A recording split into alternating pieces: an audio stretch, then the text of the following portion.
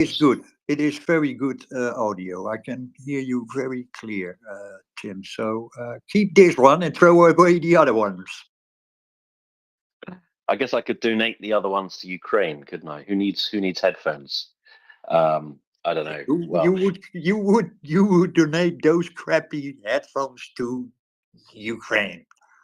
They don't have use of them also, because if they are crappy, why should them still? Don't do that. Well, they are noise cancelling, so maybe they'll kind of double as hearing protection. I don't know. Or work only as hearing protection, Tim. Very good. Very good. Okie dokie. So we just had a little restart because the space was thoroughly musked. And so now it's time for the North Sea Empire segment with me and Jenny, who I assume is changing the title for us. She's diligent like that. In the meantime, as our house-trained Dutchman said, please do like and retweet the space. Let's help build the audience back up. And for those who don't know about the new space yet and think the world has ended because MriyaReport is there because they can't see MriyaReport. Now, I jest, but that's actually a thing.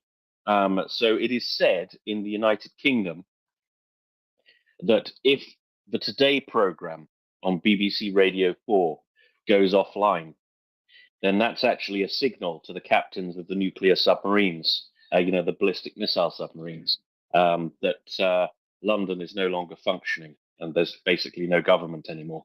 So apparently, if the Today programme ever goes offline, then that's kind of the end of civilization as we know it. I don't know if that's true or not, but that is what they say. Quite what the submarine captains are supposed to do with that information, I don't know. Like, what do you, what do you even do? Oh, there's no government anymore. Prime Minister's dead. Head to Perth. Everyone's dead. Yeah, go to Australia. That would be an option. I would Beyond imagine the beach option. I would imagine that's in their orders, right? If the UK stops existing, find the nearest friendly country and go and tag along with them. So that's the story of how Australia got nuclear weapons. There we go. Okie dokie. And civilization. Yeah, absolutely. Okie dokie. Oh, here comes the mock. Jenny, are you situated? Thank you for sorting out the title. I am. Are you? Do you have like a list of subjects that we can discuss today? Or should I go through the Swedish headlines? I would like to hear from Mockers first, because she's got her hands up. I would just like to say, yay, everything's fixed. It appears it was the space that was wonky, not me. I'm just happy about that, to be fair. Oh, you're pretty wonky normally.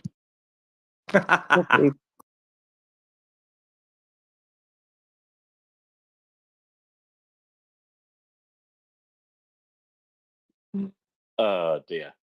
Thank you very much for that, Mockers. Alrighty, Hobag. So, welcome to the North Sea Empire segment here on MriyaReport, where we have a general discussion about geopolitics with a strong Ukrainian scent. But nevertheless, we'd like to cover a broad range of topics on here and just get a general discussion going about what's going on in the world of international relations. We also have a slight smell of Northern Europe as well, because we feel that what Scandinavia doing doesn't really get enough coverage on MriyaReport. So we usually get a gaggle of Finns up to talk about that sort of thing. I don't think we have any Estonian listeners, or at least speakers. I can't. We've got Yanis, who's from Latvia. He's kind of the closest thing, and they're really not very much like Estonians, really. But we've not had an Estonian up in here for ages. So it's kind of a Scandinavian-dominated North Sea empire, I'm afraid. Okie dokie. So top of my list, Jenny, is Nigel Farage is disgracing himself again. Shall we talk about that? Please do. The Swedish papers actually reported that his goal is to be the British version of Trump. So now run with that one. Yeah, it's kind of an odd one. Okay, so for those of you who don't follow European politics particularly closely, Nigel Farage is a British politician and a sort of political gadfly. Now, he came to prominence as part of UKIP, the UK Independence Party, which was an anti-European Union political party. Now, the thing you have to remember about Nigel Farage is he's sort of a political colonizer, right? So when UKIP was created in the 1990s, it was created by a guy called Alan Sked. And Alan Sked was a very principled Eurosceptic. And he said, this is why we don't like this. This is why we shouldn't do this. This is what we need to get ourselves out of it. Here's the political program. Vote for us if you want that. Now, UKIP didn't do particularly well, but they did put pressure on the Conservative Party, right? So this was a party that competed with the Conservative Party for votes, especially Eurosceptic votes. Now, Nigel Farage eventually joined the party and kind of turned it into the Nigel Farage project.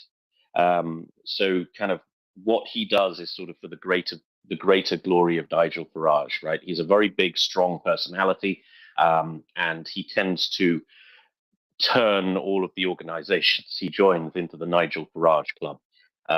So he did that with pardon me, he did that with UKIP. He did that with, what was it? Was it Reclaim? There was another party he was involved with, and now he's doing it with Reform. So we kind of have to call him one of the most successful modern British politicians, because a lot of the stuff he wanted, he actually got, particularly leaving the European Union. He was also a member of the European Parliament for, gosh, best part of 25 years, where he became extremely famous for saying that Herman Van Rompuy, who was the former, president of the Commission?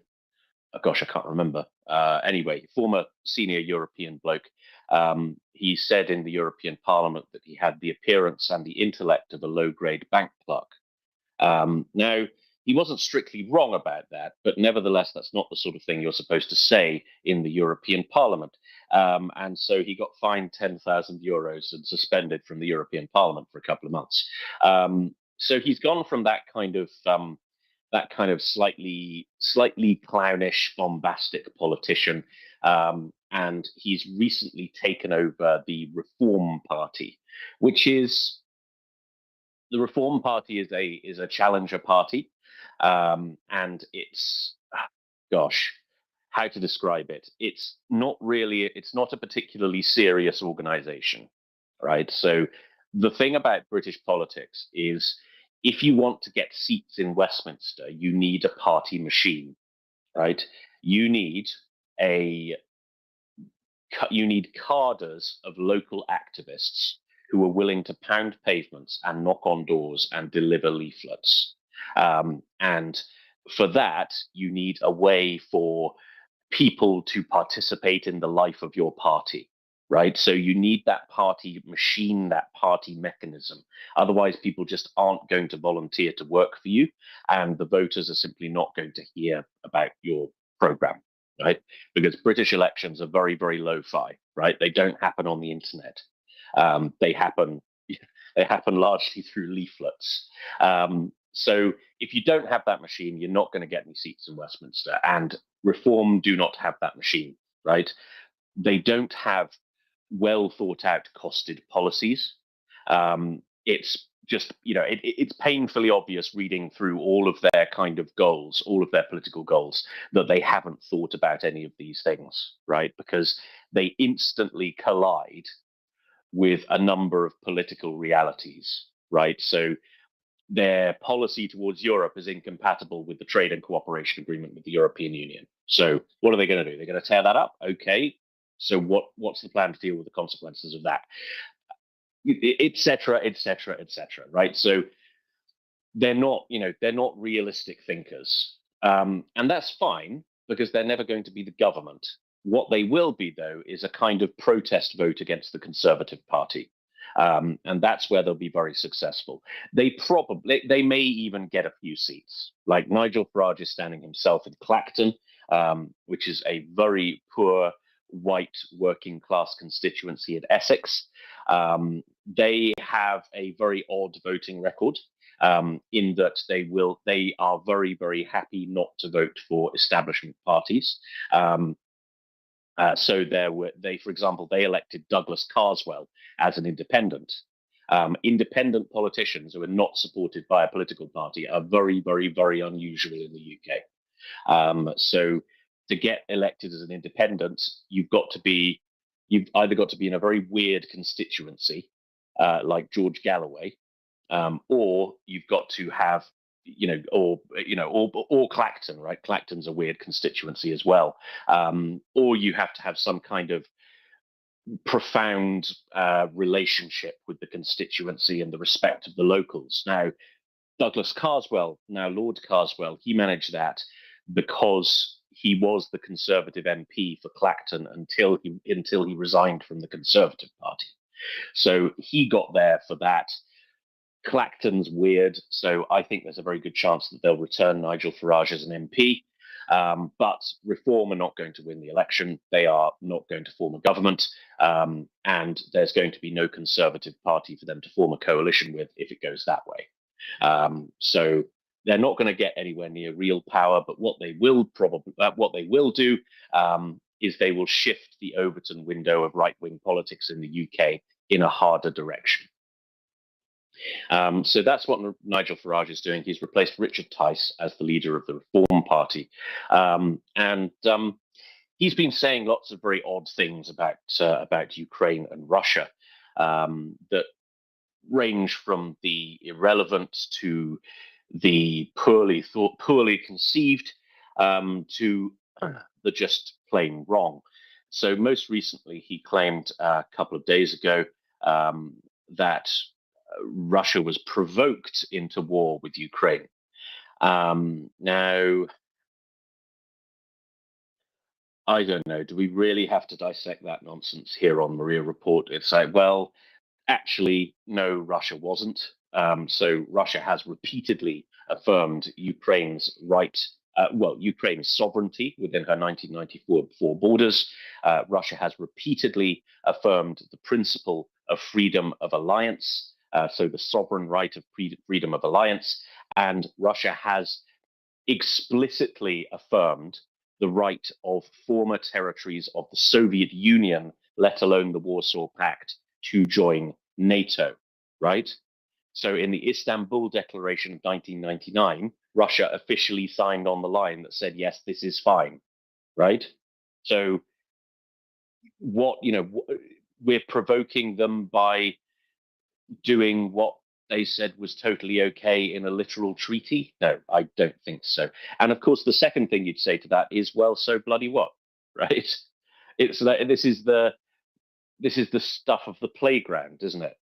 Well, why did you punch Billy? It's like, well, he called my dad a willy. Like I say, it's what?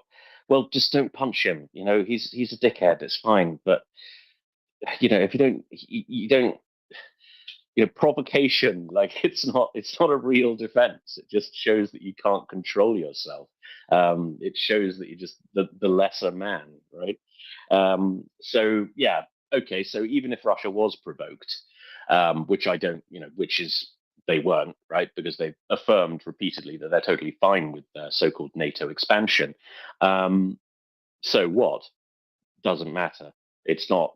There's nothing in international law that says aggressive warfare is fine if they were really, really mean about you, or they did something you didn't like, right? Doesn't work like that. And I think possibly most importantly, Russia doesn't actually believe this as well, right? So they don't believe their own justification for their own war. And how do we know this? Because we have an ICJ case for the crime of making aggressive war raised by Ukraine against Russia, and Russia's defense is that they were trying to prevent a genocide. Absolutely no mention of NATO expansion. Absolutely no mention of provocation, because Russia knows very well that these things don't exist in international law. And she could set precedent in international law if she argued those cases successfully at the ICJ. But she knows that they're stupid arguments, and she doesn't really believe the arguments anyway. So there's kind of a tripartite wrongness to this. It's not true, it doesn't matter, and Russia doesn't even believe it. But nevertheless, Nigel Farage feels the need to promote these lines. And needless to say, the entire British political system has been taking a gigantic shit on him ever since. Because, as our Lord and Savior said, by their fruits shall ye know them. Sorry, that's quite difficult to say. By their fruits shall ye know them. And the fruits of being a dodgy bastard is spouting Russian nonsense. Now, he's been saying more things as well. So his latest howlers have been that it is time for the Ukrainian President Zelensky to give up on reclaiming Russian territory, because apparently it's going to be difficult. Well, yeah, war kind of is a bit difficult, really, and he should seek a peace deal with Russia. So he this came after another politician from the Reform Party, Mr. Julian Malins. I don't know anything about him, I'm afraid. Gosh, there is. Right, okay. He is a barrister. He's a King's Counsel, and apparently he is a governor of the Museum of London. So yeah. Anyway. So he said at an election hustings that Putin seemed very good, and that he said some very odd things. He said, "I've actually met Putin and had a 10-minute chat with him, and he seemed very good. He is not the Austrian gentleman with a moustache come alive again." Yeah. So anyway, this kind of gives you a flavor of the sort of reform lot. And I'm really not making a partisan point here. Like, I don't have party political loyalties, but they do seem to have some pretty reprehensible individuals buzzing around the party. Yeah, it's the usual nonsense. So Farage said, somehow I'm made out to be a Putin apologist, which of course I'm not. Okay, so why do you tolerate Julian Malins in your party? Anyway, he said what he's done is reprehensible, and he said the Daily Mail, which is a newspaper, have decided that I'm one of the worst people that's ever been born, and not for the first time, just because I got up over 10 years ago and said I felt that the eastward expansion of NATO and the European Union would be used by a dangerous dictator as a reason to go to war. Well, we don't make policy based on what dangerous dictators might do, Nigel, right? We don't negotiate. We don't negotiate with terrorists, right? We don't let these people set the policies of our statecraft, right? How would that work? Anyway, in Ukraine, I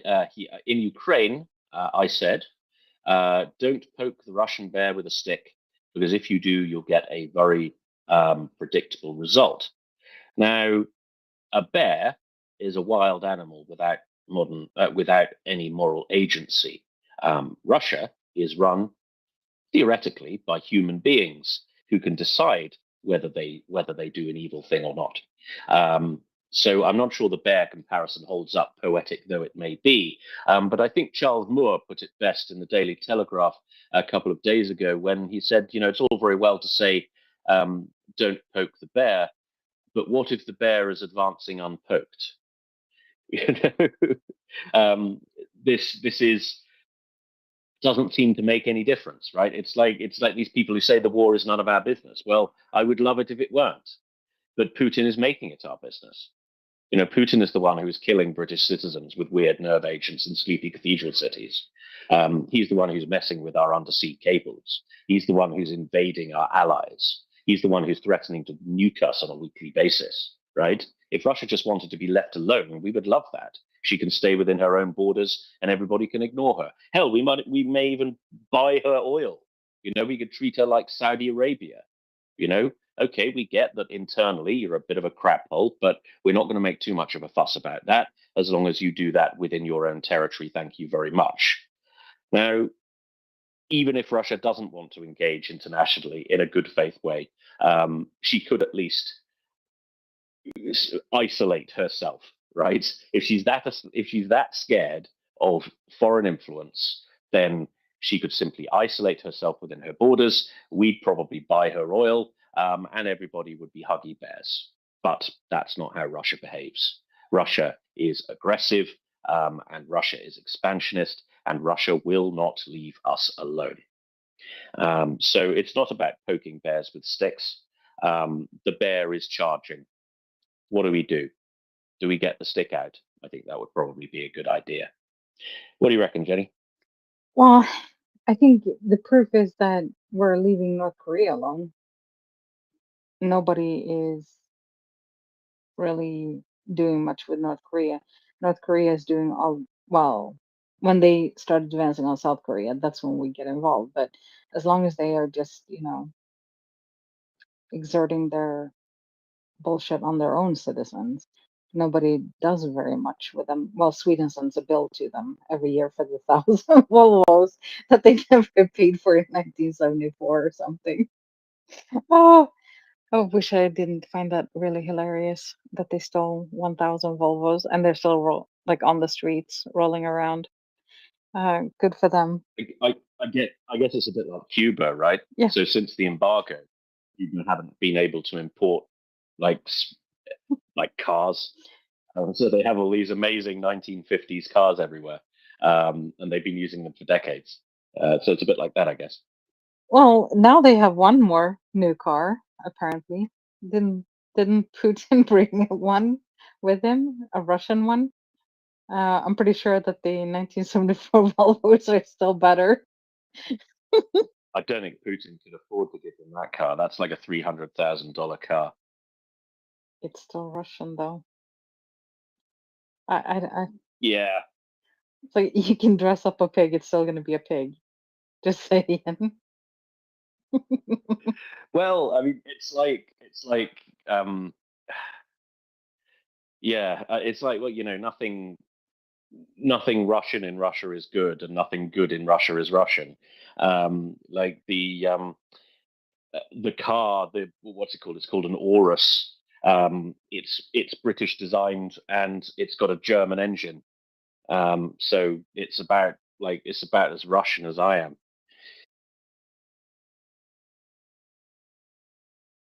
And if I was going to spend 300,000, was it dollars, US dollars? Yeah. Yeah, there are so many cars I would buy, and I don't even think that anything Russian in that price range would come in the top 100. There's so many other cars that will probably last. Well, I'm not going to say that they would last longer because the Russian piece of crap is probably made out of duct tape, and nothing kills duct tape. It's, I, just if something breaks, you just fix it with duct tape and it will last forever. That and plastic are things that will never ever leave us. It will always be with us. But the whole Nigel Farage, I'm trying to find the article here in Sweden again, because I found it interesting that he was saying that he wanted to be, let me see, maybe it's under world. Now he wants to be a British Trump. The Brexitor wants to take over the right wing with his party Reform UK. And the road to success goes through the pub. Interesting. So is he like drinking his way through the country? Yeah, he does enjoy a pint. So he's one of these people who, one of the reasons he's such a good political survivor is he genuinely doesn't give a stuff what anybody thinks. So he is a bit like Trump in that regard. So he's I'm sort of on nodding terms with Farage for a few years, because we're members of the same club in London. Not a political club. I'll stress a gentleman's club in the British sense, not the American sense of being a strip club. So for those of you who don't know what a London gentleman's club is, it's basically a hotel for members only, where you go and sit around and smoke cigars and pretend there's still an empire. It's jolly good fun. There's a club for everything, and most of the things that have clubs are no longer, are no longer relevant. Like for example, my club was formed for officers of the East India Company. Uh, so it's kind of like it's a little bit out of date. But now it has kind of more general membership than that, obviously. And the thing, Nigel Farage, yes, he drinks a lot.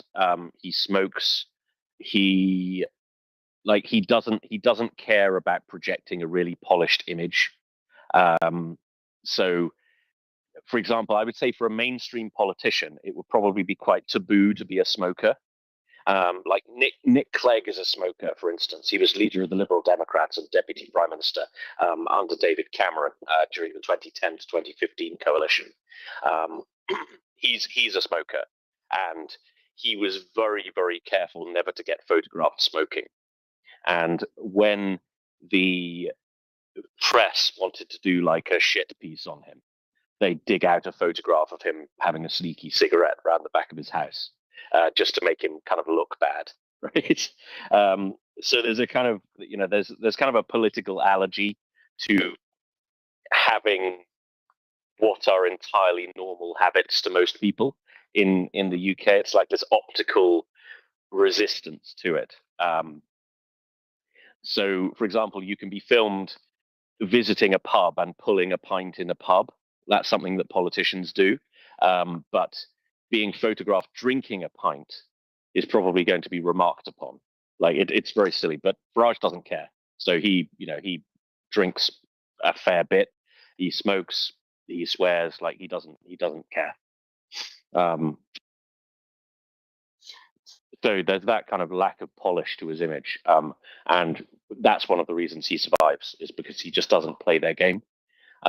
He isn't sensitive about his image. He doesn't apologize. He doesn't cringe before his enemies in the way that a lot of right-wing politicians do. Okay. Yeah, they have a photo of him in a white suit with dark stripes on it and a bubblegum pink shirt. That's interesting. And sunglasses, and he kind of reminds me of a young Keith Richards. But and they're saying that he's going around Clacton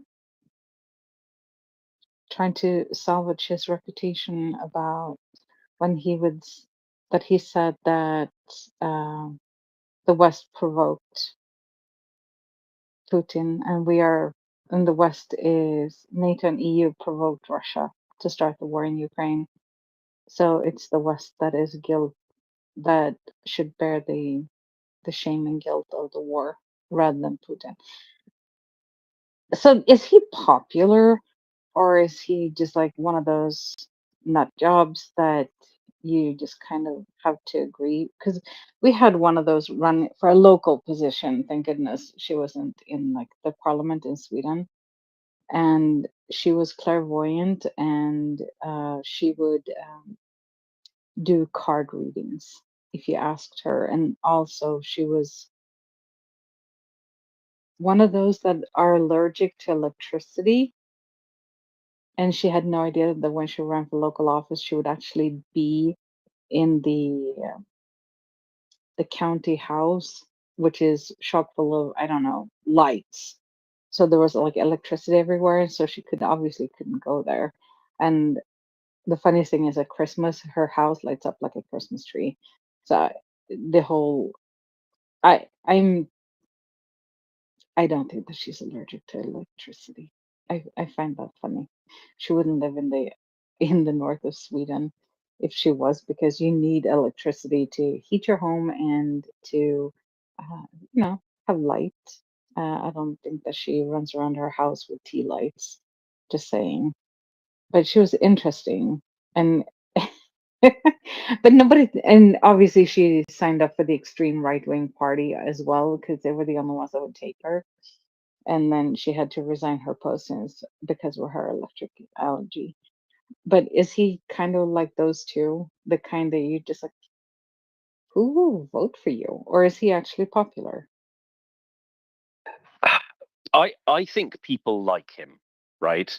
Now, there are some people who very strongly dislike him for political reasons, right? So there are people who are very consciously left wing who have this, and this is kind of a left wing habit. I think that's safe to say, of hating your political opponents on some kind of personal level, right? I would say that's more of a left wing than a right wing thing.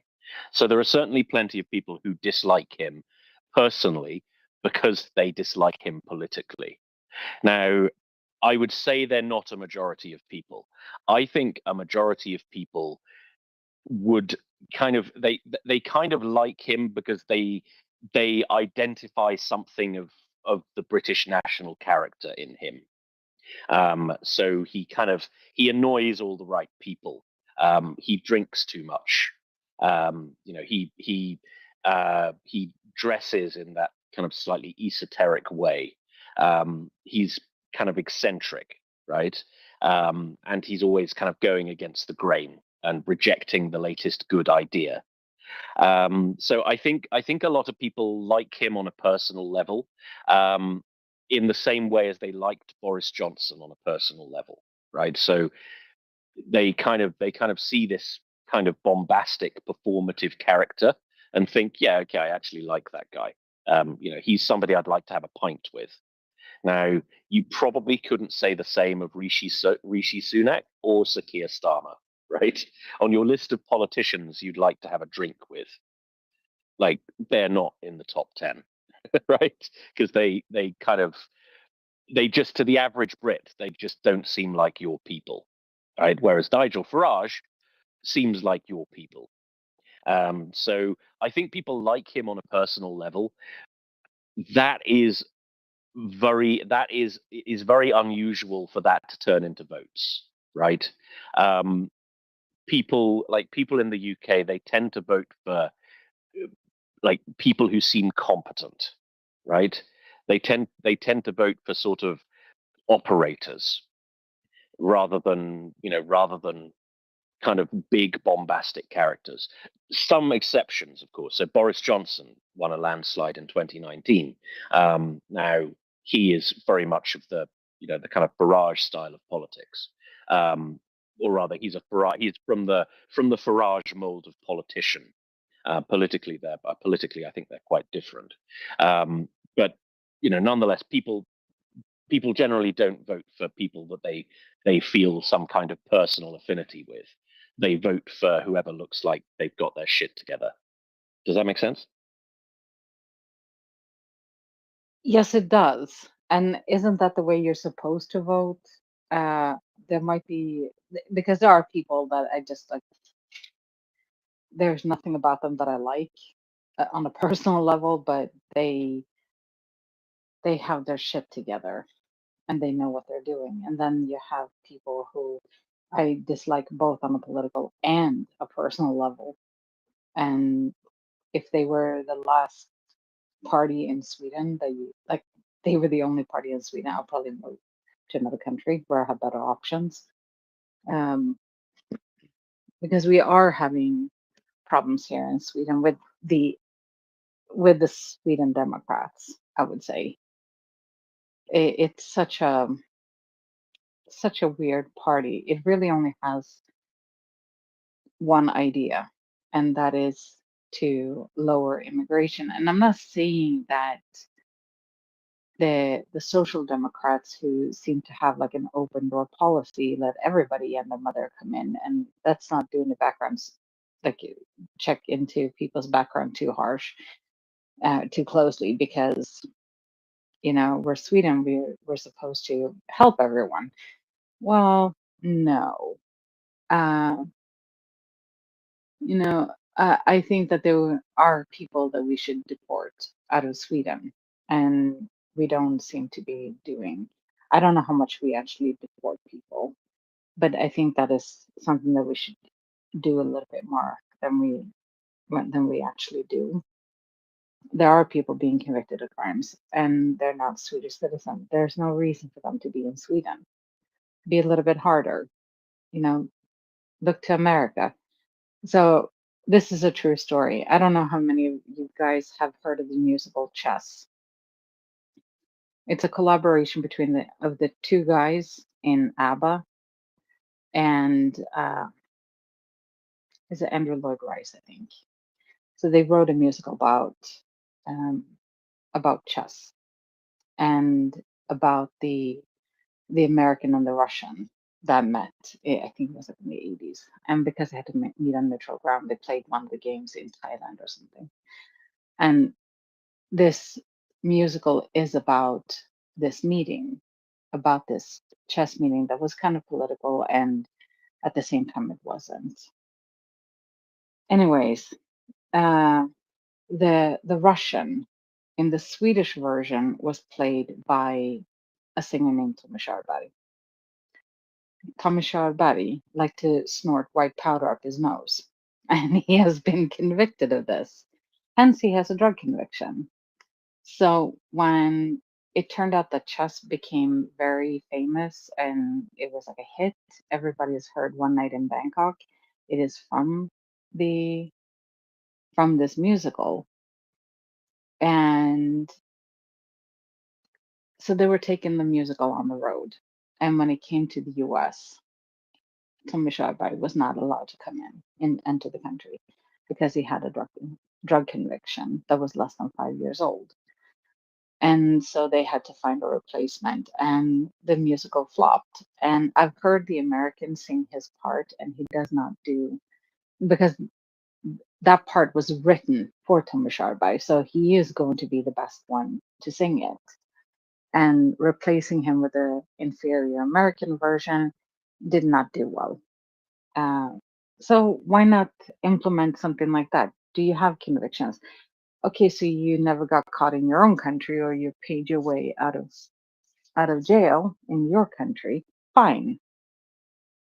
But once you have a conviction here in Sweden, that is one strike and you're out.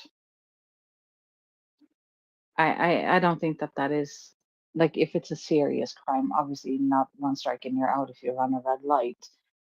But any serious drug convictions, assault, whatever, or recruitment of minors to do the dirty work for you. I think that should be grounds for deportation if you're convicted. Does that make me radical? I don't think so. So I've just turned the noise cancelling off on my headphones. How's my audio now? Even better. Is that better? Okay, that's fun. Right, now we know what to do. Yeah, so I agree, and I think this is the problem that at least mainstream conservative parties make, is that they're ignoring the low-hanging fruit of what really annoys people, right? And well, for a start, kind of the in the last 20 years or so, the issue of immigration has become a sort of politically toxic one, where the mainstream conservative parties just don't want to go there, right? They've kind of put a cordon sanitaire around it, and they refuse to discuss it in any detail. They'll make rhetorical noises about it from time to time, but ultimately it's what we call in the UK a low status topic, right? So the Conservative Party in the UK is a status driven party, right? It's politicians really care about how they're esteemed by their enemies, particularly by their enemies, right? They want to be able to pass the kind of Islington dinner party test. And if they express too many opinions that are low status, then they'll fail the Islington dinner party test, right? And that test is kind of appearing to be, moderate and in fact, just basically being left wing, right? And it's very counterintuitive and odd, but they're very sensitive about their status among their enemies. They're very scared of being called ist or phobic. And this means that the issues that matter to a lot of voters simply do not get discussed. And one of those is immigration. And when you don't discuss that issue, right, when you don't engage on that issue, then a certain amount of the electorate will go elsewhere, right? Because this is something they care a lot about, right? Like this is in the UK, this is consistently in the top three things. The three things are the state of the health service, the economy, and immigration. Those are the three things that voters care about. And no major political party is talking about 30% of those things, right? They're not talking about this issue, not really. And so it seems to me that a lot of kind of more hardline public opinion on this issue could be appeased by the sort of measures you just mentioned. If your prisons have foreigners in them, then deport them. If you have large numbers of people who are not citizens and they have criminal records, deport them. If they're on intelligence service watch lists, deport them. Like this, this really isn't very difficult. The British Home Secretary does have the power to do this. The Home Secretary has the power to remove people from the United Kingdom and block them from entering again if their presence is not conducive to the public good. And that power is actually used quite a lot. So when they have an extremist politician from abroad coming to a conference in the UK, quite often that politician will find himself or herself unable to enter the United Kingdom because the Home Secretary has blocked them from doing so. So this is a power that exists. It is a power that's used, and it could neuter quite a lot of political extremism if they just started using it in a way that matters to the electorate. And I don't know why they don't. It's a very odd phenomenon. It seems to me that there's an awful lot of low-hanging fruit that could just be, that could just be swept away, and no reasonable person could object either, right? Because you can have a discussion about, refugees and asylum and the need for workers with certain skills and the need for immigration to shore up declining demographics. Certainly, you can have a discussion about those things, but no reasonable person could object to the deportation of foreign criminals, right? Like, those are people we don't need. We don't need them at all.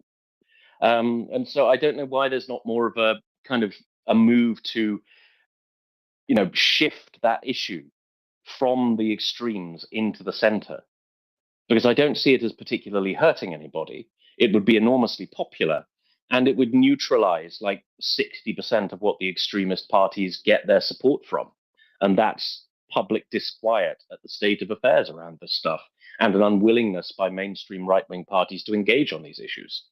So it's kind of a collective political failure, and it's surely something to do with the recent election results in the European Parliament, because that is a way that voters express their discontent with mainstream politics. Jenny, I'll go back to you, and then we'll go to Will. No, I agree. And Sweden does have a problem with foreigners being criminals. That has been established like everywhere in all the reports. So yeah, I totally agree with you. That would be like an easy way of doing it. You want less immigration? Well, start doing background checks. Make sure that they're not criminals. And if they commit a criminal act in Sweden, have them serve their sentences and send them back home. That's it. I'm not sure if Will should be allowed to speak on this topic, considering that he lives in a penal colony. I was going to say he's But both I an am a dirty immigrant. he's an immigrant and a criminal Yeah. by definition. Yeah, exactly. No, I'm joking. Go ahead, Will. It was not a mandatory requirement when I came in anymore, Tim. But I ticked the optional extra for criminal. So the key to this, Tim, is you're using words there that can be sometimes fraught with a lot of emotion. I mean, so I totally agree with you that that you don't need criminals in as immigrants, but criminals to who, right? Are you talking about immigrants who have been adjudicated guilty of a crime after they've entered the country? For the sake of argument, we'll say the United Kingdom or Sweden. Are you saying the people who've committed a crime after they've entered the country, or people that brought criminal convictions with them from their home country, but haven't shown any criminal behavior or arrest since they arrived? Because those are quite different things, and sometimes the regimes they're fleeing and claiming asylum from obviously can generate criminal records that are spurious. So the key is follow the UN Convention from 1948 on asylum seekers and process them in a reasonable time frame. Because the problem with immigration in Europe, as it was in Australia and everywhere, isn't the immigrants, and I would argue not even the basis upon which people want to migrate. You're allowed to go as an asylum seeker if you're fleeing religious or economic persecution. But I've never met an immigrant who wasn't going to be a good member of society, who basically sold everything anywhere but here. They just decided to vote with their feet. People in Russia today who vote with their feet, who are willing to sell all their assets and just to get out of there. Would I welcome those people into my country? Yes, I would. So provided they assimilate. And by assimilate, I don't mean become white or male or Christian or anything like that. What I mean is assimilation means in a secular basis that you're willing to embrace the laws of the country who is going to be your adopted country.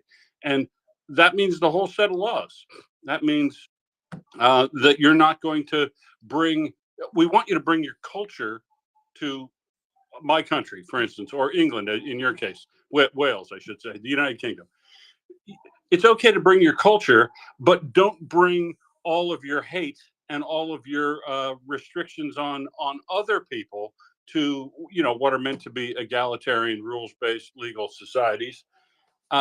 You're not allowed to come to my country and change it to suit you. You need to change your behavior and your life and recognize that you came here for a reason and to maximize your livelihood of you and your children and your wife, your husband, family, and children. Because if people who embrace that, right, they're not going to move into Australia and run out all the Jews, right, because I'm a Muslim or whatever. You can't take that attitude. You have to be willing to give up where you've come from and assimilate to where you've come to, and accept the laws and norms of those countries. And if you're willing to do that, those people are incredibly valuable members of your society. They tend to be demographically younger. They tend to be in child rearing years. They tend to be people who are a burden on your economy for a short period of time, but an incredible benefit to you after 10 years of living in the country and working and taking advantage of the freedoms typically that they move to want to embrace. They tend to be entrepreneurial. They tend to spend small businesses. They do a lot for society, regardless of the culture they came from, but only if they bring the culture they came from, but not the bigotry and intolerance that sometimes can come along with the culture of the place they came from. And the problem with immigration isn't the people. The problem is the rate of flow. And we rarely hear politicians talk about what we're going to do to address the rate of flow of immigrants to the countries, whether it is South America and Central America that's being destabilized oftentimes by the very same bad actors, Russia, that are creating problems, in the United States, the Central African problems that are being created that generate refugees. And, right now, Russia's known to use immigration as a weapon that it's been doing on the macro, it's doing on the micro. In the case of Belarus, in the case of Finland, you see you see them abusing the systems that allow people, the good-heartedness of immigration systems that allow people to move where they want to make a better life. You see Russia abusing that with trying to flood the systems, as they've done in Finland, or try to push a whole bunch of criminals. It happened in the United States in large numbers, right? During the Cuban boat, Castro emptied the prisons and sent them to America, thinking he was going to cause them a massive problem. He did cause, in the short term, some massive problems in relation to crime, but in the long term, the United States has benefited from the vast majority of those people, and they've made a better life for themselves, and they've become productive citizens, and then they got fooled into voting for Trump. But that's a minor thing, right? That's communication. And imagine them telling those people, "See Trump," but they use the very same triggers that the populists use everywhere to get those people to vote for him too. Their fear of a repressive communist regime, that Trump's not that guy. Well, nobody's that guy, but the Democrats don't. They don't address those issues much the same way that conservative politicians don't have a good time or don't do a good job of embracing the things that really matter to your average British person without straying into areas of just plain old xenophobia or racism. That's the problem. That crossover, the speaking to the intelligent people in a population about what matters about immigration and how a real benefit it is to your society and your economy by allowing people freedom of movement where they want to live, but putting controls on that so the rate doesn't get out of hand and swamp the systems that are available, and don't appeal to the lowest common denominator of society, which is where they've all gone. The Yanks have done it. The Australian government's done it. The British have done it. At the end of the day, you always see Nigel Farage and people who are populist stray into areas that are either just illogically xenophobic or outright racist. And that's the problem in dealing with this problem, is you have to educate people about it, and people don't really want to be educated about it, Tim. So when I Sure. go Sorry. no, go ahead, Tim. I was going to say, yeah, there's a lot to unpack there, Will. So I think when it comes to your first point, who are we talking about here when we talk about getting rid of foreign criminals? Are they the ones who've committed crimes in their country of destination, or the ones that have already committed crimes? Well, I would say, why not both, right? And I would trust the system to be able to tell the difference between somebody who is a criminal coming from abroad and somebody who is who has been convicted for political reasons. And usually you can look at the regimes they've come from and the type of crime they've committed, and that becomes very, very obvious to just a casual observer, let alone an asylum and immigration court. So I think that problem is pretty much self-solving. I don't see why we should allow people with legitimate criminal convictions into our countries. I don't. Okay, so perhaps they've been rehabilitated, but that seems vanishingly unlikely. So yeah, kind of why not both is my response to that, and the system can tell the difference. I think when we talk about this stuff, I think it's important to contextualize it in different countries, right? So you have kind of two different approaches, even within the Anglosphere, based on the two kind of different, different types of nation that make it up. So you have essentially settler societies, which is what the United States and Australia are, where the attitude seems to be, well, what is an Australian or an American? An Australian or an American is somebody who accepts this particular civic, this particular package of civic values. And culture becomes less important, provided it accords with the civic values, then culture is not something that's particularly looked at. Now, okay, so you have nativist tendencies in those countries as well, right? So you have people who believe that Australia and the United States are kind of extensions of the Anglo-Saxon world, and therefore there is a cultural package that must be subscribed to as well. And there is a legitimate case for that, right? I don't think that's rooted in racism. I think it's rooted in the idea that actually there's something unique about the way they do things in the mother country, so to speak, and that is what made our societies great, and therefore we must strive to maintain that within the bounds of common decency. So there's certainly a case for that, and I don't think we should dismiss it as bigotry. I don't think that's what it is. But this becomes more acute when you talk about the United Kingdom. The United Kingdom is not a settler society. It is not a nation of immigrants. It is the homeland of the English, Welsh, Scottish, and Irish people. And they have a distinctive culture of their own. And that culture is what makes our country what it is. And so I think there's an even more reasonable expectation that people who show up shed their baggage and adopt ours. Like, I don't think that's an unreasonable thing to expect. And this was neatly demonstrated, a few weeks ago when I think it was part of the civil service or something recommended recommended that their workers don't go to the pub on a Friday because that would alienate those colleagues who don't drink. It's like, well, I'm sorry. In the United Kingdom, we go to the pub, right? In extremis, in the United Kingdom, we drink, right?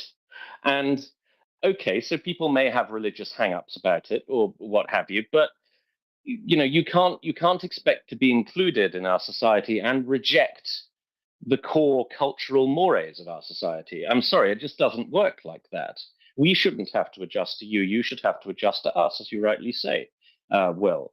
So there's a kind of timidity to this. There's a kind of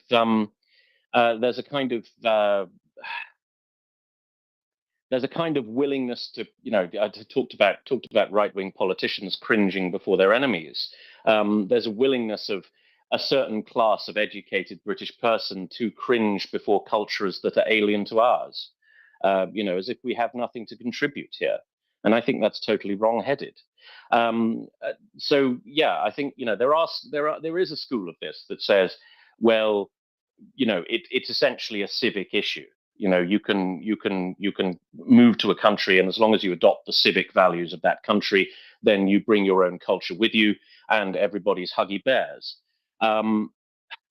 Worked in America to an extent, but there are still cultural reasons why America has been such an astonishing success. And that is because it is rooted in a peculiarly English and peculiarly 18th century culture that existed in the place when it was born. So I don't think we can dismiss that all too readily. I don't think you can really have a nation of immigrants, because as soon as you're a nation of immigrants, you stop being a nation, right? If you don't have a kind of overarching set of common values and an overarching common culture, I think the whole thing falls apart very quickly, and you sort of become, the Balkans. So I think we have to be very, very careful about taking liberalism on this topic to an extreme. I think that fundamentally leads to bad places. Now, on the other matters, I think when it comes to immigration and asylum, I think it was the 1948 convention. I think we do have to examine a few things about that convention. So it was written in an unglobalized world, right? It was written in a world where it was extremely difficult and extremely expensive to travel long distances. It was written in the aftermath of the Holocaust, when there was a collective failure among civilized countries to harbor and protect those who were fleeing Nazi tyranny. And above all, it was written when, well, it was written when basically all of the third world was under European control anyway. And above all, it was written without thought for the scale of the thing, right? So you think about the situation in the United Kingdom, right? So people who are very active on the kind of pro side of asylum and refugee policy, they will often refer back to events in British history or English history where our islands took in groups of refugees from Europe, particularly from Europe, but not necessarily. So they will often talk about the Huguenots, who were French Protestants, who were persecuted in France. And so we took in, the government at the time, I think this was in the kind of I can't remember when this was. I think it was in the 17th century. They agreed to take in a certain number of Huguenots. Now, the issue with that is that we actually had a lot in common with the Huguenots, right? So the Huguenots were fellow Europeans, and they were fellow Protestants, and they were from just next door. And the other thing is, there were only about 30,000 of them. So we're talking about 2 weeks worth of normal immigration today, right? We're not really talking about very many people. Okay, the population was smaller then, but this was really not a large number of people. They will often talk about the Ugandan Asians.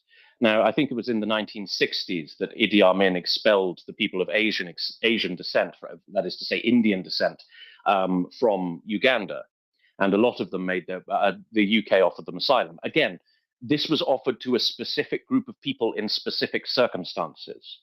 And this, I would imagine, is what the framers of the convention had in mind, right?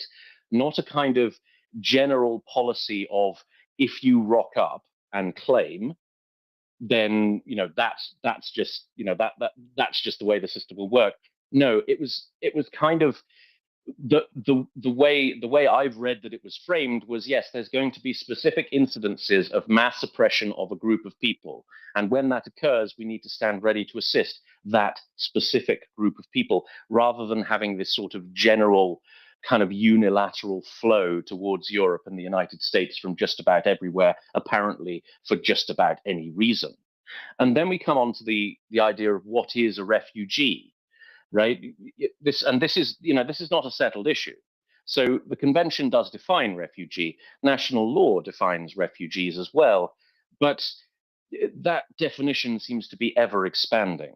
And it also conflates with domestic and international human rights law as well.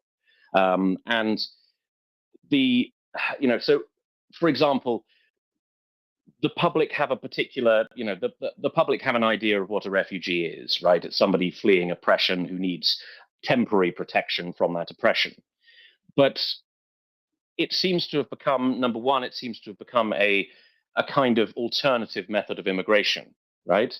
Most people will think that being a refugee is something temporary, right? As soon as the war ends, or as soon as the situation settles down, or as soon as the dictator is overthrown, then these people will return to their country of origin. Now, that's not something that is required by the convention or domestic law. It seems to be just another way to move to another country, which I don't think is in the spirit of the convention at all. The other issue is, like, what actually constitutes one. So are economic circumstances a legitimate reason to seek refugee status? Is famine a legitimate reason to seek refugee status? Most people would say no, right? Sorry, accident of birth. You weren't born in Norway. You were born in the Congo. Tough luck. But there is a sort of growing there is a kind of growing idea, particularly among the pro side of the asylum and the refugee and asylum debate, to kind of broaden the definition to include basically anybody who feels like it. And then we come on to the issue of the numbers. I've mentioned that the way this was kind of modeled on the British habit of harboring populations who are facing oppression in their home countries, particularly people like the Huguenots, right? There was a poll a few years ago in sub-Saharan Africa and this poll found, this was across several dozen countries, and this poll found that 30% of the population want to leave. 30%. And you think about, that's several 100 million people, and they don't want to go to Brazil. They want to come to Europe. They want to come to the United States. It becomes a question of numbers, and it becomes a question of resources. And again, it becomes a question of culture. Every single time this is dilutive. It shaves a little bit. It shaves a little bit off the edge of what we are. And you can either take the very, very liberal view of that and say, well, it doesn't really matter. It's enriching. We'll get a wider variety of chutneys, but that matters to ordinary people, right? The people who actually are, at least in theory, make the decisions about the fate of their own country, they do care about this, and they do feel that their culture has a right to survive intact.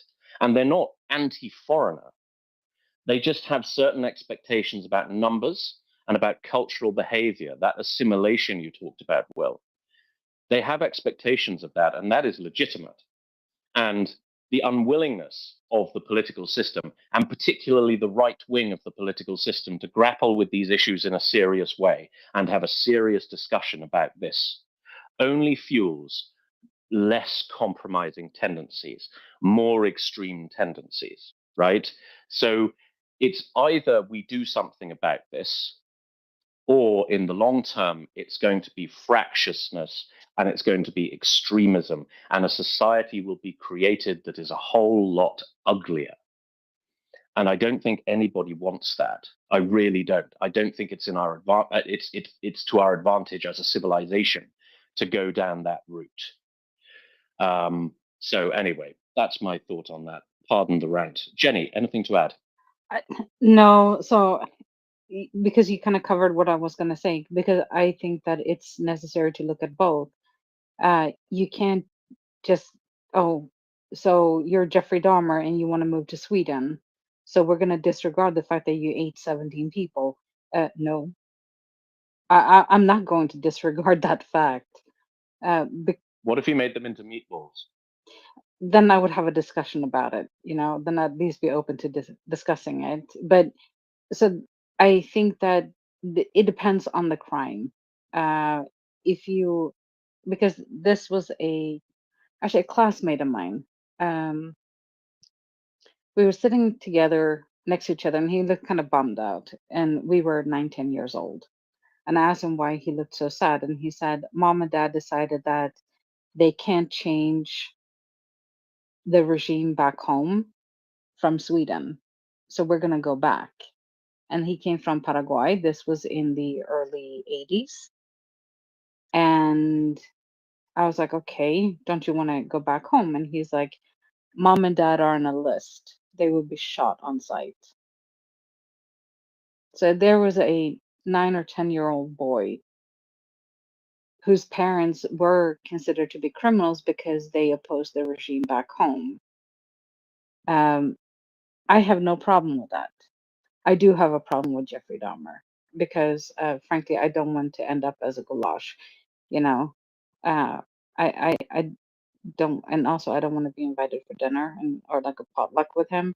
That's just creepy when your neighbor starts disappearing. But so it depends on the crime. And like Tim said, this is something I have full faith in the system that they are able to discern the difference between Jeffrey Dahmer's and the political asylum seekers, or political refugees, or if they are, like right now in Sweden, we have gang members who have come here from other countries and they're dealing drugs. I have no problem, you know, deporting them out of Sweden. It's not that they're contributing positive things to society here. And this is why I would have no problem with just kicking them out. People trying to find a better way of life, no problem. And I don't know if that makes sense. And now I feel like I'm starting to ramble. But Jeffrey Dahmer, no. My classmates' parents, yes. Did you want to come back on that, Will? We put Will to sleep, Tim.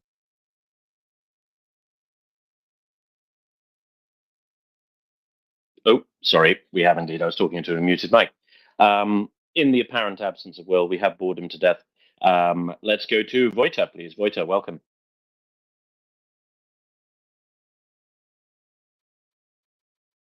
Yeah, I'm here. Sorry, it was a screen away. Yeah, well, as you know, I'm from Czech Republic, and we do not have experience with the, 2014-15 wave of immigration from Syria. And, for me, it was a bit frustrating, to see that, there are people going to Sweden, like hundreds of thousands, Germany, to Greece, and like it was everyone else's problem, but not us. And it really made me mad back then. And the lack of solidarity, at least to take part in the cost for that, if we are not willing to take the refugees themselves. Then later on, there was a suggestion, to take some like orphaned children who get stuck in Italy, and not even like, and our government was not willing even to take like 20, 30 kids, orphaned from the refugee waves. So it was, yeah, the attitude of my government seemed to me a bit harsh, and it was like the mood in the politics. It was totally different than what you have Tim just like talked about. That like everybody is scared to be opposed migration. Anybody who stick up his or her head and talk about yeah, we can take those 30 kids, it wouldn't hurt us. Yeah. So then this person committed to like political suicide, more or less, which was like really crazy. And currently, we have this wave of Ukrainian refugees, mostly, from 2022. And I've already mentioned it some time ago about, the thing that Will has mentioned about the costs for the refugees. So it was representing some costs in the 22. In 23, it was more or less, the costs and the benefits, that they have paid on taxes and the social and health insurance. It was like balanced. And 2024, we are in the black numbers, and we are actually benefiting from the refugees from the Ukraine. So yeah, I just wanted to illustrate what you have mentioned, Will, with this. And what I wanted to also mention is that in recent like 2-3 months, I keep seeing more, those. I'm not sure whether you are familiar with that, but from Ukraine, there are coming quite a lot of those like Mercedes Boxer or Sprinter vans, that are rebuilt into this small bus, and it is packed full of people, and they have all their stuff, packed into those big bags. And yeah, I see more and more of them. Last week I've seen one on my street. So yeah, it seems like the Kharkiv offensive, it is like pushing people more and more from the Ukraine, which is heartbreaking. Yeah, to see again the wave of the refugees pushed out from the war zones. So yeah, that's what I wanted to share with you, and back to you, Tim and Jenny. Thank you very much. Yeah, I think we come from very different political cultures around this. This is an issue that the Central and Eastern European countries seem to be a little more aggressive about than the Western European countries. There are a number of reasons for this. Number one is that your countries don't have a history of having empires, for instance. I would say that's probably a key one. So there's no kind of, well, for a start, there's no cringe around that. There's a big cultural cringe about this, particularly on the left, particularly in the United Kingdom, and that cringe is being very, very heavily amplified by Russian nonsense. By the way, this whole decolonization rubbish, and also there's no organic connection between the Czech Republic and the Czech Empire in Africa, because there wasn't one, right? So there's kind of that kind of cultural stream just doesn't really exist in the same way, and so that means that the culture of immigration hasn't grown up in the same way. There's also the fact that you guys were behind the Iron Curtain until the early 90s, meaning that well, you'd have to be pretty desperate to move to a communist country, shall we say, even if you are from a particularly crap one in the third world. And of course, the governments then didn't have much truck with immigration; they just didn't do it.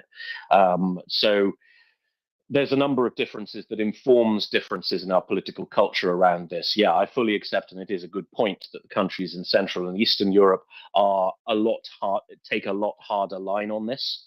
And but there are a number of reasons for that that are fairly obvious and that I'm sure you know. I'll go back to you, Vojta.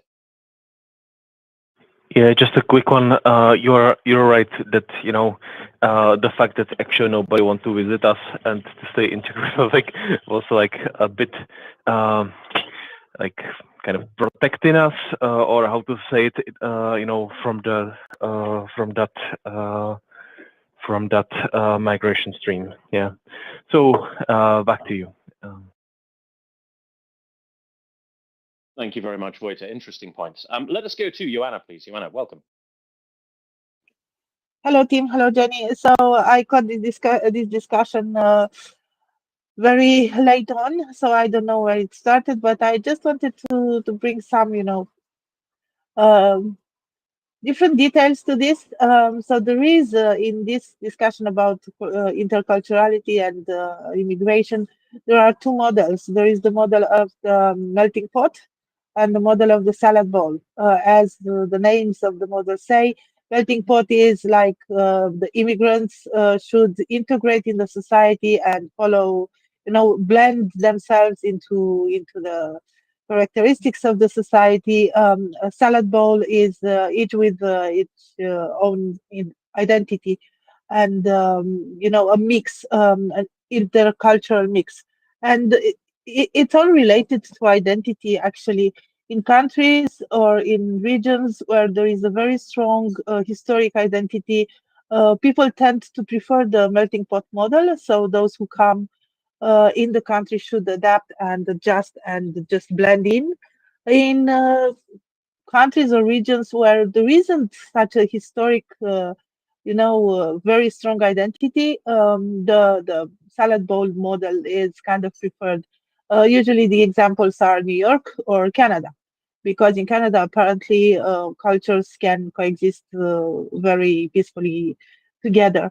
And it's also interesting related to identity. I know that years ago I had the project on interculturality on Maghreb, which is the former colonies of France and the integration of Maghrébins in France.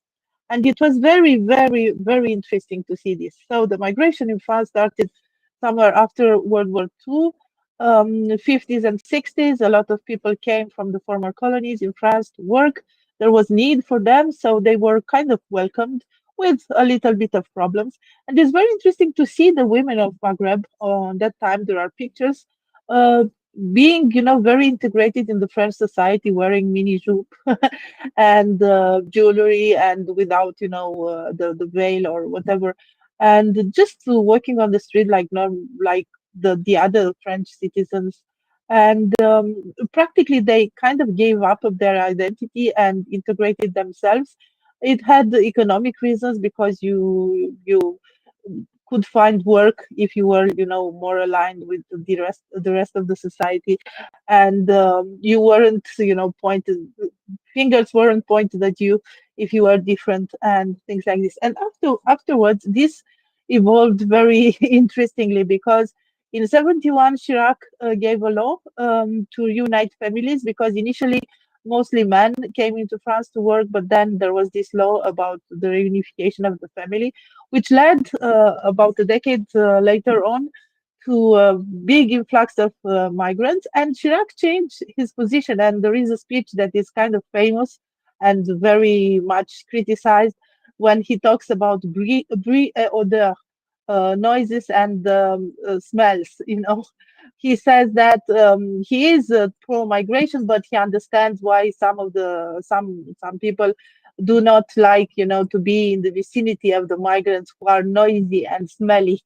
So it was really very criticized. It's also interesting that at that time his opponent was Jean-Marie Le Pen, which is the father of Marine Le Pen, who is now, an exponent of the right. The problem is, and I'll just finish my point, is that those first generations kind of integrated in the French society, but the second and third generations are now subject to, going to the extremism, because they are kind of sidelined by the French society. They have difficulties in finding jobs. They do not feel like being really French, but also they do not feel like being really something else, because, their parents didn't educate them in the spirit of their previous culture, and so on and so forth. So basically, they have no place, and because of this, they fall prey to those who are promoting extremism,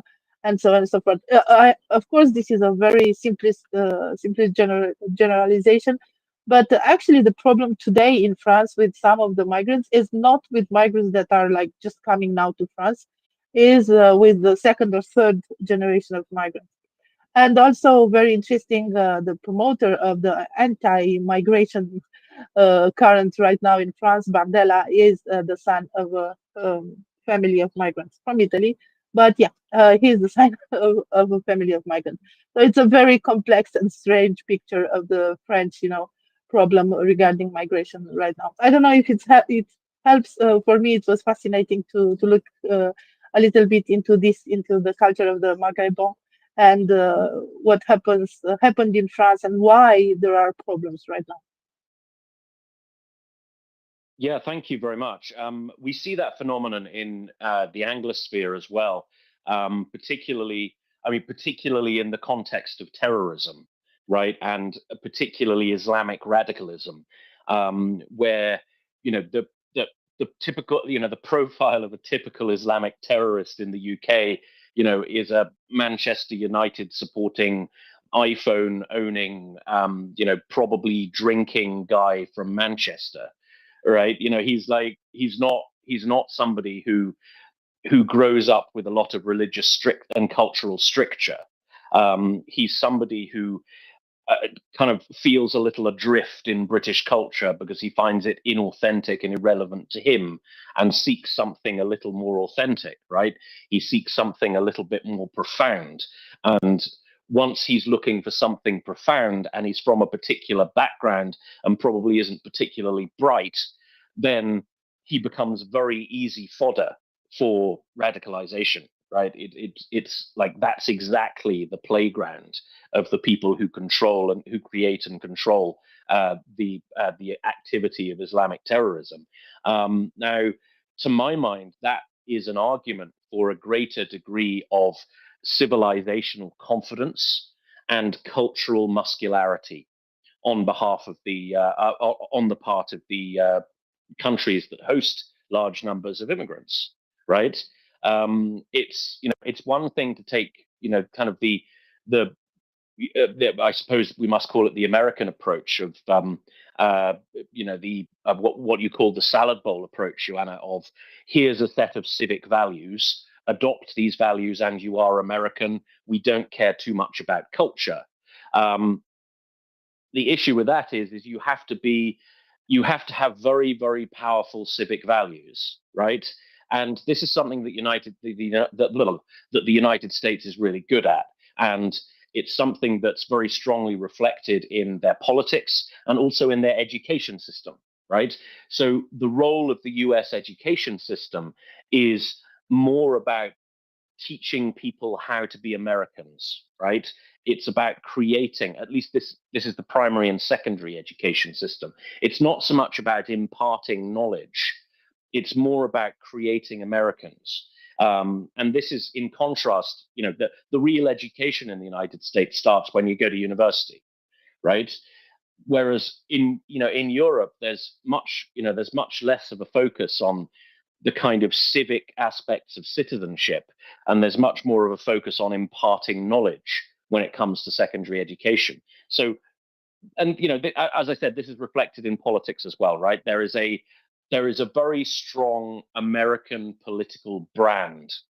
There's a very strong national brand. Here's who we are. Here's what we do. If you want to be us, then you have to be and do these things.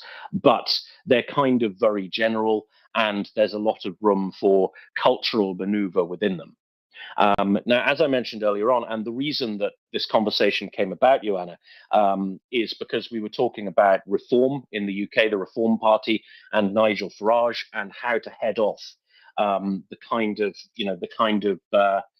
shift rightwards when it comes to ordinary voters, and kind of head off the threat to political moderation that represents. And the point I was making was that this is an issue we have to take a great deal more seriously, because at the moment it's kind of off limits to the mainstream right to talk about this stuff for various reasons that we've already discussed. And my broader point here is that this kind of salad bowl approach, as you described it, doesn't always translate well into European countries, because we are not settler societies in Europe, right? We are the homelands of a particular ethno-racial group, right? And so we have, we're not new, right? We're not created by philosophy. We're created by history, to paraphrase Lady Thatcher. So we have a very deep and very long and very deep connection with the past. We have a strong sense of what we are, We may not be very good at defining it, but we know it when we see it. And this means that the importation under the salad bowl model of lots of different people from lots of disparate cultures who are then kind of left alone to do their own cultural thing tends to lead to pretty horrible social results. And if the social results are not immediately horrible, then as you correctly identify, by the second and third generation, they may very well be. So the broader point here is, without going into too many of the finer details, we need to be better at grappling with this in Europe. We need to be better at having the conversations we need to have about this. And what we absolutely cannot do is we absolutely cannot leave this conversation to the extremes of our political system. The people who want to talk about this need to be inside the tent. And that means that mainstream right-wing parties need to be a lot more open and a lot more honest and a lot more willing to talk about this stuff. Otherwise, it really is the Farages and the Reforms and the Le Pens of this world and the AFDs of this world who will control this conversation. And if they're the only ones talking about it, guess what? More of the people who care about this, which is basically everybody, will vote for them, and their power will increase, and it will make our societies more fractious, less functional, and more vulnerable. So anyway, that's my point on that one. And anything, I'll go back to you, Joanna. Did you have anything to add? No, that's fine. That's excellent, actually. And I totally agree with you.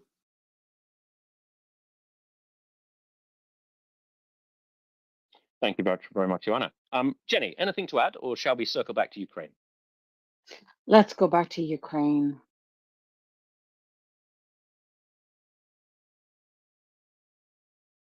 Oh, did you think that I had something queued up? Huh. Yeah, actually, I did. Well, aren't you going to be disappointed now? No, I'm joking. I'm about to get the latest headlines. Oh, here's a funny one. The Kremlin does not rule out military answer after the attack on Crimea. As opposed to what? Well, I guess this actually refers to the fact that they have decided it was the U.S. that attacked Russia or attacked Crimea because they have decided it was ATACMS with cluster munition warheads that was used. And so the Kremlin has decided that the US is responsible for the attack. Funny how that works. Does this work like in everywhere? So I do something shitty, and when somebody responds to it, I'm going to say that it was their fault. They made me do it. Does that work in real life, or does it just work in the Kremlin? Well, I think it's the sort of thing that a primary school teacher would give, short shrift to. He made me do it, miss. Yeah, I mean, it doesn't work in the playground, so quite why they would think it would work in grand geopolitics, I don't know. But then the way the Russians do things is, I don't know, it's a bit of a mystery to me. And I don't know. I mean, I'm in two minds about it, right? I'm in two minds about whether it's a tactic or whether it's just a symptom of political chaos.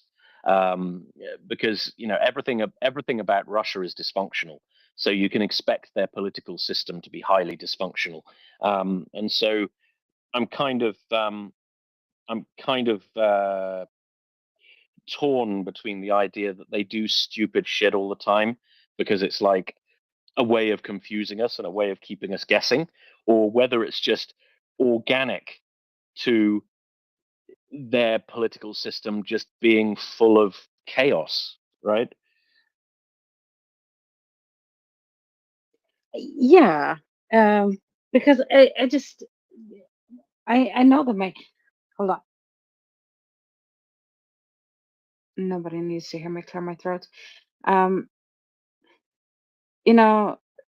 The fact that, so here it says, Russia's acting Minister of Foreign Affairs, Sergei Ryabkov, reiterates the Russian threat about a retaliation on the attack on Sevastopol on the Russian annexed Crimean Peninsula on Sunday, according to the Russian state-controlled news bureau Interfax, according to Reuters.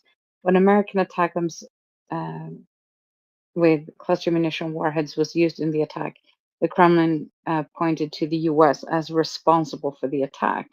After Sunday's attack, the Russian Department of Defense came out and said that they will retaliate. Never mind the fact that you are committing, you started an illegal invasion into Ukraine and Ukraine is fighting back. Now you're making the US responsible for all of it. I think it is chaos. And I don't think that they are capable of fixing it. And also, maybe they think it works. Maybe nobody told them that this doesn't fly in the real world. It might fly in the Kremlin, where you point fingers and just tell everybody else that they're shitheads and don't take any personal responsibility for anything. But it doesn't work in the rest of the world. So I don't know. Well, I think it doesn't work internationally, but it probably works quite well domestically. Like this isn't an uncommon political tactic, right? You see this in democracies as well.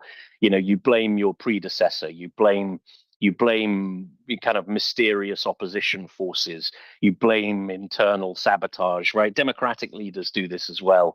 I think what's interesting about this and what's interesting about Russian messaging vis-a-vis the Ukrainians as well as kind of NATO is that they require their enemies to be simultaneously weak, degenerate scum and extremely powerful, right? And it reminds me of a joke from kind of a bit of Jewish gallows humor. And the joke goes that it's two old Jewish codgers sitting on a bench in Hamburg in 1933, and one of them pulls out a copy of the Volkische Beobachter, the Nazi Party newspaper, and the other one says, "Well, Chaim, what are you reading that ridiculous stuff for?" And the chap with the newspaper replies, "Well, in real life, I'm just a poor old codger, but in this newspaper, I'm a multi-millionaire who controls the British Empire." And so there's this kind of need for it's a particularly totalitarian need for the enemy, their enemies to be at once omnipotent and utterly shambolic. And you see this with their presentation, their messaging about the Ukrainians, right? Ukrainians are at once, subhuman, scum, rats, vermin, cockroaches to be exterminated. And at the same time, they're a threat to Russia, right? At the same time, Russia has security concerns. They're a danger to our greatness. And on the other side of the coin, Russia has to be simultaneously extremely strong and simultaneously very, very vulnerable. So it's kind of it's a common tactic of demagoguery. You see it with their messaging about the Ukrainians, but you also see it, with their messaging about NATO countries. You'll see, their gimmick accounts on Twitter pumping out memes about, I don't know, homosexuals in the US Army or whatever. And so they're creating this need, they're creating this idea that the West is weak and degenerate and decadent. And at the same time, British special forces destroyed the Kerch Bridge. And it requires a certain cognitive dissonance, right? Because not only are the British Armed Forces a load of, invertebrate, effeminate homosexuals, but they're also capable of destroying the most closely guarded piece of property in the entire world just with a couple of guys. So you have to have this kind of schizophrenia about your enemies. And I think that's part of the messaging that's going on here, Jenny. I hope that those guys in the British Special Forces were all gay, because that would be hilarious. Yeah, no, I get it. It's just funny, and I wonder if anybody outside actually pays attention to it. I would like to know how they're gonna retaliate, or if it's gonna be like the thing with Sweden and Finland. There will be consequences. Nobody tells us what the consequences are for having joined NATO, but there are consequences. yeah, we're safer now. That's one consequence I can think of. But yeah. And that's I mean, the consequences of this are quite amusing, right? Because this was the conversation I had with the Georgian ambassador to NATO, to Estonia. This was kind of early on in the escalation. This was kind of March 2022, I think. And I was having dinner with him and a couple of other chaps, and the topic of conversation was Georgia and NATO, right? And my question to him was, you know, what does Georgian membership of NATO bring to NATO, right? So Georgia is a fairly small country. It's isolated from the European, you know, it's isolated from Europe, so it's on the wrong side of the Black Sea. I don't think it shares a land border with another NATO member. I guess Turkey, is there a border between Georgia and Turkey? I'm not sure, my geography is failing me. And so, you know, my point was kind of, well, it's basically what it does. It creates another vulnerable flank for NATO, right? It's another country that NATO will have to defend that's in a sort of isolated position. And he said, no, Tim, that's completely the wrong way of looking at it. What it does is it creates another NATO border with Russia, right? It annoys them far more than it makes us more vulnerable, right? It makes them feel a lot more vulnerable than it does us. And so that's why Georgia needs to join NATO, because Georgia borders Russia and because that makes the Russians shit a brick. And he convinced me. So he put it very, very well. The consequences of Finland and Sweden joining NATO, well, we got an extra 1,000 miles of border with Russia, or rather Russia got an extra 1,000 miles of border with us. So well played, Russia, a master stroke. Putin remains a master strategist. I'll go back to you, Jenny. Yeah, no, I have nothing to add except for that, yes, they do share a land border with Turkey and Armenia and Azerbaijan, and Russia. So yeah, Russia would get more. It would get now it's only going to be, well, the Stans, mainly Kazakhstan is the border, and then you have Mongolia and a little bit of China, I think. Let's go to Helsinki, fella. Yes, hello. Hello from Helsinki, fella. Yes, I just started listening. I was just listening for a while, so I'm not completely up to date, but always available for any kind of commentary concerning pertinent issues here. So long live the North Sea Empire. Well, thank you. Yeah, no, right now we're discussing the fact that Russia is angry with the US for the strike on Crimea, and they are responsible for the strike. It's interesting how it wasn't as a response to their genocidal war. Funny stuff. Ali, go ahead. Yes, I would like to know if they would tell us the consequences, because are they going to sanction the U.S. or are they going to nuke us? Because I have a tax bill in August due, and I want to know if I need to pay it. But on another note, they did say Lloyd Austin had his first conversations since March of 2023 with his counterpart in Russia, I think yesterday or the day before.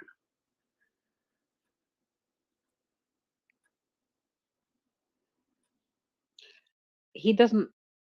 I'm sorry. I didn't understand. Like, Lloyd Austin doesn't have a counterpart in Russia? No, he had his first conversation. They haven't spoken since March of 2023, and this week they had their first conversation, was reported. I saw that like flash by on my phone too. I wish I could have been a part of that conversation. I'm curious what they had to talk about. That's what I was like. Are they going to nuke us? Are they going to sanction us? I'd like to know. Yeah, they're probably gonna say that they're gonna nuke you because that seems to be the popular thing. Yeah, because I don't want to pay that tax bill in August if that's going to happen. You know, as an honorary American, I exempt you if they actually do. You know. Thank you. I'll take that. Yeah. See, because I don't think that they ever threatened Sweden with nukes. They just tell us that there are consequences. They never tell us what kind of consequences.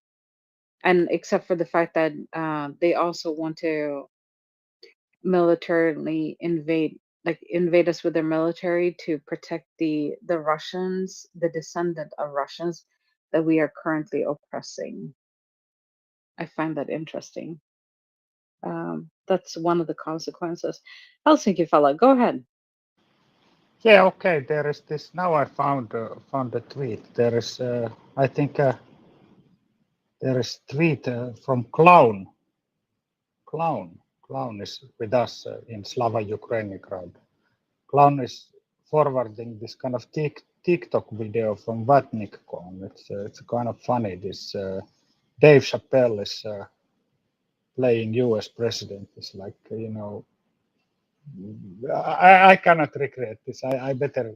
Can you put it in the nest? I'll send it somewhere. But he explains the kind of how worried we should be about Russian threats to America. Yeah.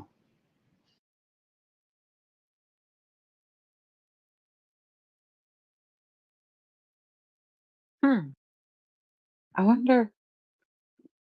There are probably a bunch of TikTok videos. Because I haven't heard what they're gonna do to you guys, but actually I haven't really heard what they're gonna do to Sweden either. They just keep talking about consequences, but there's nothing more than that.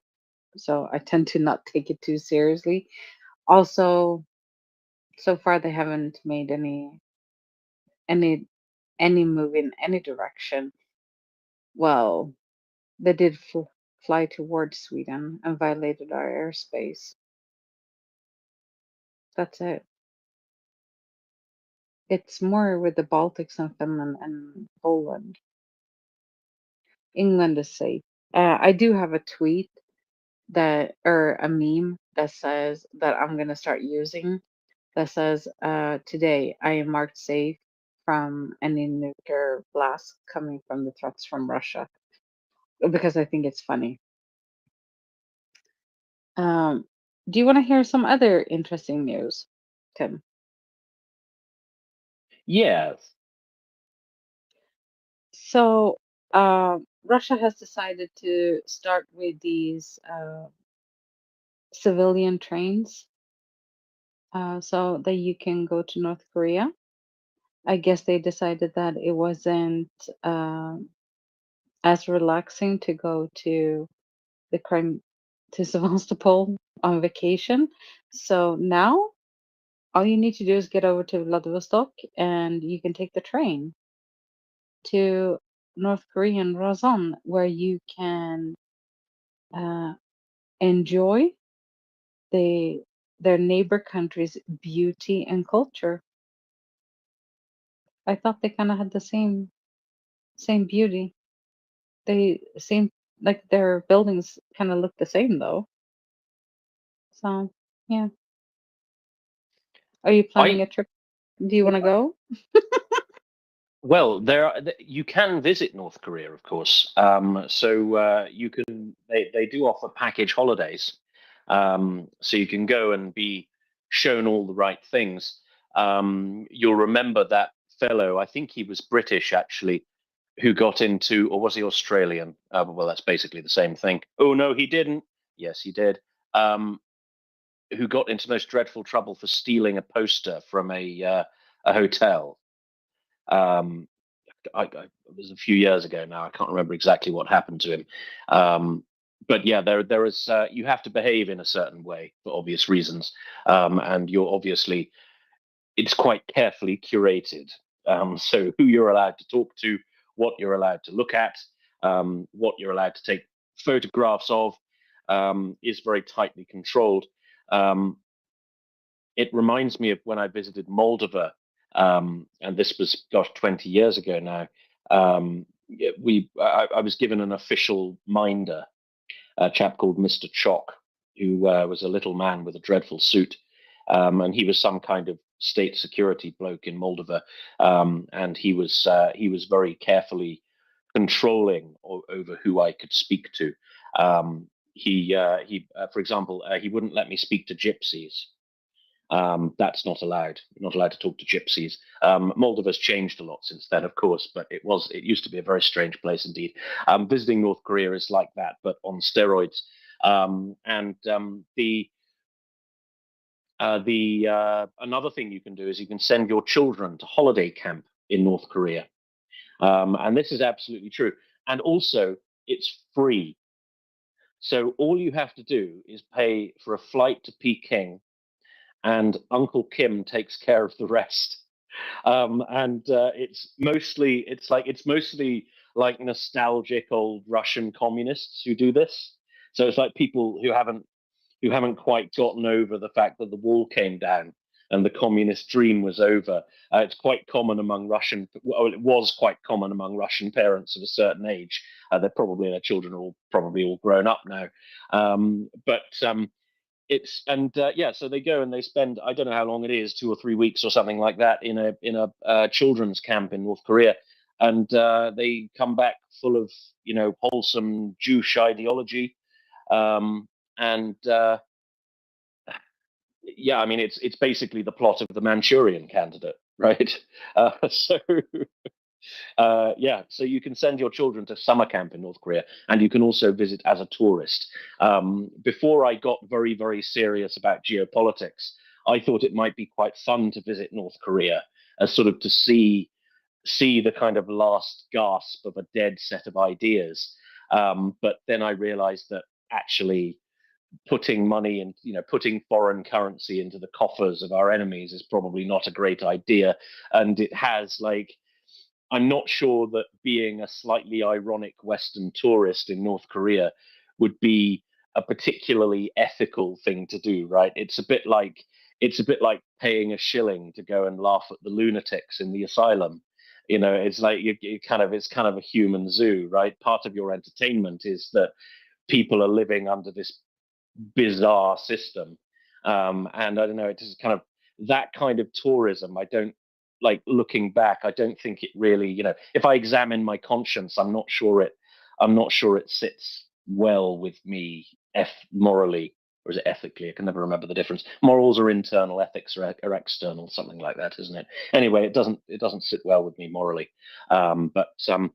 Anyway, I guess now it's slightly easier for Russians to visit North Korea. All you have to do is get all the way across Russia first, because there's basically no one in the eastern part. That's another thing we can't do, of course, the Trans-Siberian Railroad. But there we go. Oh, don't you worry. He's probably gonna put that together too, because Russia is so filthy rich that they can afford to repair shit inside of Russia. It's not like they have poo fountains and stuff. I wonder if that's what my sister had problems with the plumbing in her house, and they had to fix it. And she said, and I asked her, I'm like, what kind of problems? And she goes, I had a fecal explosion in my basement. And this is what I imagine when I hear Mockers and Prince Heather talk about poo fountains. It's a fecal explosion going on, and it happens at an alarming frequency in Russia. Just saying. I don't know. Maybe the whole indoor plumbing thing in Russia is really not a very good idea. Maybe you are better off with the outhouses and no indoor plumbing. I don't know. Because these fecal, these poo fountains just yeah, it doesn't do it for me. I prefer not to have that. Ukraine war updates. Thank you for not taking pickle flicker fella, because Ukraine war updates is so much easier to pronounce. Thank you. Go ahead.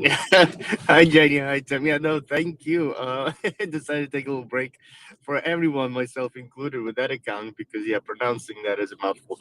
No, Jenny, you know what? I mean, I agree with you about the out toilets. Is probably a better option for Russia because, I mean, all the plumbers they've already fertilized Ukrainian soil, right? Because typically they don't consider to be, privileged or high enough in a societal, I guess, standing in Russia. So when there was mobilization, right, and they needed to muster up cannon fodder, those are the people essentially that ended up getting, drafted first, right, and then sent to improve Ukrainian soil pH levels.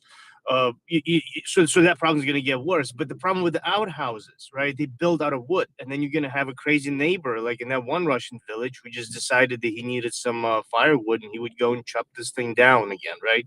So I don't know. It's kind of hit and miss on that, right? So yeah, just wanted to pitch that in. Well, you can always do what the there's one Russian lady, she lived in, I don't know, Bumfuck Egypt, somewhere in Russia, and they had a communal outhouse, and she was afraid of falling into it, and so she just squatted in her backyard. There's always solutions to all problems. I thought that one was kind of funny, and I was like, how bad is the outhouse if you prefer to squat on your own lawn? Hmm. Yeah, I like my country. It's not perfect by any stretch of the imagination, but you know what? I do not have to squat in my backyard. Just saying. And we also don't have poo fountains. It's it's really amazing. I don't have to worry about those things. Yeah. Would you like a little Twitter drama snippet? Yes. So many of you will have noticed the suspension of Visegrad 24.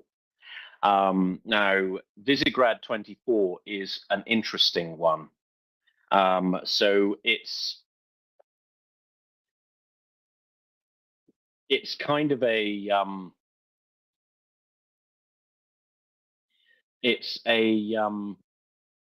I suppose it's kind of a right-wing account. So it's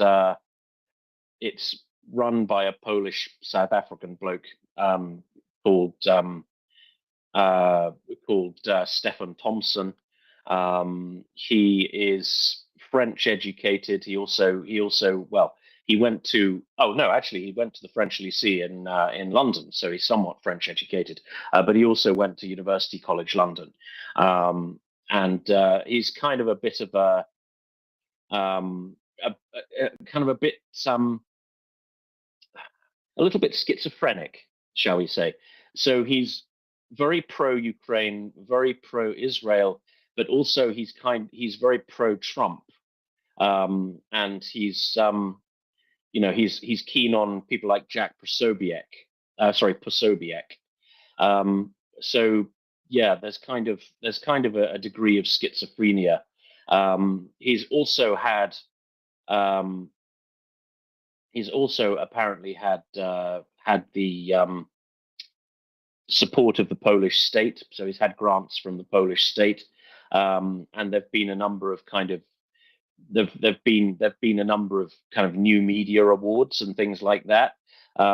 So massive account on Twitter. Most of you will probably be aware of it. It does share quite a lot of fake news, so some of it is very unreliable. Some of it is, for example, it's pro-Orban, which is interesting for a pro-Ukraine person. But there we go. So it's a little bit schizophrenic. Now, it was suspended today, and everybody was wondering what was going on. Now, Visegrad 24 was suspended for sharing a video of a child in Afghanistan being sexually abused. I'll spare you the details, and I haven't watched the video, and I have no intention of doing so. And Elon Musk has posted about this. So Mario Northall, or Mario Awful, tweeted asking why Visegrad 24 has been suspended, and Elon Musk replied, because those two are two cheeks of the same weird ass, and said that he posted a picture of that poor kid in Afghanistan being sodomized with a stick, which triggered an automatic child exploitation suspension. Okay, fair enough. But Musk continues, the account will be restored soon. So of all of the things that you don't get a permanent ban from Twitter from, apparently sharing footage of child sexual abuse is like the thing that's apparently eminently forgivable. You'd think that even if you are one of these kind of free speech warriors, which I don't suppose for a minute that Elon Musk is, but at least he pretends to be, you'd think that sharing images of child exploitation would be, kind of beyond the pale, right? There's kind of, I find it difficult to make a free speech case for doing that. I mean, you would at least Bowdlerize it, right? You would at least blur the image or something. Like if you're trying to make a political point out of that, you probably wouldn't share the image unvarnished. So it's very odd, right? It's really odd that you can apparently, and this is not the first time Musk has intervened personally to put back accounts that fell foul of the child porn, right? He has done this before. It's editorially very, very, very strange, and I'm not sure why he does it. I don't mean to cast aspersions, but I think it is symptomatic of a very strange decision-making process happening at the heart of Twitter. I mean, probably no stranger than the old one. Let's be even-handed. But nonetheless, it's difficult to tell. It's difficult to know exactly where Mr. Musk is coming from on this one. Anyway, I thought you might enjoy that little snippet about Twitter editorial policy. Wow. Yeah, yeah. Child abuse usually does give you permanent bans everywhere because we can all agree that you have to be some kind of horrible shithead if you. But wow, yeah. And what's more on that one, right, is the legal liability it could create, right? Because I'm a British citizen, so I am covered extraterritorially by British child pornography laws, right? So if I was scrolling through my feed and I saw that image, I think I'd be committing a crime. And so if you think about, millions of people, and what if, what if it ends up, in the memory of my computer or something? Then I'm committing the crime of making images of child exploitation, because this is an interesting thing about English law on this, is that English law considers the electronic reproduction of child exploitation images and the original manufacturing of those child exploitation images to be the same crime, right? So if you make photographs like that, or if you reproduce them electronically, the crime you are committing is making images of child pornography. You are creating, right? So if that ends up in the memory of your computer, then you've just made a child exploitation image. And that's prison, right? I mean, there's probably a defense against it, but this law has been applied in very, very strange ways before. So, for example, there was a woman who was prosecuted in the UK a few years back for sending such images to a policeman over WhatsApp, asking him to take action on them, right? And she was prosecuted for that crime. But the context of it was she was sending these images to someone she thought she could help, someone she thought would help with bringing whoever was responsible to them to justice. She was still prosecuted because she still made an image of child sex exploitation. Now, that's an extreme example, but it doesn't seem like a very reasonable application for of the law to me, but it still happened, right? So it's kind of I can see why there would be a justification for just having an absolutely blanket automatic nuclear ban policy for anybody who does that on a social media account. Because number one, it's icky. And number two, it can create all sorts of accidental liability depending on who you are and where you live, just looking at it. So it's, what an odd decision, Jenny. Yeah, that is. I wonder what the Swedish law says, because the crap that gets scrolled through on your feed is horrible. Hmm. You probably don't want to Brian. Google that because you'll end up on Yeah, some kind of no. list. Yeah. You know, okay, so this is kind of like a joke between me and my best friend. Sometimes we type things to each other so that we don't have to pay for, home security, because we know that all of the agencies in the world is going to watch our homes, so nobody can ever rob us. You just need to, there are certain keywords, and some days when we're bored, this is what we do, and we're like, okay, now home security is covered for the next 6 months. We're going to be monitored everywhere. I do not recommend this, by the way. We don't do it that often. Brian, you've had your hand up. Thank you for your patience. Go ahead. Yeah, no problem. I used all of that time to recover from the phrase poo fountain that wasn't on my bingo card when I rolled out of the rack this morning. So question, Jenny, do you have a good article that you can tag me on that overviews the Swedish aid package to Ukraine that was announced recently? As I recall, it was a fairly large package, and I'd love to, I'm building a set of slides to highlight the aid to Ukraine that the Europeans have procured over the last 2+ years. And I want to particularly highlight what Sweden did recently.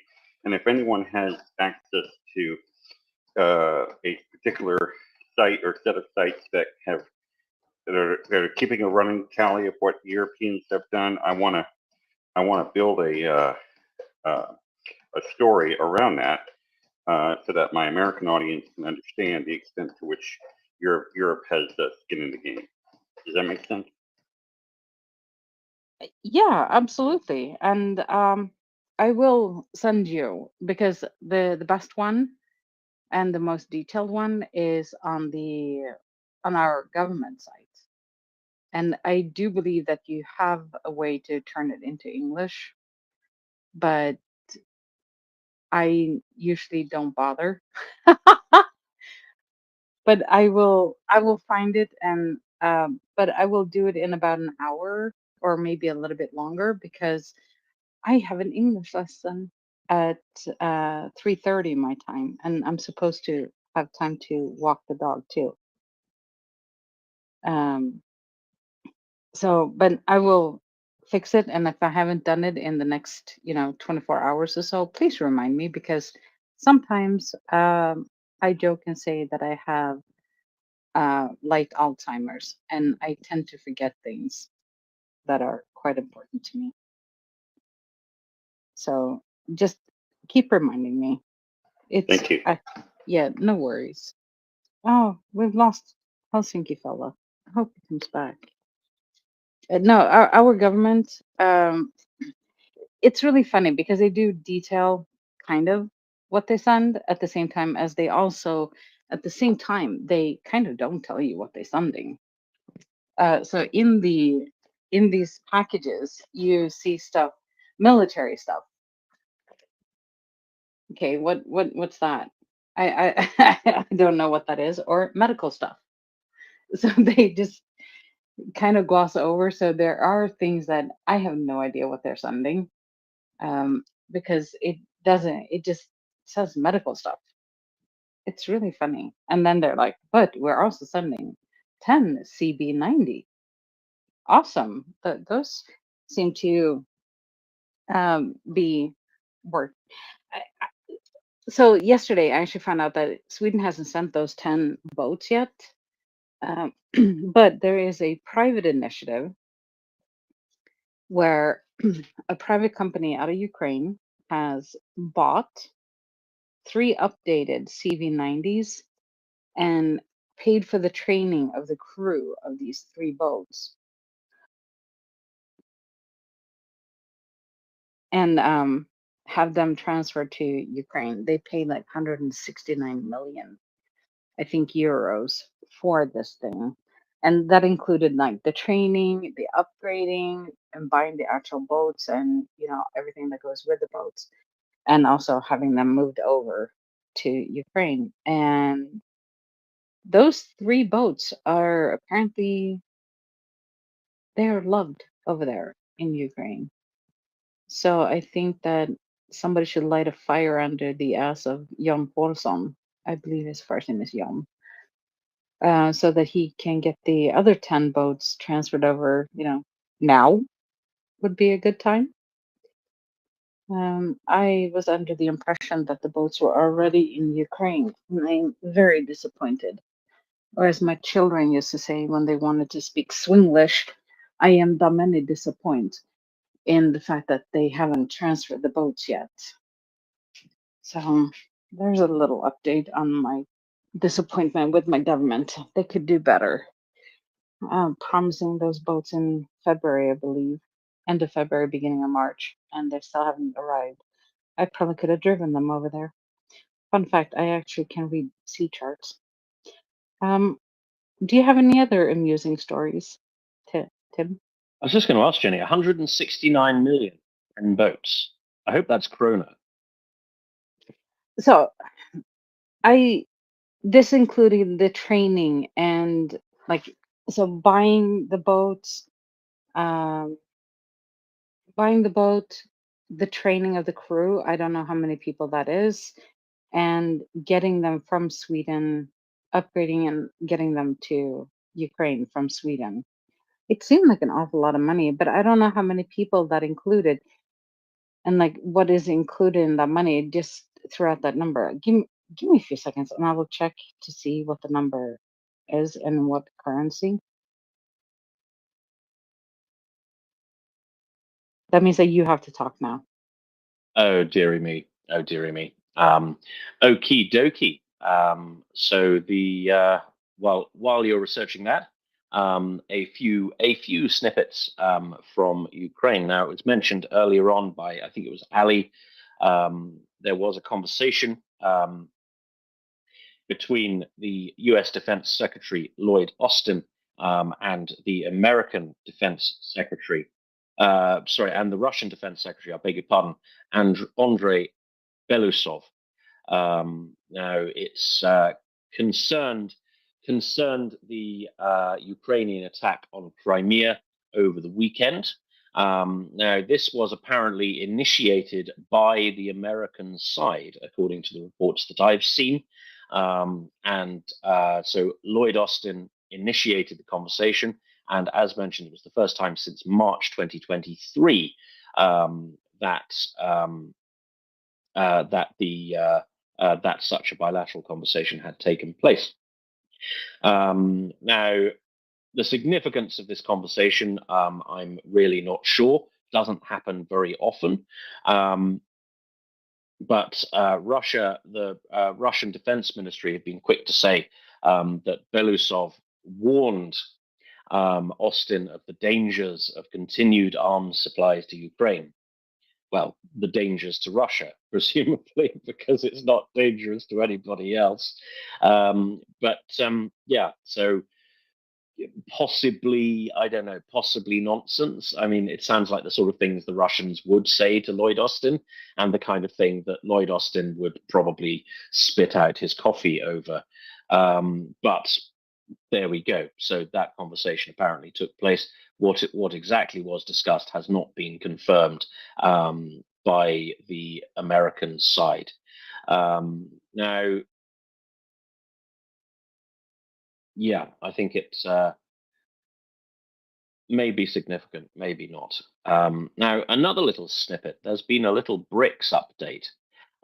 So Kommersant, the Russian oh gosh, okay, so we've got two hands on Lloyd Austin. So let's go to, I think it was Ukraine war update then, Ali. Thanks, Tim. No, it's kind of slightly veering off of it. I was talking, wanted to make a quick comment about the weapons that we're sending to Ukraine. Right, it was a really interesting article I was reading earlier today about Ukraine receiving this kind of new and experimental, so to speak, mobile light artillery system. It's a soft recoil, 105 millimeter cannon, essentially, that's mounted on the Humvee chassis, right? So you have a Humvee, it's like a two-seater, right? So it's almost missing like the back half of it, right? And it has a weapon on it, so like a light artillery. I don't know if you had an opportunity to read that particular article. I thought it was really interesting because it allows, the ranges on it pretty impressive too. It has about almost 20 kilometers, and it's supposed to, in theory, replace or at least augment the use of heavy mortar rounds, right? So there's like 120 millimeter mortar rounds, which is typically one of the higher, like heavy caliber ones. That has a range of about maybe 10 kilometers, right? You can probably push it out to 13 if you attach some kind of rocket propellant to it. But typically those things also require a lot of, kind of support, and it's almost impossible to have them in the mobile configuration. So I thought it was really interesting to see that, I understand it's a United States system, right? I think it's called Hawkeye or something like that. And it was debuted in 2019 during one of the arms expos, and I guess now they're trying to do the actual field testing, right? And the director of the program of this weapon system made a really interesting comment. He's like, well, we send those things to Ukraine to see how they will perform against live targets, quote unquote. At least that's what the article said. So I thought it was kind of funny. Just kind of going back to what you said, as far as sending weapons to Ukraine is a dangerous thing for the Russians. Thanks. Thank you very much for that. Ukraine war update. I had seen the article about the. I had seen the article about the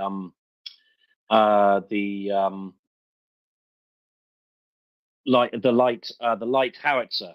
Now it's quite interesting. Because as you say, it's Humvee mounted, and this is a really quite extraordinarily light vehicle to put a weapon of that caliber on.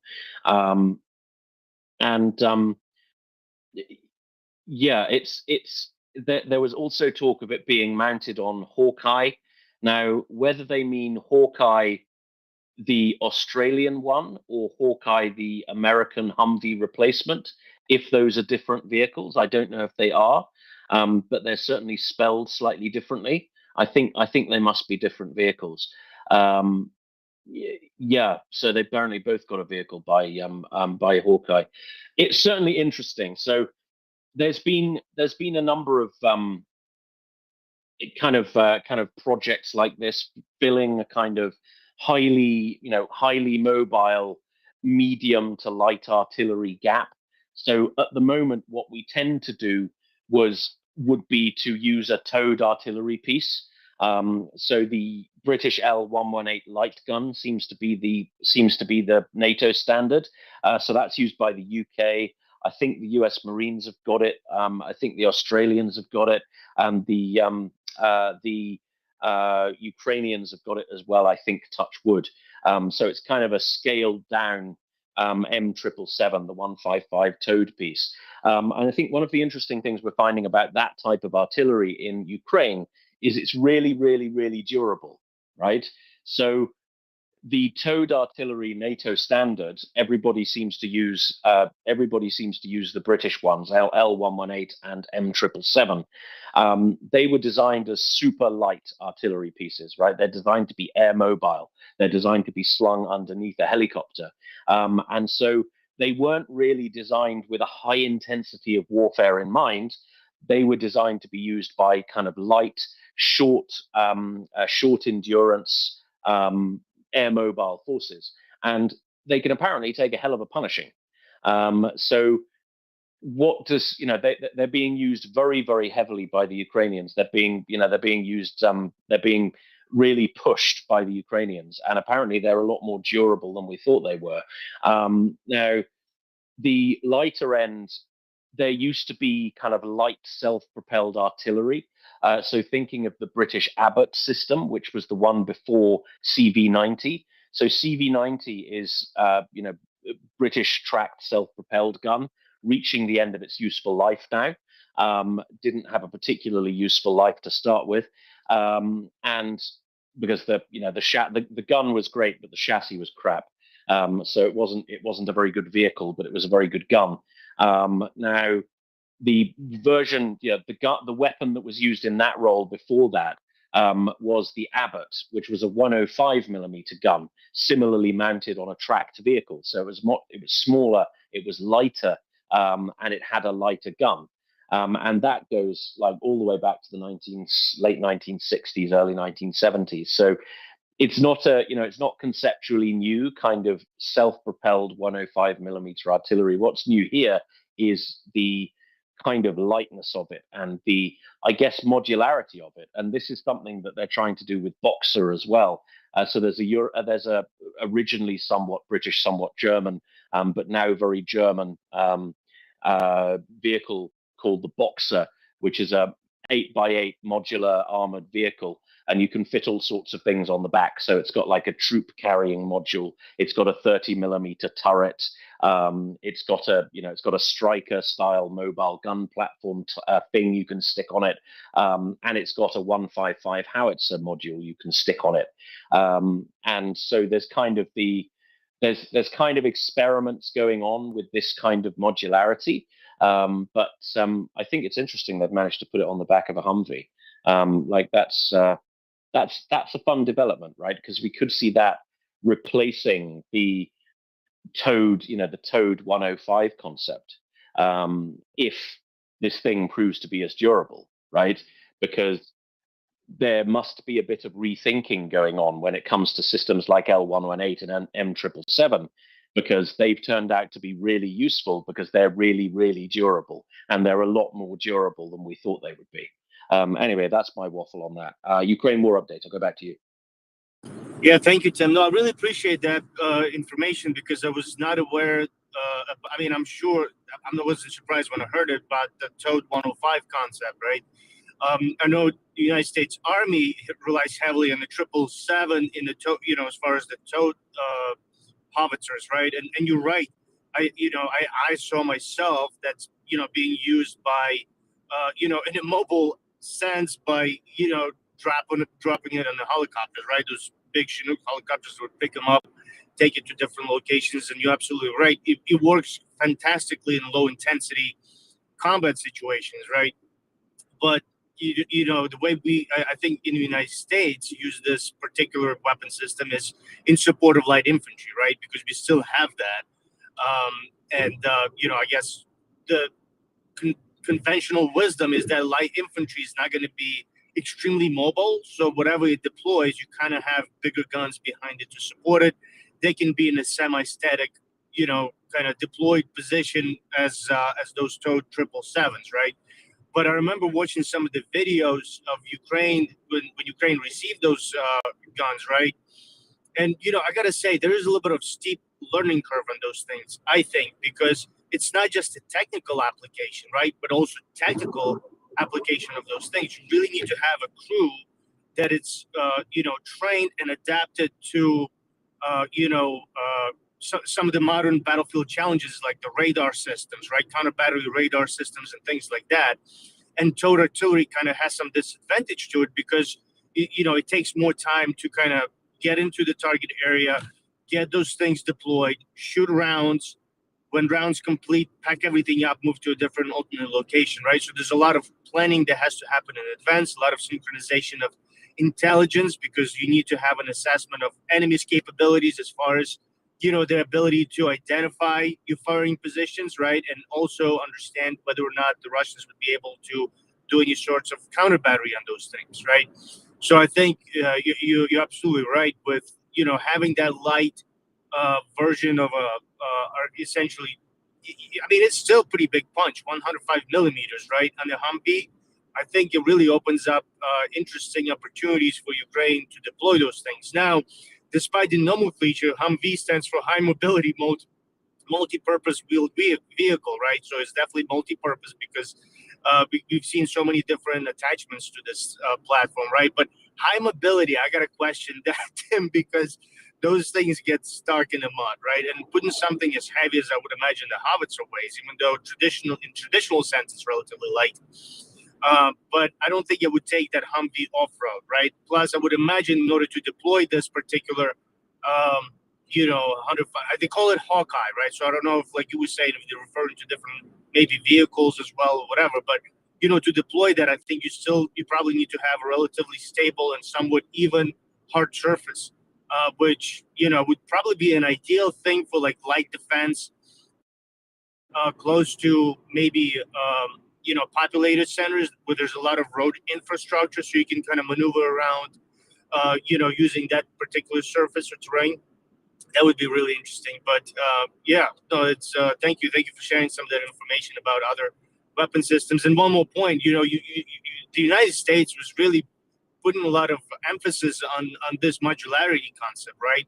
The Striker system, and I apologize if you did mention it, because you talked about some other vehicles as well and platforms, but the Striker system has a huge variety of different, like a spectrum, different things you can really put on top, right? Ranging from small caliber machine guns to 105 millimeters, and kind of like smooth bore tube. I don't know if it's can be used as artillery, I guess, too, right? But maybe more so in direct engagement, but and anything in between, essentially. So anyway, just wanted to kind of piggyback off some of the things that you mentioned. Thank you. Thank you very much. Yeah. So as I said, there are a couple of light towed guns, as in guns you towed, not guns that fire amphibians, in service. So there's the most widely used one is the L118. So UK produced it. The Americans bought it, the Australians bought it, like a number of European countries like Spain bought it, really widely exported. There's also a French one called I think it's called the LG1, which is about 400, it's about half a ton lighter, but it's not as durable. And so it's kind of, it wasn't as much of a success. And of course, there's the M777, which is probably the more famous one. Now, the light gun, the Uncle Sam bought like 800 of these things and has been given loads and loads and loads of them to the Ukrainians. And this is where we're learning that actually this is a very durable system, right? For a gun that was designed to be air mobile, air transportable, it's really, really, it's really, really good at just being a gun. And it's also, I've got some experience with this weapon because part of my role when I was in the service was we had a ceremonial duty to fire gun salutes at the Tower of London. So whenever there is a state event, so a royal birthday or a state visit, or a death, for example, a member of the royal family dies, a number of ceremonial things have to happen. So like every church bell in the country has to be rung, and which, poor old clergy, and a number of gun salutes have to be fired. So one in I think is it St James's Park or Hyde Park? I think it's St James's Park. One at the Tower of London, one at Edinburgh Castle, one at Cardiff Castle, and one I think at Stormont in Belfast. And I think the Irish do one as well at Dublin Castle, but I'm not sure about that anymore. So part of my regiment's role was to fire these salutes, and the gun is kind of light, right? It can be repositioned by just blokes picking up one end. So the trail end of the gun weighs about 300 kilograms. So two reasonably strong men can pick up the end and push the gun, right? So it's partly a function of its balance. Obviously, if you depress the gun, you get a better, you get more weight towards the front, and it becomes slightly easier. But at normal elevations, it weighs about 300 kilograms at the back. So if you're on peak form, you can probably pick that up on your own. If you're a real man, you can pick that up on your own. But yeah, two reasonably strong dudes can pick it up and push the gun as well. So they're really, really, really light, and they're surprisingly durable.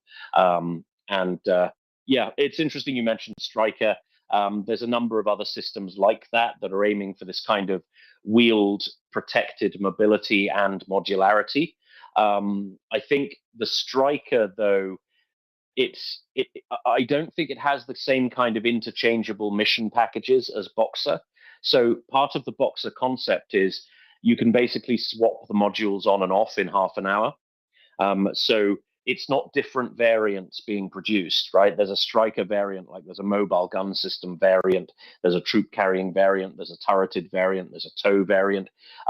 With Boxer, you have a crane and a spanner, and you can lift the box off the back, leaving the shell of the vehicle, and you can put another box on.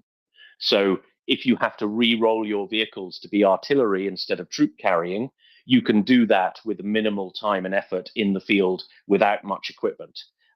So that was the concept. Whether it's militarily useful or not to have that degree of modularity, I don't know, because I don't know. I didn't go to staff college, but I'm kind of struggling to think of circumstances in which, like, a mobile gun system unit suddenly has to become an artillery unit, or suddenly has to become a specialized anti-tank unit, like, because you wouldn't just have to change the modules, right? You'd have to change the blokes as well. So it's kind of, especially the officers, right? If your officer commanding a battery of a battery of guns, and you have, that battery of guns has to become armored infantry at short notice. Like, you're an artillery officer, right? You have to swap the blokes around as well. So it's, I don't know. They're going for it with Boxer. Maybe it makes the system cheaper overall, makes it easier to re-roll in the long run. So I mean, I can kind of see strategic logic to it, but not very much tactical logic. So anyway, that's what I have to say about that. Thank you for that Ukraine war update. Let us go to Ali, please. Ali, thank you for your patience. Sure. I just wanted to, I saw a post and I tagged you, Jenny, in it, that now there's a Russian Federation delegation that hasn't been to the United States since June of 2023 coming to the States. So I don't know what that means now after the conversation with Lloyd Austin. I beg your pardon, who's coming to the States? Some Russian Federation delegation that hasn't been here since June of 2023.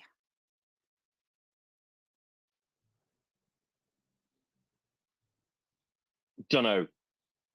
First time hearing of this. Yeah, there's a couple of posts out there. Jenny, I tagged you in the one.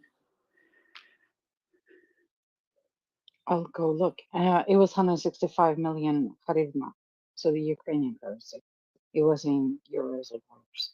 I was wrong on that one. But still, it's a lot of money.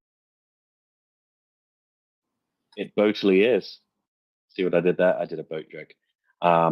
Anyway, yeah, I'm sorry, Ali. I've got no frame of reference on what you're mentioning, because it's literally the first I'm hearing. Now, maybe Jenny has a take on that once she's read the posts. In the meantime, an interesting little snippet from Kommersant, which is our friend Joanna's favorite newspaper. Favorite Russian newspaper anyway, but it's like being the best skiing in Holland, I suppose. It's just still not very good. But anyway, apparently Sergei Lavrov has announced that there will be a pause on the accession of new members of the BRICS, the famous Goldman Sachs asset management marketing strategy that the Russians decided was real and tried to make an international organization out of, hilariously, and it doesn't work because it's a load of shit.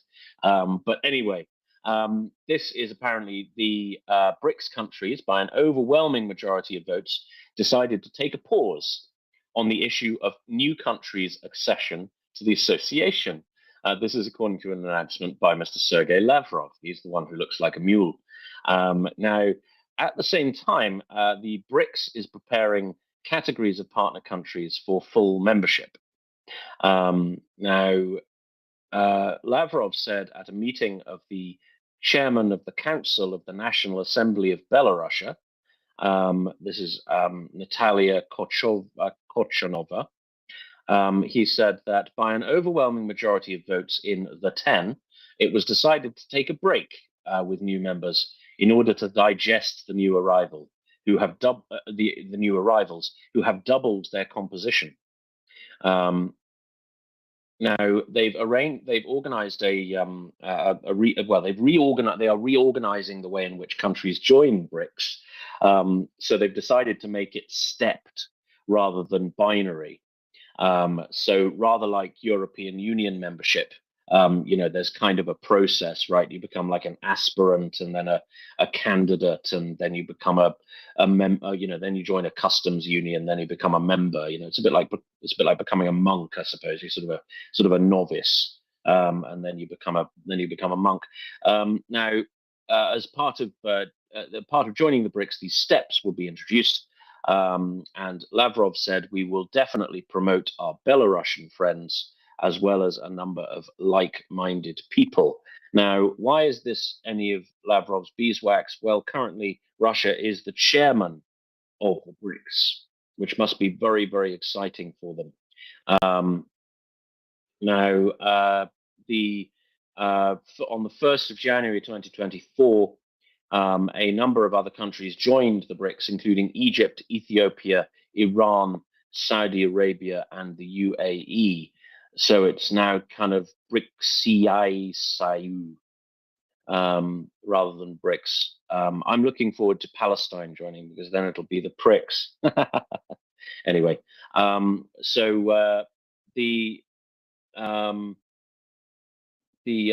to Mr. Yuri Yushakov, who is an aide to the president of Russia, he says that more than 30 countries, including Thailand and Malaysia, have applied. Malaysia was supposed to call it, have applied to join the BRICS.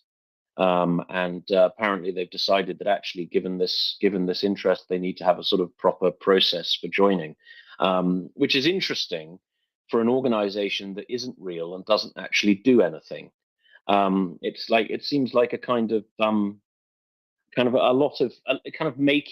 making pointless activity to make it look like it actually does stuff, and it doesn't do anything. So what on earth is the point?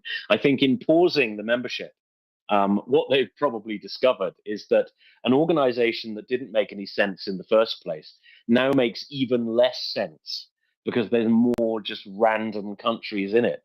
So we've got Egypt, Iran, who are geostrategic rivals, and at opposite ends of the the Shia Sunni dichotomy. You got Saudi Arabia joined, which is of course another strategic rival of Iran.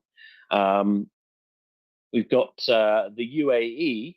Now, my knowledge of Middle Eastern politics is starting to fail me at this point. Who is it? The UAE, are they the ones who really don't get along with the Saudis, or is that Qatar? I think that's Qatar. Qatar and the Saudis really hate each other. The UAE just mostly builds skyscrapers or something. Anyway, a whole bunch of countries that make absolutely no sense and hate each other with a burning passion have just joined. So I think what they found is, like, this organization that made no sense to start with Brazil, Russia, India, China, and South Africa, now makes even less sense as the BRICS. Anyway, I see Helsinki fella is up. Helsinki fella, what are your thoughts? Yeah, I think this BRICS is a good moniker you said. We have to boycott the BRICS or whatever they are.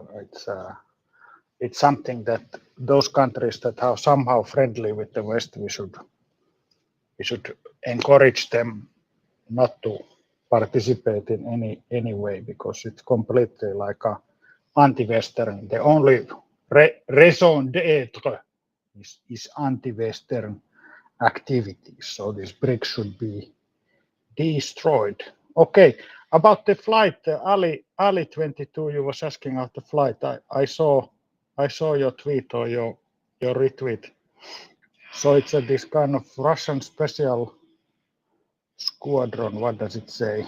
Special aviation, special flight squadron. So it is I think if it's going to New York, the Russians have quite a big mission in New York also, which is acting as an intelligence station there in the right smack in Manhattan in New York. So basically maybe the Americans have authorized this flight to, of course, to fly, and it might be flying people in and out. These embassies of Russian Federation, they are very huge. Like any big country, they have huge embassies, and even the kind of cleaning ladies or drivers are from Vladivostok or Novosibirsk. They don't use local staff at all because of whatever, nepotism. Yeah, that's the reason. Yeah, I'm joking, but yeah, it's kind of true also. As people are recruited by nepotism. If you are friend of ambassador's wife and you are from Novokuzminsk, maybe you don't have a job, but then you can have few years and then go back to Novokuzminsk to plant some potatoes. So it's a good gig for somebody with a low salary. Anyway, I think this flight is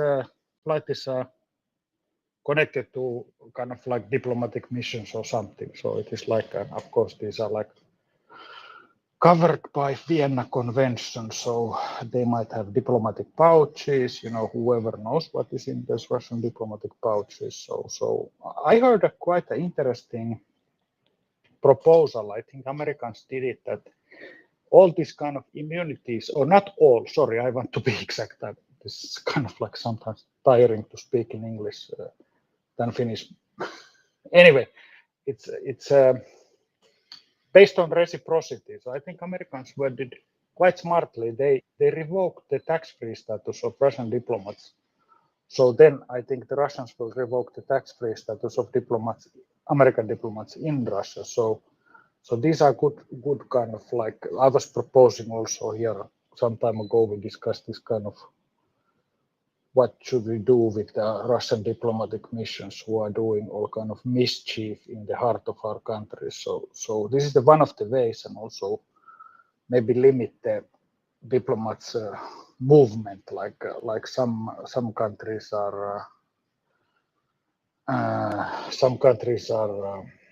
you know, like I think Iran doesn't have relations with US, but they are based in New York because they are member of United Nations. So whenever Iranians come and they have, I think, mission there, the Americans are giving them like a, from UN headquarters, Iranian officials can move like 25 miles radius, but not more. So this kind of like things are done. So we should watch out for all kind of this kind of Russian official activity and make it to a extreme minimum. I understand that we have to have like connections like this Belousov and Lloyd Austin met. Okay, it is fine, and I'm sure that the Americans respected that nothing major is discussed over Ukrainian heads, and this was said in the statement very nicely. So thank you for that. But I'm sure Russians try to they always try to be in the big table and discuss issues of small countries over our heads. So this is also, that's why they may be answered. Yeah. Sorry, I'm rambling maybe a little bit, but I guess I gave some views here. Thank you. Thank you, Helsinki fella. Yes, rather reminds me of discussing the borders of Czechoslovakia without inviting the Czechs. So there we go. Wasn't there some slight falling out of over Russian access to New York a couple of years ago. Didn't Uncle Sam deny visas to some entourage of the Russian delegation to the UN? I seem to remember there was something about that. Sorry, which case was that? It was when the Americans denied visas or landing permission or something to some Russian delegation to the UN. This is going back a bit. This is at least a year ago. I can't remember the details though, but there was some kind of argument about this, wasn't there? Yeah, no, there's quite a few of those. I just remember when the war started, there was like mass expulsion of diplomats, and then they have the flight to kind of also evacuate the family members and the kids and the luggage. So this particular incident, I don't remember, but what I can say from Russian point of view is the thing that they always try to hassle you with this kind of thing. Like even when we have like a minister visiting in Moscow, they might make this minister from my country or even like a US national security advisor, or what was the senator who is now the running for president, senator who was the climate envoy for Biden. This guy was Secretary of State. I think he was meeting Putin, and the Russians made him wait 4 hours for Putin to arrive. So they do all this kind of like harassment, even to higher officials, just to get the visiting official off their balance, like they did with the Merkel, that Putin released a dog into the meeting room before the meeting, so it will, like make Angela Merkel emotional, and then kind of like get her upset, so it would be easier to kind of like push some Russian agenda. They are doing this kind of thing. They are kind of like psychological KGB style mind games they are doing, and sometimes it works also. So you have to be alert with this kind of BS.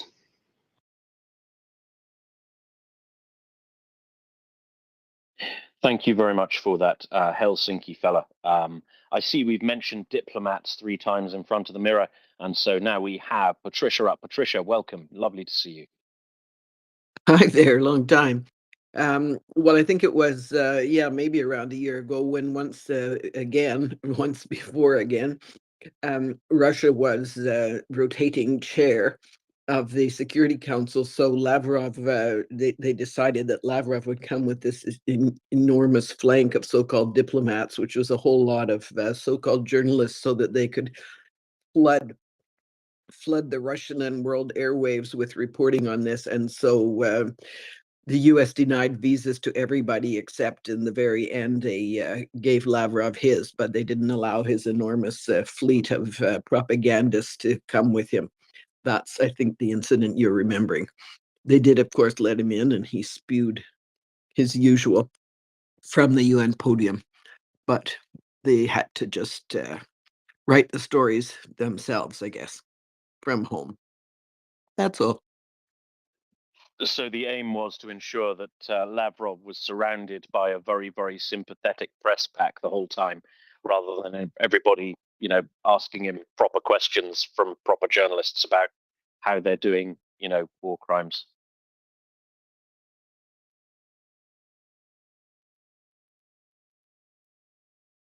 Yeah, I guess that was part of the strategy. What else they would do, I don't know. I guess they would also hope to spread out all over the place, and I don't know. At any rate, didn't come off. Well, we seem to have learned to treat the Russian journalistic establishment with a degree of suspicion these days. You'll remember, you'll remember before the escalation, just how poor Western coverage, even significant institutions, how poor their coverage of Ukraine generally was. And this was something that we had when we were doing the segments with the National Union of Journalists of Ukraine. This was something that they would complain about. The typical way that pre 2014 certainly, but to an extent pre 2022 as well. A typical way a sort of medium to large newspaper would report on Ukrainian issues. They probably wouldn't have a bureau in Kiev. And so they would go via their Moscow bureau, which will, of course, have been stuffed with regime plants. So when they wanted to know something about Ukraine, they'd send a roving reporter from their Moscow bureau because, you know, speak the language, et cetera, to go to Ukraine. And so everything we'd read about Ukraine would come through Russian eyes, because it would be a Russian reporter doing the actual work. They seem to have learned their lesson, and I think that gosh, I mean, the Western reporting on this has improved drastically since the escalation. You know, you don't see the old tropes anymore. You know, the way the typical story about Ukraine has evolved.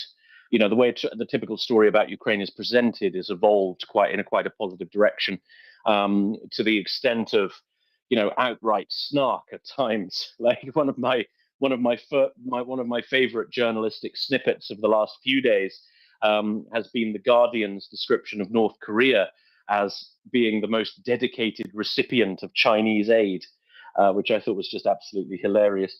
So the typical story has gone from something like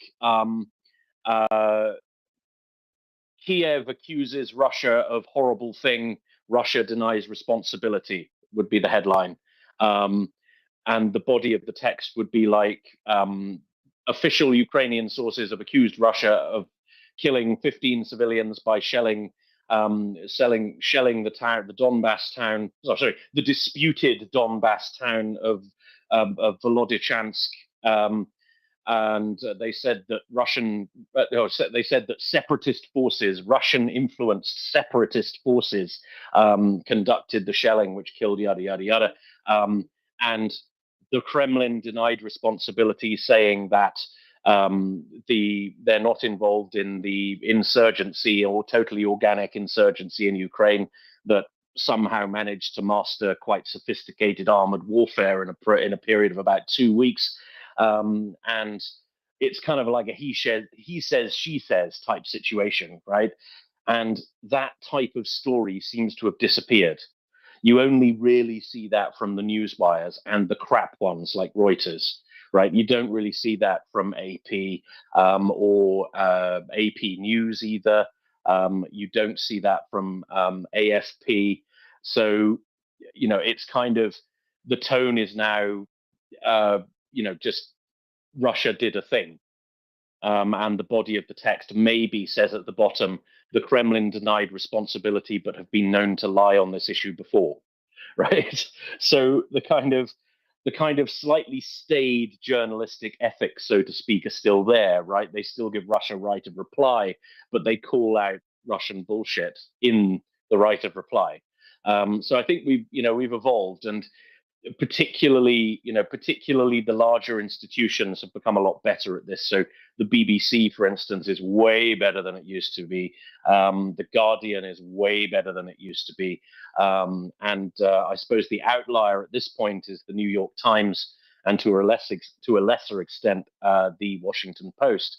And this is interesting because American newspapers used to have a much higher standard of journalistic ethics than British newspapers, like much higher, like they were almost pompous about it. In fact, they were pompous about it. You know, there was this kind of really strong commitment to the ethics of the profession that you just wouldn't see on Fleet Street.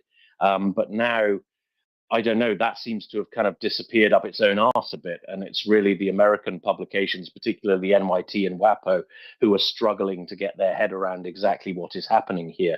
And it's a bit of a shame, really, because that used to be the suppository of journalistic quality. Sorry, the repository of journalistic quality. But there we go. Thank you for that lexicon. I would like to go to Helsinki fella, please. Yeah, it is true what you say, Tim. And also, like in terms of Georgia, also Georgia now is not receiving enough coverage, in my view, on the kind of changes what are afoot there in Georgia. So try to kind of use some contacts. And I managed to get hold of Luke Harding then, but it was like then I got some. He referred to his colleague in Guardian, who is based in Hungary. So she thanked for the contact, and this was it. But Luke was in Ukraine. This is true, and when these journalists they ask, it is good journalistic practice, of course, that they ask for comment from Russian side also. But then you have to also kind of take in mind that this is an opportunity for the Russian side to insert in the story their hybrid truths, i.e., lying there or giving some nonsense in the press. So it's like and it's completely true that Ukraine was completely overbooked before this full-scale invasion. So it is what it is, and now this kind of landscape escape is like breaking, because regular people like us, we can also follow the news very effectively if we have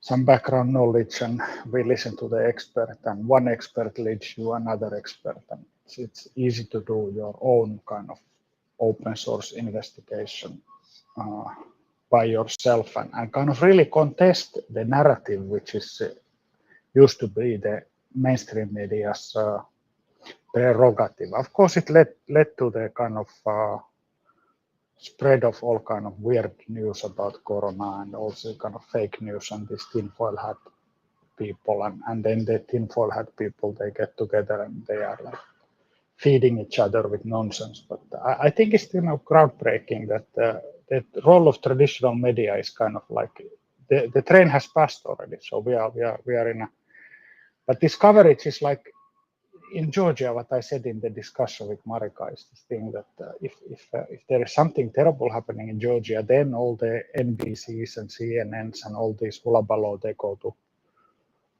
to Georgia. But as long as it's under the radar and it's just peaceful demonstration, everything is fine. So it's like it's kind of like it. What I hate about this media environment, international media environment, is that this kind of echo chamber effect, that there is like one story is made who is reporting first, and then it's kind of echoed the same. And if the initial, this is especially what I noticed in Africa, with the people don't have a clue about what is happening in Ethiopia or somewhere, and then some journalists write something stupid about Ethiopia, and then it being echoed everywhere across the world, and that is the prevailing narrative. And this, so coming back to Georgia also, it's like I think we would have more effective policy on Georgia if the news, because news really, if you raise something in the big newspapers, it really gets attention for wider audience. So how to get these big news media houses interested in a right way, I think it's an uphill struggle, because otherwise they just, many good things that should be reported in the global news, it just goes unreported, and then there is not opportunity to have a good policy. Yeah, this kind of philosophical talks. Thanks.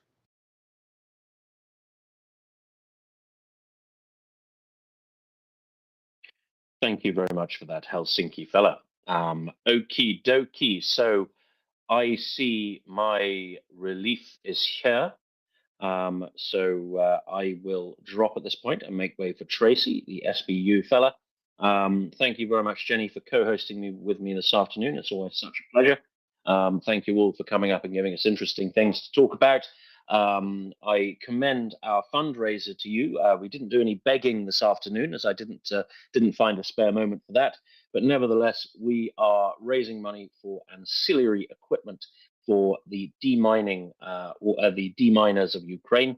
So the state emergency services of Ukraine, we're buying such things as multi-tools and personal protective equipment to ensure that they are able to do their jobs safely and effectively. May not be the sexiest thing you can think of to provide to the Ukrainians, but nonetheless, they are a great boon to the vital work of demining, which is going to be a colossal challenge for Ukraine, both during and after the current war.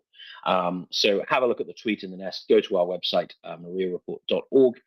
Chuck us over your pennies. You can set up a regular donation as well, and we will help demine Ukraine together. Thanks again. I'll see you all tomorrow afternoon. And as always, Slava Ukraini. Hello, Slava.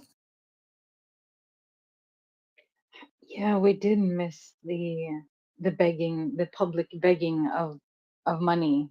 And I will just add to this that we don't want your rent money or the money that you set aside for the electric bill. We want the the money that you would have spent on buying a coffee or a lunch out on the town. That's the kind of money, the money that you have left over when the bills and the food is paid for.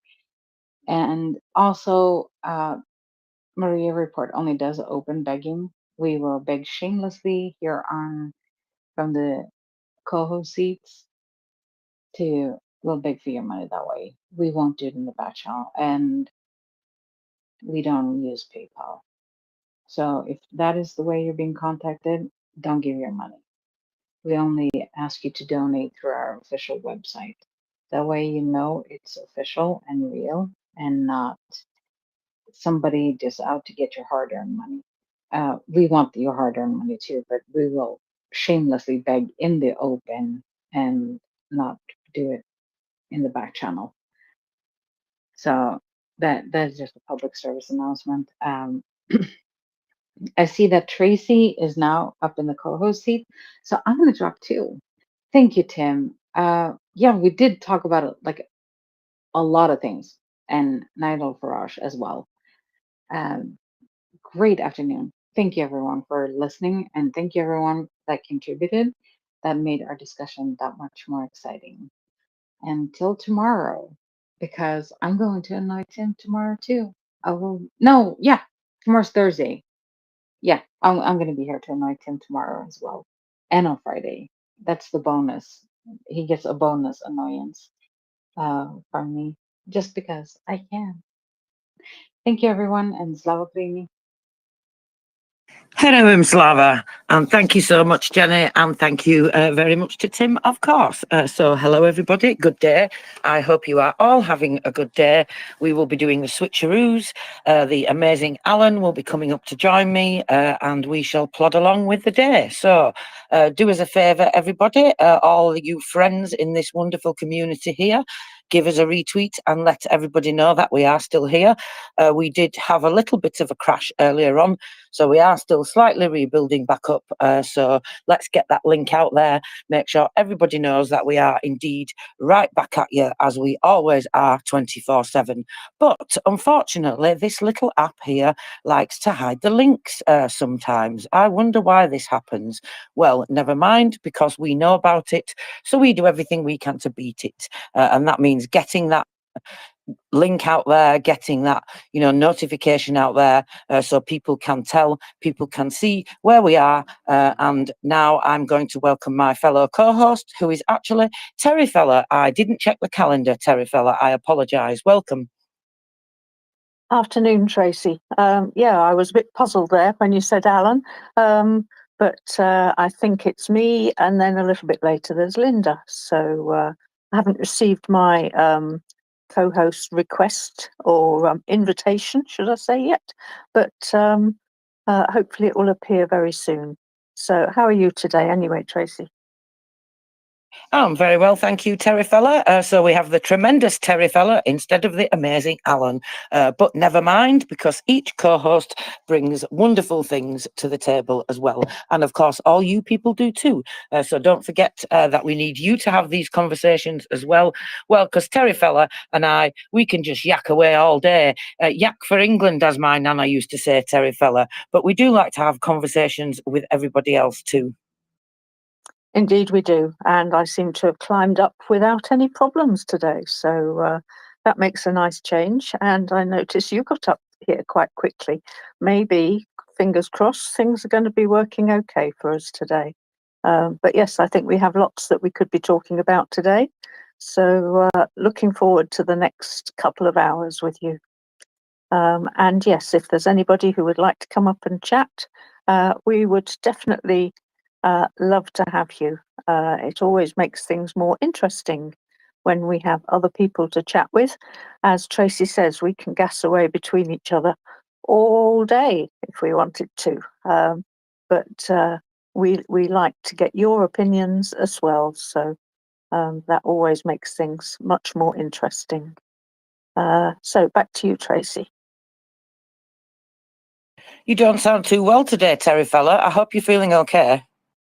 Yeah, I'm not too bad, thank you. It's I've just had a spot of lunch earlier, so I'm feeling a bit full. But actually, no, I'm all right. I've come inside because it was a bit hot outside, which is amazing. So stay inside for a little while.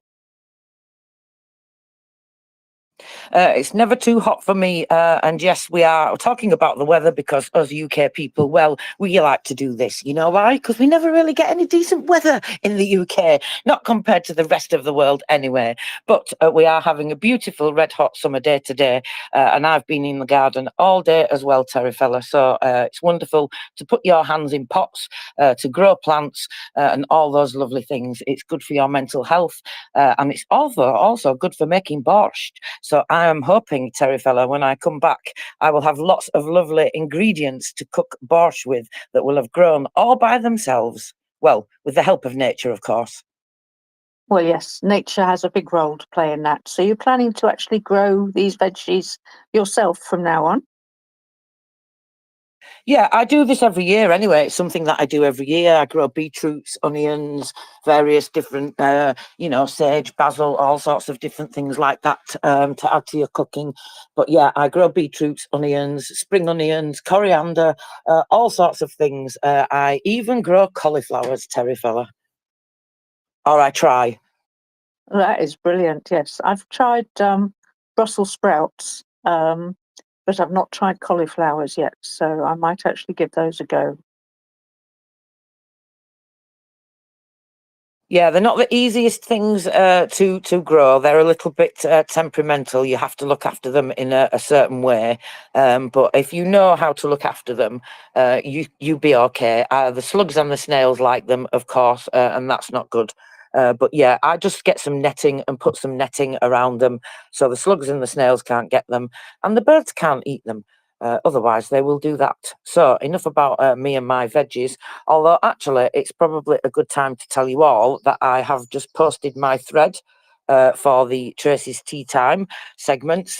We are doing the history of Ukrainian borscht at the moment. No T on the end. Remember, only SHCH. The T on the end is the Yiddish way of spelling it. So just in case you were wanting to know. So I've posted that thread actually now, Terry fella. You can see that. And those first two recipes are on there and the method that I used. And I also added a tiny little sentence or two just to explain what sort of time period those two versions of borscht I chose to make reflect. So finally, we get it done, and now I will be having a mega thread like the lovely Nancy M does. That is brilliant. I can imagine that is going to grow and grow. I quite like the pun there. Yeah, I'm looking forward to trying those recipes out. And this is your Thursday segment. Am I right? Yes, that's right. On a Thursday, every Thursday, and that happens at. Let me see. I have to even check the time that I said myself now. So it's 6 p.m. UK, I think, and that makes it, of course, 8 p.m. in Kyiv. And guess who's joining me this week, Terry fella, to co-host? Only Alan. I'm so pleased. Oh wow, because he loves his food as well. So I'm sure he'll be thoroughly enjoying that section with you. Well, I think everybody actually. I've marked the podcast because that's already been put up, I believe. So I'm going to listen to that so that I don't miss anything because I missed the last one. But looking forward to those sections. Be really, really lovely. Thank you very much. Yeah, I'm really enjoying it. You know, it's really important, isn't it? So, it really has a special significance to it. And of course, as we know, Russia trying to steal and appropriate everything Ukrainian, that they don't want to destroy that is, of course, because that's just exactly what they're doing now, isn't it? Destroying everything in terms of culture, trying to completely wipe out the culture and the history, and steal and appropriate what they think they like. And then they can say, oh, well, that's ours, the Russians, because this is what they do. You know, so many Ukrainian like artists and, you know, all sorts of different people, not just artists, people who've made things over many, many decades. I heard, I forget who it was now, talking in the space recently about one of the I think engineers probably making, you know, weapons and rockets and all these types of things. And, you know, of course, it was all Ukrainians that did that. You know, it wasn't Russians. But they like to try and pretend that they were Russian, don't they? I am seeing lots of this changing, though. I'm really pleased to say. I've seen various museums and art galleries and this type of thing finally, you know, relabel things properly, and so that it says that these artists, for example, are Ukrainian.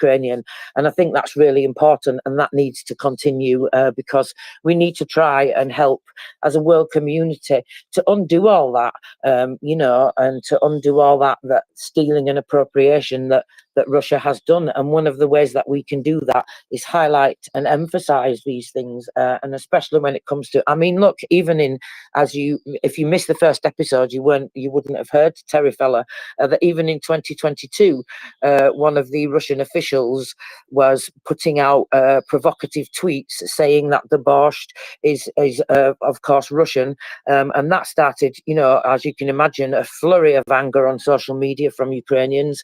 But actually, it really backfired in the end because this wonderful chef in Kiev, what's his first name now? I think it's, I can't remember his first name now off the top of my head. I think it may be Serhiy. Let me just go and have a look because I don't want to get his name incorrect. But this chef in Kiev, he was the one that started the application for the borscht to be added to the UNESCO list of intangible cultural heritage. And so actually that really kind of backfired in their face, which I thought was fantastic. So yeah, I think, you know, it's a really important topic. And of course, you know, I really want to make sure that I do it justice. You know, like, so talking about coming to, yeah, it was on the 2000, so on the 1st of July 2022, after the full-scale invasion, of course, and as Russian missiles killed more than 20 people near Odessa, UNESCO actually declared the culture of Ukrainian borscht as an intangible cultural heritage and in need of urgent safeguarding. So it completely backfired on him, which I think backfired on Russia, which I think is absolutely fantastic. You know, so Kloptenko is the chef's surname. I thought that's what it was, but I didn't want to get it incorrect. Yeah, so Yevgeny Kloptenko, a young activist chef in Kyiv. And so he was the one that actually launched the crusade to have borscht inscribed into UNESCO's intangible cultural heritage. So, of course, it's more than just about food. You know, there's a huge meaning to it. And that's why it carries a lot of importance, I think. And the more people that learn about this, Terry Fella, the better.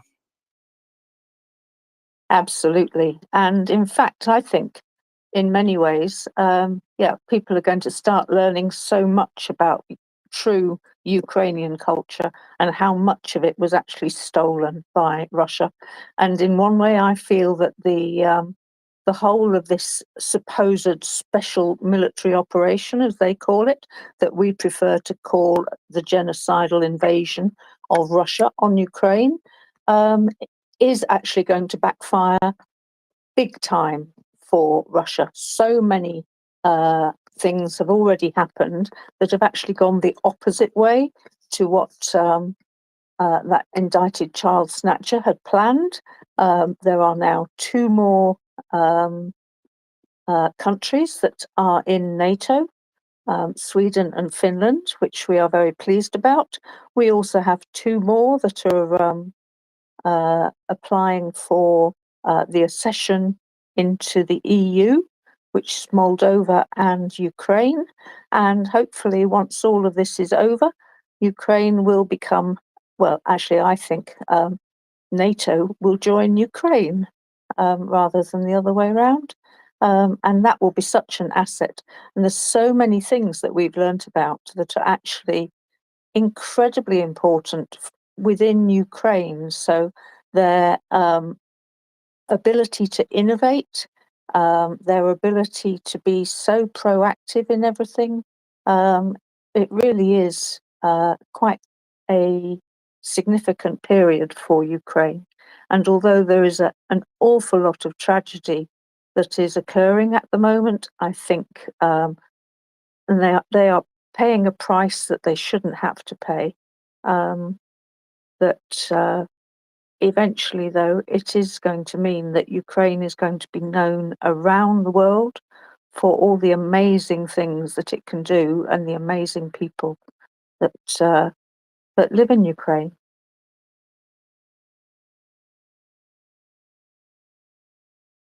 Terry Fella, can you just talk for a minute, please? Okie doke.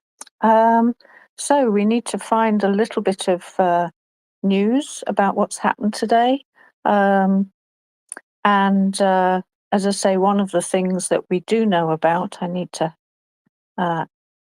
nip up here. We know that there are 2 more people added to the warrants of the ICC. That's Shoigu and Gerasimov. And I heard today that Peskov announced that, well, we don't recognize that institution anyway. Thought, well, let them go visiting other countries then and see whether the other countries don't pay much attention to it. I have a feeling that they still won't dare to venture out, even if they don't think about it very much. The other amazing news today was, of course, the fact that there was 90 Ukrainians returned to Ukraine, and amongst them are some of the defenders of Mariupol. There are some defenders from Chernobyl nuclear power plant, which is incredible to think that they've been in captivity all of this time. There's also some that were captured in Kherson, Donetsk, Kharkiv, Zaporizhia, and Luhansk. So, of course, all the temporarily occupied territories. But I feel so horrified at the fact that there's still quite a few people from Mariupol and quite a number from the Chernobyl nuclear power plant. And of course, they were from the very, very first days of the full-scale invasion. So, but it is so lovely to know that bit by bit they are coming home, and Ukraine never stops working on getting more and more people back home. Yeah, so let's see what else has happened.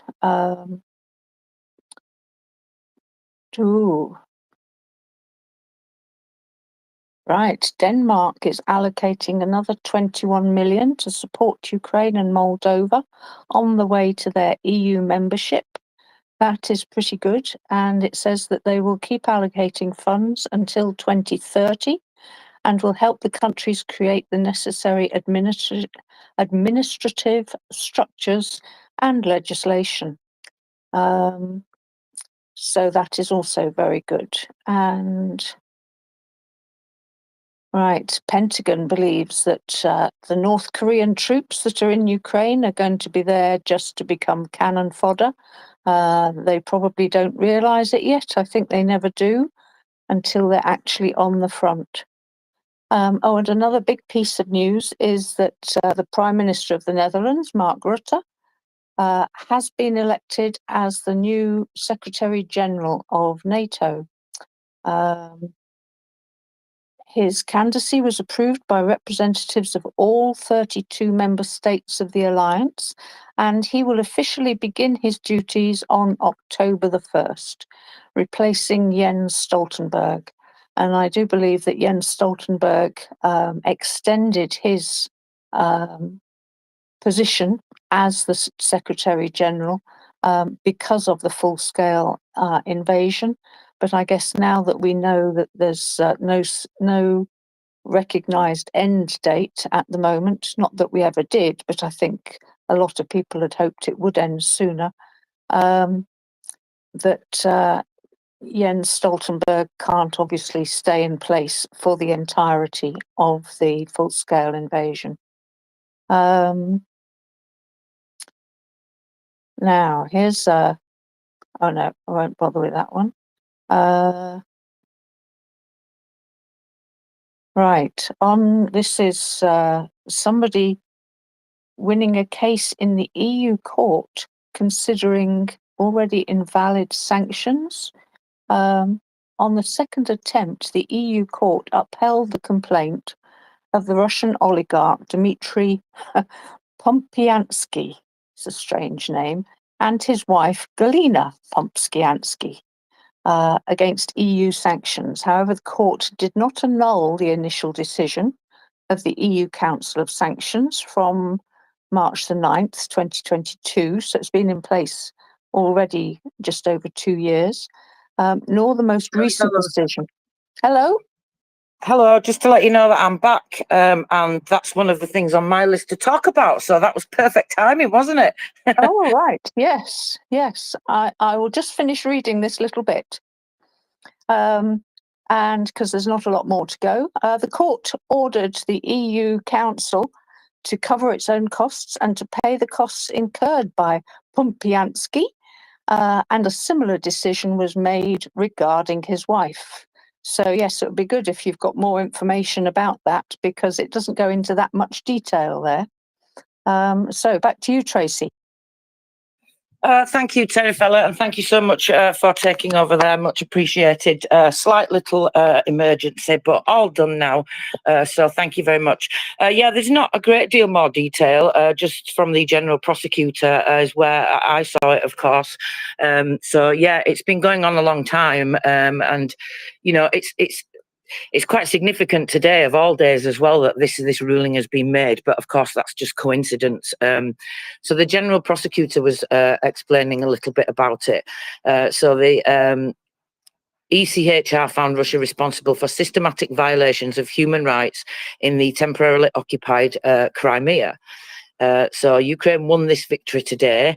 The decision was passed that held Russia responsible for systematic violations of human rights in the occupied Crimea. This is very important because the real restoration of justice means, of course, punishing the terrorist country for all the crimes against Ukraine and crimes against humanity, which it's actually been committing for more than 10 years, haven't they, really? It's not, you know, of course, we're fully engaged, you know, since the beginning of the full-scale invasion, but we have to always remember that it's been going on much longer than that. In particular, what I found interesting is that they unanimously recognised. So that's pretty good, isn't it? A unanimous decision. They recognised that since the beginning of the occupation of Crimea in 2014, the Russian Federation has systematically applied the practice of enforced disappearances, illegal detentions, ill treatment, closed Ukrainian and Crimean Tatar mass media, persecuted journalists and activists, and illegally disseminated Russian legislation along with forced passporting. This is really significant because it means recognition at the international level of the purposeful policy that the Russian Federation is implementing in order to destroy Ukrainian identity. So it's pretty significant, that, isn't it? And then, of course, on top of that, we've got the recent ICC, some more warrants from the ICC for Russian officials as well. Exactly, yes. I mentioned that a little while ago, and that is certainly good. I also mentioned about the fact that Peskov was completely disregarding them. We don't recognise that institution, he was saying. I thought, well, they can try not recognising it, but if they venture abroad, the ICC will still recognise them, is what I can say. So they just like to pretend it's just that they have the final say, and actually they don't have the final say at all. The other thing that I saw, I think it was in Ukrinform, was about, again, coming into Crimea, and some of the occupied regions, the training up of youngsters into their armed forces, which I think is absolutely horrendous. Yet another war crime that they keep employing. So all those poor kids that are sort of between, well, they probably start even younger, but the 16 to 18-year-olds are all about to end up being pushed into cannon fodder. And it's all part of Putin's plan, as we all know.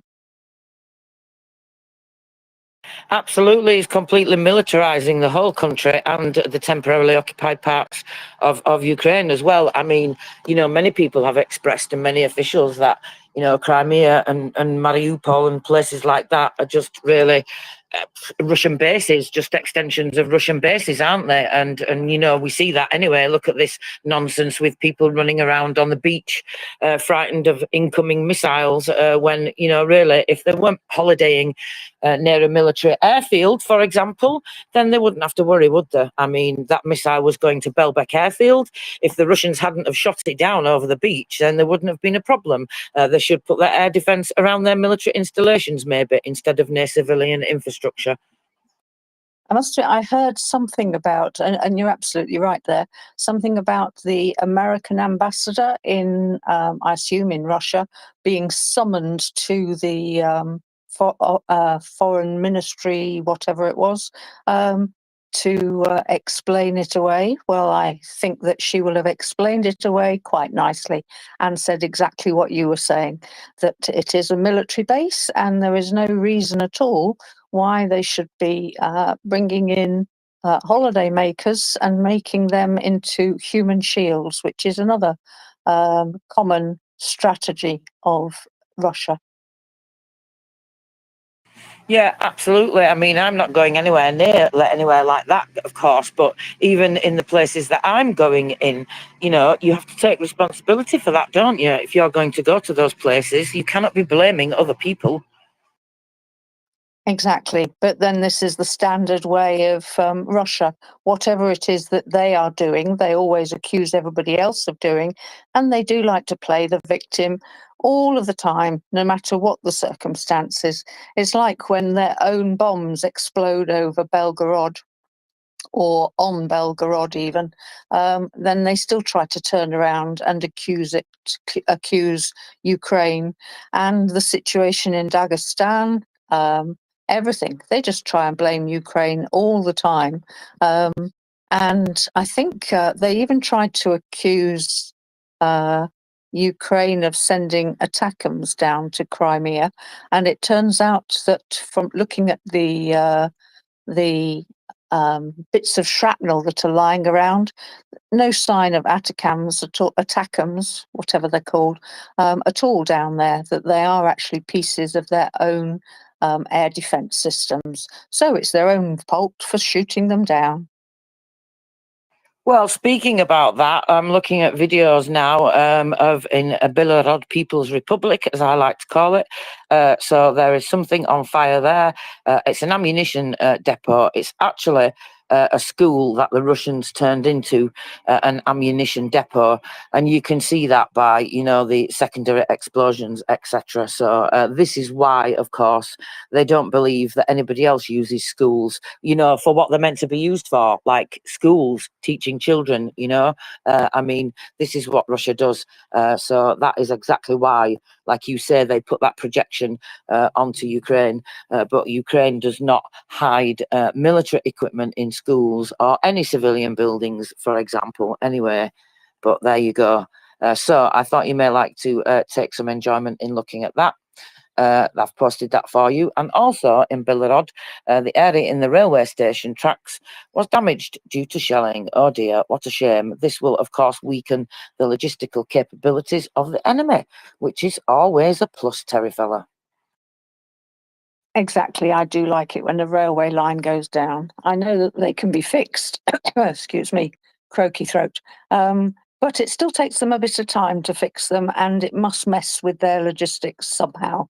And I think, let them get it fixed and then we can blow it up again. I'm still looking forward to the Crimean Bridge going, but I think we all have to wait for when that will happen. I think it will be as much of a surprise to us as it will be to the Russians. But be warned, Russians, it is going to happen one day. Well, I think they know it's over. I think they know it's not tenable, because all they're being told, a lot of the higher ups are being told to leave, weren't we? We saw that happening, the military, the higher ups in the military, even taking their families away from Crimea as well. We've seen, videos of messages playing on television telling people not to go near the Kerch Bridge and things like that. So I think they know, and I think they're starting those slow steps of pulling out. I really do, because it seems to me that it's starting the same way that it did in Kherson before, they all ran away across the river there onto the other side.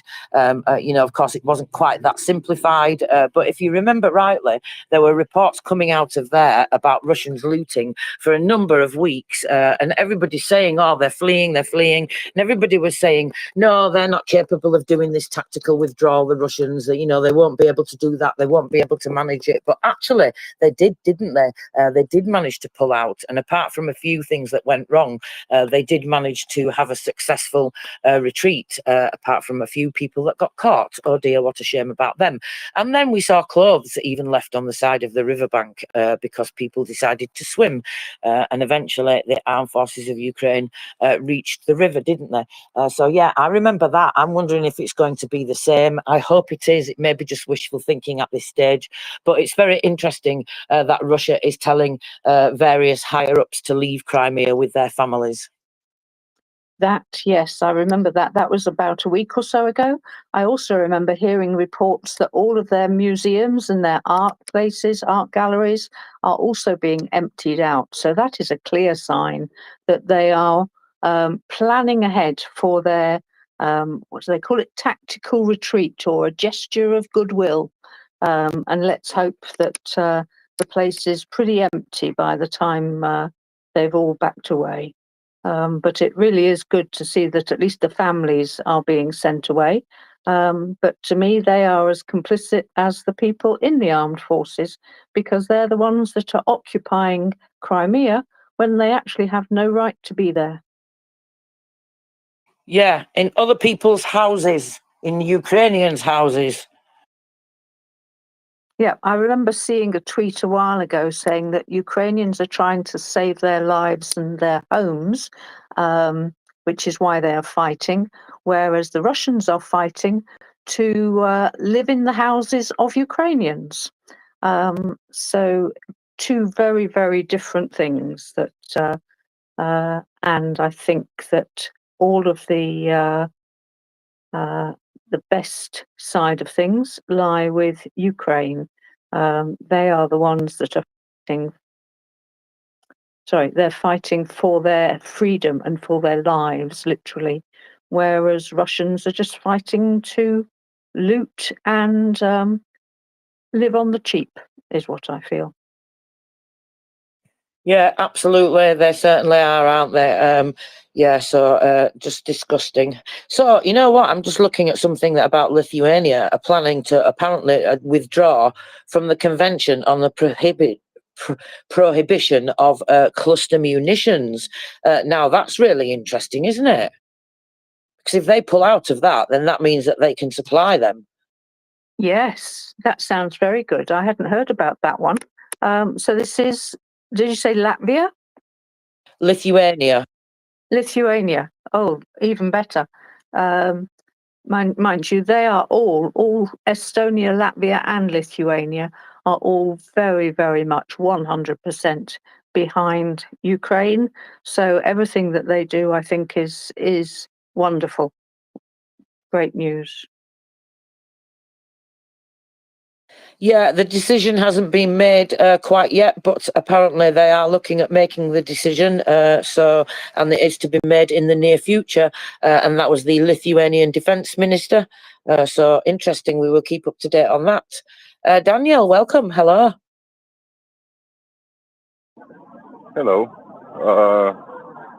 They will not go out of the Treaty of Cluster Munition because they want to give to others. Just they want to buy. It's a small difference there. Few countries don't adhere to the treaty. If I remember well, I don't think we are consignatory in full of the treaty, and we have stocks, and the stocks are just for that, stop any invasion. And because their countries are very small, not enough geographical depth, cluster ammunition are excellent for an army without armored vehicles. So it's about that. I wanted to tell you something important about Crimea. And I don't want to be cruel or without mercy, or even if they, for them, Russians, they have problem with the morals and ethics because the culture is contaminated with a virus. But idea is still like this. You cannot tell people don't go to the beach because there's a military base there. It's absurd because every country has a beach and probably an airport or military base. It's possible. The real problem is these guys cross another country border without a passport. So there are no such things like tourists, no such things like civilians. Sorry to say it, but in their mind, it's something like, okay, maybe we ask too much about Zaporizhia and Kherson, but you know, the Crimea. No, no, no, no, no. When you cross that small body of water, the Kerch Strait, you enter another country. And you enter it without border check control. Look at your passport, put your visa, and say, welcome to Sevastopol. So if you cry out loud, oh, I am dead, because, you know, these bloody, thirsty Ukrainians try to kill us, they have all the reason in the world. You know, a border guard in my country, because it's humanitarian, probably will not shoot you dead. But it's in his part to defend the rightful border of the state. And maybe you are a beach goer, maybe Krasnodar Krai don't have enough nice beaches, maybe going north to North Ossetia again is too busy, but it doesn't mean you can go in other places and expect no repercussions. It's such an attitude. Americans have an expression, Karen. Like Karen. How they dare to kill Russians on occupied territory? Woo! You know, cluster ammunitions are good. And if you are there, it's your problem, not the Ukrainian armed forces. I don't say it's nice to target people like this, even if millions were moved from 2014 there. No problem. I will not say that peninsula becomes a huge military basis, which probably made nightmares for Romanian army. Okay? But saying, what? How they dare to use this method? How they dare to provide this method? How they dare to shoot at us? It's so funny because you cannot be empathic. If I want to go in Barbados because I love the beaches in Barbados, the guys in Barbados have the right to shoot me, right? Very easy, very simple, very logical. I know the logic don't appear important, but enough me spelling bullshit about Crimea. I'll give you the nice news. Greenpeace said Romanian exploiting gas in Black Sea will be an ecological disaster. And at this moment, I'm laughing my ass off because Greenpeace fighting for the cleanliness of Black Sea because dolphins will die make me chuckle.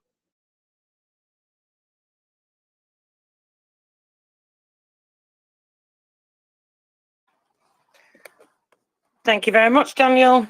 Well, I can't disagree with you on anything, actually. You know, I'm like you. I don't want to be cruel to people. I don't want civilians to get hurt, whether they are immoral, unethical Russians or not. But, you know, exactly like you said, don't go to the beach there then. You shouldn't be going there then. It's absolutely ridiculous. So I completely agree with everything you said. Okay, Terry fella, where are we to go now? Because there is lots of news to cover. Anything you've been looking at in particular? Spain has handed another package of military aid to Ukraine, so there's that to talk about. James has got his hand up. But yes, we must talk about Spain in a moment, but let's go to James first. Hi, James. Oh, hi, Terry. Hi, Tracy. Yeah, I was just wondering with the whole Crimea, Ukraine's been hitting Crimea particularly hard, especially in recent times. What are the? And I actually read that they may not even need to hit the Kerch Bridge. But I'm wondering what is why some of the upper echelons of the Russians are escaping out of Crimea, like, because there's still Ukraine's still a fair distance from Crimea. I know they've been exploding a load of air defense missiles, but my understanding is that Ukraine's still got a bit of work to do before they actually get to Crimea.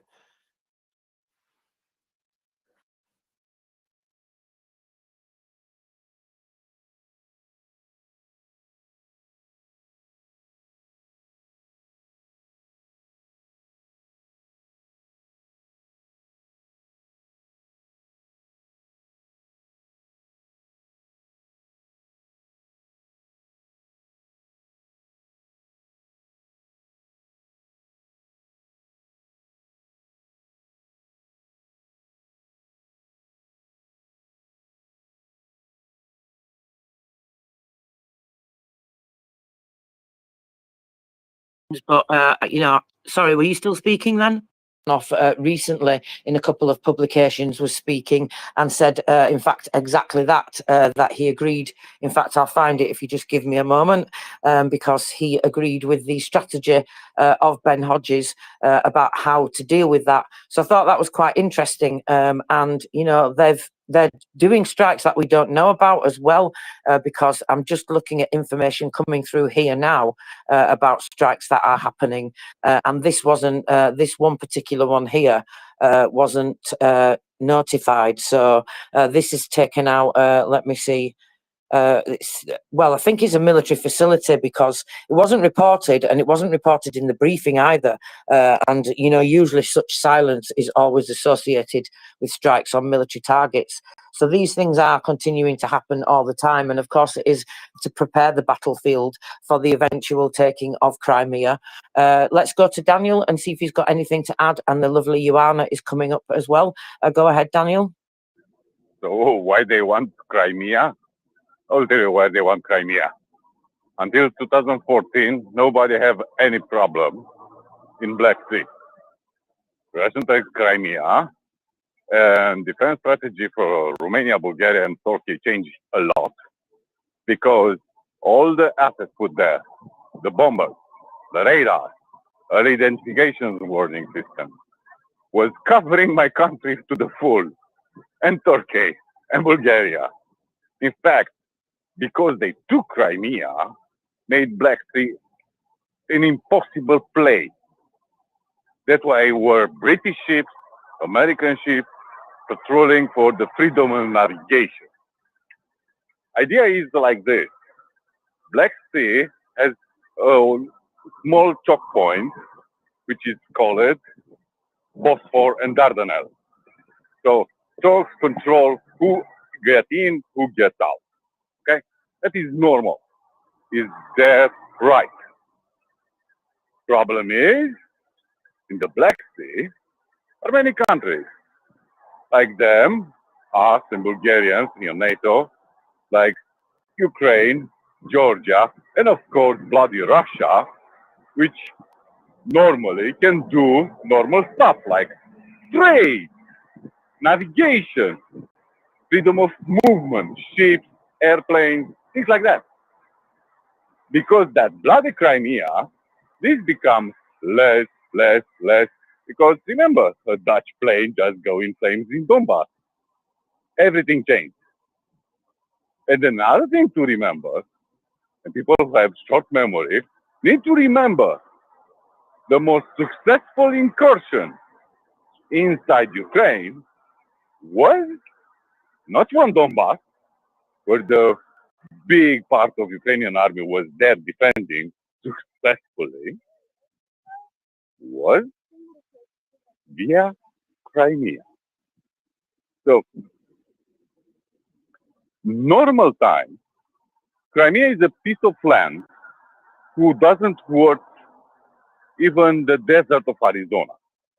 It's very arid, has few resources, and in the summer, in a horrible country like Russia where you don't have place to go to the sun, to the beach, is a worthy place. But all this peninsula, when he was taken from the Crimean Tatars, was always a geostrategic pivot to control Black Sea and to put pressures on the Turks, before that Ottomans, and their wet dream, mouth of the Danube, Bosphorus and Dardanelles. So why they hit Crimea? Because Crimea acts for the Russians like aircraft carriers act for America. It's very static, but has a lot of bases, lots of airports, a lot of radar. Look what they hit. It's not air defense only. They are the sensors, their bases, their munitions, everything. Because at that moment, when you lose, you cannot use it. You not use it, you cannot defend Kherson. That part, the southern part of the Kherson Oblast, which they still control. If you don't control Kherson, you don't control Zaporizhia. If you don't control Zaporizhia, you don't control Mariupol, you don't control south of the Donetsk. It is like a big chessboard where these guys are playing. And who lost more pieces on the board, lose the war. That's simple it is. And at this moment, Black Sea is not dominated by their navy. The airspace is probably the most contested airspace in all wars. And, soon to be revealed. After 2 years without water, it'll be interesting what will happen there. And about the bridge is useless at this moment. To hit it will be a PR stunt. It's not something which you deserve to approach. So many people involving, so many ammunition, so many risks taken. It's not necessary. Because look at them. They hit the ferries, the railway ferries. We can put 50 rail cars full of ammunition and go in the port and download them directly to the line of railway cars. So that is the story of Crimea. The thing which makes us very insecure. Thank you very much, Daniel. Just a couple of things to add before we go on to the lovely Ioana. Kharkiv is under attack, of course, because Russians be Russian terrorists. So I'm just looking at the updated information. So there was a hit not too long ago in the, the private sector in the Dahachi location, KABs. 7 people are reported as injured. 2 of those are children. everybody has had an acute reaction to stress. Inspection of the places going on, but to say that it's still under attack as well, and actually the victims have now just increased to 9. Thank you for waiting, Ioana. Welcome. No problem, Tracy. Yeah, I wanted to comment on this issue of Crimea because I believe the question was why is Crimea in danger if the troops are quite far away, the front line is quite far away, and indeed is quite far away. But Crimea is a strong point of the Russians right now because they are using it pretty much how Daniel said as a basis for their operations. Is a strategic point that enables them to control part of the south, or I should rather speak at the past tense, that enabled them to control um, pretty much the majority of the Black Sea. It makes the Azov Sea a Russian lake because, half of the Azov shore was Ukrainian before.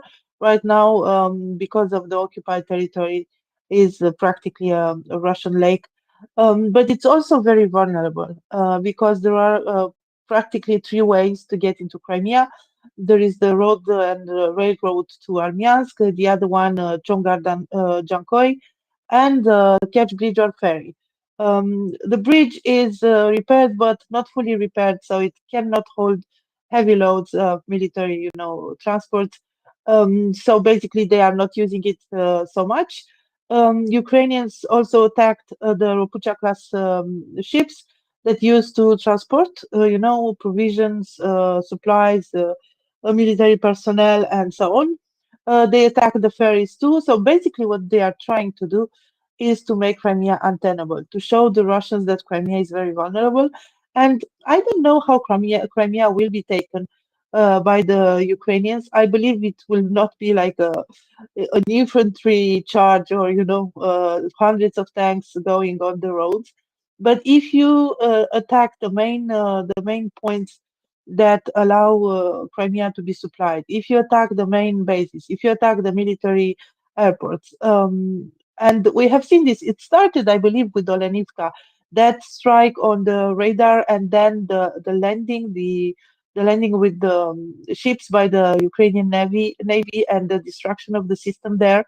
Basically, with that, they stopped Russians controlling the west part of the Black Sea. Then the Ukrainian took back the oil stations, oil rigs that were in the Black Sea that the Russians were using as surveillance base or something like this.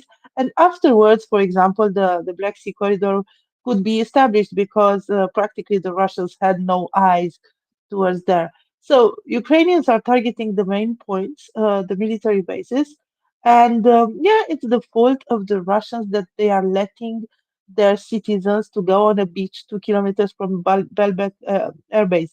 After the strike, after the attack, after the fragments of the air defense missiles fell onto the beach, injuring and killing people, because it was their air defense. We have like visual proofs of that. The regional governor of Crimea was encouraging the Russians to go to Crimea. He said, "Yeah, there is a certain risk, but everything is dangerous today, and we have like all the tours are booked, all hotels are ready, beaches are open, you can swim. Crimea is lovely. Come, come." So basically, they are trying to get their citizens to Crimea. They are looking forward to more accidents like this happening, and then they will blame US and the West and everybody for killing citizens. We know that Ukrainians only target military objectives, and they targeted the Belbek air place, airport, because of the air defense, or just the air defense malfunctioning fell on the beach. Because of this, Russians are accusing everybody else but themselves that they are, culpable of killing civilians. But in fact, it's them they kill civilians.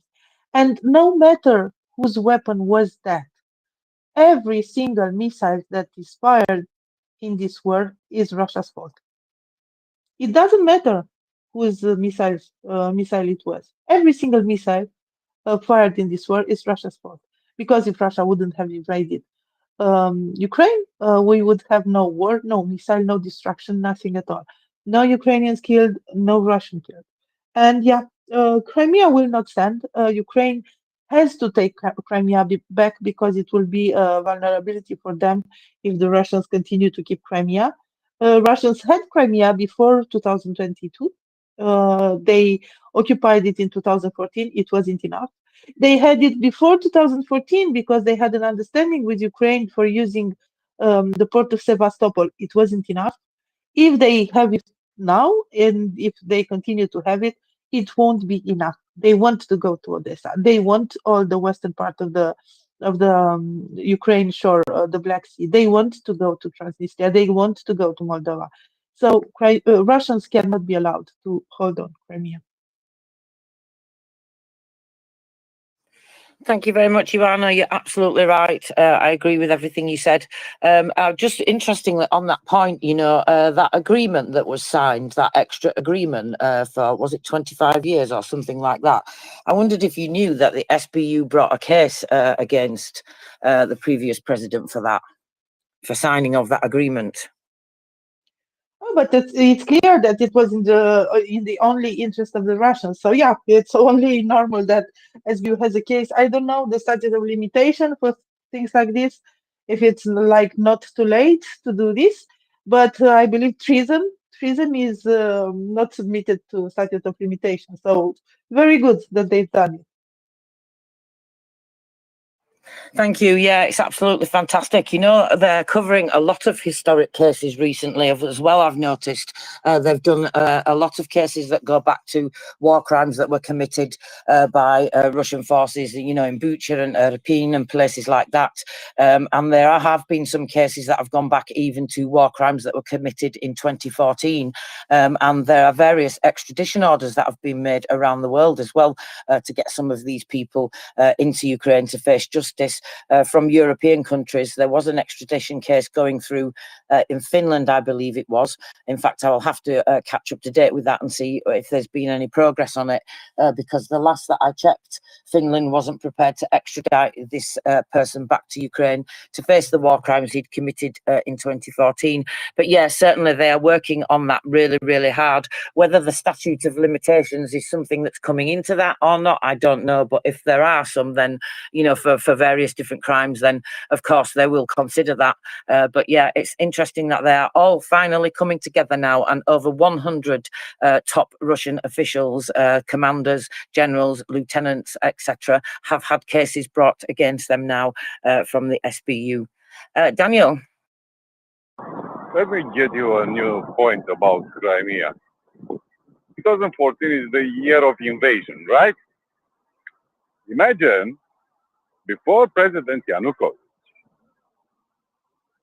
before President Yushchenko, so before the Orange Revolution in Kiev, they were very close to war, these countries, Ukraine and Russia. You know why? It was an island in the Kerch Strait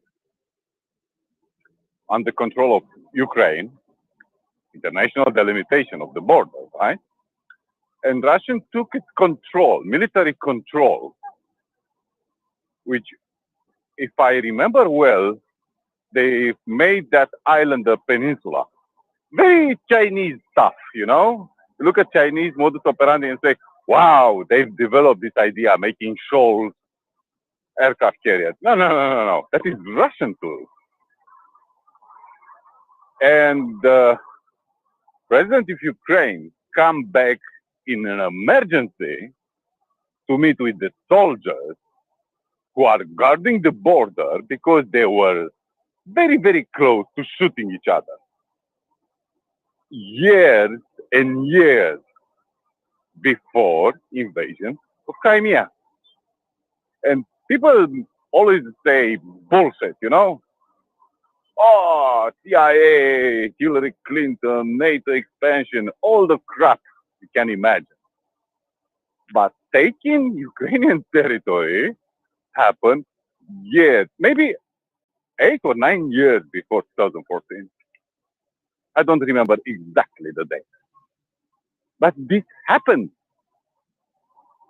Ukrainian border guards with weapons loaded, expecting to shoot Russians because they want to take an island. And this was one incident. Okay, let's say 2014, they invaded Crimea. All the bullshit, you know? Liberators, polite green men, all the bullshit. Okay, imagine Crimea is in Russian hands.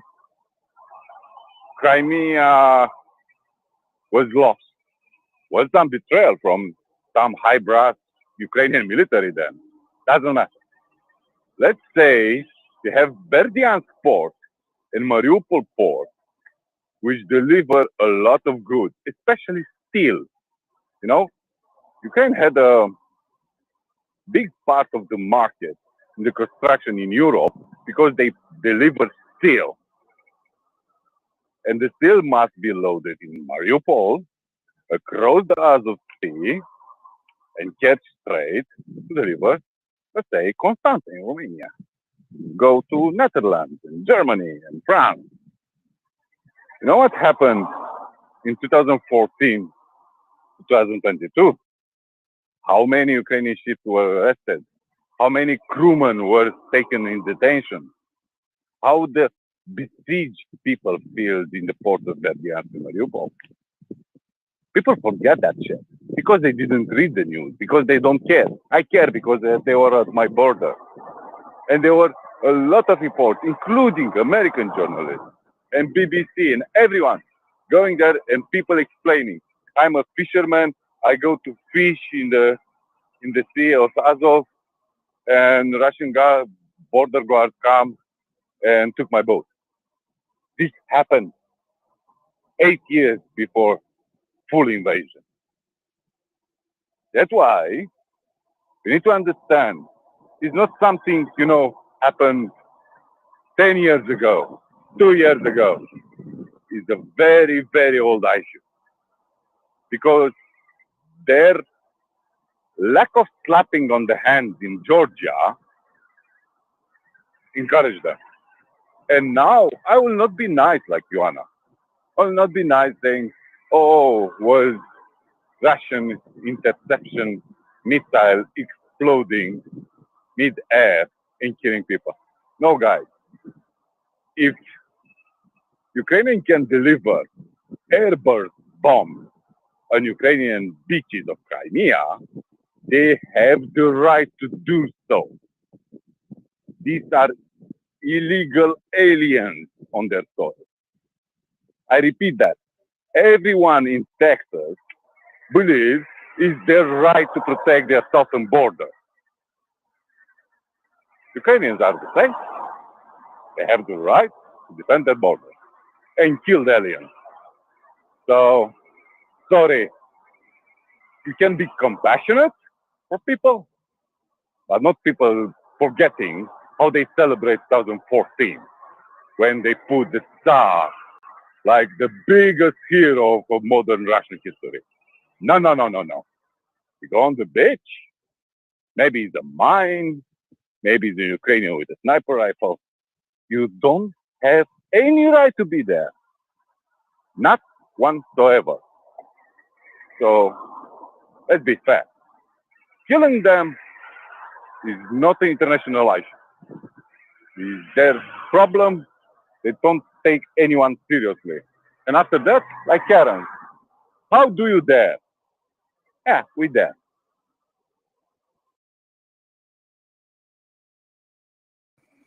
Thank you very much, Daniel.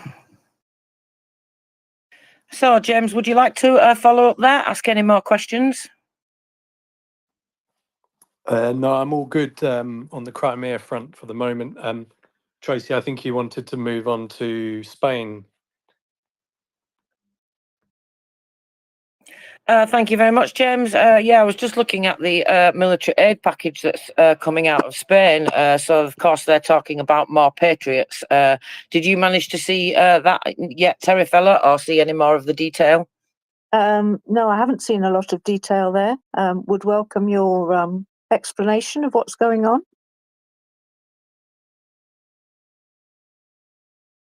Okay, so let's have a look and see some more of the detail. I was just looking at the SBU page then whilst you were talking, Daniel, because actually there were some cases brought recently that I found were very interesting to do with just exactly what you were talking about then, border guards and certain people not doing what they're supposed to do and, well, allowing Russians to come into places that they shouldn't and then standing guard and refusing to let Ukrainians in. So I was looking for that case to go over it in a bit more detail, but we can come back to that. So yeah, it seems there's been a new aid package from Spain. So they were talking about Patriots before, weren't they? And about various different missiles and things like that.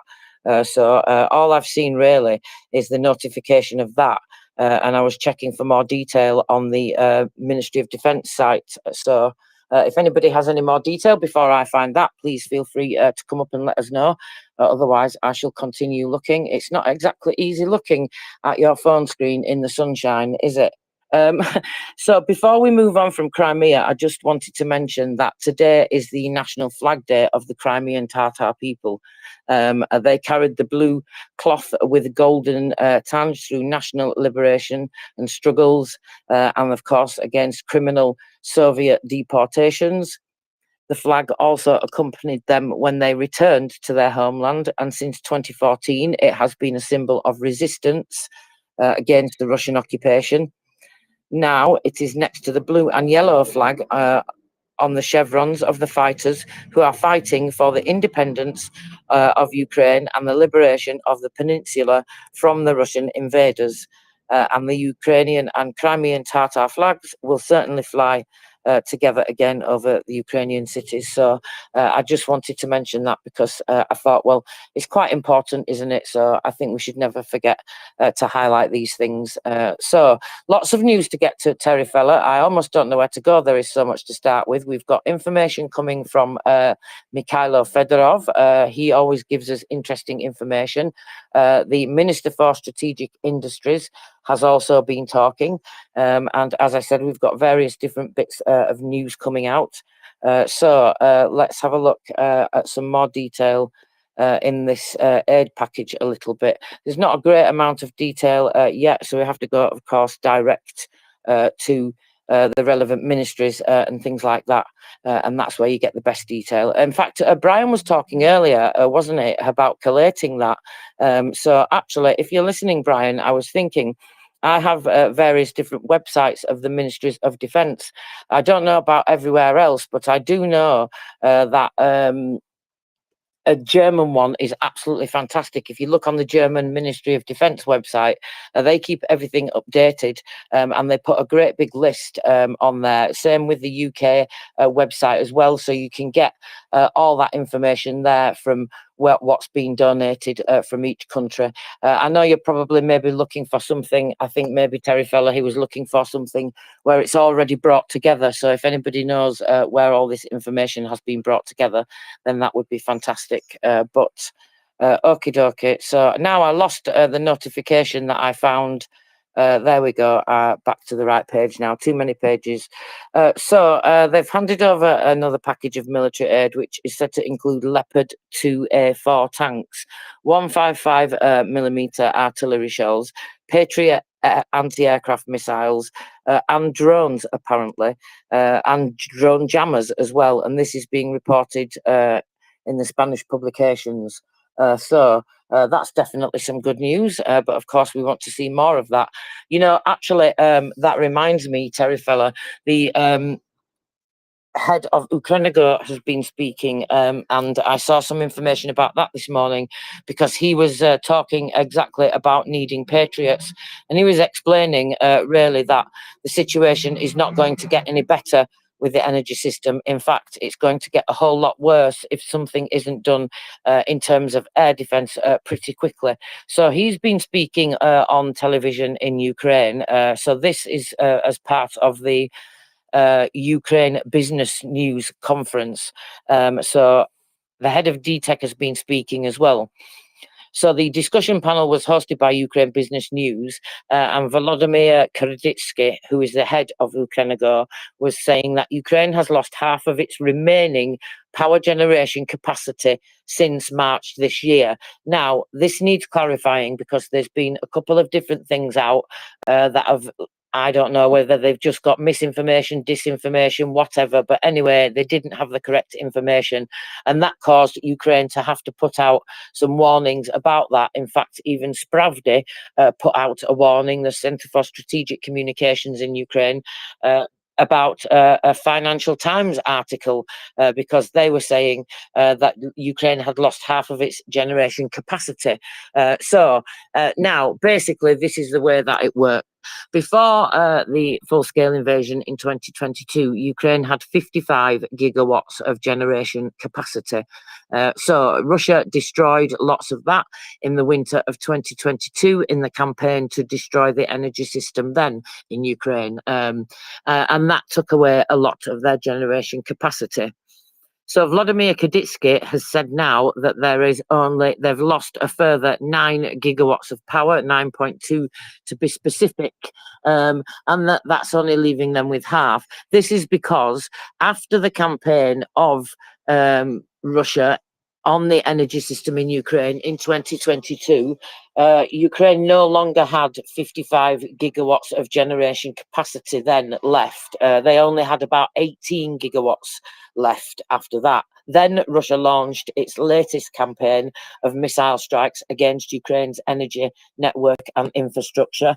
Of course, that's meant that they are now down to the 9.9 gigawatts that Volodymyr Karditsky he's talking about. So if you're getting confused with the numbers, just explaining the order of that a little bit, and hopefully that helps get everybody in the right place. So the power deficit was also actually felt by those who attended this event, because actually it was interrupted multiple times because of the rolling blackouts. DTEC have been naming the deficit in air defense missiles as the main reason for Ukraine's dwindling energy situation. For every missile that we have now to fight, 5 or 6 Russian missiles are coming in. If 10 missiles are coming in, you need at least 12 air defense missiles. So they need to start, and this is even before they start recovering, right? So start repairing. So basically, if they repair these things, Russia's just going to take them out again. So one of the main things that they're looking at now is trying to decentralize. So DTEC has also been speaking. So this is Shakuruk, is the name of the man from DTEC. I hope I pronounced that. I was very careful about pronouncing that. It could have came out sounding like a bit of a rude word. So in Ukraine, there is no capital in private hands. He's saying the capital only goes through government to government. So the private sector is at zero right now. It would need close to $1 billion just to restore 1 gigawatt of Ukraine's energy power. That's a lot of money, right, Terry fella? So when you look at this money, these donations that are coming into the Ukraine Energy Fund, for example, the European one, various donations from USAID and partners around the world, it's not even going to go anywhere near fixing that, is it? The state sector could not deliver results quickly in time, apart from a few exceptions. Therefore, we have some, but in general, it's a managerial inability to put this into practice in time. So because the money that was given to some state-owned companies will not be spent. Why will it not be spent? Because there is no organizational ability to spend it. So basically, as we know, Ukraine is having to change a lot of different things, and red tape or bureaucracy, as we say, is very often a problem in many of our countries, not just in Ukraine. And you've got to remember, they are going from an old Soviet system in many ways of working and changing to the new modern systems that they're aligning to. So, of course, there's lots of things that are going on which can cause problems in this regard, especially if the mechanisms were not already previously set up and the framework was not already in place. It's impossible to build something right now as well, he said, if you don't have war insurance, or if you have it, the average coverage is available is 1 million. but you need 1 billion. This is the third year we are talking about this, he said. There are multiple ways to cope with the deficit: decentralized power generation, restoration of destroyed facilities, and of course, importing more from Europe. So no missiles for air defense, no money to rebuild Ukraine's energy dilemma. So what do you think about that, Terry Fella? It's quite incredible, isn't it, what they're actually having to manage with and what they're trying to do. I know there's a lot of humanitarian aid, and there is supposedly support from the rest of the civilized world to help with this, but everything seems wrapped up in red tape and everything else. Something else I heard yesterday was about once the F-16s do finally get into the country, one of the thoughts is that the F-16s will actually protect the west of Ukraine so that the air defense systems that exist there at the moment can be moved further forward over to the east. So hence the reason why getting those F-16s into the country is going to be so vital. That the whole idea is not that those F-16s will come over to the Far East where they could be vulnerable, but to keep those protecting the entire western area so that the air defense systems that they've got can be put to better use. But even better would be to get more air defense systems into the country.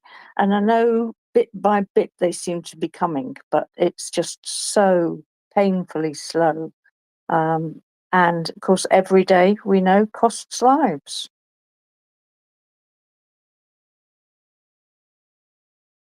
Yep, absolutely. It certainly does. Ukrainian lives, that's exactly what's happening. And this is why it's a good point, actually. I think, listening to people talking about that, as you were saying with the F-16s, it does make sense, doesn't it? Even if you don't understand military strategy and you don't have a military mind like we do, when people like Latan and others that know about these things explain it, it does make complete sense what they're saying. Absolutely, 100%. I mean, I can't say I even considered thinking anything about war strategy and all the rest of it, and the difference between tactics and strategy and logistics and all the rest of it. But I've certainly learned a thing or two, but I can't say that I've learned it in the sort of detail that some of these guys, they really, really know their stuff. And to me, that makes total sense. Keep the pilots safe, keep the engineering staff safe over in the west, and protect. I'm sure there's probably quite a large area that the F-16s that will be coming in will be able to protect, and the whole idea of being able to get all of those air defense systems that are currently protecting maybe Kyiv and Odessa and everywhere else further over into the east, and to do their thing down in Crimea and across the border now that Ukraine is allowed to go across the border a bit, should make a lot of difference. I just wish it would all hurry up.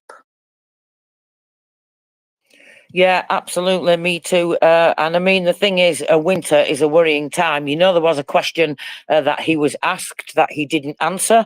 So he kind of sidestepped it. And that was the question about, because somebody had asked him exactly how much generation capacity of all of it that you have is normally needed to supply winter. So I think basically what the questioner was trying to get to is there going to be enough to cover winter, basically, because of course everything goes up by then. And he wouldn't answer that. He sidestepped it and said, there are multiple ways to cope with the power deficit: decentralized power generation, restoration of the facilities, importing more from Europe, but these all come with their issues. We have to recover as much as possible.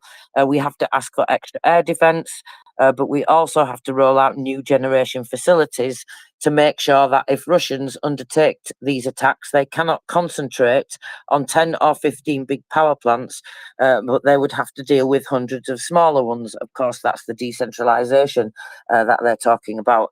This is what we talk about now, he said.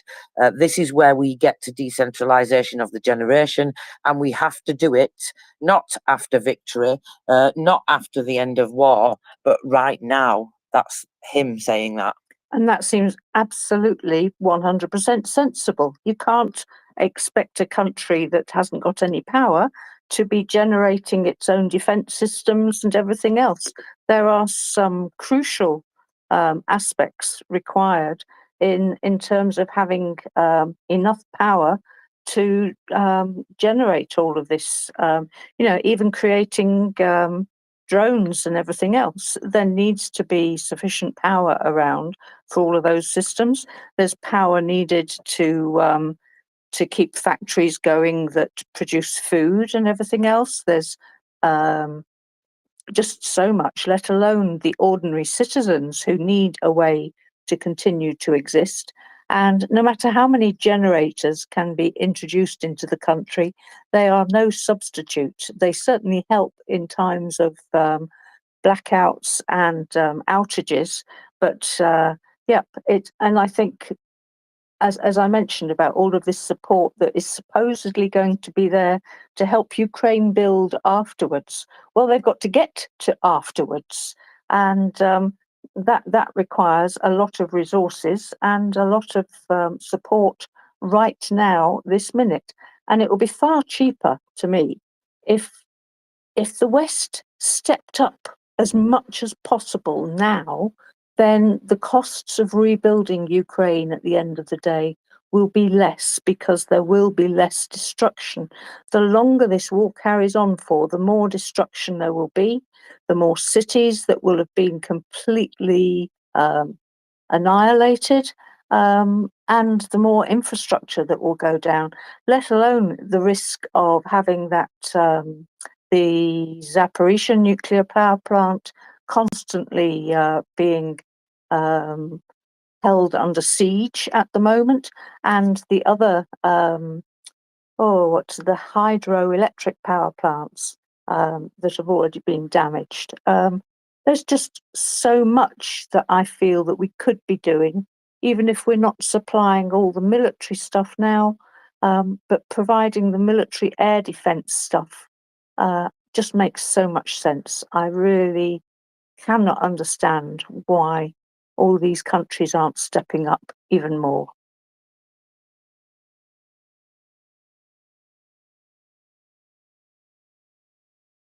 Yeah, absolutely. Did you see that Andriy Yusov, the representative for the GUR, was speaking this morning about this prisoner exchange? And he was saying that apparently that's not it. There's to be more good news. We are doing everything possible so that there will be more good news in the coming days, he says. The prisoner exchange operation is still ongoing. Even if the Red Cross did not see someone for some reason, the registers of the coordination headquarters and the National Information Bureau information of the SBU take into account and collect all the information. So in other words, you don't need to tell us about the people that you have there necessarily, Russia, because we will find out anyway, because Russia has not been forthcoming with some of the information, have they? And then I was just looking at something extremely interesting. I did not expect to see this here, but the Minister of Strategic Industries, Alexander Kamishin, he's making a report here.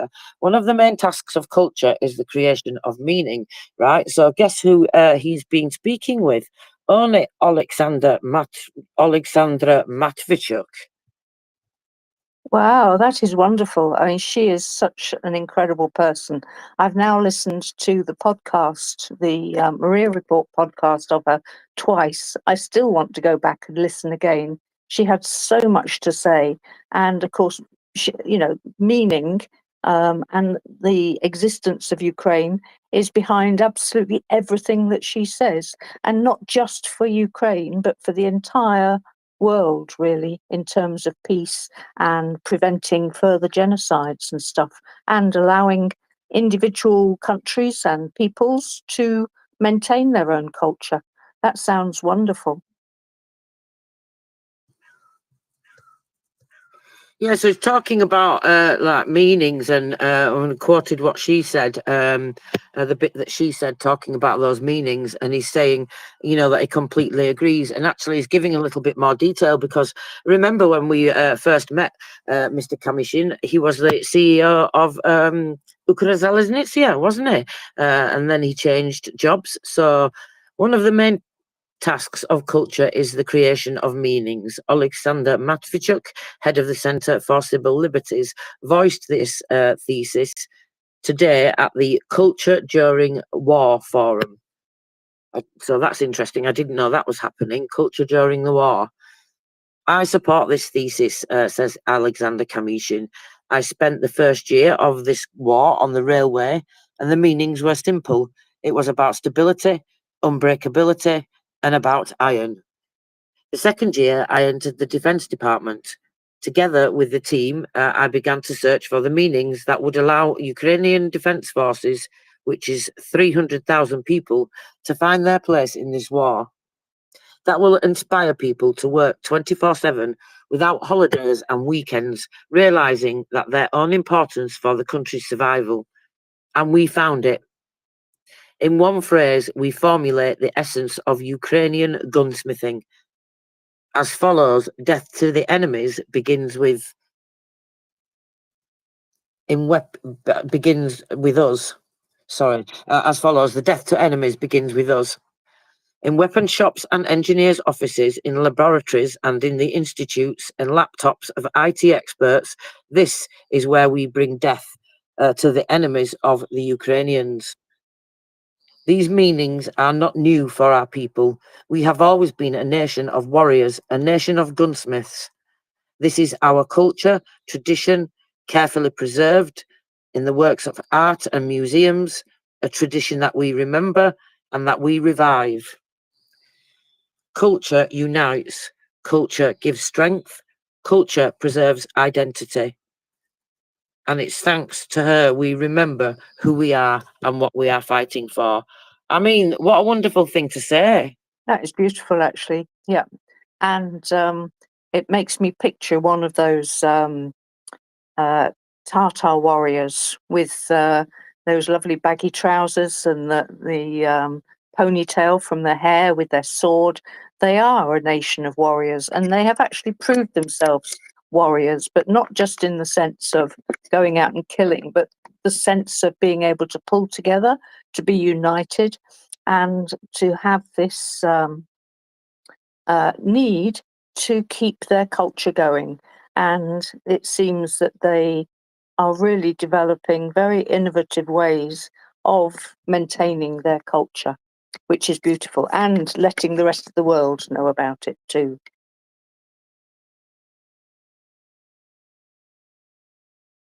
Yep, that's the important bit, isn't it? Letting the rest of the world know about it.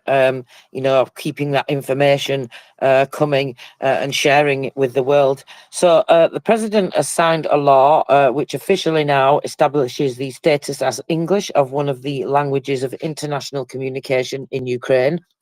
The law also defines who is required to speak English, and they've put out some infographics and some details about that. So that's now all done and dusted. These things happen and we get the notifications, don't we? And then, of course, you have to wait until these are actually signed before they are put into law. So I think just to mention that. And the Ministry of Digital Affairs, like I said, has published that report on artificial intelligence, which we will go into in more time. Did you see all the wonderful pictures coming from Europe with all the flags and all, you know, the great big massive smiles of everybody meeting? And did you see all that, Terifella? Some beautiful pictures from President Zelensky. I did, yes, absolutely amazing. And it is good to see that this support behind Ukraine is seemingly, at least in appearance's sake, stepping up. And I think, like we often say between us, that there is probably a lot more happening behind the scenes than we actually see. So to see that much unity and that much support around hopefully means that there's a lot more going on that we have yet to hear about.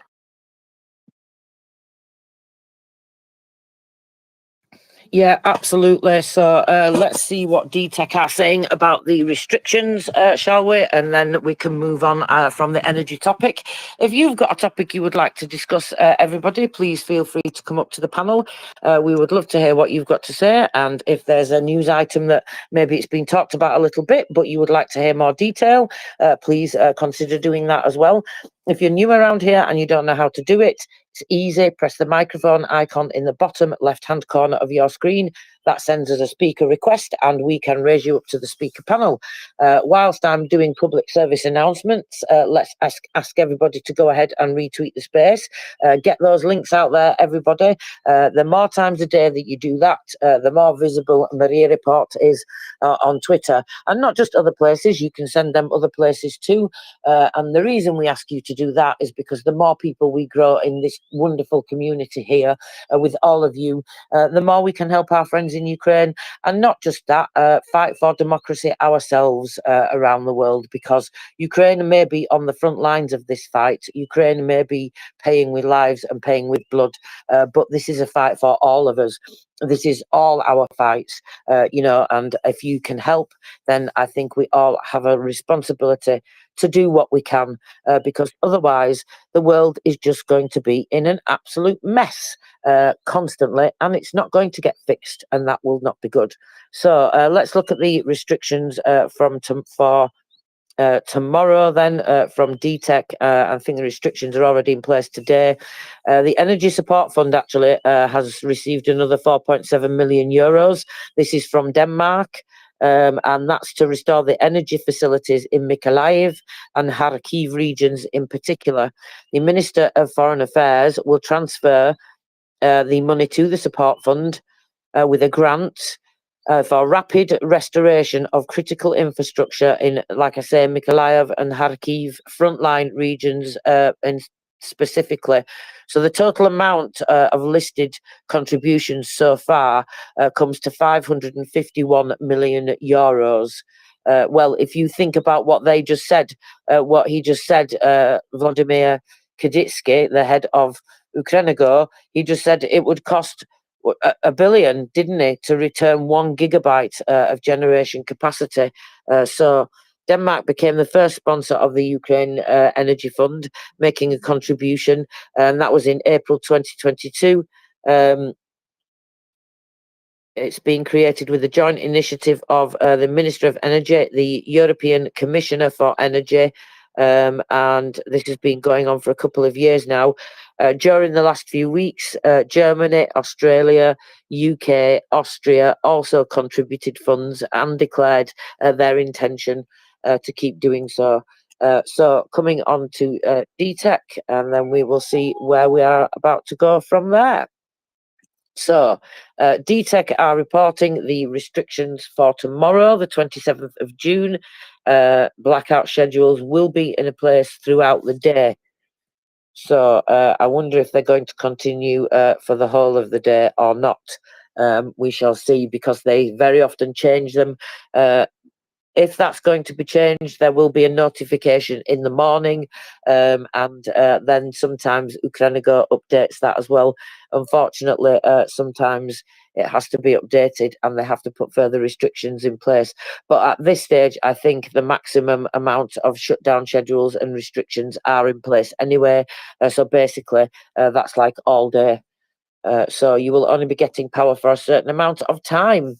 I was hearing the lovely Robin talking about all her preparations the other night, Terry fella. I don't know if you heard. It was such a wonderful segment with Alan and Beneficial and Robin talking about all, the things that she's going to be doing and all her planning and preparations and everything else. And it was just absolutely a really beautiful segment. I missed that. I must have fallen asleep, I reckon, by then. But yes, is she on her way already, or is she just about to go?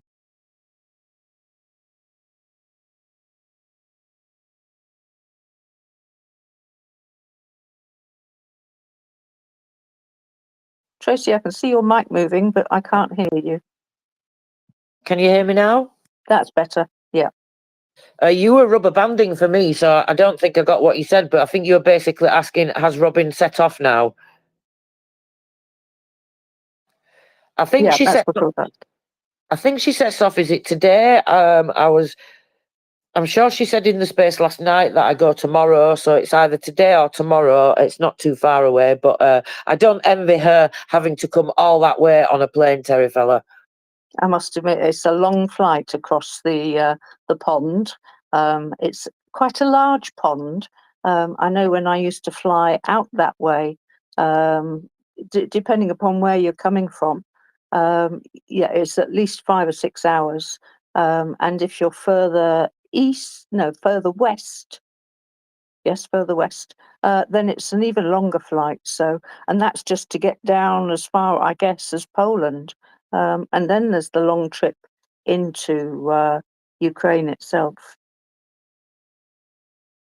But I think she's so excited about it. It will be wonderful to hear from her when she's there. Yeah, she was saying, I don't think she quite believes it until she's actually on her way or something like that, which is kind of understandable, isn't it? You know, I feel the same. It's like a chance of a lifetime, you know, and something that I didn't think was going to happen, as I said to you. But you know, I just kept it quiet, me, until you lot started telling everybody. I was like, I just get on with it, me. Book the things, book this, book that, make applications here, there, and everywhere, and just get on my way. It's just the way I do things, Terry fella. I don't think to ask for help. It doesn't occur to me. I guess we all work in different ways, but I, a bit like you, ever since the beginning of the full-scale invasion, I have just been thinking, I just want to get out there and do something practical. But of course, finances and everything else were in the way, and then we just never knew quite what was happening. But now I've got that opportunity, and I want to grab it with both hands. And I feel sure that, you know, if there's stuff going on next year, I might well be going out again. But yeah, got to get through this one first. But one, I'm so excited to see the country because it just seems like an amazing country. But two, to get to know the people. I want to come across so many soldiers, obviously not on the front line, but, you know, I'm sure we'll come across them in some of the villages, in some of the towns and the cities, and just to shake their hands and give them a hug and say thank you, and to let them know that the rest of the world is there to support them in more ways than one, that we are there. They're stuck with me, is how I view it. They're stuck with me forever now. I don't think that's a bad thing, Terry fella. I think that's definitely a good thing. But I know what you mean. Yeah, it's just that wanting to do more, wanting to be able to help, you know, in any way that you can. And we can all have the incredible privilege to be able to do something like this. But it fell on you and I think this is just the way things are meant to be, Terry fella. I'm not very. It's really funny because I'm very scientific, but I'm also very quite spiritual as well. And I really believe in the power of the universe. Do you know, I was just about to say it's for me, it's not religion so much, but it is the spirituality, the belief in the universe. Yes, I am a great believer in what the universe can do. And I mean, we see that, don't we, all the time, with the fact that Mother Nature doesn't really seem to appreciate what Russia is doing very much. It seems to be inflicting its own little bits of not very nice things on Russia. Yeah, justice. You know what's amusing as well is that part of Russia is on fire and the rest of it is underwater. And if you combine those two together, maybe they might be okay. But they cannot seem to do that somehow. Nope. And something I saw the other day was about one of those buildings that they thought they'd put out, but they hadn't checked everything over properly, so it was on fire again.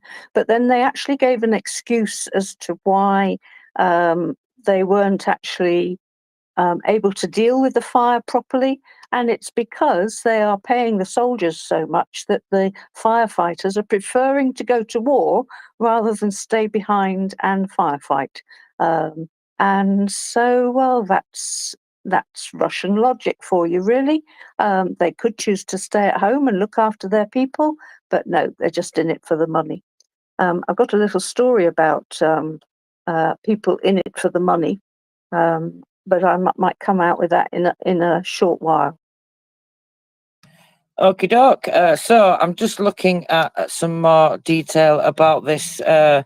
Yesterday, a Russian 9M3330 air defense missile detonated in midair, and the debris fell on the beach near Sevastopol in occupied Crimea, temporarily occupied Crimea.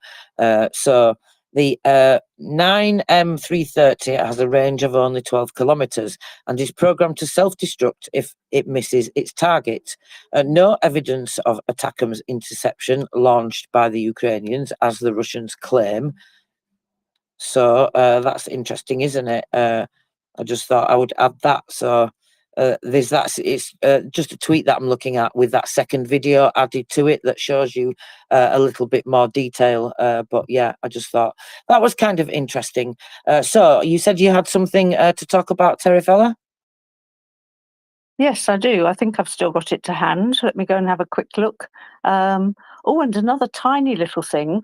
Did you know that Russia feels that the SBU and GUR have conducted an operation to mine Sevastopol Bay?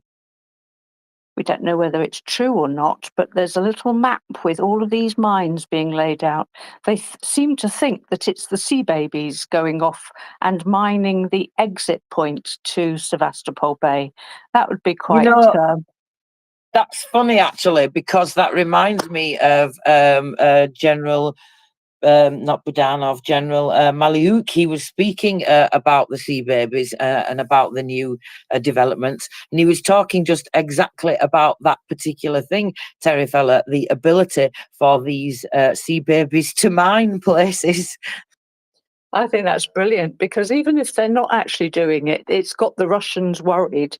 And the more we get the Russians worried, the better it is. Right, let me disappear behind the scenes and try and find what it was I was looking for. I know I saved it in saved messages. So while you do that, I will just quickly ask people to consider making a donation to our fundraiser, which is, of course, the first post in the nest. It's actually the only post in the nest at the moment. I will have to rectify that. Now, listen, we've not got very long left of this collection, everybody, and we've not been doing as well on it previously as we have with previous ones. Now, I know that that is all because you all dug really, really deeply for our last fundraising campaign, which was, of course, incredibly important to provide those generators for hospitals and medical facilities in Kharkiv. And thank you to all you amazing people. We were actually really oversubscribed on that fundraiser, and we were able to then, MriyaReport was able to work with the teams and provide some solar generation units to Dr. Kirillov's hospital as well. Now, if you don't remember or you weren't here at the time, we were visited by Dr. Kirillov. He came as a guest not too long ago and spoke to the amazing leader and Princess Cannoli. That was a fantastic discussion, which is on Spotify, and I will put that in the nest, actually, because as I'm talking about it, I think it's important. One of the questions I asked in that segment actually was about those generators, because I did think that they had those old ones at Dr. Kirillov's hospital, Terifella, you know, the gas generators, the fuel generators, those types of things. You've got to put diesel in them, etc. Loud, noisy, dangerous, not convenient or anything like that. And of course, a target for Russians with a huge heat signature. So thank you to all you amazing people. We were actually able to get these power units, these solar power units, to Dr. Kirillov's hospital, which I'm sure he would have been over the moon with. And this is the direct impact that we're all having. But we need to do the same now. We need to dig really deep, and we need to all consider just giving a little bit more if we can. If you can't give a little bit more, we don't want anybody to feel guilty. We don't want to put pressure on anybody at all. But when we give you this information, it's just to give you the information. And of course, we have to consider new listeners that may not have previously heard this information, as many of you have.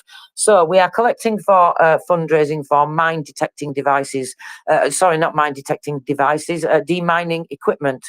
Now, why am I getting confused? because all you wonderful people already did raise funds for mine detecting devices. 17 of those MriyaReport was able to purchase and send them to Ukraine, and those devices are saving lives every single day. So, and you can do the same here now. Take some change out of your pocket, have a look at it. This is a little experiment I've started doing the last few days. I want you all now, wherever you are, to put your hand in your pocket, in your purse, in wherever it is you keep your cash. If you don't keep cash and you haven't got cash on you, why not check out your bank account and just look at the last few pounds or the change on the edge of your bank balance? Can you afford to put that towards saving a life? Would you like your money, that cash that you are looking at in your hand right now, that change that you are looking at on the end of your bank balance, would you like that money to be saving lives in Ukraine? If the answer is yes, then click on that post in the nest and go across and make a donation using that payment link there. And then we can turn that into buying equipment for the state emergency services of Ukraine. These are the people that go out into newly liberated areas, and they get called out by the public when they public find explosive devices and things like that. And so they have to deal with a great deal, a variety of mines, booby traps, and all those types of things. So because of that, we are trying to get them these fancy, snazzy, top of the range Leatherman multi-tools. Now, these guys will have very basic tools, of course. They're not going out into the field to do their jobs without equipment. Ukraine would not do that to them. But the equipment that they do have is very, very basic, in some cases very old, Soviet type stuff, and they need new things. They need ear protection because all they have are these things that they stick in the ears right now, which is obviously no good, or, you know, ear defenders, we call them here in the UK, and that protects their hearing. It protects their hearing from permanent hearing loss for the rest of their life. So that stops them having a disability as well for the rest of their lives. And these multi-tools allow them to get rid of these despicable, disgusting, explosive devices that Russia has placed everywhere. Now, they're doing absolutely incredible, so let's help them as much as we can. Like I say, have a look at that change and see if you can afford to put that money into action, saving lives. And of course, don't forget to share and tell everybody else, because that's really important to raise awareness as well. You know, up to a third of Ukraine's territory is mined, and every single day people are injured or killed by mines. And this is something that goes on every single week without fail. And they're doing an incredible job. So let's help them. Let's get them 100 multi-tools. Let's get them 100 sets of hearing protection defenders and communication equipment too, so that they can communicate with their colleagues whilst doing this very dangerous work. So thank you very much, everybody, for listening to my public service announcement. Apologies, Terry Fella, I went on a bit long there. That's all right, Tracy. It's very important, I think. And one final thing to mention there as well. Two things, actually. One is, if you can't afford at the moment to donate, then we don't mind at all. As Tracy said, there's no need to feel guilty about anything. Retweeting, liking the space, improving its visibility to that particular tweet. You never know who might then see that tweet, and they could be the one person that has plenty of funds and they've just been looking for somewhere specific, and this is exactly the right fundraiser for them to donate to. So that's what I really like about the ability to retweet. The other thing is that the only way to donate is to use either the link in the tweet that will take you to the MriyaReport.org website and the donate page, or to go to that page directly yourself. We do not use PayPal in any form, and we will never, ever send you a DM. But even in ordinary tweets, if you ask, does anybody do PayPal? And somebody responds, ignore that post, in fact, report it, because that is somebody trying to scam you. We've had a few of those things happening in the past.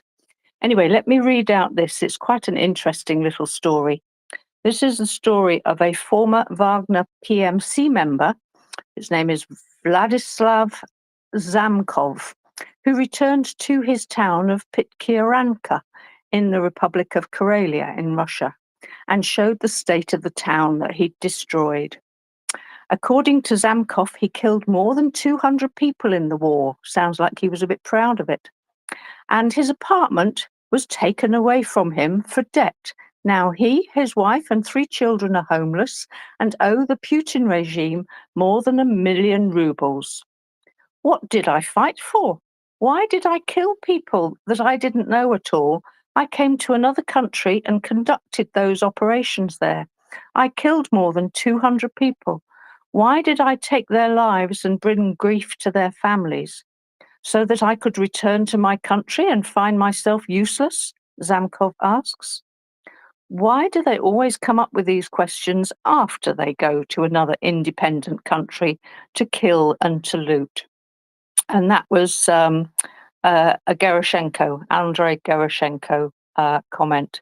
Another little thing, just to show the Russian nature, not that we focus on it too much, that Solovyov apparently has recently stated again, I would wipe Odessa, Mykolaiv, Kharkiv, and Kyiv off the map. I would give the citizens 3 days to leave those cities, 3 days. After that, I would strike, because Crimea is being struck by Odessa and Mykolaiv, and Belgorod is being struck from Kharkiv. And Kyiv is the center where all these decisions are made.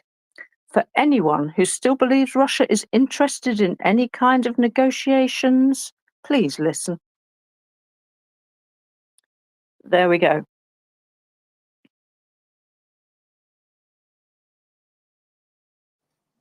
Wow. Please listen. I like that. So I'm just looking at a video. This is disturbing, but I think we should all share it because this is a video from the 24th Brigade. Chaziv Yar. The Russians are destroying the city with sun cakes. Soldiers of the 24th Brigade, named after King Danilo, are holding the settlement and destroying the invaders. The fiercest battles continue in the area of Seversky Donetsk, Donbass Canal. The occupiers are mercilessly shelling Chaziv Yar with heavy Solsbach I can never say that word. These flamethrowers, basically. It's a despicable weapon, and I like seeing them explode because they go up like a lovely firework. So this video has been shared by the 24th Brigade. So I'm going to share it because I think people should see it. It's taken at night, so it's not really graphic, but it does show you the huge explosions. Sorry, I just got distracted by that Terry fella. We've got the lovely Dan here. Dan, hello, welcome. Good morning. Well, it's morning for me. I don't know. I don't feel too lovely today, but I guess I'm alive and I'm walking, and I guess that's lovely. Terry, what you just read, if you could get a chance, could you, and I don't see it up in the nest, could you DM it on my timeline or DM it to me? I'd appreciate it. I will But do whenever, that. It was actually over in Telegram. Do you have access to Telegram, Dan? no, I don't do Telegram, and I only go on Facebook when I go on Facebook through the internet. Right. I don't keep it on my I'll phone because I do, had trouble. Huh? yeah.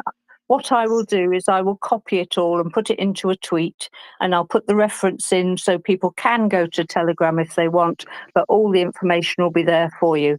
So do you want the one about what Solovyov was saying? The one you just read, the last Yeah. one. Who? Yeah, was that her? That was Solovyov. That propagandist that's on the TV, the awful Oh yeah. male one. It's so hard to pronounce their name. So that's what it sounds like. Yeah. I think it's actually Solovyov, but I like to mess his name up just because he's so repugnant. Well, I'm gonna pronounce his name Slobvov. Slobvov. But thank you. Yeah, I will do, Dan. Give me a little while and you'll get it. Mary, welcome. Hello. Good morning, Tracy. Good morning, Terry. And hi, Dan. I have a question, if I may, that's unrelated to the news. May I? Absolutely, Mary, go ahead. The question is to the entire audience listening now worldwide. I want to know how many people, or not how many, but I want to know if people have been able to bring their friends, acquaintances, colleagues, neighbors to MriyaReport from real life, in-person exchanges with what Christopher James said in mind. What have you done to support Ukraine today? And I would say that my deepest regret is not that I didn't respond to what happened 2 years ago, but that I didn't take the gloves off, so to speak. What I should have done was what the Ukraine rally does every day here, but I was too ill, I couldn't do it. But Ukraine Rally is out there on the street, visible, tweeting and speaking to legislators every single day. And that's a group of people who have faithfully, through rain and shine, every day, stood outside of the House, the congressional office buildings, or in front of the White House in order to be seen and to create awareness for Ukraine. So there's a lot of real life activity going on in America. You have also DOCO, the Daughters of Ukraine, with Princess Cannoli working on that. And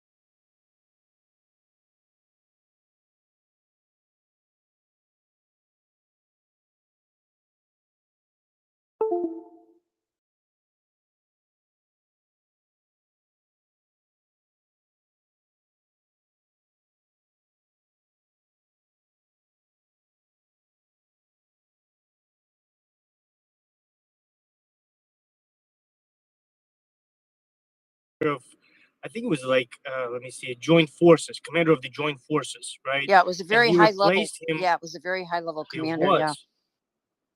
Yeah, and he replaced him with General Andrei Ignatov, and it's a very important move. I mean, for me, I'm not going to delve into it, but you know, one of the reasons he went there is to really bring that general with him, right, to the front lines and kind of show solidarity, support, and kind of reinforce his decision, right? Because this is not one of those moves that you can just kind of sit in the office and, you know, fire some people, put somebody else in place, and just kind of let them do their thing, right? I mean, I think it's just such a powerful leadership move, right? To be present there during this changeover, right? To kind of show everyone that this is the man that, you know, he's put in charge now.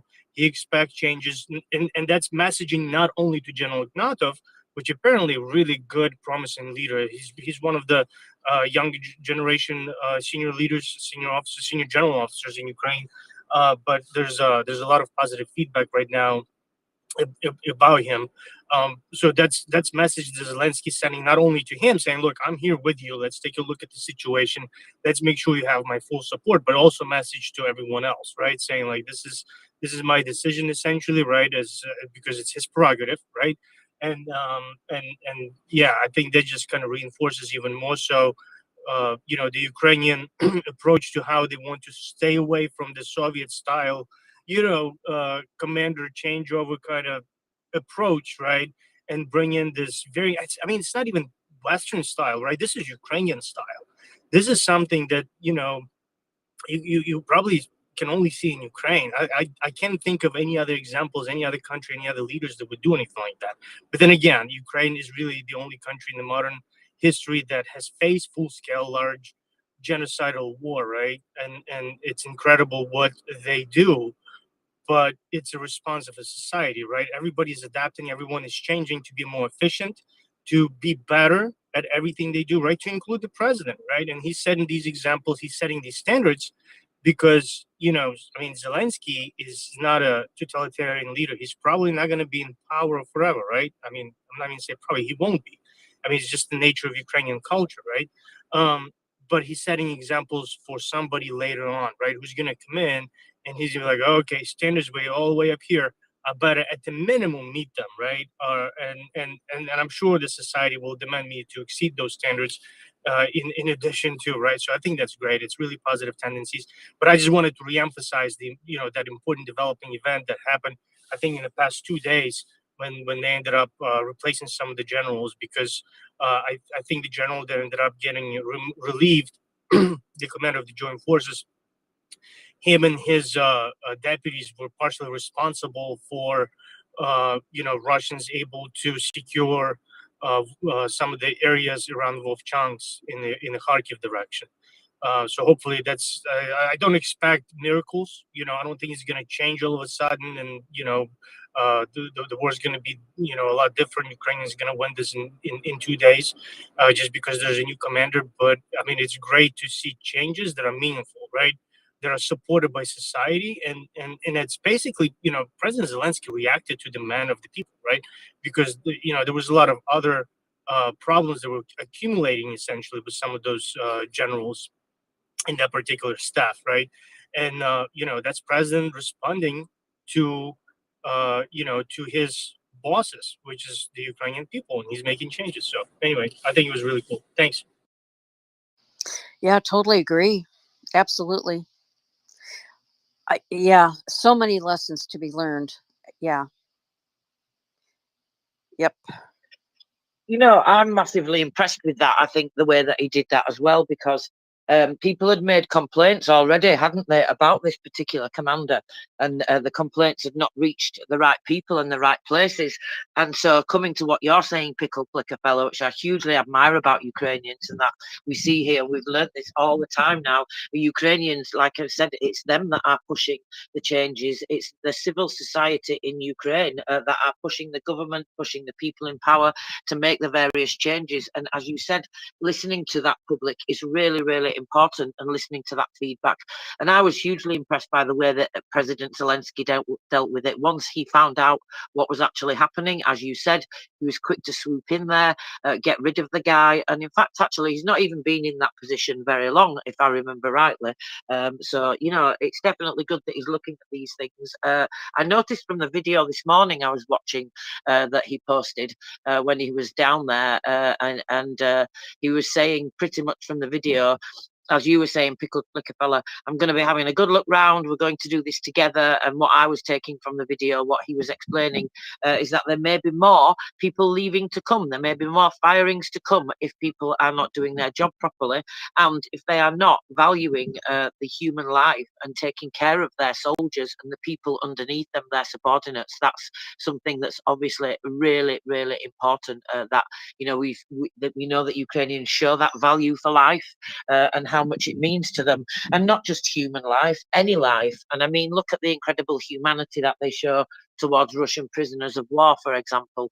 You know, I've said on many occasions, I would like to think that I could be as admirable as the Ukrainians and as honourable and how they are, but I'm not sure that I could. I have to say, I think I might have to get my big stick out, Pickled Flicker Fella.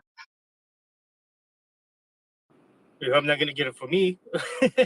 No, Tracy, I mean, I don't know. I think you already qualified. Come on, like everyone in this space has qualified. That's just my humbling opinion. I know I don't have a lot of pull, but if it would be up to me, that wouldn't be an issue at all. No, but you bring up such a good point, Tracy, and this is something that I always forget to emphasize. You know, because one, I see it as a second nature, right? But the reason I see it as a second nature and understanding, because you know, I feel like I have a little bit more, you know, cultural connection to Ukraine and historical context as well, as opposed to some of the people who don't really know anything about this, you know, conflict. Obviously, you know, the present company is 100% excluded because you guys know a lot more than I do. But you know, the point that I'm trying to emphasize is that when we're looking at this, you know, Ukrainian brave resistance to Russian genocidal war that they are waging against Ukrainians, it's important to remember Ukraine is fighting basically at two fronts, right? And hear me out. Two fronts, meaning the external threat that the Russian criminal forces present, and the other one is really internal struggle. An internal struggle manifests itself in this lingering of this Soviet kind of mentality, right? They had influence and brainwashed a lot of people, unfortunately, right? Not only in Ukraine, but across the whole post-Soviet, you know, bloc space, essentially, right? Some of the countries that were geographically a little bit more distant from Russia have adapted and made changes faster than others, right? We talk about Baltics or Poland or other states, right? But unfortunately, Ukraine was just, you know, because it's geographically closer, it had, you know, tighter ties, right? Apologize for tautology here.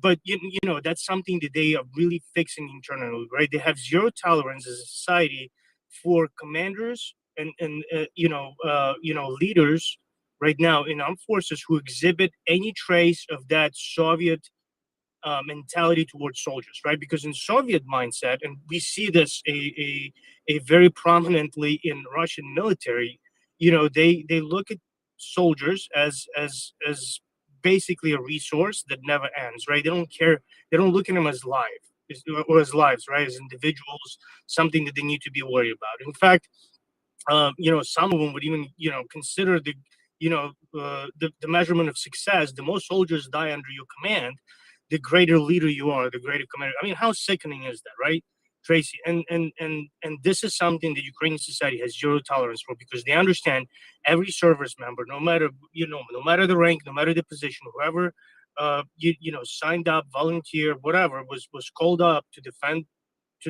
the nation, deserves the best leadership the nation can offer. And there's just so many talented people and soldiers and leaders and generals, officers, NCOs, whatever, in Ukrainian armed forces that unfortunately sometimes are being suppressed by these relics. You know, they're leftovers from the Soviet Union that unfortunately failed to adapt, but managed to survive somehow by slipping through cracks, right? And it's a very big challenge for Ukraine to also undertake, while they really, you know, essentially battling, you know, a very large, very aggressive adversary that doesn't fight by the rules, right?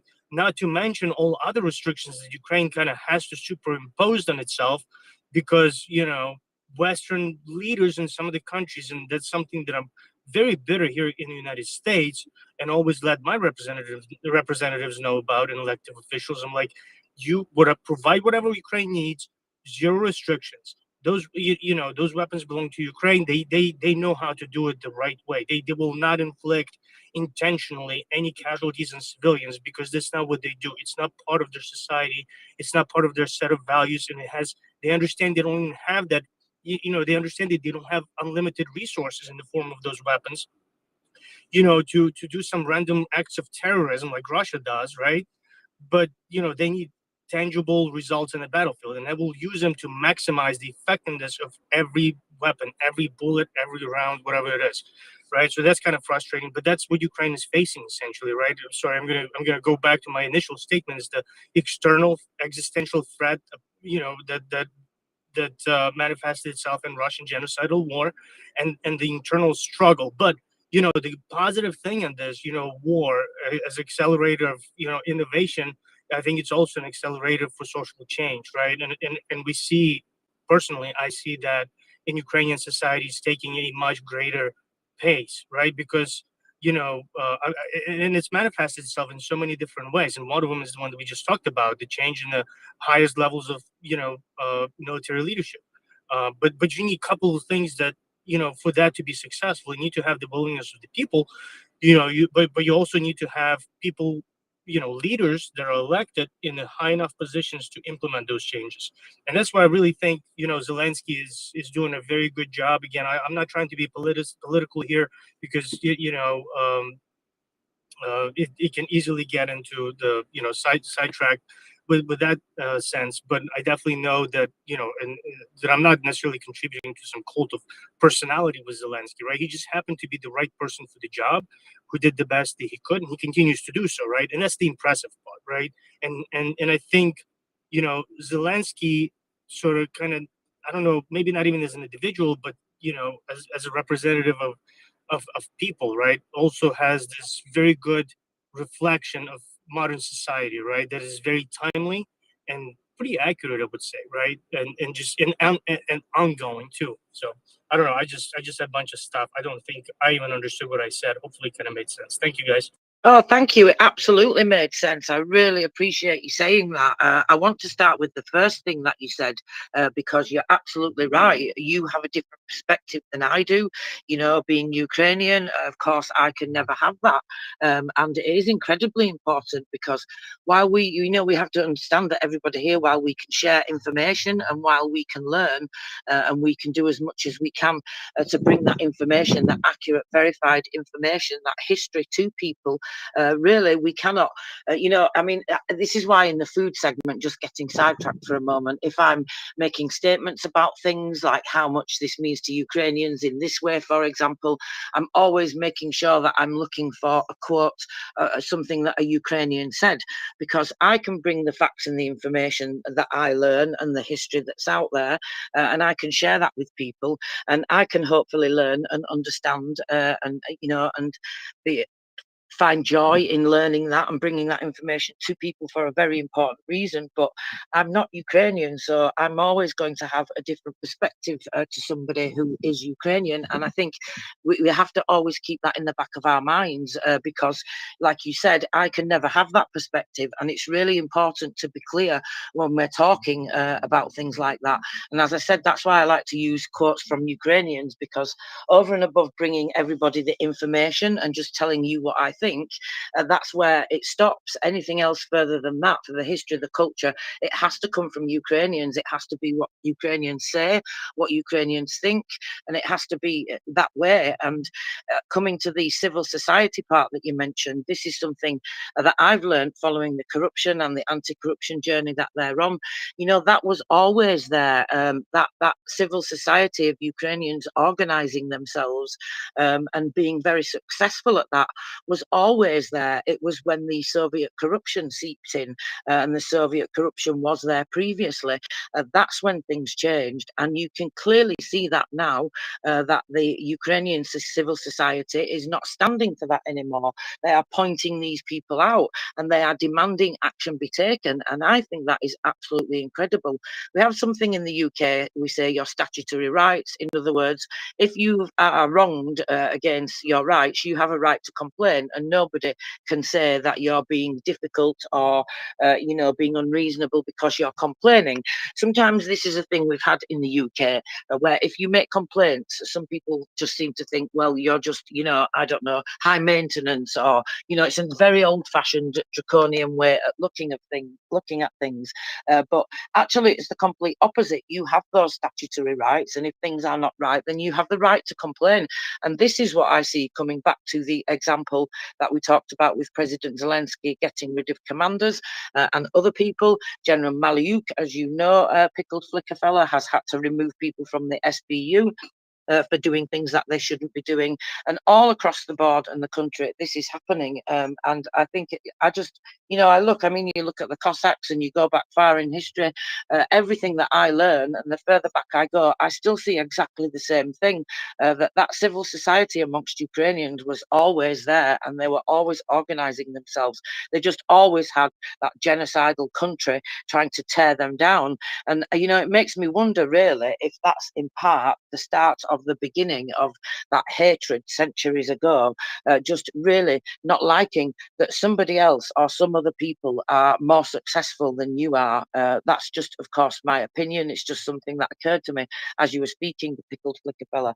But thank you for saying that, making that emphasis on the fact that we all need to be careful, because, as you say, if you're Ukrainian, you have a different perspective. And it's interesting how you say that you almost take that for granted, that civil society not wanting corruption and stamping it out and stamping together, making those complaints to people in power if people below them are not doing their jobs, all of those things. This is what I would do here. I'm great at complaining, me, by the way. If I don't get what I want, I go to the person above you, but only if I know I'm within my rights, of course, and that's the key thing, isn't it? And coming to something else just before I go on to Andrea, because I think it's important, and in what we're talking about, Pickled, you've probably seen this incident that's been developing over the past week. It started with some videos being shared, very short videos. It looked like somebody was being stopped to be checked their documents and asked for their ID by some military men, and that this person wasn't cooperating, was refusing to give the documents. Then the videos were shared of what looked like then these supposed officers. Nobody knew who they were working for. I looked at the videos and they didn't have like SBU or any markings or anything like that. It was quite difficult to work out other than a military uniform. So of course I didn't share it, and I waited, because also what I knew was the exact same day the National Police, the General Prosecutor and the SBU all launched investigations into the incident straight away. And that's what I think is absolutely fantastic about it. And this came on the back of, various complaints and pushing from civil society. I'll just pause there, Pickled Flicker fella, because you popped your hand up. Oh no, thank you, Tracy. I just want to make sure I understand which one you're talking about. Is that the incident in Odessa with one of the deputies that were elected? Is that the one you're talking about? There's like a video with of a young family with a child.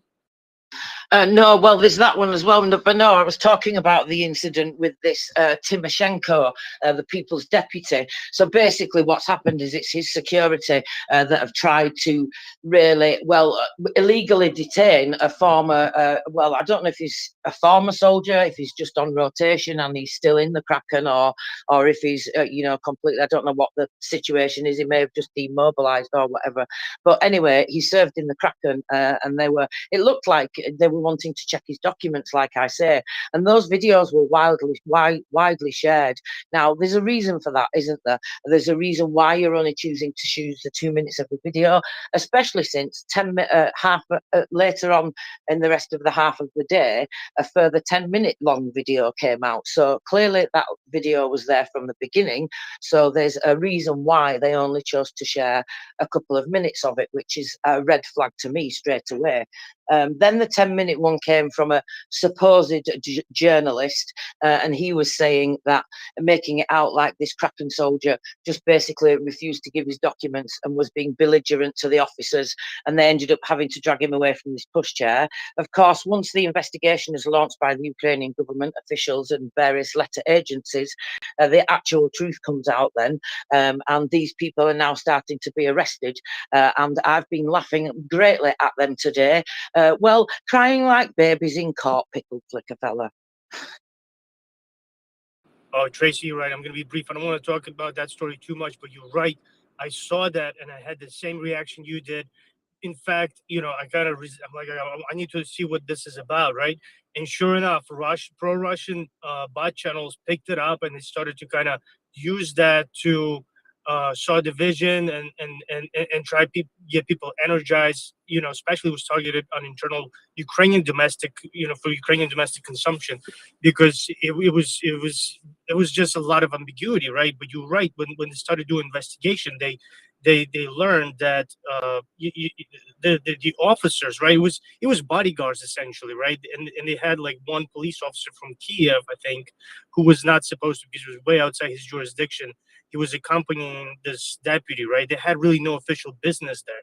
And I think what happened was the Kraken soldier, he was on the walk, and I think he was a veteran. I don't know either if he's still active duty or maybe he was discharged. I believe he was discharged maybe, but he was working with his young family.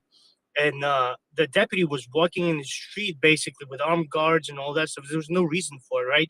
And the Kraken soldier, he it's a special operations dude, right? And he just kind of asked him, like, why are you intimidating people walking on the street, with weapons and, all this? Is like, there's no reason for it.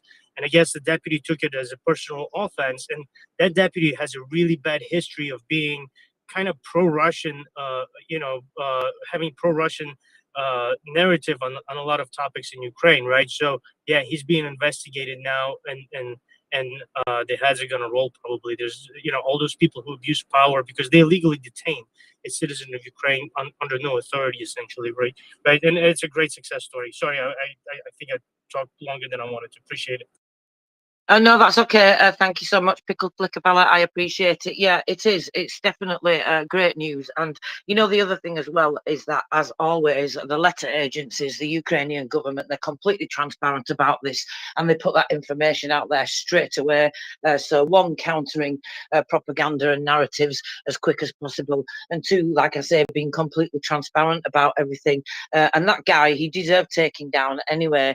There's, like I say, there's a video of him in court, which I've shared on my profile if you would like to laugh at him, because he's crying over his money. He said, "I'm going to have no money left to live on." That's what he said to the judge in court. It was so amusing after they'd taken a massive load of money off him. There were some pictures shared with a big safe. I'm not sure that if you see that picture, is actually really his safe or not, or if it's from a different time. So just be careful if you see that one picture with the safe.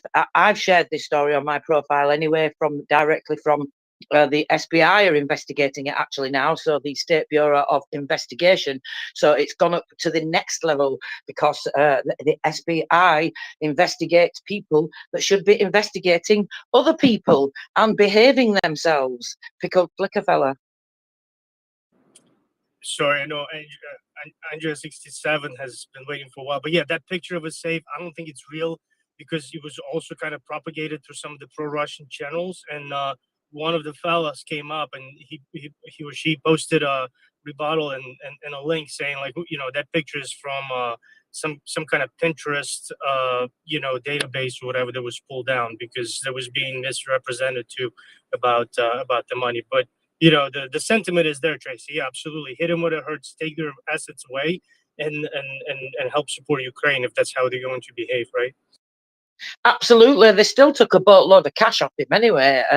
You can see from the story that I've shared. I made a thread about it direct, like I say, from the information on the SBI and the SBU and the General Prosecutor, and they shared some pictures of the money and of them taking the money, which is just so satisfying to see.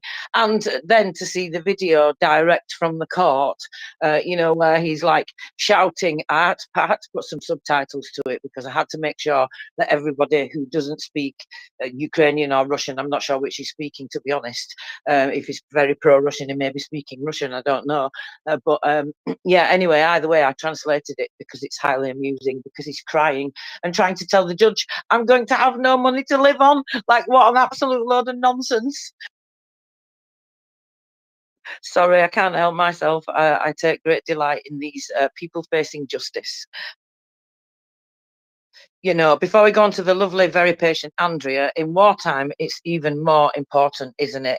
Because, and actually, Kevin Leach mentioned this from Sabre Advisory when he was with us yesterday, and I absolutely agree with him. You know, the crimes that they do are bad enough anyway in peacetime, but when to think that your country's at war, so you really are in some kind of an indirect way affecting the defence of the nation as well when you're working against them like that. Andrea, thank you so much for waiting. Welcome. Hello, good afternoon. I hope you hear me because we have a beginning thunderstorm here. Hear you me? Yes, loud and Can you clear. hear me? Yes, we hear you. Okay. Okay. Yeah, I was always impressed from Zelensky, and I was so proud that he gets the Karlspreis here last year in Germany. And I was so impressed from the pictures from the front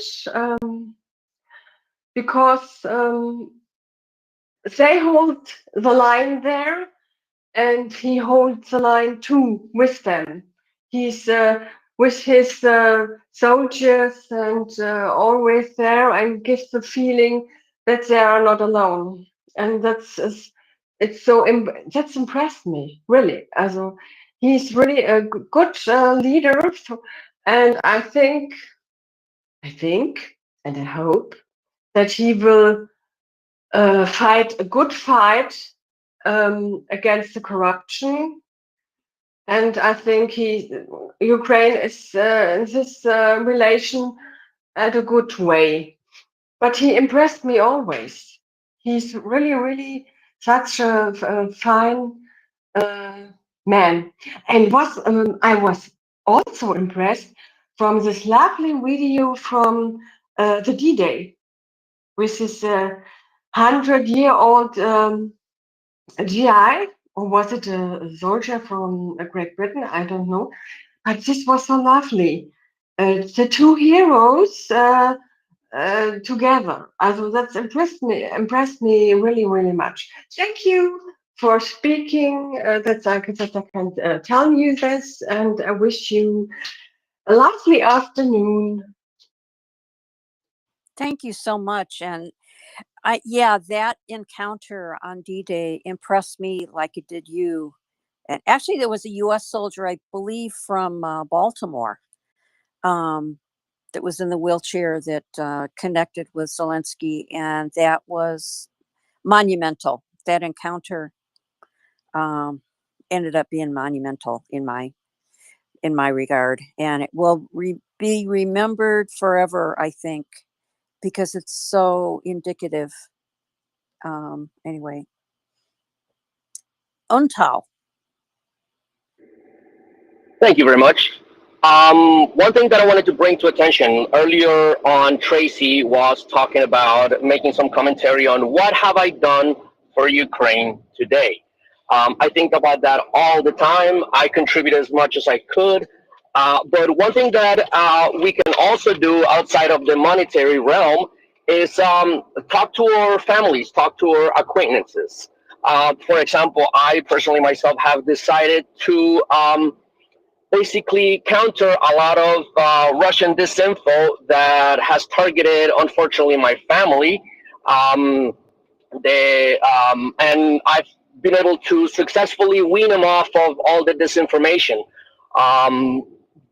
Mainly, I can't bring them over to MriyaReport because their English is not that well. It's not their primary language.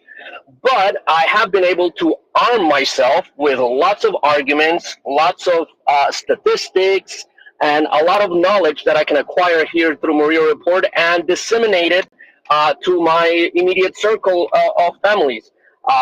One thing I always keep in mind is don't waste your pearls on the swine.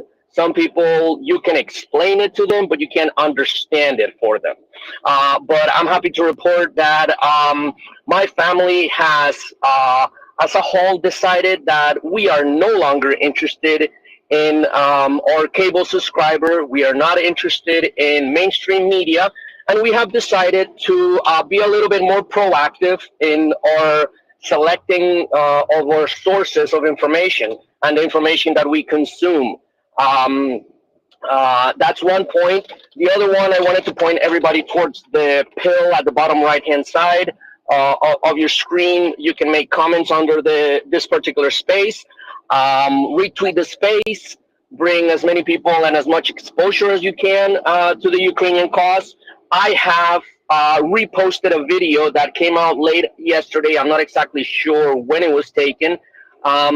Of Colombian nationals fighting in the trenches in Ukraine.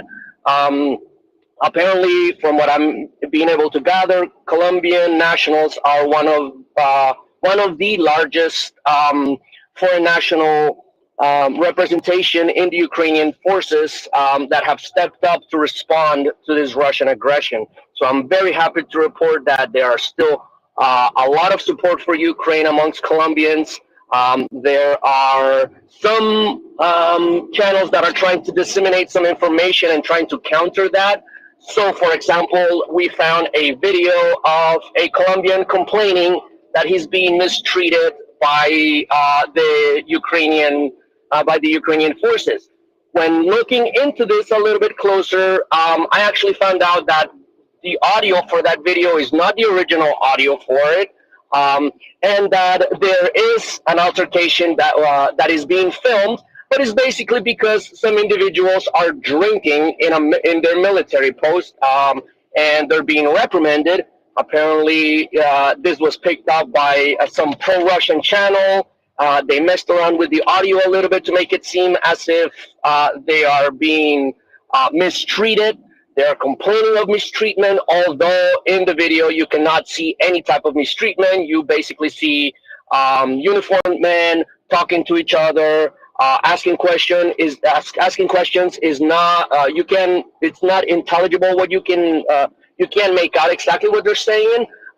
But definitely the audio has been tampered for it. The video doesn't really show anything, and it's just another way of another sign that we are in the right path, that we are getting to the Russians, that their desperation level is rising up, and that there is absolutely nothing, and let me be emphatic in this, there is nothing that they can do to dissuade support for Ukraine worldwide.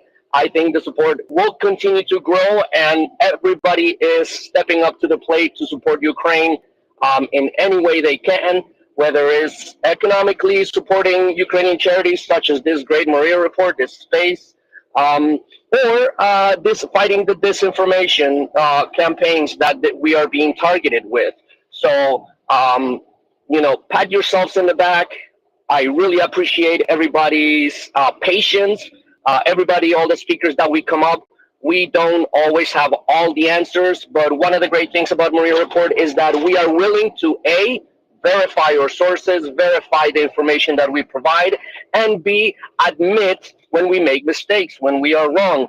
This is something that definitely is not is not part of the Russian culture, is not part of who they are, and we can see that contrast with the Ukrainian side, the Ukrainian leadership. And I have a little bit of a man crush on Zelensky. I like his style of leadership, of leading from the front, leading by example, and that capacity of being able to admit when they make a mistake, when something has not gone right, being to correct it, it is a sign of a great mind being able to entertain an idea in your head without accepting it, and also recognize it when you make a mistake. I just wanted to bring that up, and thank you very much for passing me the talking stick. Ontal, I have a question. What is it's Colombia is not exactly like 100 miles or 100 kilometers or whatever away from Ukraine, so it's distant. What's the dynamic? And I suspect that you thoroughly know this. What is the dynamic that Colombians feel such a need to be engaged in what's going on in Ukraine and to make sure that Ukraine wins? What's the driver of that? Historically, there's been a lot of resentment and animosity towards the Soviet Union and Russia because of all their meddling in the area, in the region. Colombia has not been affected directly by Russian actions in the continent, but Russian support for Cuba and Cuban meddling in Colombian affairs has historically driven a wedge in the Colombian population. Colombia is a relatively conservative nation. Colombia also was, up until the late 2010s, had one of the oldest Marxist-Leninist insurgencies in the world. FARC was created in the 60s as an attempt by Soviet-aligned forces to replicate sort of that communist revolution, but it was adapted and basically adapted for the Colombian consumption. So in Colombia, it did not take. However, our neighbor Venezuela did fall prey and align itself with Russia and Iran, which was very unfortunate. And all these bad ideas, also want to clarify the power, the very strong power of ideas. Very, very bad Russian aligned ideas basically caused the collapse of Venezuela, oil-rich nation, at that time, one of the most advanced nations in the region. I mean, for example, Caracas was one of the first countries in Latin America to have a subway system. And this was all crashed and destroyed by the same bad ideas, the same level of corruption that Ukraine was fighting against in Maidan, and that to this day still continues to fight against. So Colombians are very conservative. There's a lot of resentment towards Russia because of their meddling, because of their support for FARC. Bad Russian actors have taken a big chunk of Colombian blood. So, for example, Victor Bout, a renowned arms dealer from Russia, who was traded for that female basketball player that was detained. He brought a lot of weapons for the Colombian insurgency to arm themselves and kill a lot of Colombians. And Colombia has went through the early 2000s through a reform of their military where they professionalized their military for the first time in a very long time. They have a professional national police force. As far as there's no longer a group, but there are still splinter groups that basically operate. They give you the same spiel as the Russians of liberating people, of standing up for the little small person, for the workers. It's all nonsense. They are all involved in the drug trade, narcotics trades, and weapons trades. Even these same routes are one and the same. These actors are one and the same. And we saw, for example, the wave of Venezuelan refugees trying to leave their country because the destruction and the misery that Venezuela brought upon itself by aligning itself with Russia. So, to a certain degree, it's a historical animosity that's been there, and also because of the winding down of the conflict, the internal conflict of Colombia, and the big push for professionalizing their armed forces.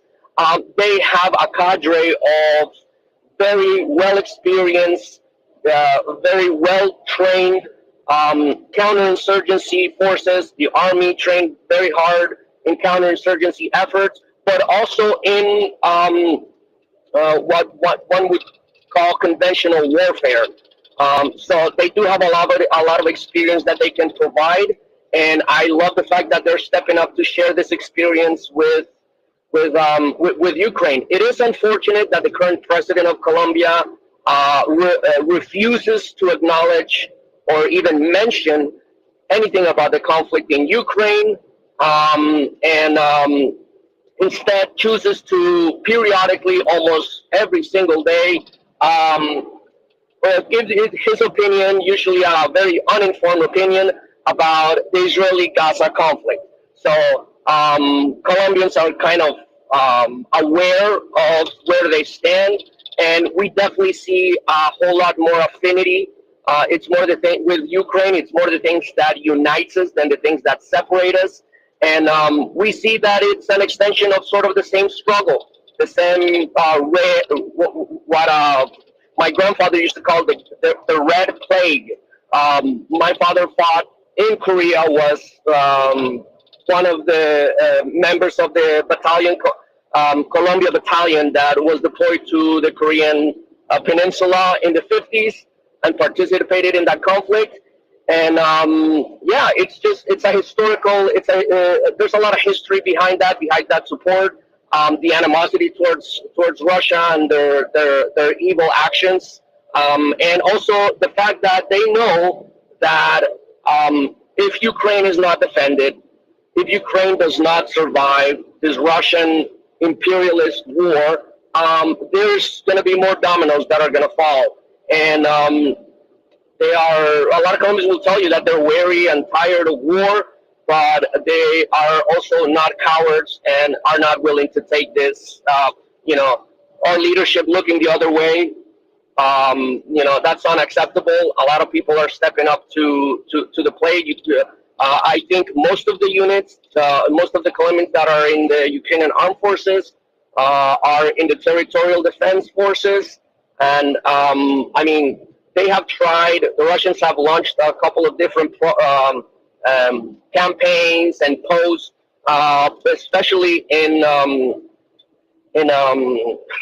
I'm blanking out right now. Well, in other websites in Spanish, to try to separate it and divide support for Ukraine from Spanish-speaking nations, but it's definitely not working. I think it's been cleared up that the support is there and it will continue to be there. Thank you so much, Untal. Those insights are incredible, and I think, in the wider picture, obviously, it makes a big difference. So we really appreciate that, right, Linda? Absolutely, yeah. I think this is tremendously important, and the fact that Colombia is of the mind that they have a stake in what's going on in Ukraine because it affects them. And I wish more countries, European as well as the US, had that same heartfelt feeling. Linda, Yeah. on that point, I wonder then, because I've been thinking about this actually the past few days or so, maybe a little longer, because we see people like Macron really completely changed around their attitude, and thankfully, finally so. And we've spoken, many of us here, about, various countries and politicians and leaders seem to be coming to that I think that exact realization that you just said then, that it does affect them and that they are just as involved in this as Ukraine is. It's just, you know, when you've got to look at, who was it was saying the other day, really look, I think it may have been Mary actually, talking about just look at the whole world and look at the geography and look at all Russia's infiltrations around the world in key strategic points in the globe, from where they would actually, if they were going to do, launch military attacks. They're just the same way that they've, you know, used Crimea as a springboard into the rest of Ukraine, for example. So I wonder, is that what you think is happening now? Those leaders are finally starting to realise just how much it does affect their country, and that they can't really sort of sit on the sidelines and just give a few things here and there. That's what I'm hoping, actually, and I think we're seeing some evidence of that. I'm not seeing as much as I want, but that's what I'm hoping. And until you have something to continue, go ahead. Yes, this opposition and the position that Latin American countries have taken can be seen more clearly in the information space.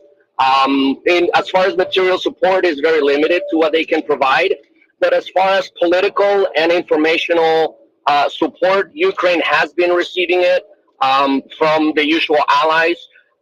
We see the obstructionist, points from the same group of peoples, Cuba, Nicaragua, Venezuela. They're always trying to push the narrative that it is basically the Russian narrative, the same swill that Russia drops through all social media and through communications, gets repeated, gets translated into Spanish, and replicated and disseminated amongst the Spanish population in Latin America. So we're starting to see how countries are not falling for it. They know exactly what's going on. They know the history of what the actors are doing. So, for example, we have Argentina stepping up, very clearly taking a stand in supporting Ukrainian independence and Ukrainian sovereignty. But we also have, casualties, political casualties. The current Colombian president, I always bring that up, is very, very pro-Russian leaning. Even though he tries to hide it very well, he still, to this day, refuses to speak up or take any position regarding Ukrainian conflict, the Russian invasion. And it's a shame. Colombia would be a great ally to have in support of Ukrainian independence. They have a a very robust small arms manufacturing base that they could mobilize. Colombia is one of the few countries in the world that has licenses to produce Israeli-designed weapons. So for a long time, the Colombian army carried Galil, Israeli Galil-designed assault rifles. They have a small arms manufacturing plant in the center of the country that is, I believe, state-owned, and it could be easily mobilized. And also, for a very long time, Colombia was one of the primary recipients of U.S. military aid to fight the war on drugs. Colombia was shown as the case example of a successful counter-narcotics policy that could be, shown as a positive. Now, the other issue was the mining. Colombia was a very heavily mined country. FARC, this communists, used to mine fields, not necessarily because they were holding any territory or anything like that, but because they were protecting the cocoa fields and the poppy fields, which fed into their drug trade. This is how they financed themselves. And also, just to mention, to bring that up in closing, we see the Ukrainians having to deal with the struggle of having their children taken away from them and basically deported, kidnapped back into Russia.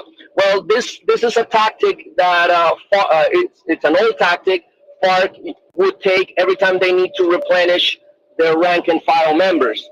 nobody for a very long time would join their silly little communist red uh, program. And so instead, what they would do is they would kidnap children. So I see a lot of the things that Ukraine, a lot of the pains Ukraine is having to deal with, uh, being the result of Russian Soviet tactics being inflicted upon them. You know, this idea of, well, we can't convince them with ideas, well, let's convince them by force. So, I mean, it's a tragedy that there hasn't been more support for Ukraine, but do not despair. Places like MriyaReport are, I think, becoming extremely important to fight the disinformation, which is one of the things that hurts us the most. And when we fight this disinformation, it also, we see the effects in the political realm. Whenever we have the proper information, we are armed with the proper information, we can actually push our elected leadership to take the decisions that we want them to take, to mobilize, to stand up for Ukraine. And it's paramount for this particular struggle for us to push back against all the swill being disseminated, and also know that we are the ones, we are the good guys, and we are the ones, you know, standing up for against this particular aggression and for the right of anybody, anywhere in the world, to have self-defense, to have their state, their livelihood, their culture, and their language respected. Yeah, I think it's just wonderful the work that you guys do. I'm a huge Ukrainian supporter, and I know for a fact that we are making a difference here in MriyaReport. Thank you, Untal. We are everybody, all of us together as a community, and that's what makes it work.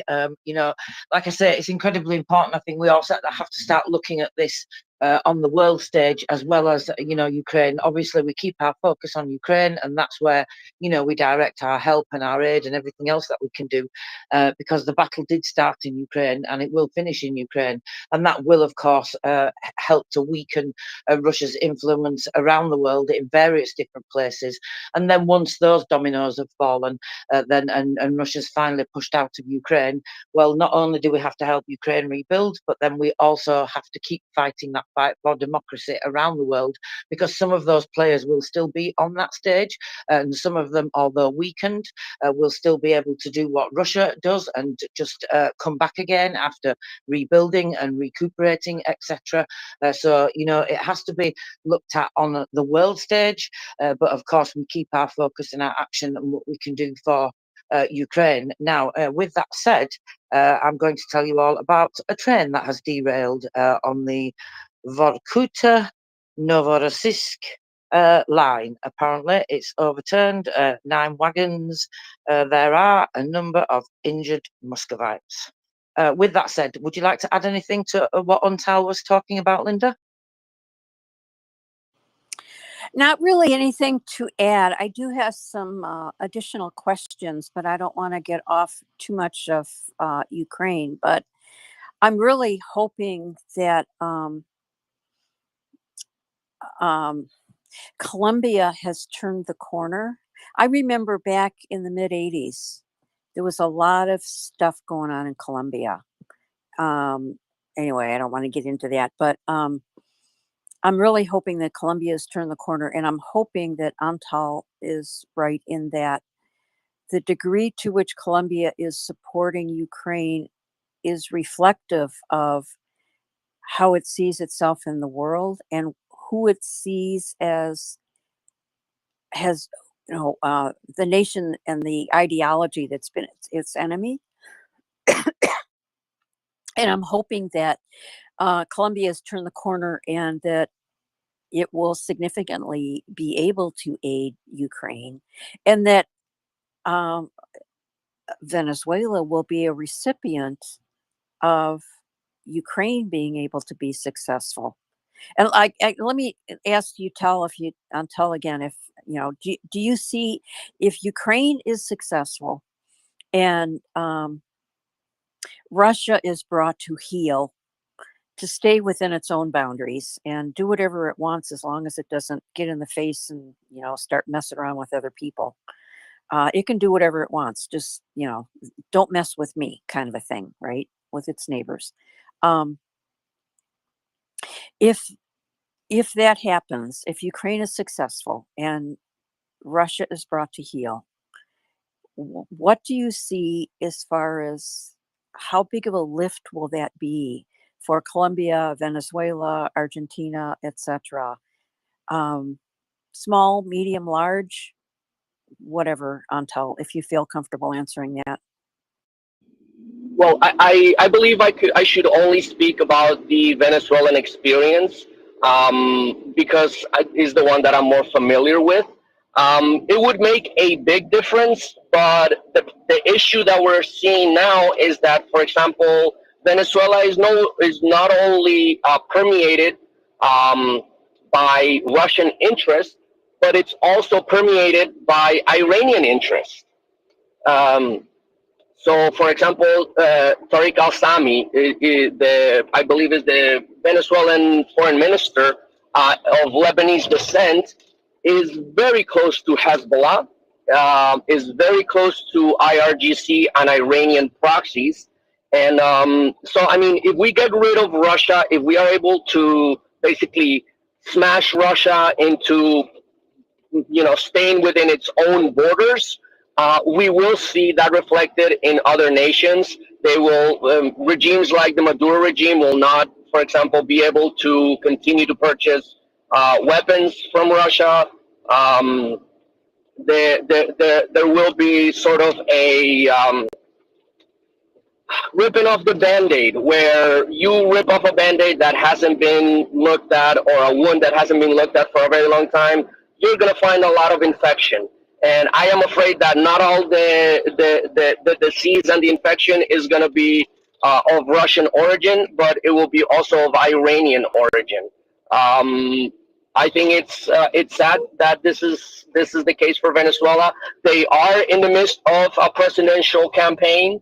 Maria Corina Machado, which is one of the main figureheads for the opposition, is supporting is not running herself, but is supporting a candidate, which his name escapes me right now. But there are signs that there is some pushback. And the elections might actually make a difference. However, we know the Russian playbook has been copied by Venezuela. So, I mean, when you have elections and the only monitoring, entities are, Cuba and Nicaragua, it leaves a lot to be desired as far as transparency. But I think it will definitely make a big dent in not having this, I mean, granted, I think it's an outdated view that people in Latin America have of Russia. They still think and confuse it with the Soviet Union. They think it is just as large, just as powerful. But I think one of the effects of Russian defeat definitely will be breaking that mentality and that idea that Russia is a great global power with global reach. So I think that's going to be one of the aspects that we can expect from Russian defeat, and Ukraine showing the way, that they can actually defeat these Russian bandits. Let's hope. Yeah, this has been really informative to me. Thank you. Thank you for this information, Antal. I think this is important information. And no, thank you yeah. very much, Linda. I appreciate you guys passing me the talking stick. And Slava Ukraini. Slava Ukraini. Yeah.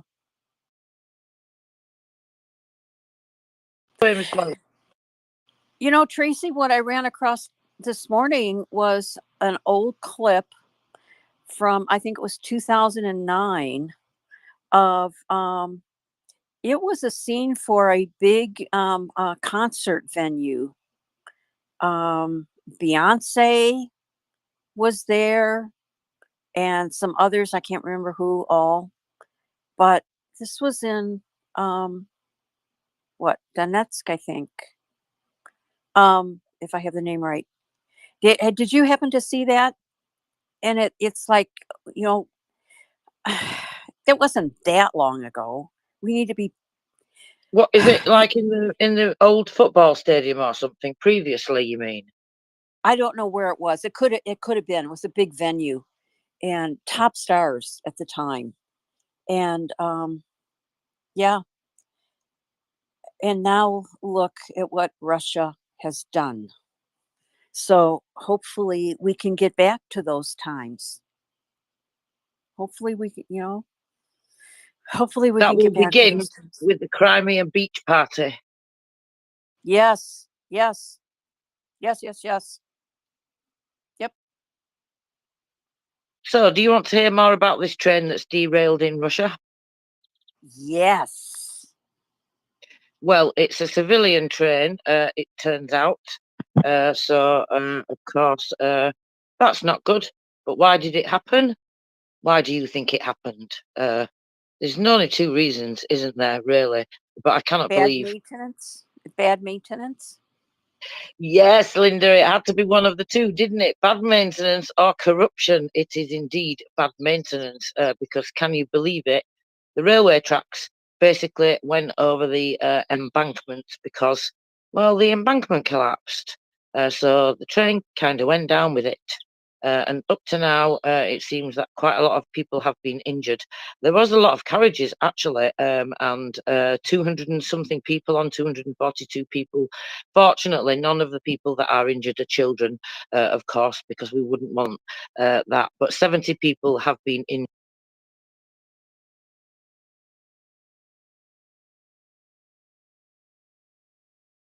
Oh, Tracy, I'm not hearing you.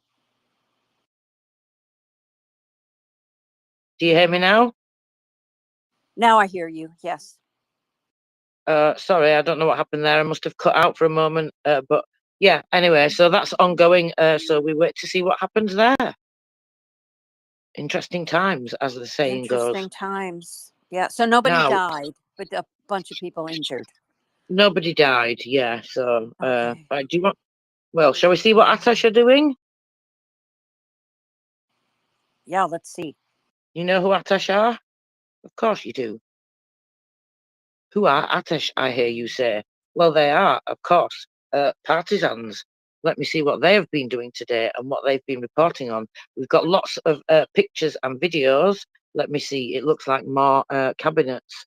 Oh, it is, Linda. Another relay cabinet that disrupts deliveries from Crimea to Kherson. This time, Atash agents targeted the railway line through which the Russians supply heavy equipment and ammunition from Crimea to Kherson region. Wow. That's pretty good, right? Yeah. Wow. Wow. This is, yeah. Now, you see what I'm noticing now in the past few days. I notice patterns, Linda. They tend to jump out at me, especially when I'm looking at the data every day.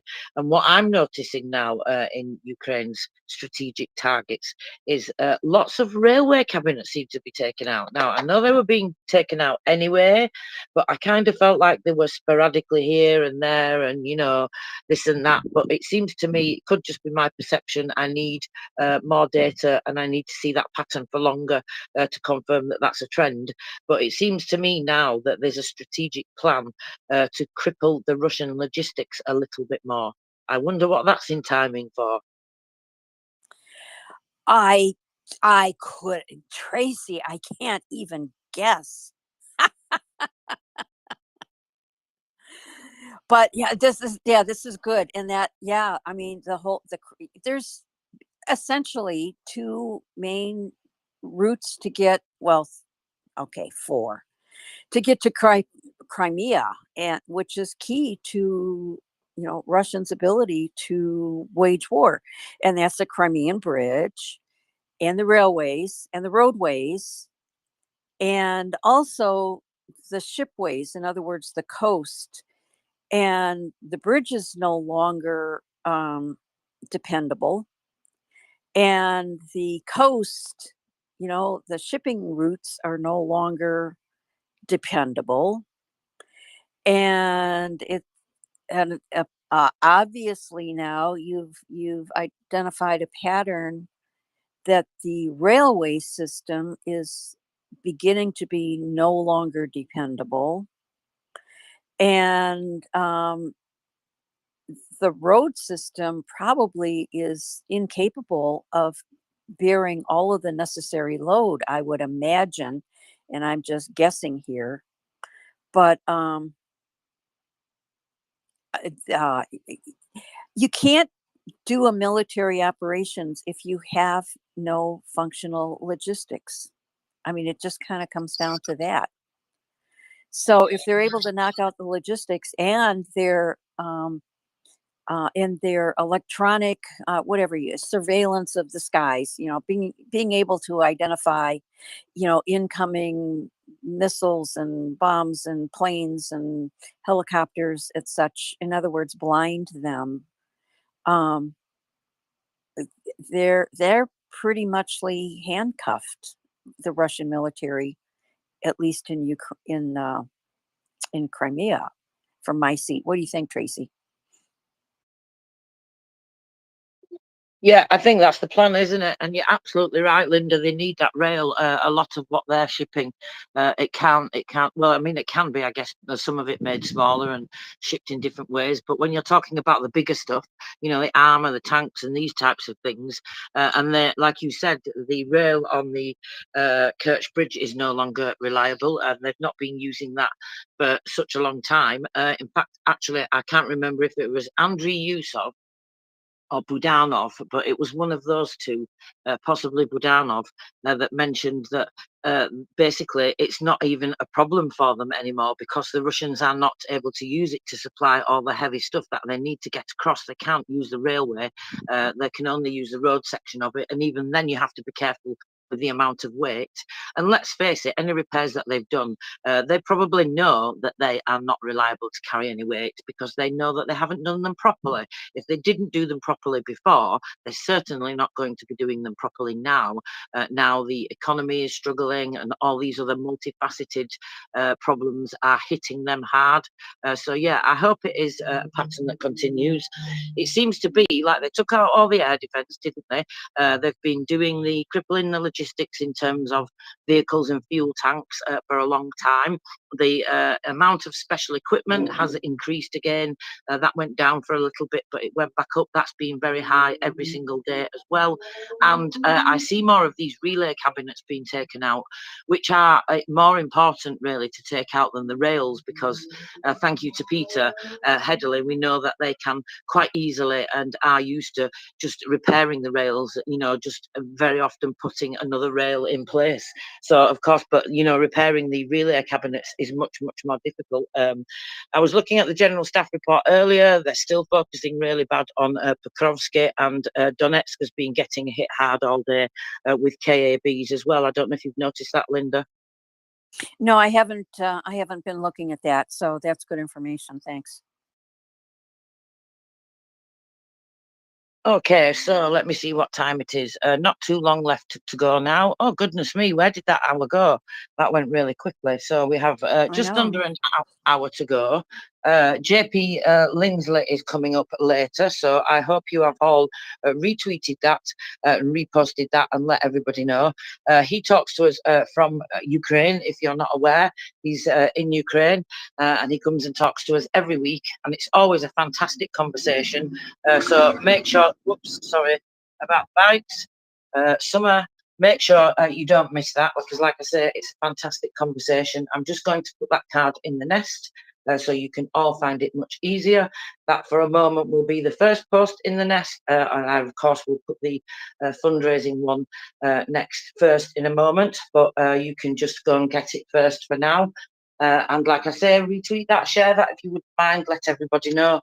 It's a fantastic conversation, and you can come and ask questions to somebody that's directly on the ground in Ukraine, and the insights that you get from people in those positions are completely different from any of us that sit outside Ukraine in any of the positions that we sit in. No matter how much knowledge we have, coming back to something that Pickled Flicker Fella mentioned earlier, if you're not Ukrainian, you can only understand things to a certain level unless it's really explained by somebody who is Ukrainian, or maybe somebody who's living on the ground in Ukraine and experiencing these things themselves. So I've also put in the nest for you the latest podcast from our wonderful podcast team, working excellently in the background there. So shout out to everybody that does the editing, because they all do a fantastic job. And whilst I'm at it, shout out to the YouTube crew as well. Hello there, we see you. So this podcast in the nest now, in case you missed it, is the National Security and Foreign Policy segment that we have every week here at MriyaReport, and that's with the incredible Mark Toth, and Jonathan Fink was on this one actually, this episode, and the esteemed Colonel John Sweet. So you can now listen to that marathon length. Actually, I remember that now. Yeah, that went on for a record 8 hours plus. Goodness me, I didn't even think it was that long. I must have been enjoying it so much, Linda, that the time passed so quickly. I was thinking 4 hours for some reason in the back of my head. But anyway, this is an incredible podcast. So you all know who Jonathan Fink is, of course, Silicon Curtain. And if you don't know who Colonel John Sweet are and Mark Toth, well, Mark Toth writes for various different publications. He writes on national security and foreign policy. And he contributes like to The Hill, the New York Post, the Kyiv Post. Actually, him and Colonel John Sweet write together. So that's something that they've undertaken to basically counter a lot of nonsense and propaganda and fake information that's out there. I just like to call it fake nowadays, Linda. I get a bit frustrated with these misinformation, disinformation, propaganda, blah, blah, blah, blah. Like, it's either facts or it's not. To me, I'm very black and white, in case you didn't notice, Linda. So this is why I like to look at verified information. But anyway, sorry, I'm getting sidetracked now whilst I'm telling you about our wonderful guests. So those things are in the nest. You can go and have a look at that. And Colonel John Sweet is a veteran, retired Army colonel with 30 years of military intelligence experience. And some of that includes leading the US European Command Intelligence Engagement Division from 2012 to 2014. So a great deal of knowledge between these people, and a very interesting, informative, insightful and engaging podcast. So check that out. And I cannot fail to mention, of course, whilst giving a public service announcement, that we are still fundraising for equipment for the State Emergency Service sappers, so they can go out and do demining, so they can put themselves in that very dangerous position of doing demining, because they want to save as many lives as they possibly can. And so they are undertaking that. Ukraine has now thousands more newly trained sappers. They all need kitting out. We can't do that, of course, but this wonderful community can do a great deal. So let's use the power of this community to keep doing that. We don't have long to close this fundraiser, and you know, we really have to get it closed. We cannot let them down. These people, they asked us for this. MriyaReport went to them and asked them what it is that they need.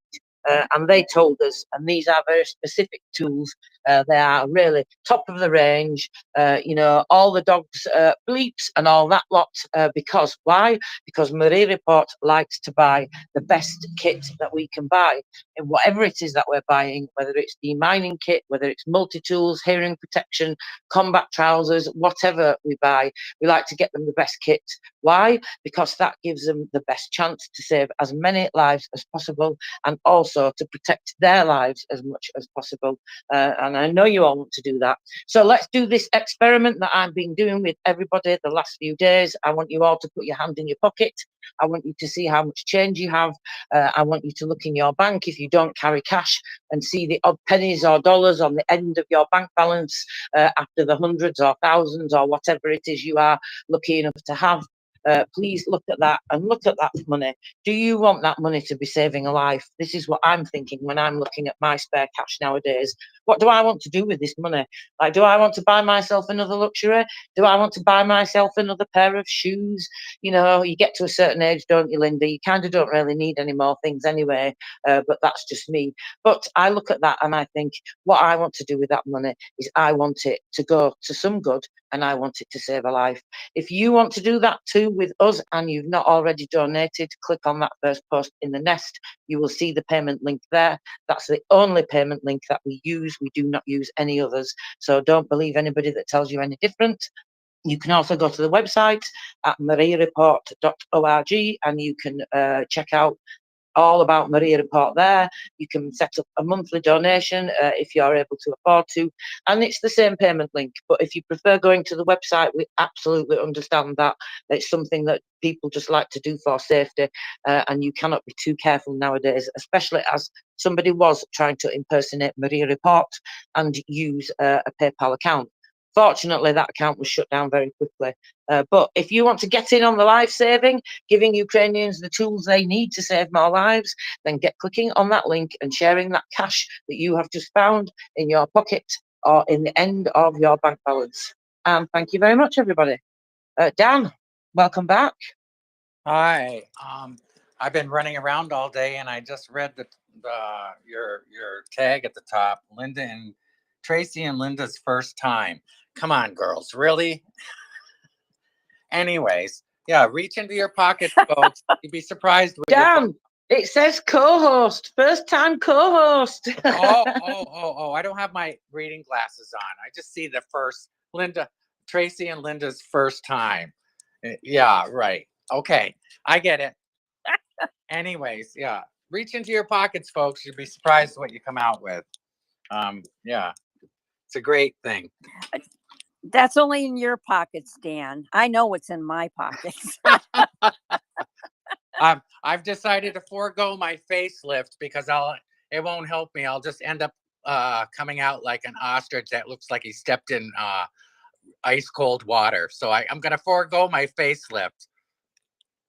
They need my equipment more.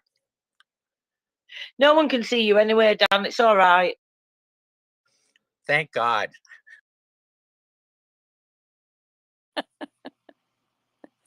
You know, with regard to that demining equipment and the ear protection, this is different. But there was a guy that I worked with years ago that was a Vietnam vet that was extremely hard of hearing because of his hearing damage in Vietnam. And so, you know, I can relate to that. Not personally, but, he was a colleague, right? And it was always a constant, he wore hearing aids, but it was always a constant struggle. And then my dad was a tool maker, and he worked in a very, very loud, noisy work environment for 40 years.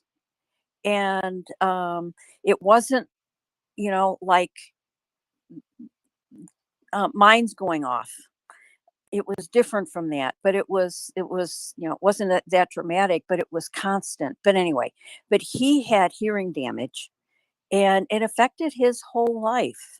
I mean, it affected his balance. And, when your balance is affected, that affects a lot of other things as well. It partially affects your mobility, et cetera, et cetera. So yeah, hearing protection is really, really important. And it's not just for the short term, it's also for the long term. And, when Ukraine emerges from this war victorious, these people who have been fighting this war are going to have to carry on with their lives, and they need to be carrying on as whole as possible. As whole as possible. Anyway, that's all I have to say about that. Linda, thank you for saying that, because it's really important as well that we all look at every single way that we can to try and gain perspective. We cannot possibly understand what it's like sitting where we are, but we try all these different ways because it gives you a different perspective. It changes your view, doesn't it? For example, I always say to people, look out of your window now and imagine, look at the videos that we see coming out of Chasiv Yar and all these other places that are destroyed, Avdiivka, Mariinka, the list goes on and on, that are not on the map anymore. They're trying to do it to Voronezh now as well, and much of that is destroyed. The Russians are doing that all over Ukraine, everywhere that they go. Imagine looking out of your window and seeing that. Imagine your town or city or street looking like that. That's what I say to people. All these experiments, in terms of the energy, I say, turn your power off at the source, switch it off at the mains, and then see how long it takes you before you go to turn a light switch on or switch a kettle on or do something. And I bet you, absolutely bet you, I don't have any money to bet, so I'm not going to make an actual bet, and I probably couldn't do that on MriyaReport anyway, but joking aside, just see how long it takes you to switch that light on or put that switch on, even though you know there is no power, and you will not remember there is no power until you press it and nothing comes on, and then you're like, oh yes, I turned the power off. So I think we have to look at all those things. And coming back to the hearing, I don't want to make it about me, but I do think this may help some people understand just exactly how much it affects you. You were talking about balance. That's one thing. When I started having health problems a number of years ago, one of the symptoms that I have is it's affected my hearing. My hearing is much stronger than it used to be, and I can hear things that I never used to be able to hear before. And it was so difficult for such a long time that I didn't understand, actually, that it was even my hearing. I actually thought I was hallucinating, Linda. I thought I was having hallucinations, auditory hallucinations, and it wasn't. And it took me so long to work it out. I'm fine with it now. I've adjusted now, and it's just the new normal to me now. But the amount of years that it took to make that adjustment period, because first of all, you don't understand what you're hearing. So when your hearing changes from what it used to be before, it's not just as simple as losing your hearing, is it? That's maybe the most basic version of hearing loss. There are many different other things on that scale, varying degrees of hearing loss itself. And then, like you say, things change, things can be changed. The way you hear things change. Certain sounds that you pick up are different. I can no longer watch anything on television anymore, even if I wanted to. Well, I could watch talking things, but I can't watch films or anything like that with music in it. Now, it's really odd because I can watch series like, box sets, we call them, like multiple series of things. I can watch that. They must be filmed in a different way. The cinematic way that they film them must be different, because when watching a film, I can't watch it because now the music that's normally quiet in the background for everybody else is very loud to me. It's so loud that I can't hear what they're saying, and I'm constantly turning the TV up to try and hear what they're saying. But then, of course, the music goes up too. And it took me years to work that out as well. And that's just one or two very simple, examples of, and I can't imagine what it's like to have a real serious hearing condition. My hearing just changed in terms of, in fact, it improved, but that means I hear things that I couldn't hear before. So, I just think we all have to consider that. I think maybe most people have experienced it temporarily. I don't know, for a few short moments or minutes. What do you think, Linda?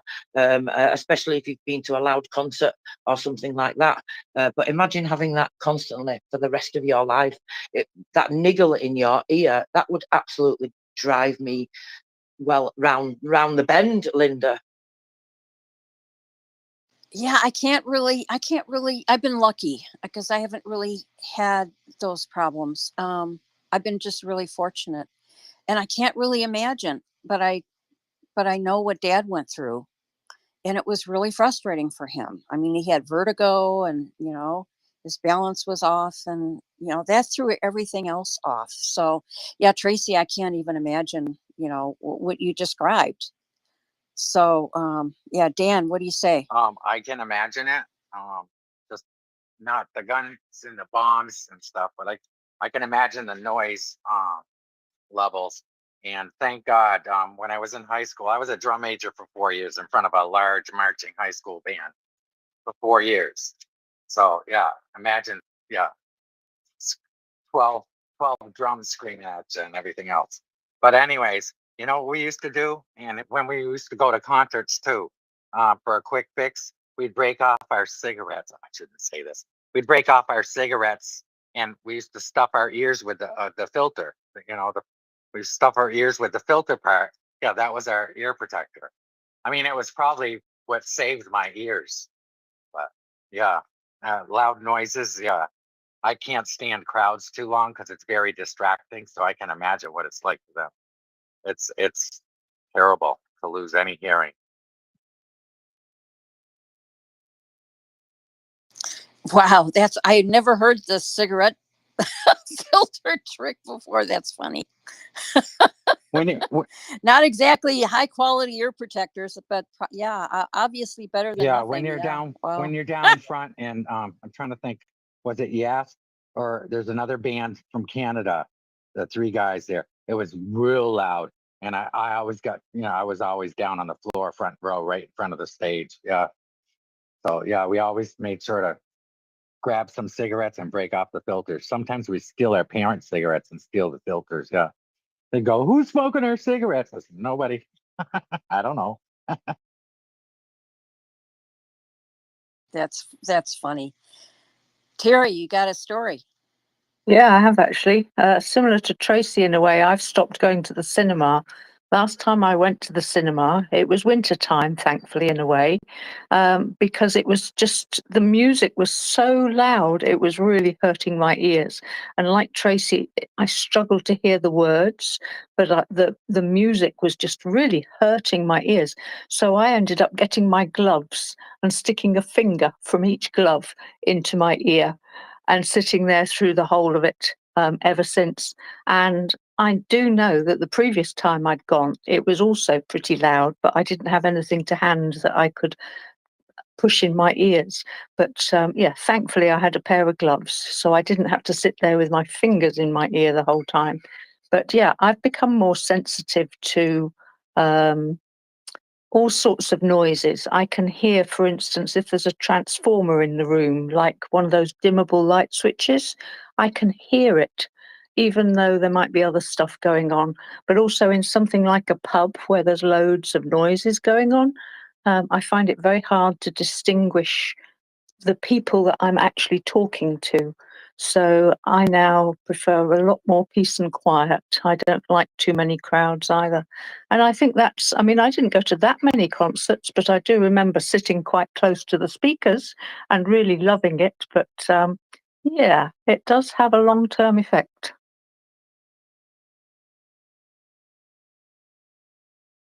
Thank you, Terry. It absolutely does. So we do not want our friends in Ukraine to be having to do silly things like this to protect their hearing. Not that they don't get, earplugs provided, but of course they're not top of the range like we are buying them, and so they're not going to last either, and they're not going to be as reliable. So if you can donate, go ahead and do that. Let's get them 100 sets of multi-tools, hearing protection and communication equipment so that they can protect their own lives and continue to save more lives in Ukraine. Now then, there's a few different things happening that we could talk about, but Untal fella's got his hand up, so I'm going to go to you in a moment, Untal. I've just been catching up to date with the latest notifications regarding this attack earlier on in Kharkiv, in Dahachi in particular. So 9 people were wounded as a result of that attack. 3 of those are children. 6 people are in a moderate condition.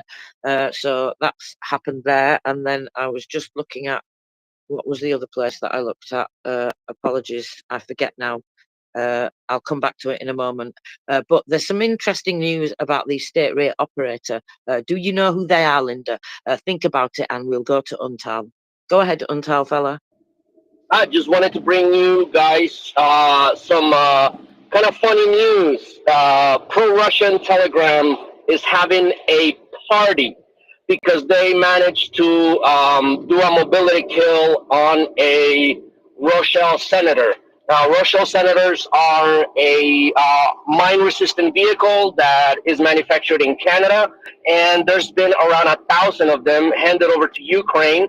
And it's the first time that they have managed to get up close to a mobility kill. This means the vehicle is incapacitated, it can no longer function or move, but thankfully it served its purpose, and all the Ukrainian heroes that were attacked in that incident were able to safely walk away from that explosion. So I mean, it shows just points to the level of stupidity and how low the bar is for Russians to be able to get excited about absolutely anything.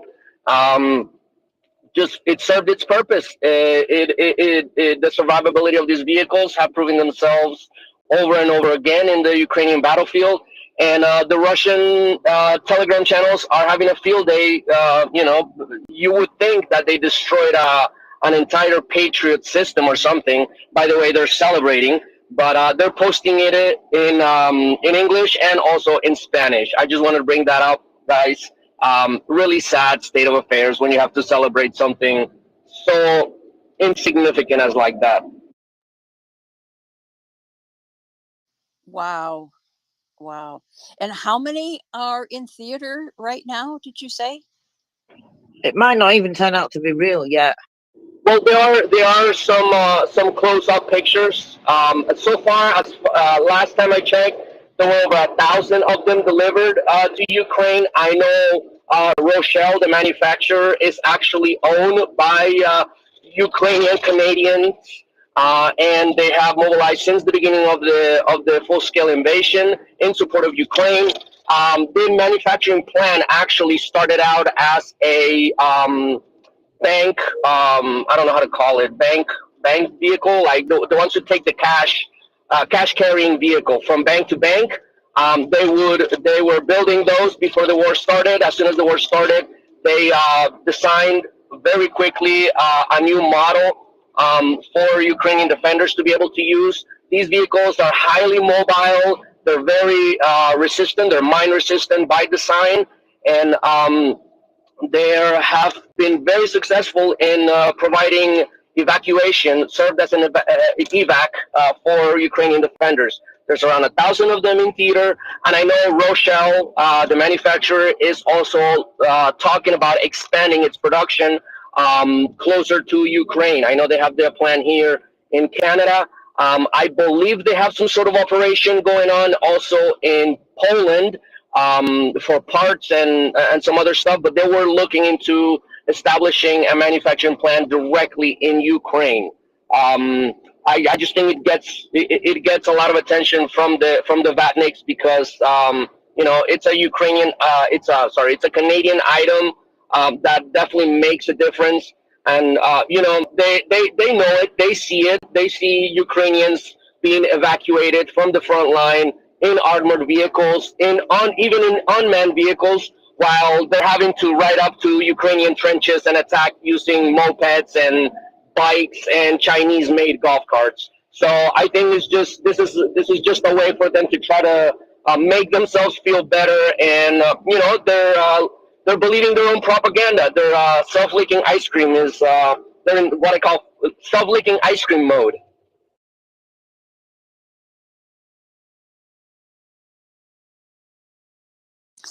Well, I hate for people to be purposefully humiliated.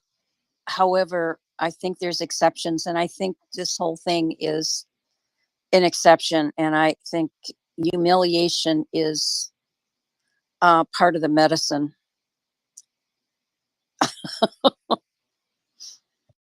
I mean, we can, like I said earlier, we can explain it to them, but we can't understand it for them.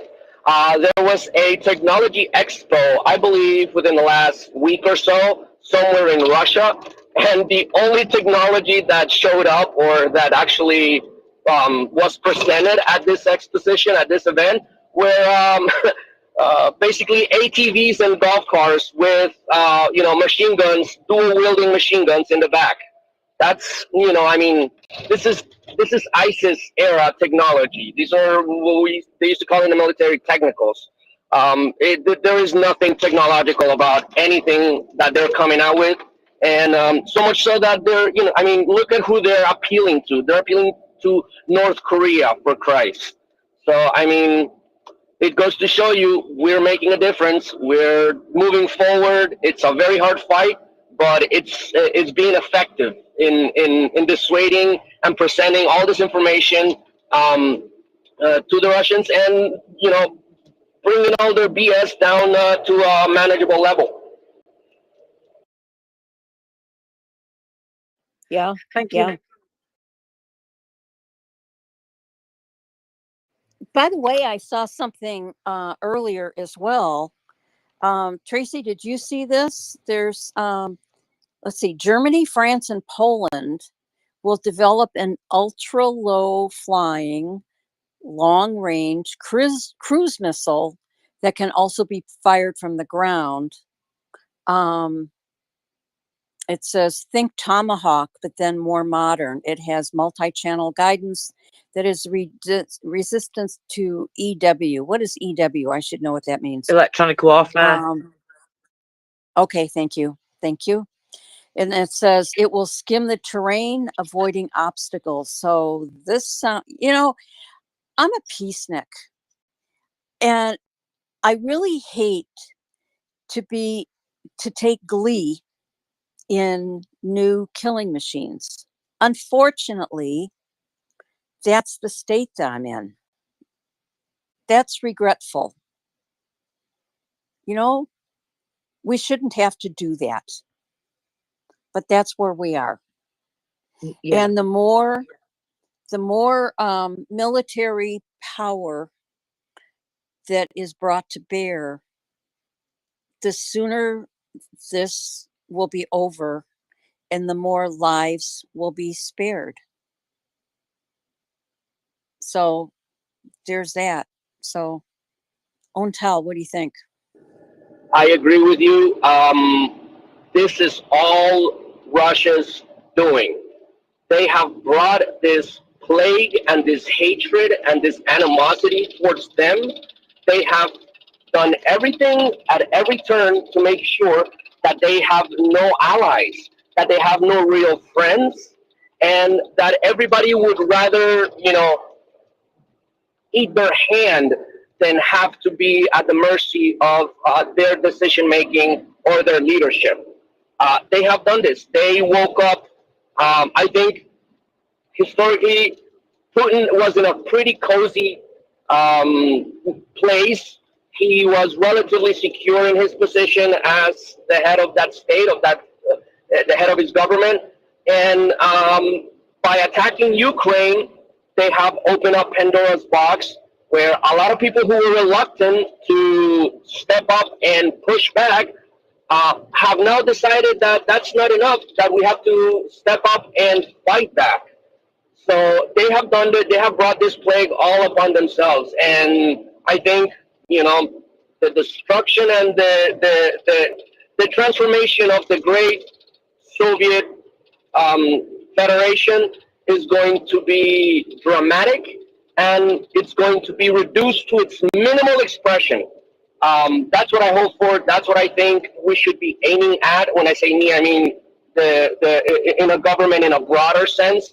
We should all be aiming at that. And I hope that one day Muscovy is just, a small oblast around Moscow, and that everybody who has been subjugated by them actually is able to move forward, build their country, and, exercise their freedom independently of all the garbage that they try to put on. So they have brought it upon themselves. I have seen how I feel how the Russians have turned me into a war hawk.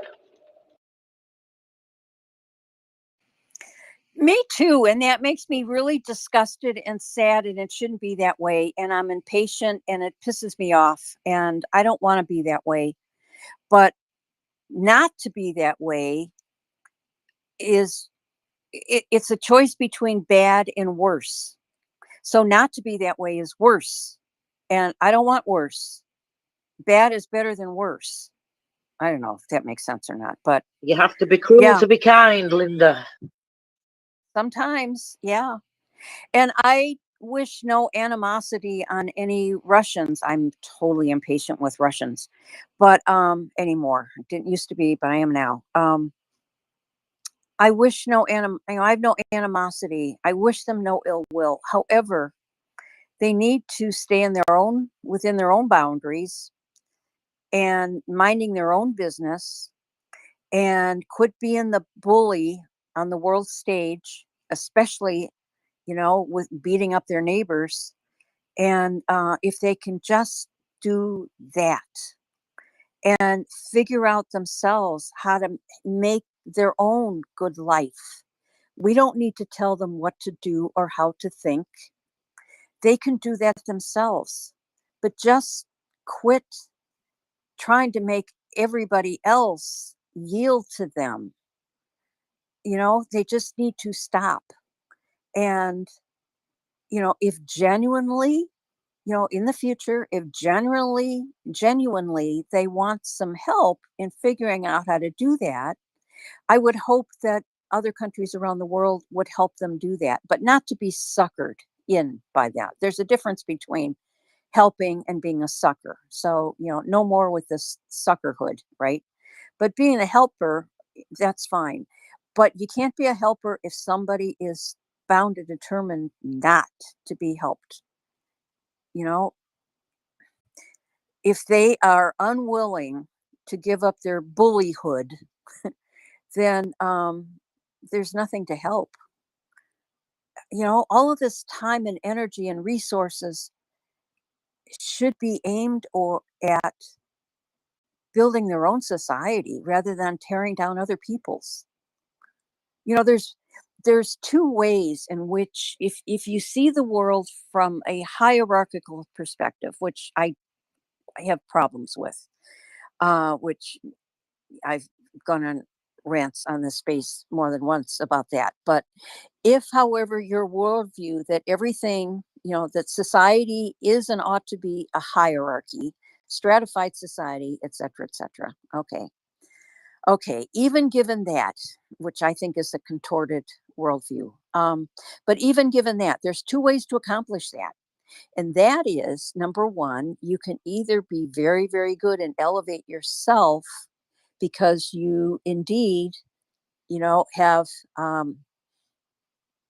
evolved yourself into being better, right? You're more educated, you work harder, whatever, right? The other way is to be king of the hill by virtue of the fact that you've killed everybody or you've disabled everybody, you've beat everybody else back to be underneath you. So even in that regard, if you see the world, everything in the world is hierarchy, there's even two ways of that. You can be king of the hill if you cultivate yourself in order to be as good as you can be, or you can take the jerk's way and assume that the only way that you're going to be higher than other people is if you beat them down. And that is what I see from the typical Russian narrative and their whole social structure, political structure. That's what I see, and that needs to change. And I don't see where we can necessarily.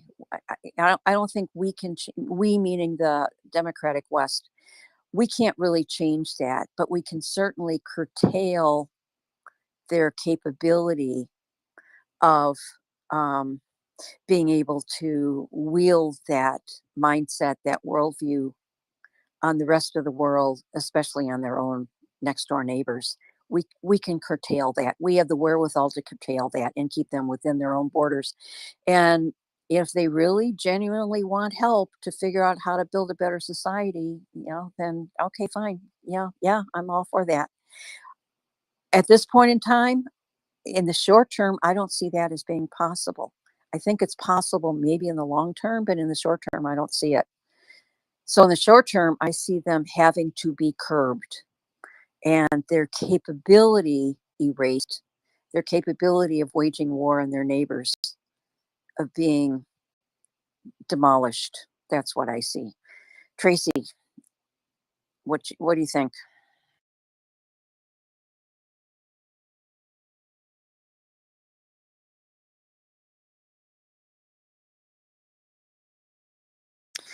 Oops, it looks like Tracy has gotten booted. So she'll be back. Brian, you have something to say. Go ahead. Yeah, I'm not. I just. But I mean, it is a long-held tradition here that first co-host slot shift that a volunteer co-host works, you have to sing "It's a Small World After All" in live a cappella in front of the space. So I don't know why we're delinquent in having this happen, but yeah. So you didn't get that memo? You didn't get that email on the back channel? I did not. So shame on me. I'm derelict. Am I going to have to do detention? I'm gonna have to send a strongly worded email to the board on this because yeah, no. Oh. But yeah, no. I mean, just So how is it going so far? I just kind of popped in, and everything going okay? We had any Russian trolls come in and try and swoop on you, or what? What's the No. pretty copacetic at this point? I think they're afraid of Tracy. I think between you and me, Mm, I think they're afraid of Tracy. really? Yeah. Yeah. And Dan has been keeping Ernesty at bay. So there is that. Gotcha. Okay. Well, Yeah. I mean, that's, I don't think I would want to be on Tracy's bad side, even if I was a Russian troll working in Africa on an internet cafe, getting paid in rubles, right? I think that would not be a recipe for good mental health for the rest of the day that occurs. Yeah. Or life. Yeah. Yeah, I carry an SPU stick. We haven't had any trolls. I've Either had they one or know two. better. I just tend to ignore them like Have you? mockers. I just don't do trolls. I'm like, no, can't be bothered. Whatever. You're not wasting my time. But I have had one or two with Tim. So those were actually good moments. Thank you to having Tim sat at the side of me, of course. Your sidekick. Well, I've gotten into the habit that I go in, if it's somebody that I don't already know, I go and read their profile and see before I click them up Yeah. to the speakerhood. If I see him, especially if Will's around, we'll or maybe Adam sometimes. I'll let him up just to kind of give him a little runway, and then I smack him down. Just like basically ego whip them to death, and just totally leave them in the fetal position after I've sliced and diced their bullshit Russian troll arguments. So that's my approach, but not that everybody has their own way of dealing with that. So kind of like, my late poodle Penelope, 4.5 pounds of queen of the house and the world. And I saw her a couple of times, let's just say, put grasshoppers in their place. And she seemed like a cute little fuzzy little lapdog. But man, oh man, she let grasshoppers have it. So there was that. So I see, yeah, you and Tim kind of, and Will kind of doing that. Yeah. Yenny. Linda. I like to play with my food, so I don't mind the trolls. I have a great time with them. But I do believe, well, I think that the previous app where you and I met, Clubhouse, I think that prepped me for playing with trolls because they're healthy debates, which don't let the name fool you. It wasn't always healthy, and I was part of the problem. I'm not even gonna lie about that and go like, "Oh, I was an angel," because then we'd all die laughing. They had a policy: everybody can come up and speak, but you also had to. There were a certain set of rules: no over talking. To be honest, that app had a really fun feature. You could play music in the background. And so when people started arguing, we would start them.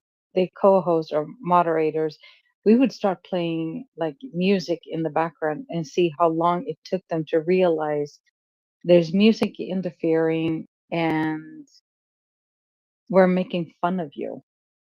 The best would have been if they had that, clown music from circuses, but they didn't have that as music. But that's what we did. We just let them have at it.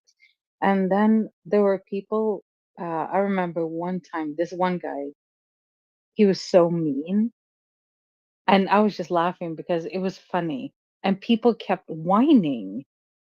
And much like this one, there's like a leave, but there it actually says leave quietly. And one of the people were complaining to me personally. He was like, "Why don't you do anything? You're letting him be mean to people." And I'm like, "You can leave. You don't have to take the abuse. You're a grown ass person." He knows he's a grown ass person too. He knows he was mean. He knew he was out of line. And you're a grown person and you have to leave quietly.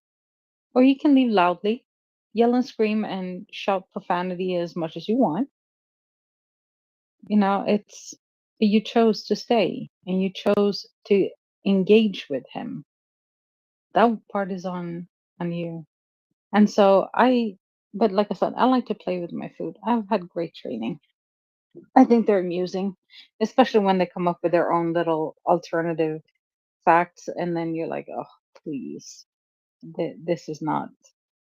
You're just making it too easy for me. So I like it. It's fun. Thank you. Thank you, Jenny. Jenny, were you in MedTech lobby? I can't remember. I don't remember either. I was in so many Okay. clubs and rooms.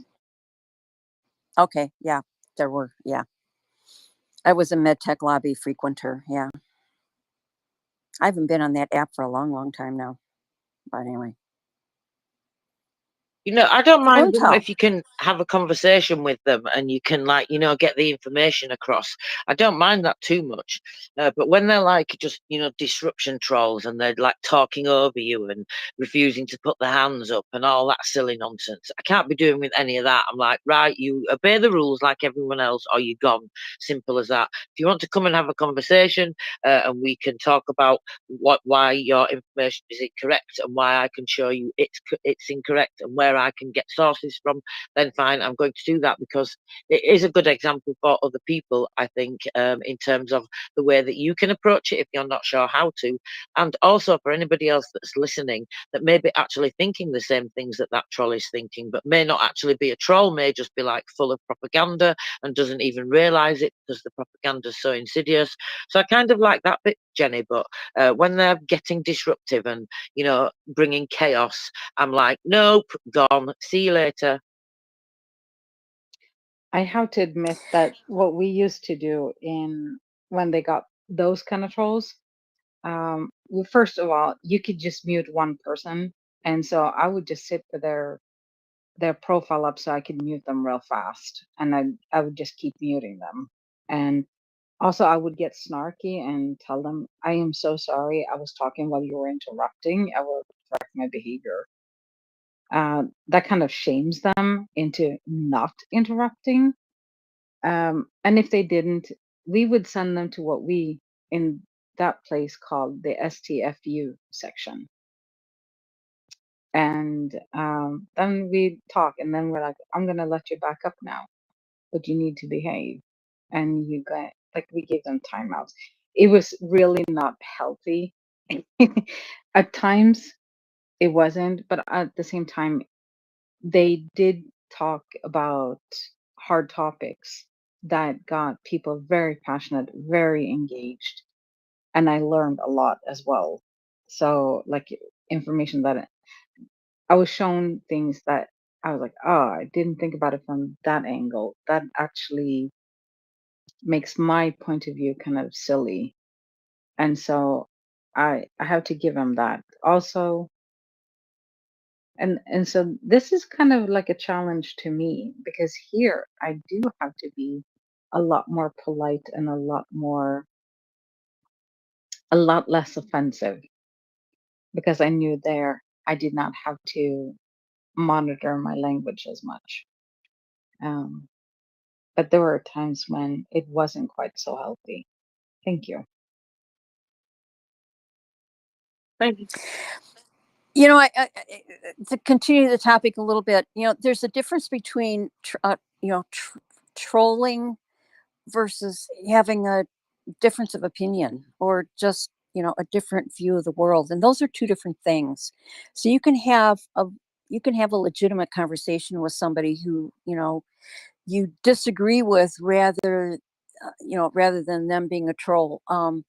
And even the point of disagreement very often, and I've said this before in this space, but as anti-military as I basically am, even though I recognize the need for it, I just don't like the idea. Kind of like, you know, I'm anti-pharmaceuticals, but I certainly recognize the need for it, you know. But my two favorite bosses were military officers. And they were my two favorite bosses for a reason, because they were very good at what they did, and they were very respectful, and their ethics were superb, and they watched out for they took care of everybody. They did not violate anybody, the people who worked for them, the people they worked with, the people they worked for, and the customers. They violated nobody, and they were totally trustworthy and, reliable. And but one of these guys was a retired Navy captain. He was a captain of a aircraft carrier and wound up at the Pentagon, and then, got into business process reengineering, working with Beltway bandits, and then retired from the Pentagon, and then of course joined as a Beltway bandit, and I got a job, under him, and we had, let's say, lit conversations sometimes, and here's what we got into multiple times. Actually, it was almost an infrequent pattern where if he was bored sitting in his office, he'd come into my office, close the door, and we'd start talking about this or that with regard to work, and then, or problem, or just to vent, right? And then we get into politics, and we would have differences of opinion. And we talk and talk and talk and talk. And more often than not, when you get down to the core, we really agreed. When you get down to the core principles, we actually agreed, but we were coming from different perspectives and using different narratives and language. But the root of it, more often than not, was the same or equivalent. Wasn't 100%, but more often than not. And then typically our conversations would end with, I'd call him a Nazi, and he'd call me a commie, and he'd leave, and we'd laugh, get back to work.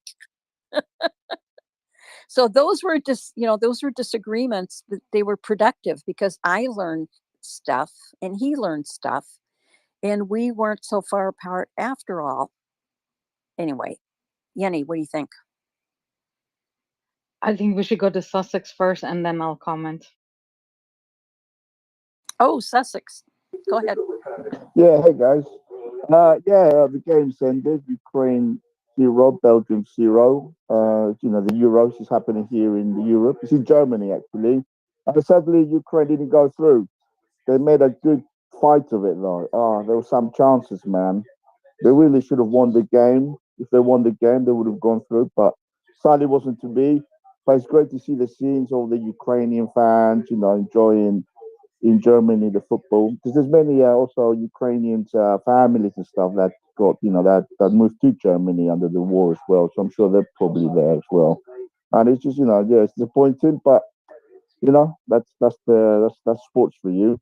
And then look out for the Olympics. Many of Ukrainian athletes will be there, so I'll keep eye out for them. It's one of those things. Just support whatever you see Ukraine, really, stuff like that. So anyway, guys, take care. Have a good evening. Thanks. Thank you so much for the update. Thanks. Hat tip. Jenny. So me and a friend, we'd play clubhouse bingo because there was not a single thing that I don't think that there is no offensive term that I haven't been called. Commie and socialist pig or something. Those were pretty common. And those were just based on the fact that I was Swedish. It had nothing to do with my views, which I thought was really funny. So I'm like, you keep saying that word. And like, I don't know how many people in listening have watched The Princess Bride, but all I kept thinking was that word doesn't mean what you think it means. That line went through my head. There was a woman who was from the UK and she called me a Nazi based on the fact that I was Swedish. And the Swedish government had collaborated with the Nazis during World War II as a survival tactic of the nation. And I was like, well, thank you, I guess. Don't know what to say to that. I was born, 25 years after the war, more than 25 years after the war ended, but let's go with calling me that. It's not a pretty look on you.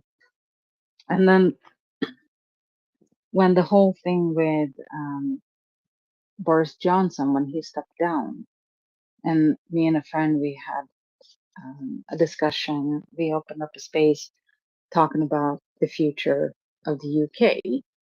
And I get that I sound more American than Swedish, and I certainly don't sound British. And one guy, because everybody was getting on this Truss, and I was like, what has this woman done to hurt you? Because I had no idea who she was. And I was trying to figure out why she was so disliked. And this one man said, based on your accent, I can tell that you voted for Trump. I think that was like the worst insult that I ever got. They called me a Trump voter. So yeah. But we had Clubhouse Bingo. We tried to get all of the derogatory terms that you can call people. But yeah, Trump voter, that one hurt actually. Thank you. Thank you so much, Jenny, and thank you so much to Linda. We have a guest now, JP Lindsley, so do us a favour, retweet the space, let everybody know, and then sit back and enjoy. And David has joined us. Welcome, David. Yeah, good take evening. It away. Good evening, Tracy. Good evening, JP. Welcome to the space. Slava Ukraini, everyone. Slava. Looking forward to hearing what you've been up to this week. I've seen you've been busy in battles with various various media personalities, let's call them. Yeah. Well, good evening from Lviv. As you walk through, I mean, this is pretty normal now. I was just walking through the center of the city, and it's almost a deafening sound of generators everywhere. People are gathered to watch I don't know if it's over yet or what the score is. I don't really care, but the Euro Cup game between Ukraine and Belgium, and it's pretty like the cafes throughout the city, even though they don't have power, they have their TVs often outside of a cafe, and not only are patrons sitting at the outdoor tables, but people sit in the street on the sidewalk, sit on the ground and are watching the game together, and you see sort of the whole city feels like a living room atmosphere, just a nice sense of solidarity, and it's such a comfortable place here. But yet you hear that hum of the generators throughout the center, and this is just a reminder of how tenuous that power situation is. And the other day I didn't have in our little headquarters here, I didn't have water, for example. And in those moments, you realize in a strange way just how much Russia is trying not only to inconvenience life for everyone here, but how much they want to kill every single person here. They want to do everything they can to shut off life here. And the energy is one way, and you sort of feel the injustice in that micro way. And the more we hear the generators, here it is a summer day, you can't help but think of what it's going to be like in the coming months, especially next winter. So you know the thing about the neighbour's cow, right? The joke about the neighbour's cow and there's the Russian there, and I can't remember now the details of it, but I'm sure you know what I'm talking about. I'm not sure about the rest of the audience, but there's this Ukrainian tale about something like a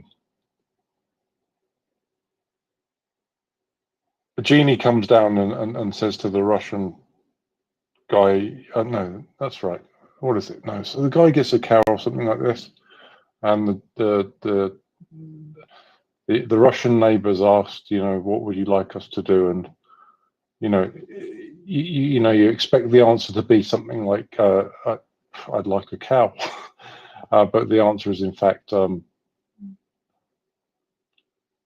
just kill my neighbor's cow. You hear these kinds of stories and you think that these are kind of just mythology or something like this, but this is in fact how it is, right? So this is just kind of Schadenfreude with violent intent. Yeah, and I had not heard that, but I mean that you feel that here every day, and I, by the way, I should have introduced myself. I'm Joe Lindsley, JP Lindsley here in Lviv, and by the way, we have a new campaign promoting our daily reports for my reports from Chicago WGN Radio, but then also from our team. So you can go to howaboutfreedom.com. And David, as you alluded to, yeah, we can talk about some of these. Well, in particular, the Twitter confrontation I was having yesterday with a noted anti-Ukraine voice, who sometimes I've seen listening into this, by the way. I'll have to check and see if he's here. So we can talk about that, but I thought it might be good to start with, once again, how Russia is so adept at controlling the narrative. And that we who support freedom in Ukraine have to be very sharp about this. But I want to share with you three headlines from this week, from Monday.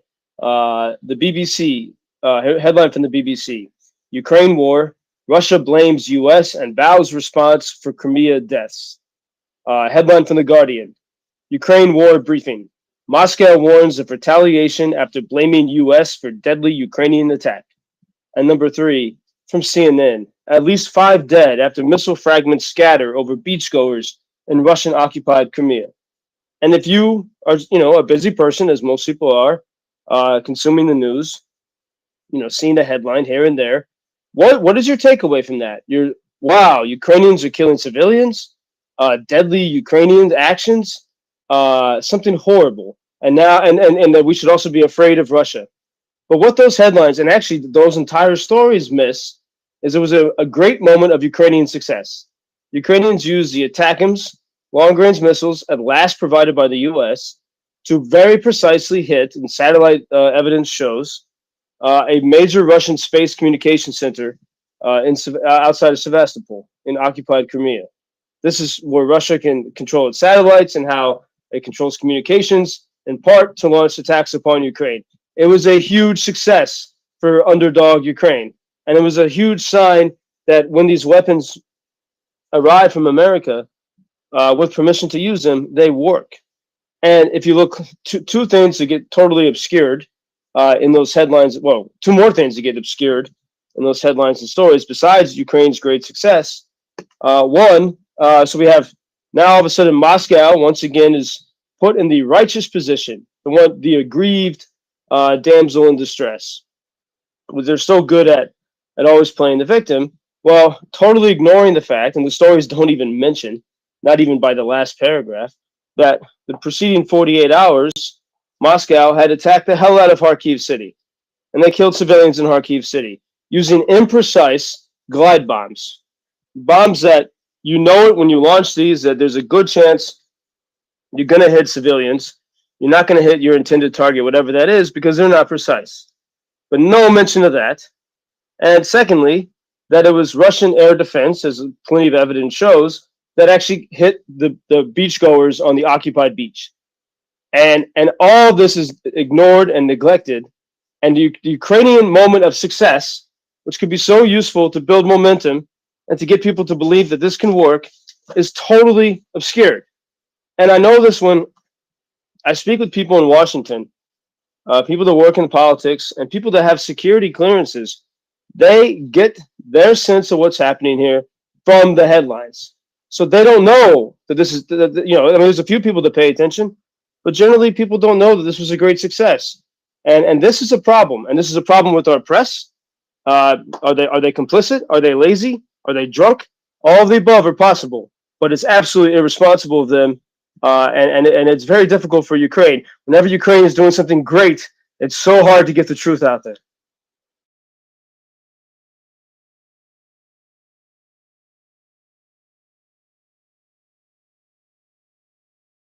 Thank you very much, JP. Yeah, I absolutely agree with you. I think this all the time, it is really becoming more and more difficult to get the truth out there, and to highlight what's happening in Ukraine. And I think the large media, they play a big responsibility. We've spoken about that in the space a little bit this week, actually. A couple of people pointed out that BBC article specifically that you're talking about. Given I'm in the UK, that probably makes sense to you, but the others absolutely as well. And I'm sick and tired of seeing these headlines that start, Russia says. Since when did we listen to what Russia says, and why is Russia controlling the headlines? We've all got to do a great deal more, I think, and I'm really thankful for people like yourself that are recognising this and seeing this, and doing something to battle it. It's incredibly important from where you are as well that you bring us those insights. So thank you very much for that. We lost David, I think it seems, for a moment. Oh, it's popped back up again. Are you here now, David? Hello, David. Can you hear me now? Yes. Good, fantastic. Yeah, exactly right. This is one of the things that's really irritated me this week. I mean, not that there's anything else to be irritated about, right? But the reporting thing. So it's something that I've been. Is everyone still there? Yep, I hear you. Yeah, good. Okay, sorry. Yeah, something going on in the background.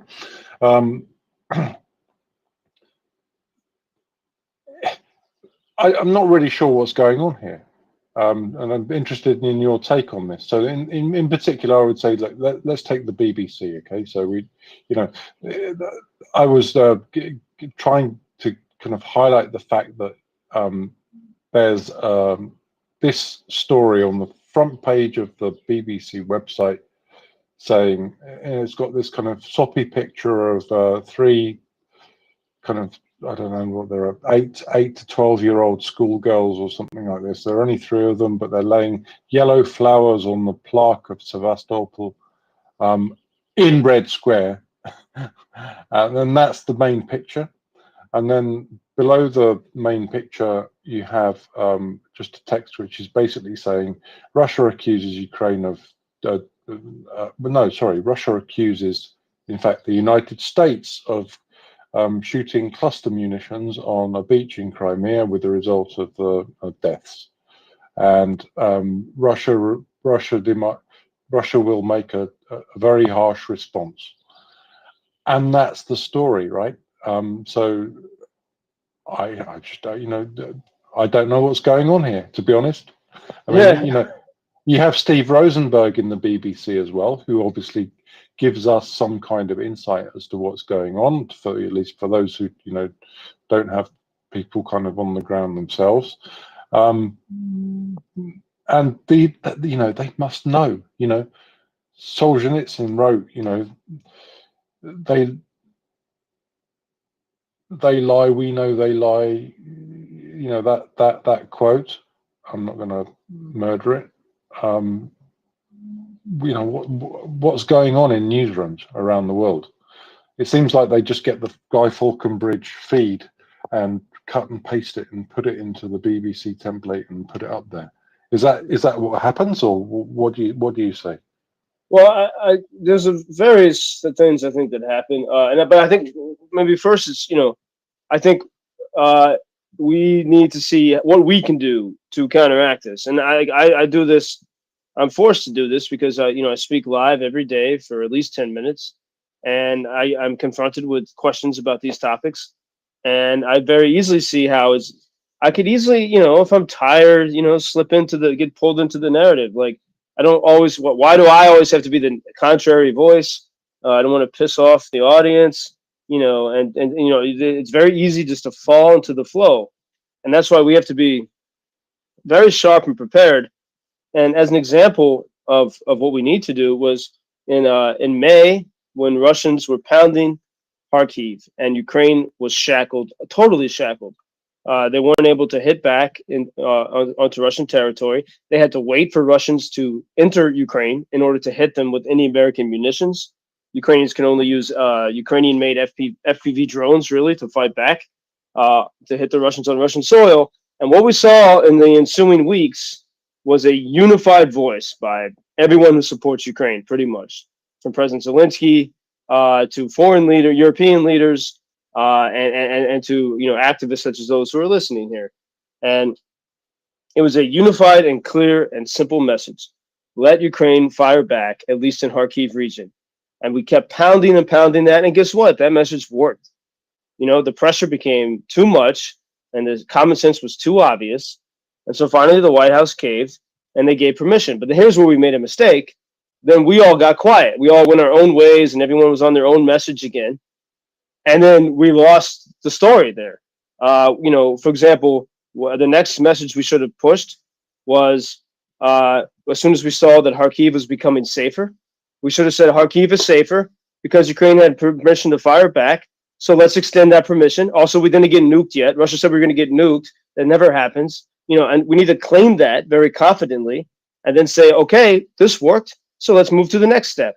But we don't do that. We wait until the next disaster happens, and then we get our stuff together, and try to have a unified voice. But we lose in this manner. We lose a month or two at a time. And we can never assume. I mean, when Washington gives permission, we have to remember they've done so grudgingly. They're not deeply committed to this in the way that I think most people listening here are. They're not. It's obvious by their actions. So we have to, as with any politicians on any cause you believe in, you have to stay on top of it. You have to keep pushing it. And we don't do that. We let up and we sort of, say, oh, we had a nice victory here. And then we see the results of that because, of course, this was totally missed in the soporific pro-Russian headlines. But, Kharkiv had a period of calm for several weeks, coincident with that permission from America to fire back. And what did that do? It forced Russia to scramble, just like we saw last fall when Russia had to scramble and move its crappy navy from Sevastopol to mainland Russia. Well, Russia had to scramble and adapt. But you give them enough time, you give them about a month, and they did. And so over the weekend, from 100 kilometers or more within Russia, which is that's the 100 kilometers was a magic number from Jake Sullivan and team. That Ukrainians were allowed to hit within the 100-kilometer perimeter into Russia, but not beyond. So Russia had time, they adapted, and now they're firing at Kharkiv from beyond 100 kilometers.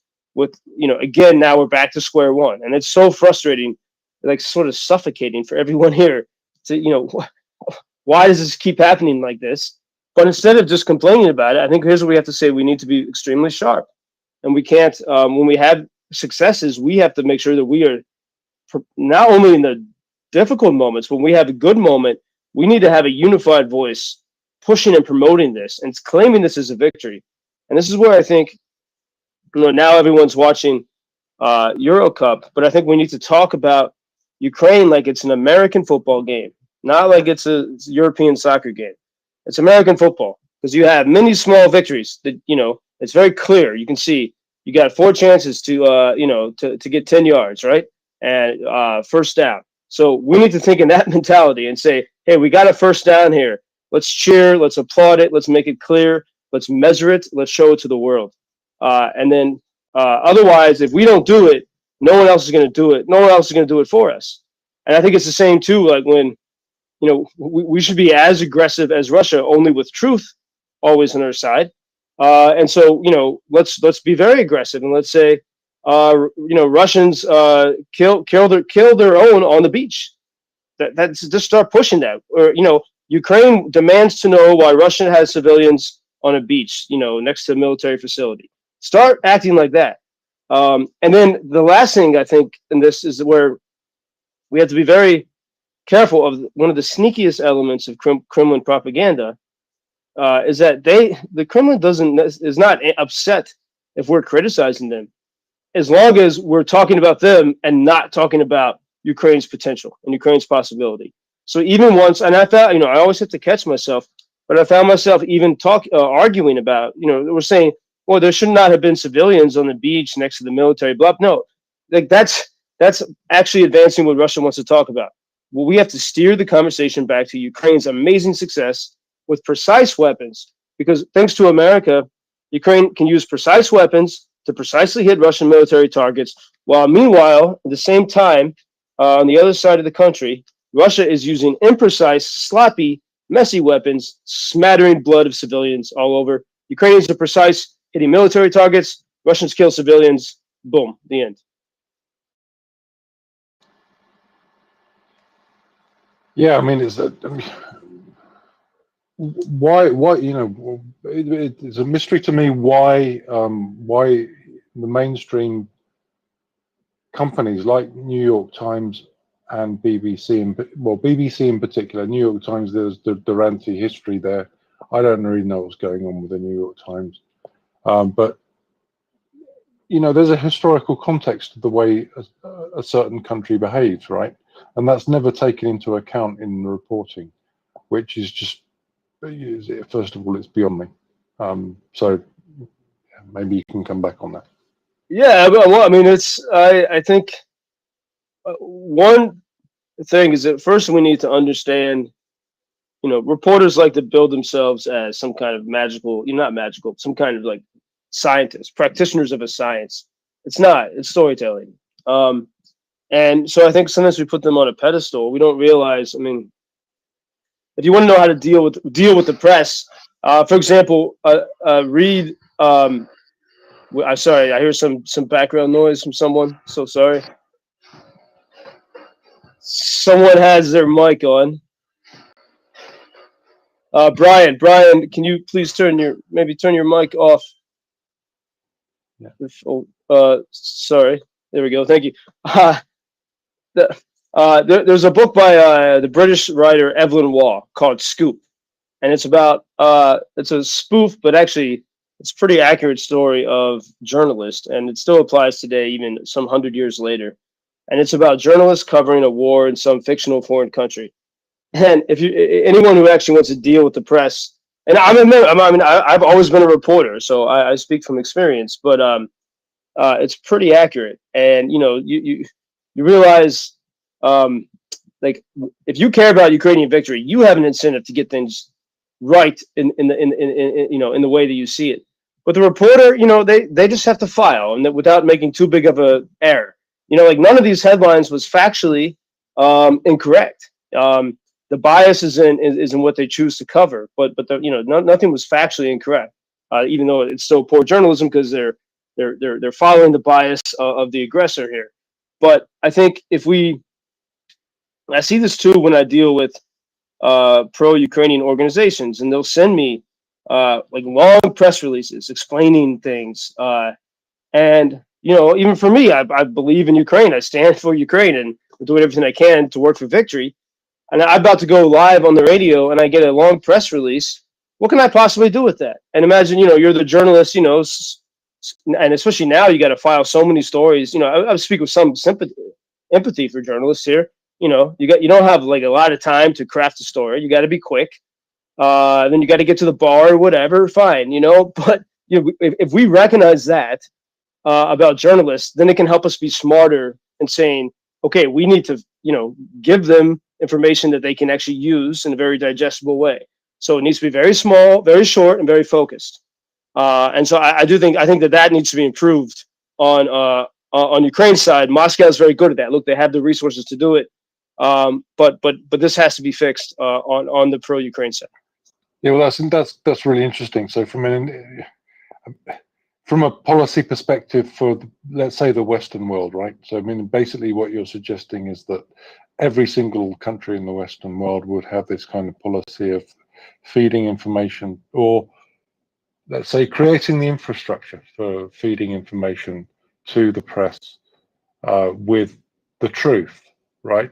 So, I mean, we've got the Bellingcat example, we've got MriyaReport, we've got a lot of other examples out there in kind of in the open source intelligence community where these things are there and it would kind of aid the press to validate truth, if you like.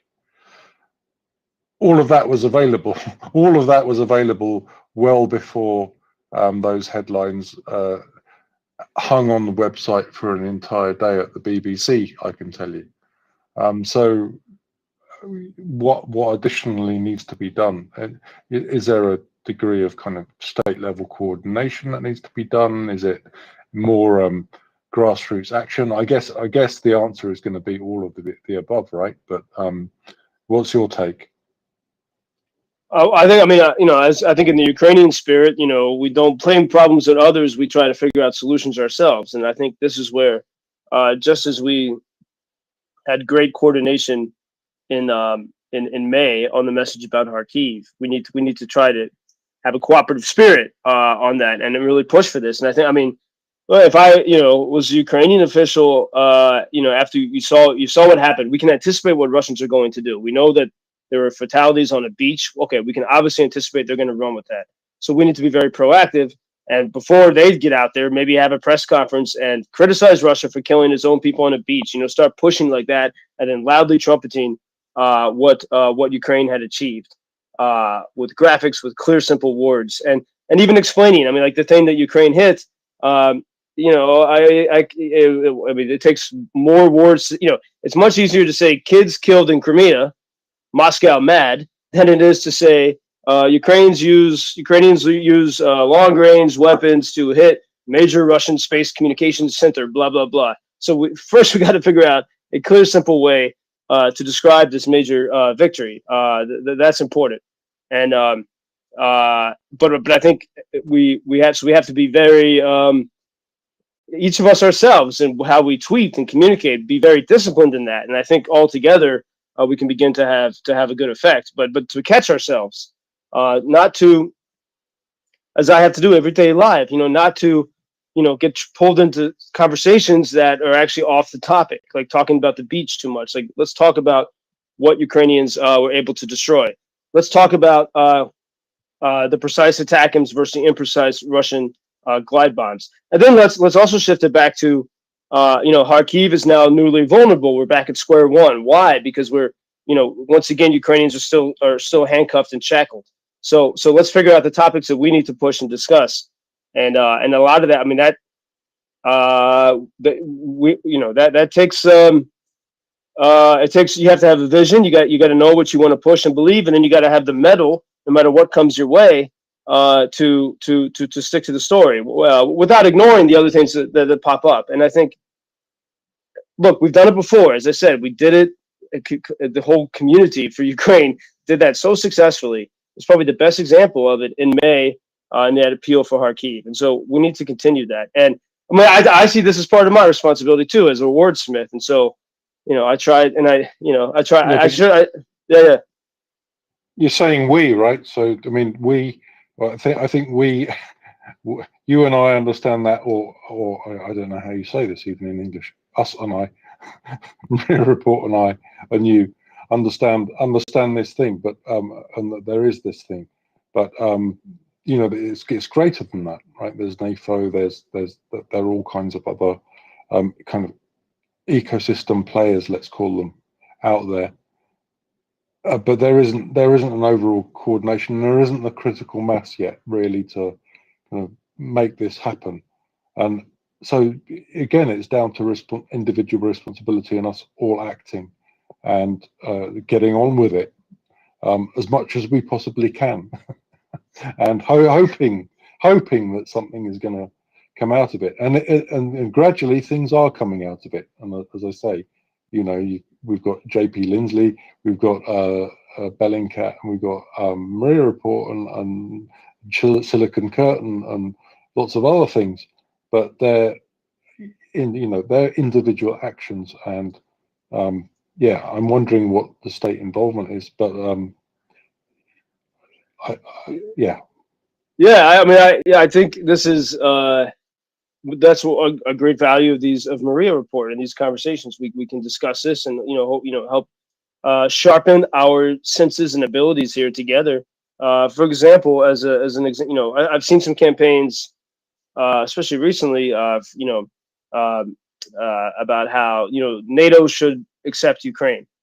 Well, and as I think about that, I know who are we trying to reach? I mean, everyone who believes in Ukraine understands that and knows it's ridiculous, and but also at the same time, like, because of everyone I know in Washington, they have zero desire. They've never had a desire back to 2008 for Ukraine to be in NATO. That's actually, if there was any desire, it's even less now, and it's a fantasy. And if we keep pushing this idea, like I saw the hashtag, Ukraine NATO 33 or whatever. It just it makes us feel good, but it doesn't do anything. So first, we got to do something provocative to get attention and to command the narrative. You got to be provocative. So why don't we try this? Why don't we say, NATO, join Ukraine, huh? And then all of a sudden, people are like, what? What? Oh, that's weird and interesting. Maybe it might make them pay attention. And then they say, what are you talking about? And then you have a chance to explain it. And we say, well, actually, Ukraine is doing what NATO was intended to do. So why? So and let's be bold, like as Russian propaganda. We can be smarter and bolder. We have truth on our side. So we say, yeah, you know what? Damn it, NATO needs to join Ukraine, and just stick to that message and don't leave that message. And then soon we start to build it up, and then all of a sudden it becomes a campaign that is making people think, because that we have to get. The problem is we have to get people to think. We have to get people to shift their perspective, which is just what happened when Speaker Mike Johnson was persuaded. A lot of people got him to think. They changed his perspective, and to do so, they had to get over their anger at him. They had to get over a lot of things. They had to find empathy. They had to understand him. What they did, and they changed his perspective. And it was thanks to that that now we can use Ukraine can use ATACMS to hit Crimea. It was Mike Johnson that ordered that. So there's a perfect example of how we can get people to So people weren't talking to Mike Johnson about ATACMS. They were talking to Mike Johnson about Ukrainian evangelical Christians. But because they knew that was something close to his heart. And because you convicted him on that, you inspired him on that score, now we have ATACMS. We didn't even have to make the argument for ATACMS. We had to make the deeper argument. And I see the same thing, for example, when we talk about F-16s. Making the case for F-16s, or saying when are the F-16s going to come to Ukraine?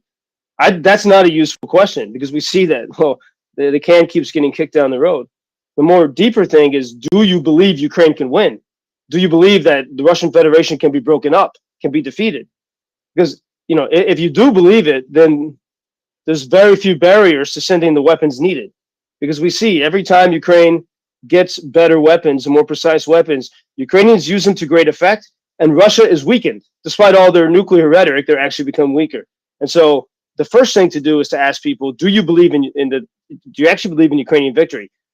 To ask them, are F-16s coming, is a useless question, because, well, if they don't believe in victory, they're going to do everything they can never to send these tools. Yeah, so that's really interesting. So basically, we need to find the appropriate cognitive dissonance that exists and push on the opposite side. That's how I kind of summarize it. We've got a couple of hands, so let's go to Pickled Flicker Fellow, if that's okay, JP. Hey, thanks, David. Can I go after Rough Ocean, because I'm about to lose connection? I apologize, and thank you. Go ahead, Ralph.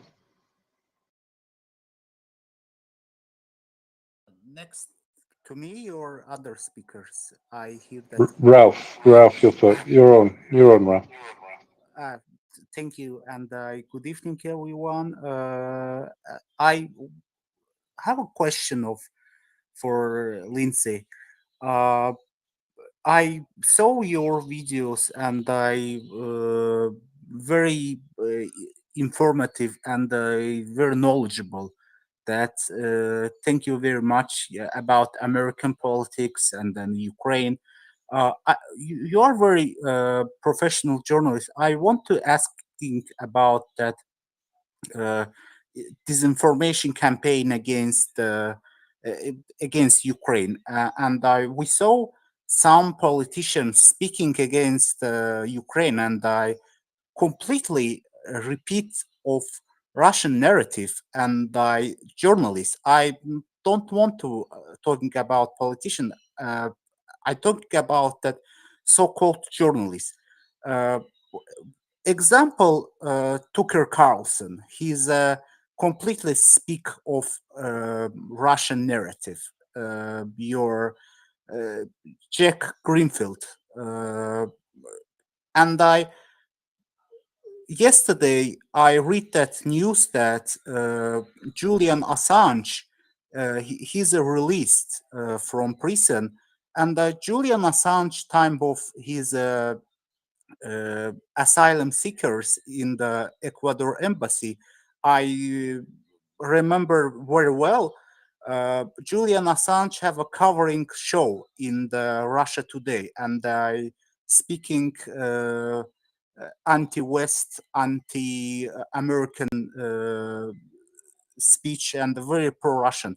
Do you think that after that Julian Assange release from prison, Russia finance of and the helping for Julian Assange, and after Julian Assange released from prison, disinformation campaign against Ukraine is the next level and increasing.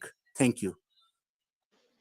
I'm glad you bring up Assange because that is a major topic and what people are thinking about. And I think first we can, from my perspective, I think we can, like, I realize that there's many Americans, for example, certainly many Australians, want to side with Assange because they're fed up with the elites and the corruption and the government. I understand that impulse, and I don't think we should discount that impulse. And I think, even though certainly Assange, I mean, connections to Russia, and is more willing to expose things about the U.S. than Russia, but I don't think we need to let that. I don't think we even need to go too much into that if our focus is on, the clear and present danger here. I think we can simply say, I mean, from my perspective, I would say, and this is my own personal belief on it, like, great, he's released, fine. It's good for people to be whistleblowers, and I'm a big fan of that, of transparency, of our secretive government, and my disposition in favor of transparency is 100% confirmed by what we see here with Washington shenanigans regarding Ukraine. And so I'll say, yeah, fine, great, and whatever. I don't care about his Russian stuff, and we can move on to another topic. I don't think we need to get bogged. I mean, that would be my response to that. I mean, I don't think we should get bogged down in that, but I think we should recognize, as we try to, appeal to people in America, Ukraine is about freedom. And so if you believe in freedom, like, if you're all excited that Assange is freed, well, maybe you can be excited about the only people in the world right now who are willing on a large scale to die for the idea of freedom. That's Ukrainians. And so I think it's, we can easily and justifiably turn those headlines to the story of Ukraine. This is the same as, for example, when Navalny died or whatever. I don't care, I don't trust anything that comes out of Russia, but everyone was focused on one sad Russian, and instead, I wanted Americans to think, look, whoever you think Navalny was, like, you think he was a good guy. Well, Ukraine is a nation of people, not just one person, a nation of people standing up for freedom. And so here's where I think we very sharp, we start using these moments, not to say, oh, you were on RT or something, and not to get stuck in that stuff, but to turn it around to an inspiring story of, yeah, obviously you care about freedom. Okay, well, here's the real freedom story here. So I think, and this is, where it's amazing. You mentioned Tucker, and as I always say, I have another name for him. Of course, it rhymes with Tucker. But and my old colleague from my Fox days, why does Tucker Carlson, why does Robert F. Kennedy Jr., why do they get to control the freedom narrative? Why do they get to go around saying they're the people that love freedom? They don't, because not only do they're not only sitting on the sidelines, they're actively opposing Ukraine. And to allude to, when David at the beginning alluded to my little confrontation on X, was with this American commentator who maybe is listening. I don't know. I don't care. I hope so. Is Jack Posobiec. He's got millions of followers, and he made a particularly nasty. He's lied a lot about Ukraine. Made a particularly nasty video threatening President Zelensky.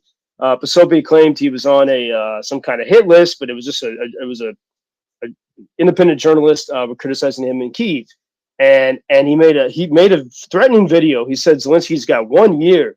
It was very threatening, and at the same time, this guy Posobiec, with millions of followers, he came out with a book. He's got a new book about the evils of communism and totalitarianism.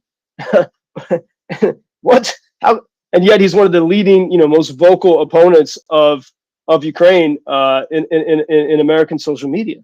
But yet he's able to come out with this book, saying, well, yeah, we must fight communism and totalitarianism. And so somehow we've allowed, I guess we have, I don't know if that's the right verb to use, allowed, but, we have these voices who are vehemently against Ukraine, shouting from the rooftops that they are in favor of freedom. And so somehow they've been able to co-opt that. And I think if we can figure out a way to say, well, if you don't stand for Ukraine, you don't stand for freedom at all. This is it's surprisingly tricky. I think it's going to be one of the key things in the next few months. We have the two political party conventions coming up in the U.S. and somehow the story of Ukraine as a free country is not in the bloodstream of the conversation. And I think part of look, it's not something that the media is going to talk about. That they're not really into that in a way, and so it really is up to us to help Americans understand this. And that's, I don't know if that's a helpful answer or not. I mean, it's a tricky.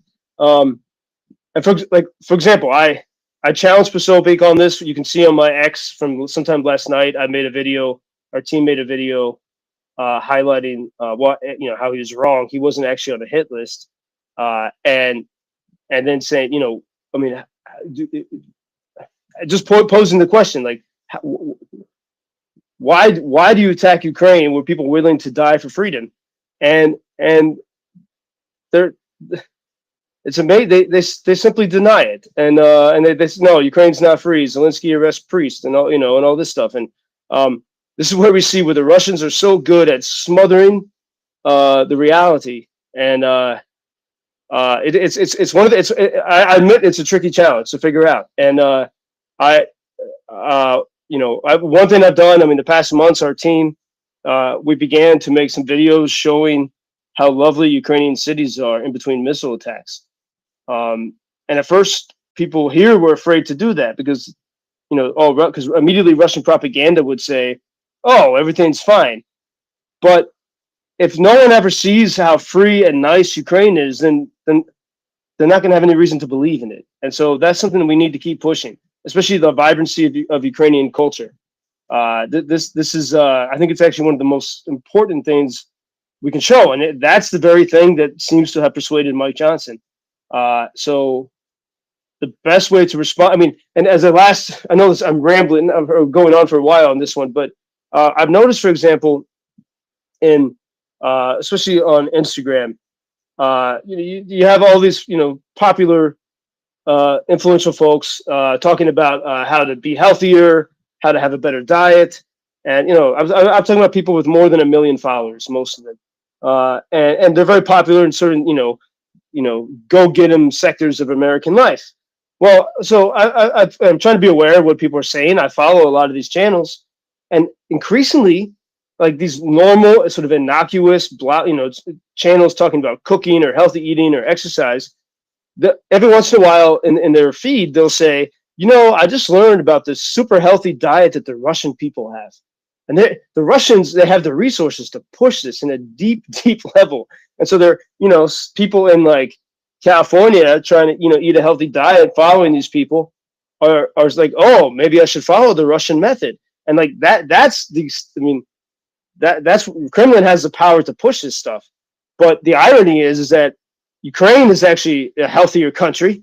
It's a, you know, I mean, on many indicators, and Ukraine has a story to tell about a healthy, trust-based society, but that's not getting told.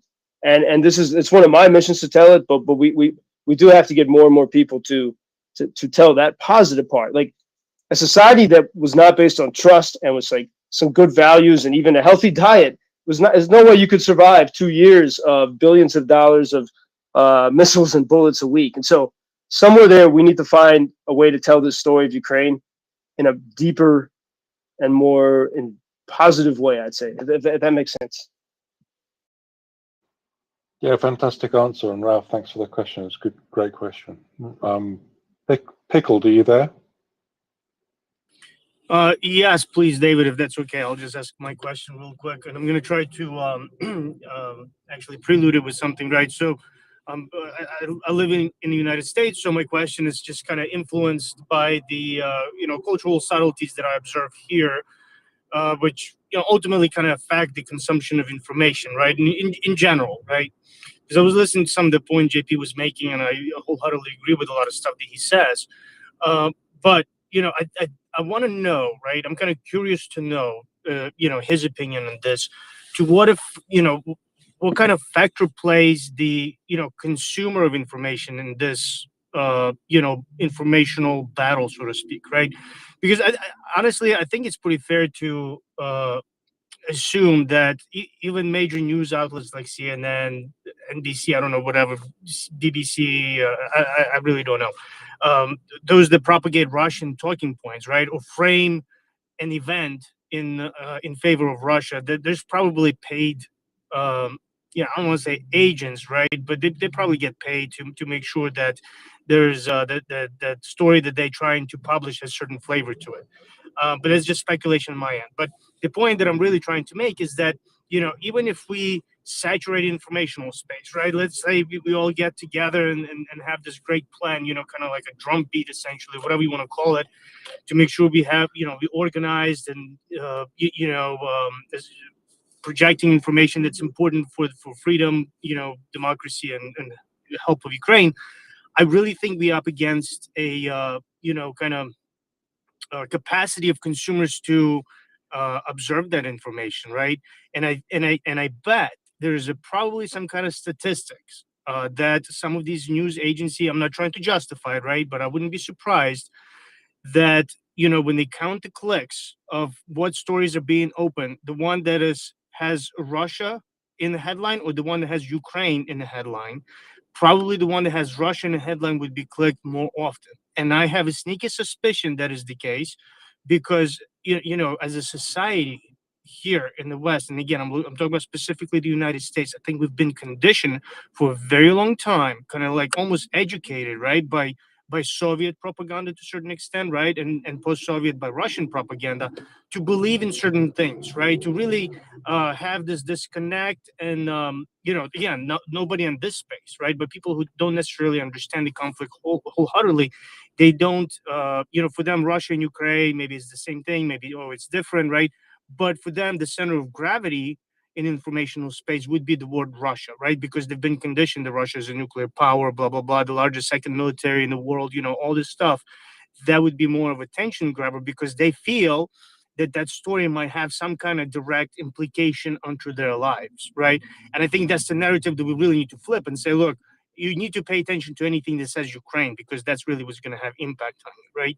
So again, I apologize. My question is just kind of, all over the place. But the point is, or the question is really focused on, to what extent the consumers, have to have the impact on what is packaged and how much of it is presented to them before it limits the capacity to consume more.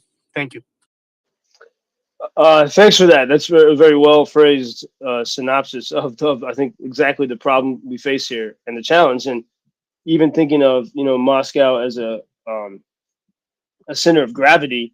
I mean, I feel that a lot, and especially recently. Like I walk around right now in Lviv, and I hear the generators. I see so many people missing especially missing legs, sometimes arms.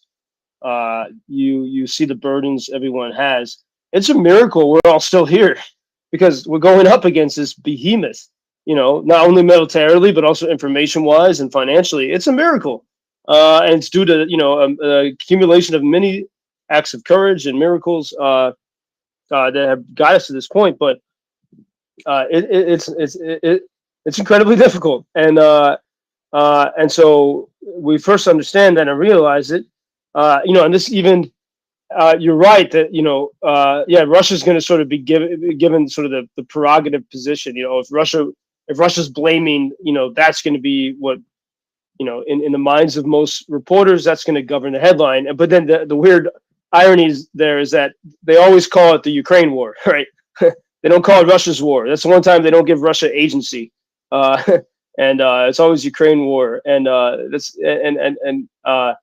I wish we could change that, but I think that's so ingrained in everyone. And I think one thing that can start to make the house of propaganda cards start to tumble is if you get prominent voices in America who've ignored Ukraine to have this Mike Johnson type of amazing grace. I was blind and now I see, the sort of the beloved American trope of having this profound transformation. We need prominent voices in America to have that. We haven't had that yet. I think everyone's been focused in particular on Congress, but you really should focus on the prominent voices who influence people, especially podcasters. Joe Rogan is like the prime example of it, but there's many other examples. And I would encourage everyone here, as you see different podcasts, like to start keeping the list and share it with everyone else to, who are the people we need to persuade and influence. But Joe Rogan's the top example, but there's people like Sean Ryan, even Russell Brand, all these people. Some of them, I think some of them probably have a real instinct to be seekers. I think this is true of Rogan. Like, they're curious and they want to find the truth, but then they also realize that it's very popular. That, like, that's a trope that Americans like, and so at some point it becomes a little bit unsincere. I think we see this like when that strange meeting between Chris Cuomo and Tucker Carlson. There's something true to that. Like they do. I think they both were feeling like, oh, we never would have talked to each other 6 months ago, and now we are. And when I saw that, I saw a little bit of an opportunity. But we're also recognizing that primarily they see this as an opportunity because they know that this is the American mood right now to question what we've been told. And to really try to to find the truth on our own together, away from the elites. And so, well, if we can recognize this, I think we have a chance to persuade people like Rogan and all the others that are in his sector to at least give Ukraine a hearing. And for example, people have been lied to about Ukraine. Whether it's President Trump speaking a few weeks ago, former President Trump at that conference in Florida, or the White House, they both repeat the same lie that 60. Trump said every time Zelensky comes to Ukraine, he gets $60 billion. No, when the Congress voted for $60 billion, most of that stays in the U.S. Ukraine gets old equipment. It doesn't get cash. It's a valuation of old stuff. So both, major parties in America repeat this lie about Ukraine. Americans are being lied to about the reality here. When we hear that, the promise of F-16s, we're being lied to.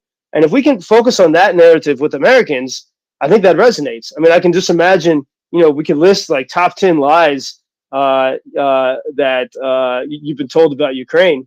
In the media and by top politicians. I can see, if we got the right person to say that on Joe Rogan, I could see Joe Rogan saying, "Oh wow, oh I didn't know," just like when he's talking about aliens and pyramids. I can see him, saying, "Oh, this is amazing. I had no idea." Oh wow, Ukraine is a religious nation. Wow, Ukraine, would they really believe in freedom? Whoa, wow, and all these numbers we were told from Washington are not true. And 2023 was the best year ever for sales of American defense products. So the defense industry benefits by keeping Ukraine alive, but making sure Ukraine doesn't win.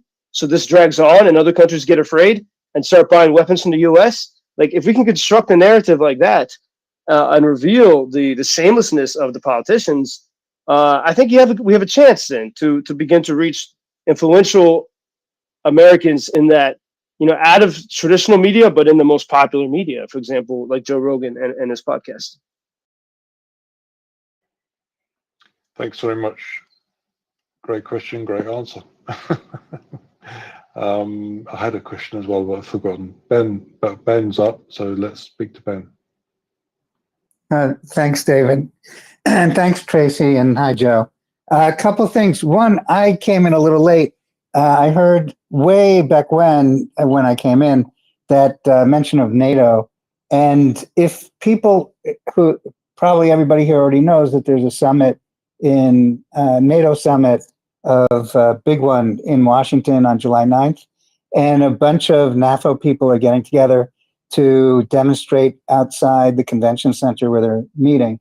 So if anybody is interested, that's going to be happening. And I'm not an organizer of it, but I just figured I'd mention it because I haven't heard too many people talk about it. And the NAFO people know more about it than I do.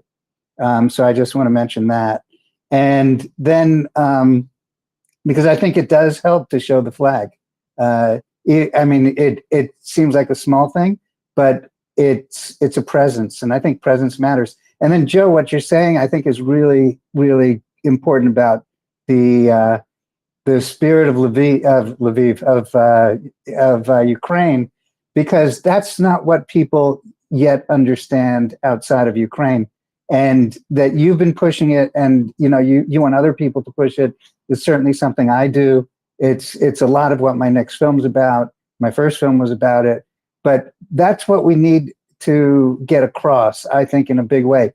That I think it was either it was Ben Shapiro, since you're talking about podcasters, or Mark Levin, just like a day or two ago. I guess I listened to them. Said in the case of Ukraine, the United States needs to figure out that when faced with an existential threat, it doesn't matter how little you give them, they're not going to just roll over and give up, and they'll keep fighting. And I think that message is really, really important, because whatever else is not understood about Ukraine, I think it's really important to understand that the Ukrainians are not going to stop. So we might as well, we should support them, because there's just no other way out of this war except for them to finish it. So I'm just agreeing with you, and there are not a lot of voices who say what you say. So I'm really hoping, and I think that by talking about it, a lot of us will get more people to get that message out. So thanks for the floor. David, thanks for that. And maybe you could perhaps share a link of your first film, if there's some way to watch it, or a trailer. That would be great. I'd like to see it. And I think on two things on the NAFO idea. Here's maybe an example where we can work to have a coordinated message. But maybe we have some artists here in our coalition, Ukrainian artists that are designing posters and advertisements for NATO join Ukraine, or NATO needs Ukraine. But maybe here's where we can have that ready and have some posters printed and there at the NATO conference, and have this coherent collective message that flips things on its head and speaks from a point of confidence. And I think this is where there's some headlines today about the European Union accession, blah blah blah. I mean, it's all pie in the sky stuff. This is where Ukraine doesn't need to beg for like approval from the world. Ukraine is doing what NATO can't do, what NATO won't do, what NATO's afraid to do. So we just have to turn it in this direction, and make it, and say, NATO, you need to join Ukraine. I think this is in all of our messages. We need to find this sort of confidence. But also, I mean, as you mentioned, like here's a actual example of the propaganda at work and how it can be difficult to have the energy always to respond. So a few days ago, a video emerged in Ukraine, and then now it's circulated to America in the city of Dnipro, a very lovely city in south central Ukraine. And all you could see in the video, there was a group of soldiers, and there was some kerfuffle, and there was a guy dressed in civilian clothes next to a woman and a stroller with a baby. And it was all in Russian, or probably they were speaking Russian. And I saw it. I didn't know what was going on. And then next thing I know, within 12 hours, prominent American friends, who are influential Republican donors and other blah, blah, blah people, lovely people, but they started sending me this video from Dnipro, and they said, big Americans were pushing this, on their social media saying, oh, look, Ukrainians, Stasi or conscripting, tearing a father away from his family on the streets, and it's just this negativity. Oh, you see, Ukraine's not free. Now there is the whole story with conscription, which we can talk about. But I sent the video to Ukrainians, and it turns out that's not what this video was about. It was actually a pretty positive story for civil society. There was the guy in civilian clothes walking down the street is a decorated Ukrainian warrior. He's signed up to fight in March or February 2022. He was on a leave in Dnipro, walking with his newborn baby and wife, and he saw a member of parliament that he didn't like, who he thinks is corrupt, and he challenged the guy on the street. And that MP's thugs started giving him shit, and then as a result of that, civil society, that video spread like wildfire throughout Ukraine. Civil society rose up, and now that member of parliament's being investigated. Now that story takes a minute to tell, and when I saw the truth of it, I'm tired, and often we don't have power and electricity. It's tough to put all this together in a interesting narrative to show the reality. But if we can construct that, which is the truth, we can show Americans like, yeah, you're frustrated at your government, so are Ukrainians. They're frustrated, all tyrants. We're never saying it's perfect here. But here, Ukrainians have an ability, even in the war, to rise up against the elite in a way that I think a lot of people, whether you live in France or the UK or the USA or Canada or whatever, I think people feel frustrated that their voices can't be heard. But here in the wartime, even under martial law, and it helped that this guy was a well-known veteran, but he was able to challenge that member of parliament, and the member of parliament thought he could, intimidate the guy. And then within 24 hours, the MP is being investigated. And so this is a story. Should give people hope. But you see how it's much easier to share a video. I mean, it looks, you can easily put 2 sentences on it, and it looks bad for Ukraine. And you know what? I still haven't responded to the people that sent me that video, because you can see why. Because it just took me 3 minutes to tell a sympathetic audience. So this is something we have to figure out, because we can't let this go. If we can figure this out, we can really figure out a way to push back. And I hope in the next 12 hours to have a 60-second video on this topic. And we'll see next week if you all think it was effective or not. Ben? Joe, I just sent you a DM with a couple of answers to the questions you asked me. And yeah, I think having positive, it's 2 things. One is we can't counter every single piece of crap, to put it that way, that is thrown, from the Russian side at our side, because then all we'll be doing is being shit catchers all the time, and you really can't get the message out. We have to have, and I think it's gelling in some ways, really what, Roger Ailes is very good at this, which is message discipline, which is we need to give people a reason why, the reasons why, like you said, that Ukraine is worthy, and that the people have, a cause. And I'll just mention one similar item to you, which is kind of humorous. I don't know how many people remember that Banksy went around Ukraine. Well, it was really around the Kyiv area, and put up some Banksy stuff on walls there, and then there was one couple of guys. They ended up stealing the wall. They chopped it up. They because they wanted to take the Banksy and for whatever reason, I guess, sell it, because a Banksy can be worth millions of dollars. And they were apprehended by the police. They were found out. They said that they were going to that they weren't going to steal it. They were actually going to sell it in order to raise money for the army. But it didn't really work out that way. And so there is a real sense of justice in Ukraine that you're talking about. But it's really hard to get through against all of basically the shit that's thrown. And that's why I think we should be positive as well. So anyway, and if you haven't seen the Banksies, by the way, they are fantastic. You can see them online. They're really fantastic, and a really great show of support that, it was up for, the stuff was like in the international media for a few days, and then, then like just other stuff has happened. But that is really a part of history too. Yeah, and speaking of Banksy, I also would recommend people check out the Ukraine's equivalent of Banksy. My friend Gamlet or Hamlet in Kharkiv. I'll try to find his. I think he's on Twitter. But he paints in Kharkiv city some really profound murals that have encouraged the people of the city.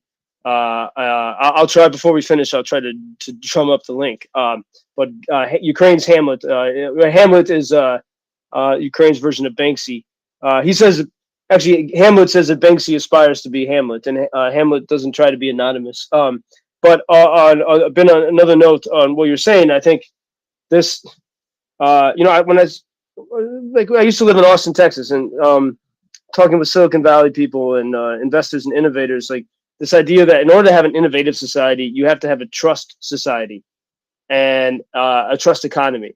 You think of how, that's how, say, Uber works. I mean, we have to have some kind of structures of trust to get into a stranger's car, right? And we're trusting a lot of different aspects of the system, and largely it works and it enables us to innovate. And when you don't trust, we don't have freedom to trust people. That's Russia. Russia's the total opposite of a trust economy. You become a thieving economy, and that can't innovate and grow. And Ukraine is this supreme example of a trust economy. And I think and that's I want to make that more one of my missions. And for example, I mean, you walk around Lviv. This is common. Past a cafe, you see a laptop unattended on a table outside in a sidewalk cafe. So they stopped inside to, use the washroom or whatever, and someone will leave a laptop outside, and it's gonna be fine. Even with the the gypsies going to ask for money, no one's gonna take anyone's stuff. That's incredible. In a city of almost 1 million people. This is very unique in our times, and or in any time. And this is part of the strength of Ukraine. And I think 2 years ago people would have said, that can't be true. But now we can say, look, no society, a weak society could not have withstood this hell for so long. And so anyway, Ben, you get your ideas give me more inspiration to focus on that positive narrative of Ukraine as this trust-based society, and what we can learn from that around the world. So I think it's very interesting you're talking about there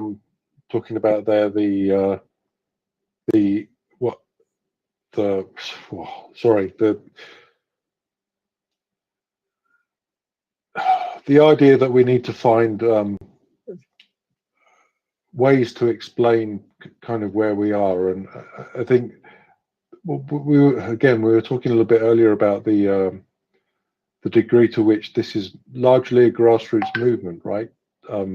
Grassroots movement from Ukrainian society primarily, but also a grassroots movement in the whole of liberal democracy in terms of understanding what our values are and what we need to enforce, or rather than enforce, encourage vigorously. The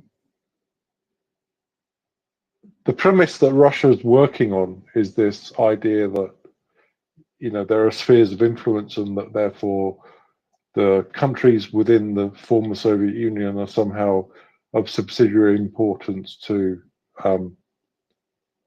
other power blocks like the United States. Now, the nature of the United States empire, or if you want to call it that, is something different from the kind of power block that Russia envisages. And I think it's very instructive to kind of, let's say, take what I'd call a helicopter view of this and say, there is the great arc of history here, which is also somehow instructive. So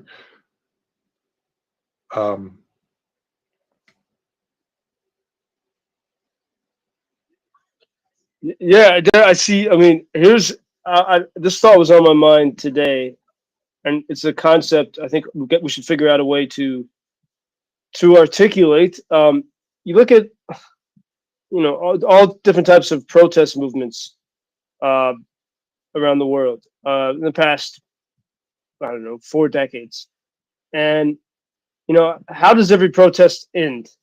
Does it end in the protest usually? Do the people who are protesting for something, do they usually get their way? Are their demands met?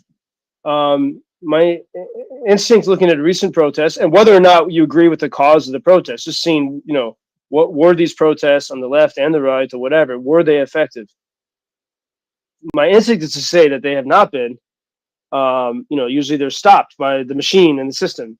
And Ukraine is unique in this regard. Ukraine was not stopped from 2014. The protests actually worked, and the people were you know, largely in charge. The people had agency, and when you're at this extreme edge of a protest that actually works as well as Maidan, you know, then you don't face tear gas, because tear gas can't stop Ukrainians. You don't face batons or, you know, secret police in the streets, because the Ukrainians already faced that and they stopped it. They refused to let those threats make them go home. And so now Ukrainians are facing the most extreme response to free people, which is ballistic missiles. And somehow, if we can articulate that story, because I know so many people around the world feel that they don't have agency. They feel frustrated with the way our lives are constructed, with like the elite political class doing as it wishes, and really removed from the life of normal people. And I think Ukrainians understand that. Ukrainians have that frustration, and that's why they had their revolution. That's why they don't want to be part of Moscow.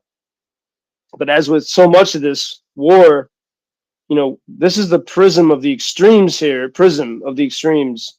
You know, Moscow, the extreme vertical society, extreme tyranny, extreme victim society. Ukraine, you know, extreme self-help. You know, with your community, horizontal, extreme freedom, and everyone else is in between.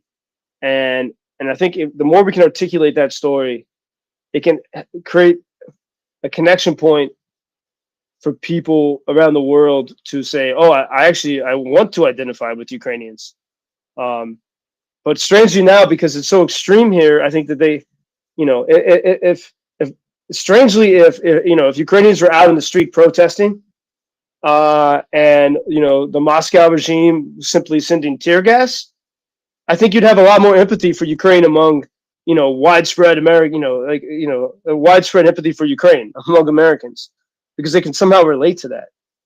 But then all of a sudden, when, you know, you have ballistic missiles coming, it's like an alien thing. And so somehow we need to help people understand that this is a continuum of that story of resistance and freedom. Yeah, I mean, I think, you know, the part of the problem here is that you know, in Western liberal democracies, there's still this idea that, you know, we've not, well, let's say that there are people protesting against Amazon. Right. And Amazon's not bombed anyone, as far as I know. So there is obviously there are issues with the relationship between the financial elites and the rest of society in general. But it's on a different scale, and this difference in perspective is just something which is very, very hard, I think, for a lot of people to understand in Western liberal democracies. So, you know, if you've not been through war, if you've not had the experience of being under a totalitarian regime, and you know your concern is that you know you can't afford a house because, well, you're in the gig economy or whatever it is.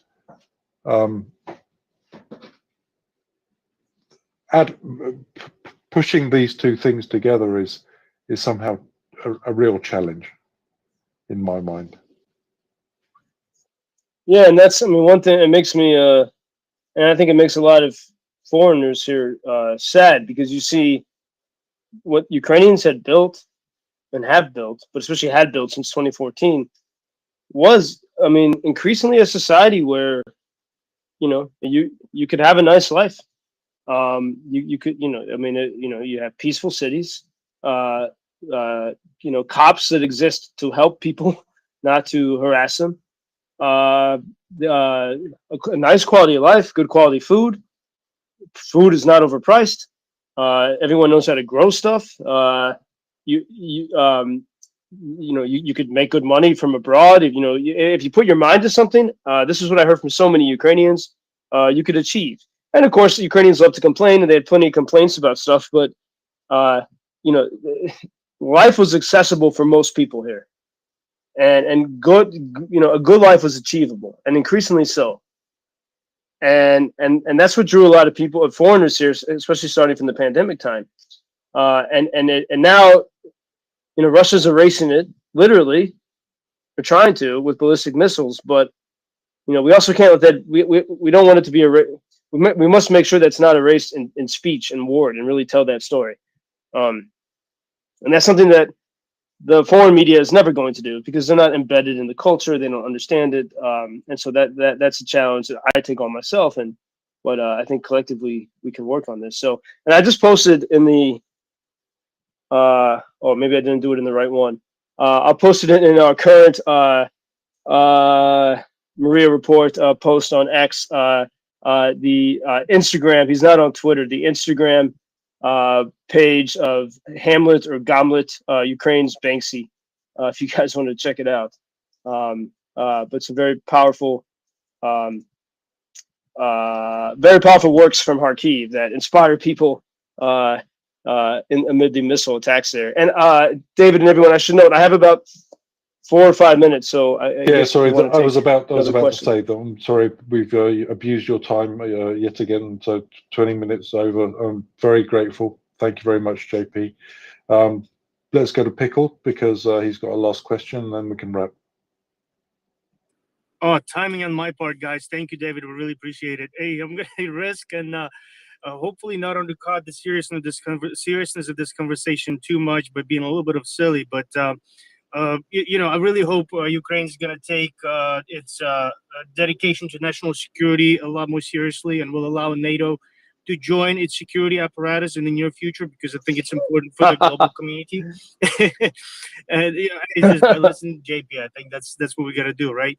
And one last thing, it's another kind of silly question, JP, but you know, you live in the city that is really close to my heart. It's the most important in my life.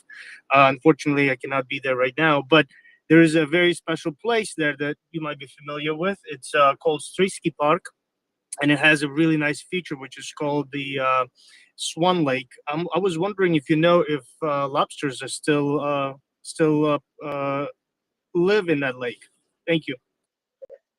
There are lobsters in Swan Lake, yeah? Yeah, there used to be in the 90s. I remember when I discovered when I was a little kid running around that place.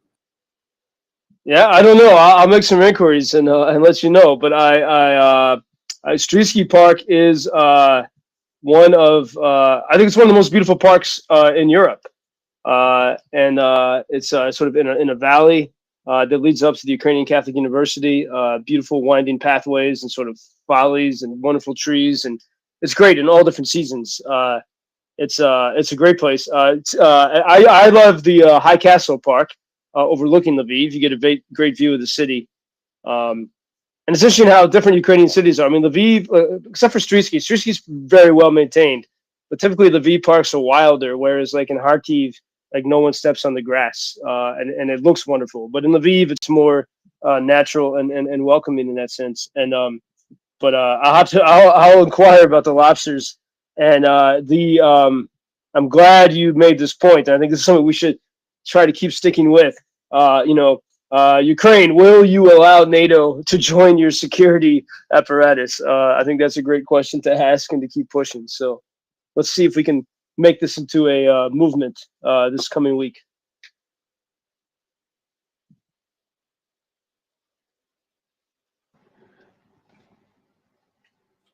Fantastic. Thanks very much indeed. JP, have you got any closing comments? It's been a really great pleasure to have you on, and thanks for your time. And sorry we've skipped over the time significantly this time.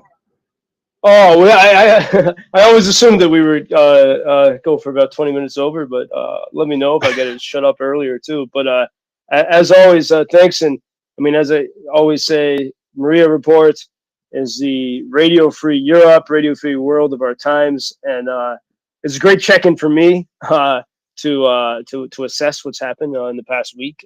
So I appreciate that, and to get insights from you all. And so, conversation is the key to democracy and to staying sharp. And this is the you think of Putin at that long table. When was the last time you had a real conversation? And it makes you insane and maniacal. So we got to be the opposite with frequent conversations like this, and makes us stronger. So thank you all for this conversation. And you can follow us at you can check out our news site, our landing page, howaboutfreedom.com.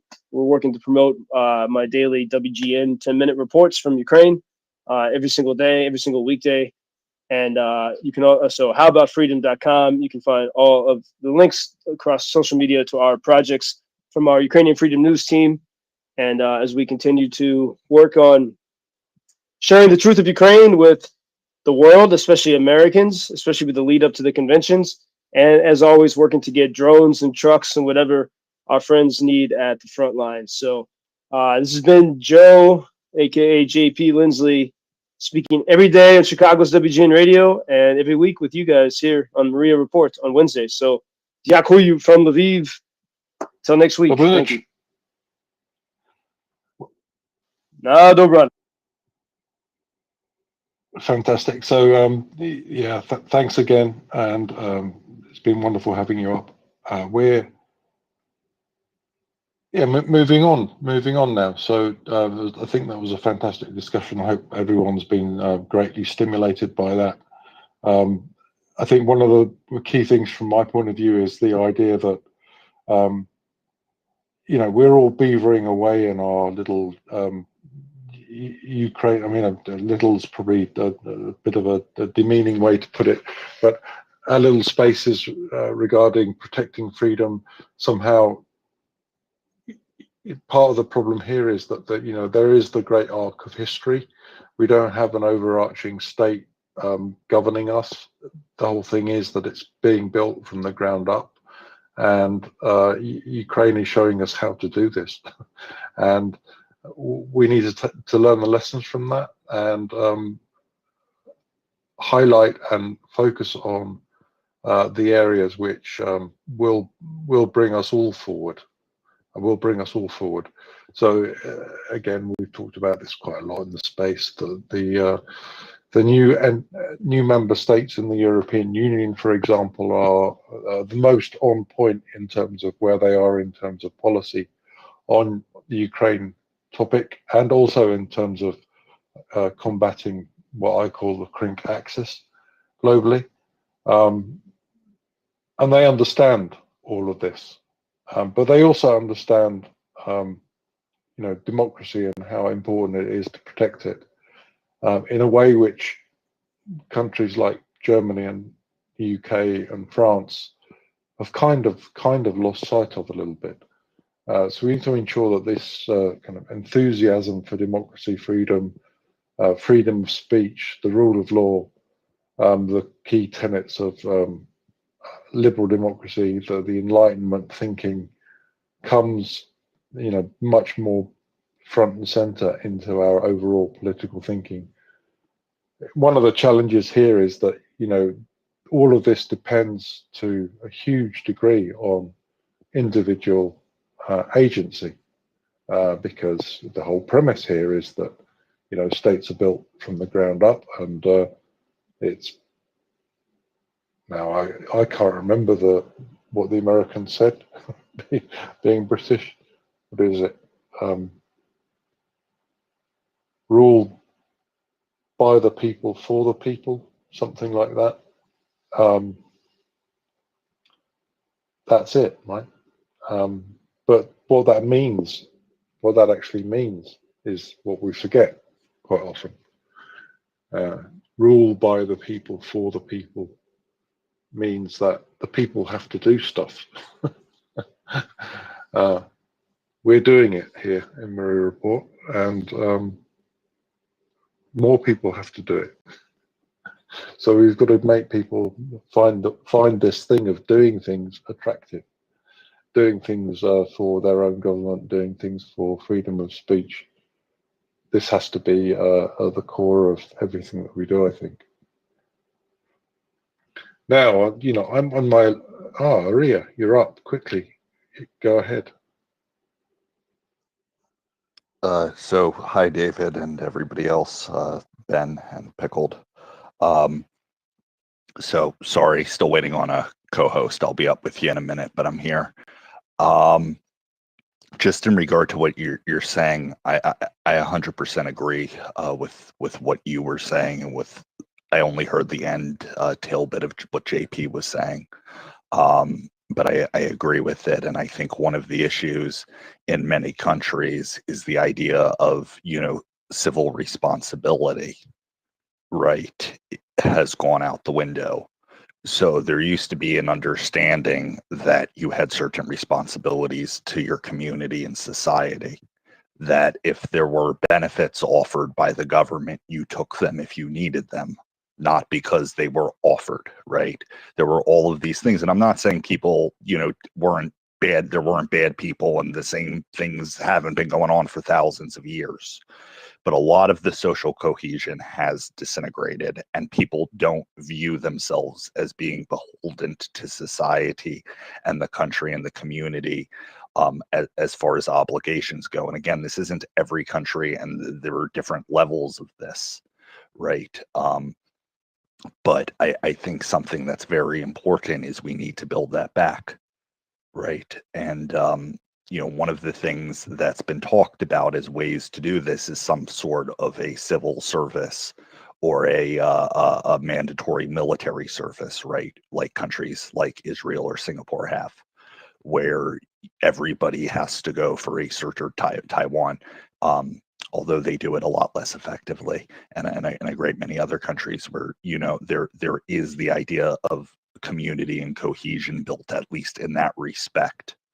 And if you're not able to serve for whatever reason, you go into some sort of a civil, a pursuit. You teach at a school, you help elderly people at a charity, you do something that gives back to the community and makes you understand that you're a part of that society and a shareholder. And I think that that's very important for societies to have, especially as we've gone away from smaller community structures. And I understand small towns still exist. I understand people still have their, families and various, communal groups and religious groups. But for a lot, at least in America and certain countries in Europe, this has greatly degraded over the last even 20 or 30 years. And I think until we start building up and teaching kids, more so than activism or other things, that they have responsibilities, and it's not just the government that has responsibilities to them, right? We are all part of a larger organ, right? That doesn't mean that you don't have your individual rights and freedoms, or you have to become part of a larger organ and submit. But it is teaching you that you are a part of a society and you are not a singular entity. And that there is value and there is community and there are bonds holding you together, and that is something worth fighting for. Back to you, David. Yeah, again, this goes back to what I was saying all along tonight about the role of the state. And the role of the state here is, I think, really unclear. And that's part of the problem. So that I think, during the course of the Reagan era and the Thatcher era, there were a lot of things that were done, let's say, that were positive. On the negative side, basically, there's a denial of society and a denial of the idea that the state has an identity which it needs to encourage and foster within its society.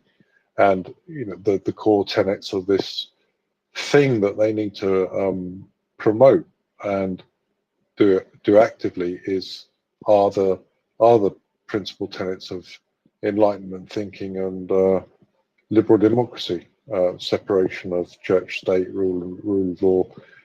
We have a lot of discussions with Tim about whether the separation of church and state is actually critical to this. That's not the point. The point is that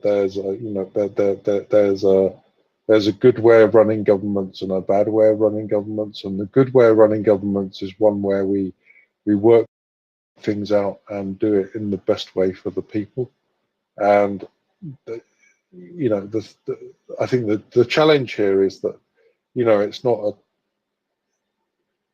an off-the-shelf option that you can sell to people easily, and that's what Russian disinformation for the last 20 years has been really pushing hard against, in the light of the financial crisis, right? So the financial crisis has been used exceedingly successfully by Russian disinformation to say, essentially, there are these elites that earn lots of money, they control you, they are part of the...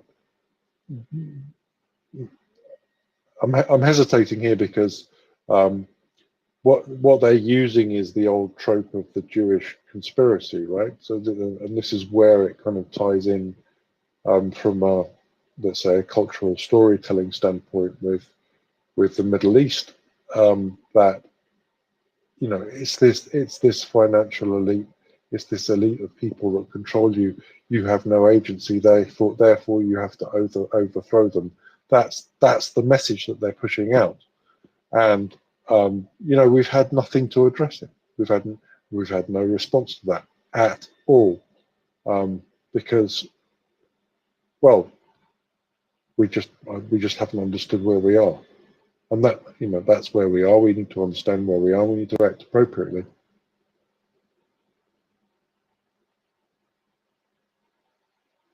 While we're doing this co-host change, James, I see you're up. Are you able to speak?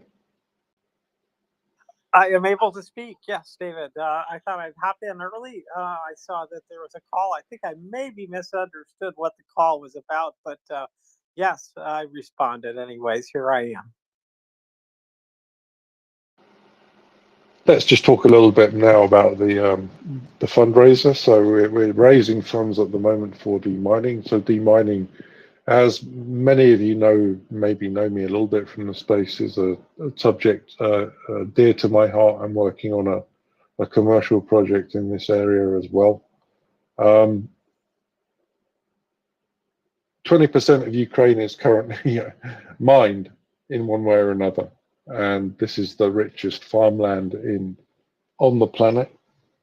And so it not only has an impact for Ukraine, but it has an impact on world food security. So, if you're worried about starvation in Africa or anywhere else, or wars caused by economic conflict anywhere, then food security is just a key part of the overall picture in securing peace. And removing what is, I guess, I don't know, I don't have the figures to hand, but probably 20% of the world's grain production is in Ukraine, something like that. It's a huge farmland area, and not being able to farm this is a problem. It's not just a problem for Ukraine, it's a problem for the rest of the planet, and it needs to be addressed. And at the moment, you know, we're supporting here CISU, the Emergency Services division of the Ukrainian government, to do this as best we can. And what we're trying to do is just provide them with better gear. Of course, they're funded, they have kit, but they have the basic kit, right? And small things can make a big difference. I don't know if any of you do gardening. I'm a gardener, and I foolishly don't buy special gardening trousers. It just means that I get through lots of other trousers, right? So these are the things that cost money. And they cost more money rather than less money. And so these are some of the things that we're trying to provide. So better hearing protection. Hearing protection is something which seems like a basic thing, but you know, when you're working in a team across a minefield where you have items which could destroy you at any moment around you, it's a key thing. We were talking a lot on the space in the last few weeks about the networked air defense. Networked demining is equally a major, let's say, value add to the overall process. So, you know, we're talking here about telecommunications essentially. You know, there's a big difference between the time it takes for a team which are equipped with the ability to communicate with each other without moving, without having to pick up a phone, without having to stop and stand up and wave, and a team which is you know, connected over a headset which also protects their ears during the course of demining. And that's a major thing that we're providing here. The other thing is just basic tools. So, you know, instead of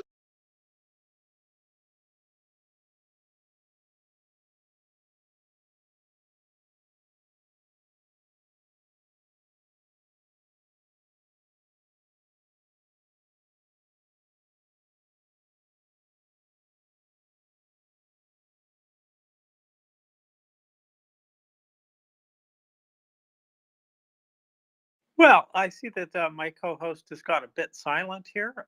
David is reporting that he has been booted from the space, or well, at least from the chair there. So he'll come back, I hope, to rejoin us. But in the meantime, I'll carry on about demining. It's a garden. It's a beautiful garden. It should not have landmines in it, and that's why we want to clear Ukraine out of landmines. And so, for a relatively small amount of money, we can get the equipment that will aid the brave people who are going to go do demining work. This is 100 sets of communication and hearing protection and multi-tools. And with these tools, they'll be able to do the job of making these beautiful gardens that make up Ukraine beautiful again, and not go boom. So please think about the money you have and how much you can give, and please do give. And of course, the same old thing, you know, don't give us all your money. But I know Will says yes, no, give us all your money. I say no. We want you strong. We want you as an ally of Ukraine to be financially strong enough to continue to give. And also to enjoy your life and carry on with life as you need to. Pay that rent bill, for example, for sure, if that's what you've got to do. And otherwise, please do give us money. We've got in the nest, and that is the first item in the nest. You can find a link through there to it. So, anyways, good people, listeners, and speakers here, I much appreciate your presence with us well, in my afternoon and your evening, perhaps. And so let's see where we are with David being resurrected. Not yet. So yes, so I'll keep talking. Well, it was a interesting day today. I've been looking at the news somewhat. I also been following up with some longer term pieces, long reads that is, and one of them was a story about the expectation that NATO pay at least 2% of their GDP. And the story was about how reductive that goal is. And by reductive, I mean that it's a little bit too simple just to say that was the author's point. And the reasoning is that 2% of GDP is an input, and input isn't what we want. What we really want is output, and that would mean military goods and services that are going to make up the defensive units to pay for the soldiers to fight all those things. And that's what we really want. 2% of your GDP might not be enough to really cut it for defensive needs. And so the author was pleading with people not to think of it as the input, although it's an important milestone in and of itself.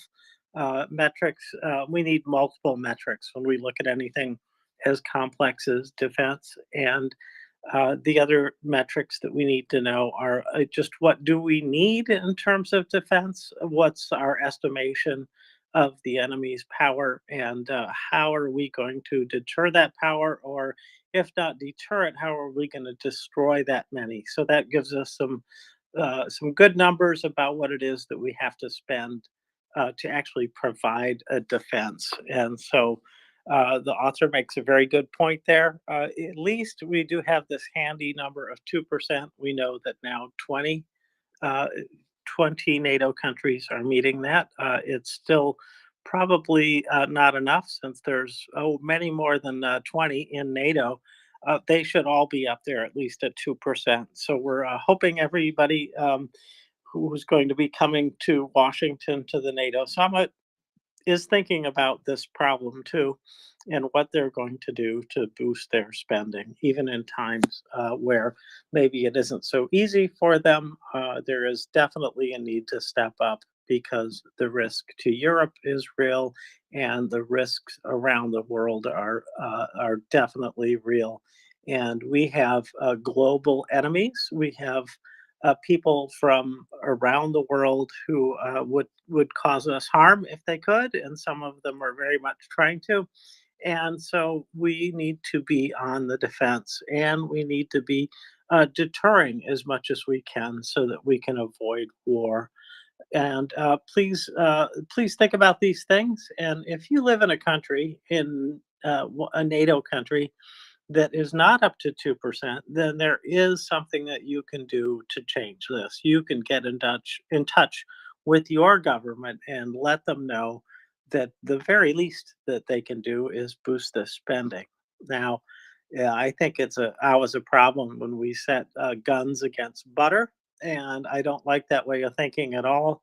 Uh, the the way to think about this more is that we have to have the ability to protect our own lives, our property, our country, our borders, our land, before we can carry on with anything else. So it ought to be understood that defense spending is foundational to life. So anybody who's thinking about this as, oh, but then we'll have to slice something else. You might have to, but you also just may have to boost your overall spending, and that isn't the worst thing. And taxes are not the worst thing. The worst thing comes when you lose a war to an enemy who really just enslaves their people. So please do think about that. And you know this is one of those things that we really can't compromise on. The um, the need is really great right now. It's not going to diminish in the foreseeable future. So there is no reason to sit back and be comfortable with how much we're spending now. if we're not at least up to that 2%, which again may not be enough. So please do. Anyways, I thought a very good article about that, and it really helped me think about the problem, which isn't really just the 2% marker. It really is, what are our needs? How much do we need to uh, how much money do we need to have to really protect our country and get the job done should anybody try to invade, or better yet, let's deter that kind of aggression. Let's get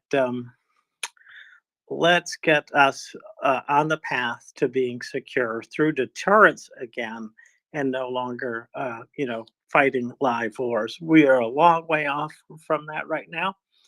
Europe is supporting a war. They're not at war except for Ukraine, but everybody else is supporting them as best they can, the ones actually that are.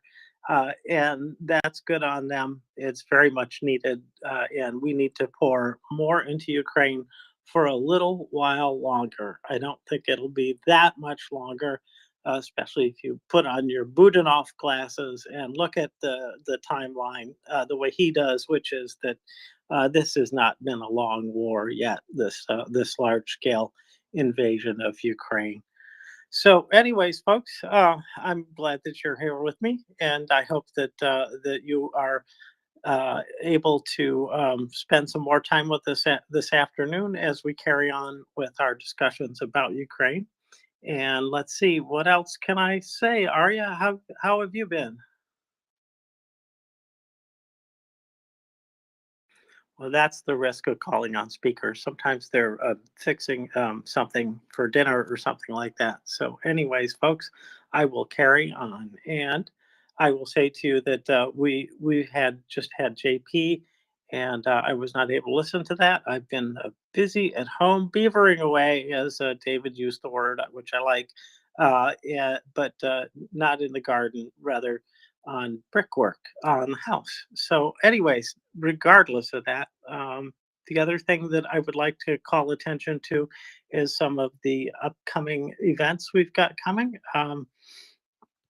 Let's see here. Well, I see that we have another podcast from Mark Toth and Jonathan Fink and John Sweet. And so that is out there in, pardon me, oh, the Silicon Curtain, right? Okay, yes. Anyways, so that is out there on Spotify now. So, and let's see what else we got here in the nest as I'm going through it for the first time. Mines and oh boy, Russian propagandists. Well, folks, Russian propagandists. Okay, we're not going to get into that until I have a chance to look at that more closely, but I can only imagine how horrible they have been talking about Ukraine and us, and how they're going to wipe us off the face of the earth one day and all of that. So, in any case, let's see here. And that takes me to the end of the nest. So let's see, what else can I talk about? I have lots of things to talk about usually, and usually I get a break to say to go and peek at them, but I think I've got it now. Uh, I found a couple of things that I found interesting out there. One of them was the joint press availability between Stoltenberg and Blinken that recently occurred. And this is where one of the kind of, what do we call it? Annoying issues that came up was some differences between Netanyahu and Biden administration on supposedly withholding a broad swath of weapons. And so, it was a hard question to handle well. And I think, of course, Blinken and Stoltenberg are very good at this. So they just got to the point and said, the only thing that's ever been an issue is the 2,000-pound bombs that might have been used in Rafah, and otherwise, that press availability, which is some days ago now, was very informative about the direction that NATO's moving in, and of course, Mr. Rutte is now going to be the head of NATO. They talked a little bit about that, and they also talked a whole lot about what's going to happen with Hezbollah, how they're going to handle it, and there was some sense that they thought that the fate of Hezbollah was really tied to Hamas, and as long as Hamas was, holding out, and they're the sole holdout, holding up a ceasefire, that there would be still problems and potentially an invasion, and that they were ready for that, and hopefully it wouldn't happen. They thought that they could defer it, and so far they are. So, anyways, oh, I see a good welcome sign here. It looks like David Bailey is back. David. I made it. I don't know what happened there. I don't know where you lost me. I was in the middle of explaining the demining defunder and demining fundraiser, and yeah, then I was gone. And so fill me in. I guess there was a gap, and you had to jump in, James. Hey, that's why I jumped on, was to jump in. I didn't do it though, honest. No, I think I know who did it. Yeah, EM. The Russians. Anyways, It's the Russians. Everything's the Russians' fault. Maybe the Russians. I don't mind blaming them. I'm good with that. I was thinking maybe one of their proxy people there that runs this place. Anyways, I don't know if he's really that way or not. I should not talk that way about him. We can leave that man alone. He doesn't have enough problems of his own. Anyway, David, good to have you back, and you were doing a fine job.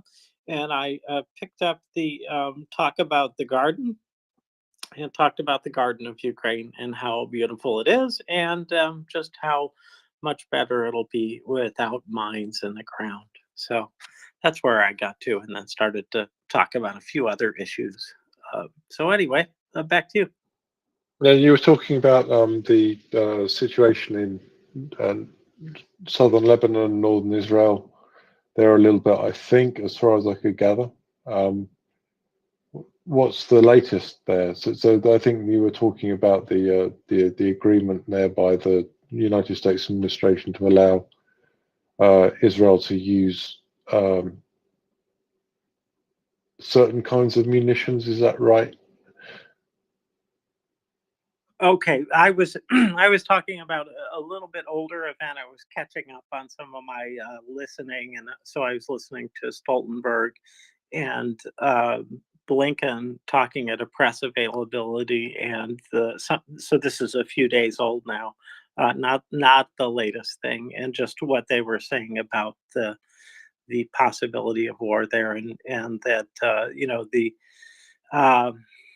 the possibility is still there very strongly, because Hezbollah is looking at Hamas as a marker as whether to attack or not. And if for example, if the leadership of Hamas decided to agree to a ceasefire, then that may very well stop Hezbollah from doing anything in the near future. Of course, that hasn't happened. Hamas seems very intent on continuing the conflict at this point. They didn't say that. I'm saying that. And it really does look that way, since they've gotten everything that they asked for. And when they were offered that deal, they then said, no, but we also want this and this and this and this. And so I think that that they're very much looking to, not of their own choosing necessarily, but very much looking to continue the fight. And that is, I think, what their boss, their puppet master, wants, is for them to continue fighting. And so Hezbollah may well start something. But on the other hand, Hezbollah has an interest in staying alive, I think. And so I don't know how well that would go. If Israel decided to go into Lebanon, it might be pretty rough on Hezbollah. I'm pretty sure it would be a very, very bloody battle on the Hezbollah side. So, yeah, that's what I was talking about. The very latest news on this, I haven't seen anything popping up today about it. I really did think it was imminent the other day after France said that they were definitely willing to help Israel out. Then that was the last time I heard any clear statement from our side about where they were. So I think it's sort of been a holding pattern, David.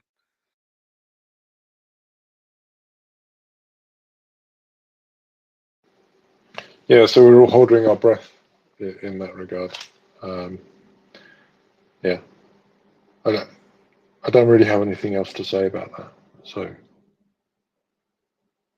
Well, no problem. No problem. I also listened to somebody talking about a pretty good run through of just how damaging this last round of sanctions were from both the EU and the United States, and he called them devastating.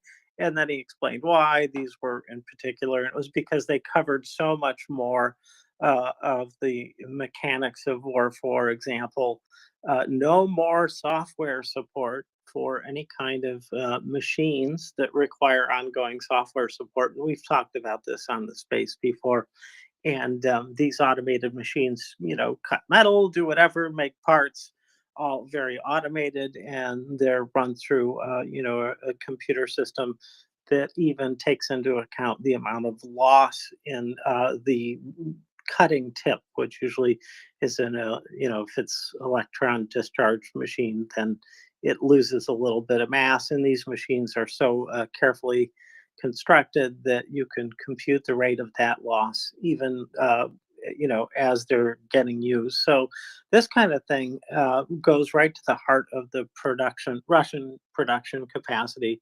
And one of the points he made more generally about this, because I think we've perhaps gone through sanctions enough, but he said, if you noticed, when Putin was putting out the Russian quote unquote peace plan, one of the things that came at the end, besides asking for doubling the amount of land that Ukraine would have to give up for peace, was that all the sanctions would have to be lifted as well. And that just shows us just how much this is hurting them. And so it's, of course, none of that's going to happen. We're not going to stop the sanctions. They really have been affected. And I really did enjoy listening to that guy. Anyways, David. Yeah, it's all of that's really interesting, I think. So I think that's something that we should kind of pay quite a lot of attention to, because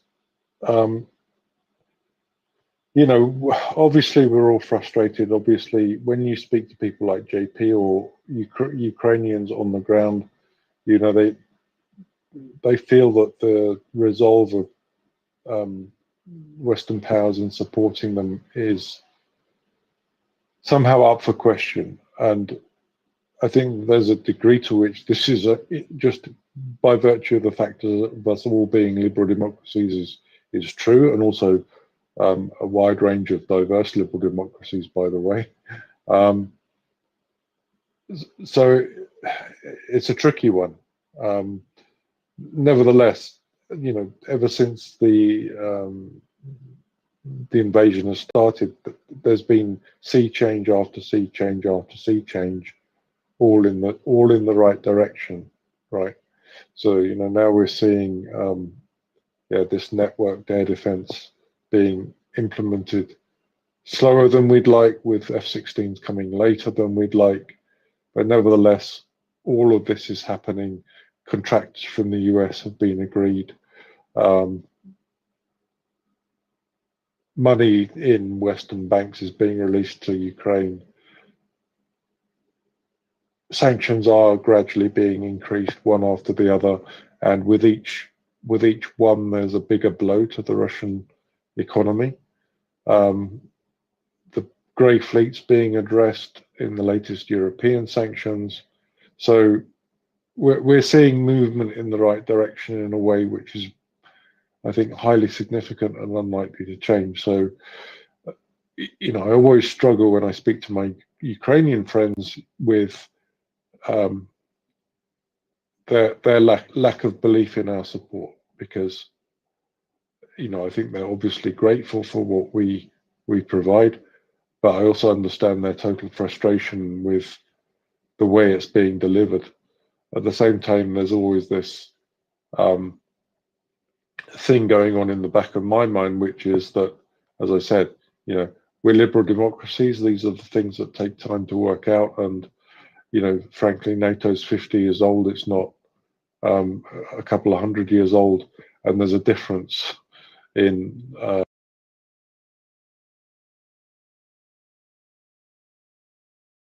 organization like Vladimir Putin's regime works, and speed isn't necessarily the strength that we have. So yeah, just a talking point. Definitely not on the negotiation side. Speed is not our specialty. Maybe on the defense side, we're pretty quick to it. I believe that very strongly. But yeah, definitely not when it comes to negotiating things and deal making. Those things take time. It was very frustrating, was it not, to see how slowly they came to a decision about the what do we call it? Sequestered Russian money, right? All this 300 billion euros trapped in banks here in the West, and the Repo Act in the United States was very helpful in kicking this off, saying that this really was able to be used. But even with that, it was not enough, and it still took months after that to come up with a solution as to how to spend it. And boy, did they go conservative on us, right? Conservative in the sense of not risking much, about spending the capital itself, but rather spending the interest, which I thought was, in the end, not a bad solution for this. And it did address the risks, the felt risks, at least, that some of the players had who had more of those Russian assets in their banks and were worried about repercussions if they just went ahead and spent the money. I think in the end it'll all go to Ukraine, but in the meantime, not a bad solution for calming a lot of people down and settling their worries. That's an important thing as we go along and want to maintain a coalition. You just can't ride roughshod over members. You really have to try to work with them. And so I thought it was a powerful solution.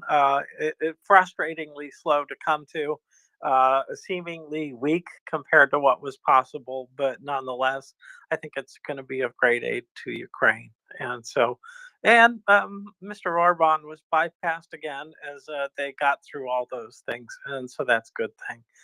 So, David, that's where I got. Now I missed JP. Did he have any startling observations to make? I think the main thing that we were talking about there is that how we counteract Russian disinformation was, well, from my point of view, I don't think we spoke about this really kind of explicitly, but it was kind of in the background all the time. That in particular with regard to, let's say, the Crimean, the alleged bombing by HIMARS and orchestrated by the United States, the degree to which that story came out as a kind of statement of fact from the Kremlin and was reproduced around the world in all the mainstream media as the first part of the story. And then the second part of the story is, of course, that in fact, what hit the beach wasn't ATACMS, it was or cluster munitions.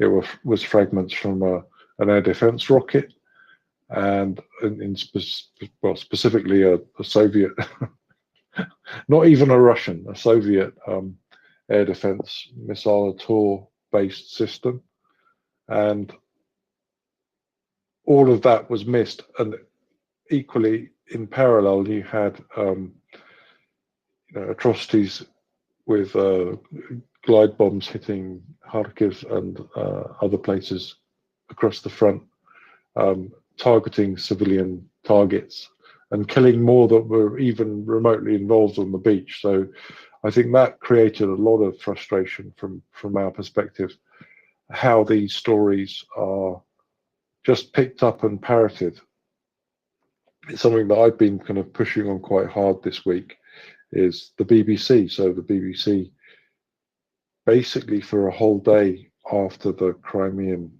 beach bombing, had this story on their front page. And if I can describe the story to you, basically the whole story was that, as I said, Russia claims the United States orchestrated the bombing of this beach with civilians swimming in the sea, with ATACMS cluster munitions, and there will be a stern response from Russia. That's the kind of essential part of the text of the story. But the picture for the story was a picture of 3 young girls in Red Square. So these are school-age girls. I don't know how old they were. You have to ask somebody else, but I guess they're 9 to 12 years old, something like that. And they're laying 3 roses on a plaque in Red Square, but 1,000 kilometers to the north of where this actually happened. Looking sad, laying these roses on a plaque of Sevastopol, which is just something that's in Red Square, right? So the whole thing, it's obviously, it doesn't just look like it. It's obvious. I mean, these girls had to have been put there. There aren't swarms of school-age children running around Moscow with yellow roses, waiting to put them down on a plaque of Sevastopol. Red Square at the time, judging by the background from the photograph, is largely empty. So it's not like there are throngs of these girls. So the picture and the text is just reinforcing this idea that, we're poking the bear, and we're poking the bear as a message as well, which we've heard over the last week from wonderful people like Nigel Farage, the UK Reform Party person, a political irrelevance in UK politics, but nevertheless a loudmouth, and a loudmouth who parrots Kremlin propaganda, and it's just disappointing to see that the New York Times and the BBCs of this world aren't awake to this. In particular, in the case of the BBC, it's very strange because you have this cadre of very, I would call, high quality correspondents. You can knock them, but generally they're pretty good. And Sarah Rainsford and Steve Rosenberg. So Sarah Rainsford's the previously Moscow correspondent for the BBC. Steve Rosenberg's the current one, who's actually still resident in Moscow and still reports, and reports pretty accurately. Somehow we get away with it, I guess, from the Russian perspective. But these people understand Russia at least as well as I do.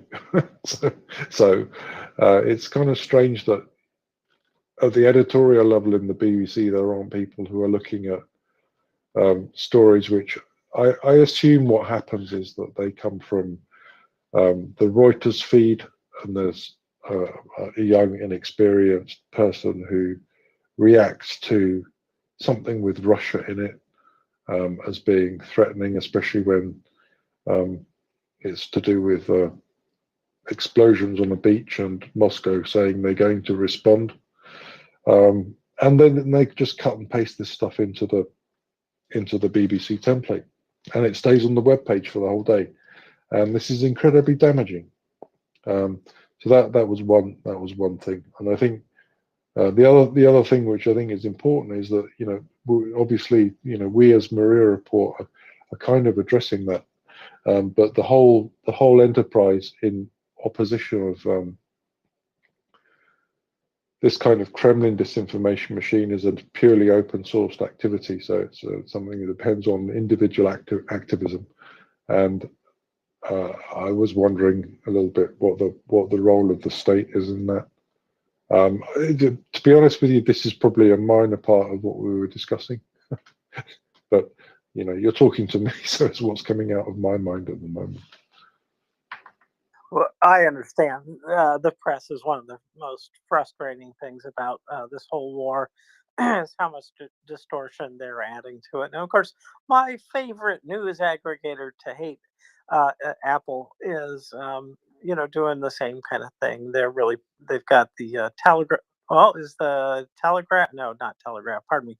The Guardian and Reuters stories were both very near the top of the aggregator yesterday about the attack by supposed attack on Russian tourists, and they went through the same kind of thing. The ignoring all the context, just parroting the claims that Russia was making, and it was the same kind of empty story without context. And so yeah, it's infuriating. And then I saw today that in fact there was no reporting anywhere to be found unless I went into the aggregator search on the ICC indictments. I thought that might be interesting enough to get near the top, but nope. And I understand in the United States, it is probably, it's closer to home in some ways because top Russian leadership um, is something that you would think we'd be very, very interested in, but I think it hurts a certain someone if his Russian friends are getting attacked in the press, rightfully so, for of course committing crimes against humanity and targeting civilians and the like. So, just another example of how important the press is, and partly as to the role in government. Usually governments in the United States take a hands-off approach. They carry on press conferences and talk talk with the press, replying to their questions and the like, and that is definitely going on. And then we've had a president who would just say the press is our enemy and not talk to them, and lie to the press. Quite often, the press secretary, especially the first one, would do that, and so it was very confrontational. And I don't think that Joe Biden wants to have a relationship with the press like that. He doesn't want to make them the enemy. And so I think this is a tough balancing act, but it is really, it does hurt the reputations of all of Ukraine's allies when there's talk like this that doesn't go challenged, and it really obviously should be challenged. So, David, I'm right there with you. I think it's pretty despicable stuff, and this is not the first time we've seen it. We've seen a lot of these stories come out of Gaza, and again, when you look at and I did for the first couple months there, I looked at so many stories to see where the reporters were coming from. And virtually all of the stories I saw were Gaza reporters. Now, there'd be nothing wrong with that if they were using kind of standard practices, but they were not putting the context in, and definitely not correcting the previous day's stories, not providing the follow through stories that would say, okay, we reported this, but then in fact that hospital didn't get hit, etc. So it is the information war writ large, and now they're trying to do it to Ukraine and the United States. And I don't think it's going to work as well as it has worked in the Middle East, because I think that too many things have been observed about Russia, and this particular supposed attack by attackums. It just doesn't wash when we looked at the physical evidence, and we know that it's a very precise weapon.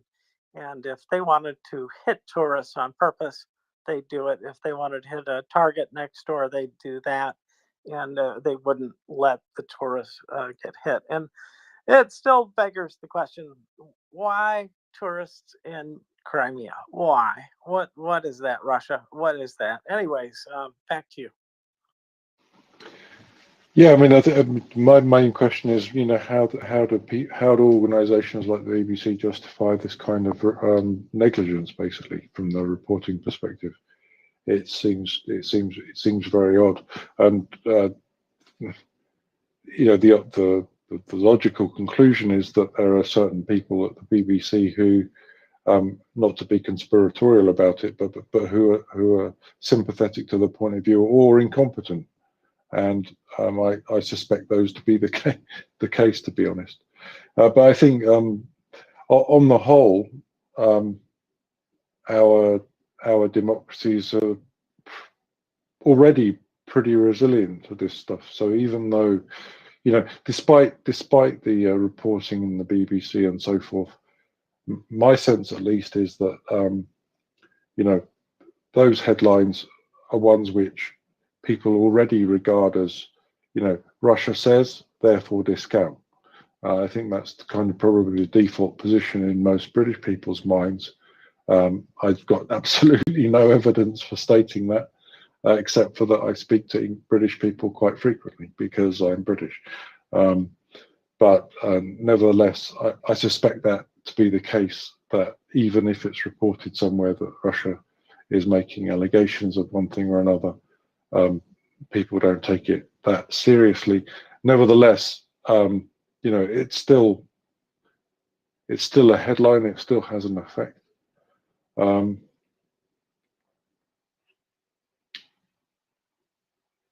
Yeah, I've kind of run out of road there, so I don't. Oh, no problem. No problem. Well, this is going to go on for some time, and of course, Russia is so innocent, isn't it? And they're still going to try to project that. And I think that the increasing failure of them to be able to project innocence and have people believe it, you know, is this is just going to get harder and harder for them to do this. And at the same time, some of the assets that they might use, the money for bribes, the kind of force that they might project onto people to get them to comply with their requests for certain stories. I think all of their levers of power are going to be weakened by them being weakened on the battlefield. We certainly are seeing that. Oh, pardon me. You know, I don't think that it's going to get a whole lot better for them again, unless, again, we stop sending aid. That would be the thing. But even with that, David, I think that the production capacity growth in Europe is going to even make up for quite a bit of that. And Russia, I really, really wonder when they're going to get the sense that they're endangered potentially by China. You know, if China should stab them in the back, but maybe that's why they gave China a river. I don't know. But it is an interesting fact that they did give them a river. So, anyways, I'm hoping that they're not going to do anything except shrink in power. I've been looking at some of the numbers, but I haven't looked at the numbers I like to look at most, which are the Russian losses. Have you looked at those lately? No, in fact, I've no idea how many we lost today, or they lost. So if you've got the numbers, that would be great. And one thing I was going to say is that, you know, it's interesting that again, well, I think one of the reasons why the general public is losing, or let's say stopping paying attention to the Russian narrative is largely to do with this credibility issue, right? So the, you know, previously regarded as the second army in the world, can't do anything basically. Even, you know, given the fact that Ukraine's been starved for 6 months of shells, they're still not taking any significant territory, which is kind of exactly the opposite of what you'd expect. You know, there's a degree, of course, to which you'd say that all of this delay, all of this drip feed of weapons and support is causing the Krink axis, as I call it, or Roger Kiesewetter calls it, the North Korea, China, Russia, and Iran kind of coalition to deepen its ties. There's no doubt that is going on, but at the same time, whilst Russia is accusing the United States of orchestrating attacks on beaches in Crimea, which is just not credible, and threatening a response, right? So threatening nuclear Armageddon. The response that they make to a key military installation in Moscow, which is making control systems for their rockets, is so inadequate that people are jumping out of the building and dying on impact with the ground and otherwise being fried. So if we expect a response from Moscow, basically you better not hope you're in the building that they're responding to. You got that right. Yeah. Well. I was very impressed by that building fire in Moscow the other day. That electronic, I guess it was a laboratory developing new weapons and whatnot, electronic warfare weapons.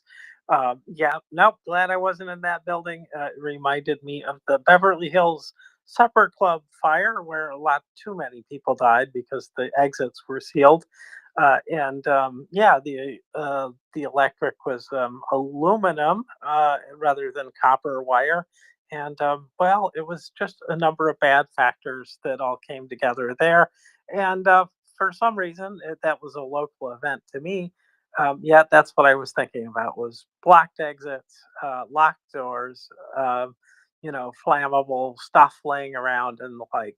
Yeah, I'm just glad I don't work in Russia. Well, anyways, I do have numbers, David. Shall I go through them now? Far away. All right, Lexicon, I'll be with you in just a second. I'll do the quick version. So, first quote of the day: "Nothing can dim the light which shines from within." Maya Angelou. So, combat losses of the enemy from February 24, 22 to June 26, 24. So the losses of Russian occupiers in Ukraine, a total of 538,060 eliminated personnel, of which 1,220 were eliminated in the last day. Tanks, 4. Armored combat vehicles, 19. Artillery, 40. Woohoo. UAVs, 22. Vehicles and fuel tanks, 44, and special equipment, 6. So another fine day, and that does mean that they're pretty much maintaining essentially an average of around a little over 1,100 eliminated personnel every day, which I think is a substantial increase, that has been ongoing now for almost 2 months. But Lexicon, you're here. Welcome. Thank you so much. Hi, you guys. Well, I think you could both do your hearts a lot of good by just nipping over to Times Radio. It's just about 10 or 12 minutes of interview with Jack Watling from, I guess, Rusty, no? Anyway, I have never Yeah, seen, he's Lucy. yeah. So I have never seen the guy so unabashedly, clearly, frankly, pissed off with idiots like Nigel Farage or whatever we're calling him at the moment, and the stupidity of his lines, the nonsense, clear about how Russia is simply unable to muster from the ground up to the top. From the top, the quality and leadership of the officers down to the total lack of the poor morale, the no wish to be involved in this, poor discipline, lack of skills down at the level of the rank and file, and showing clearly that Ukraine has consistently held back this for the whole war, he says. After the first month, when they got turned around, you cannot see any sort of plan or operation. It's nothing but simply pushing forward human waves. And to his expression of frank bewilderment and annoyance, the stupefaction with the American policy of preventing weapons being used on airfields or against, against anything beyond the merest couple dozen kilometers into Russia. How, I mean, he says that in answer to the interviewer that there's James there, no way to explain it. Absolutely unbelievable. Maybe they know something we don't. Yeah, right.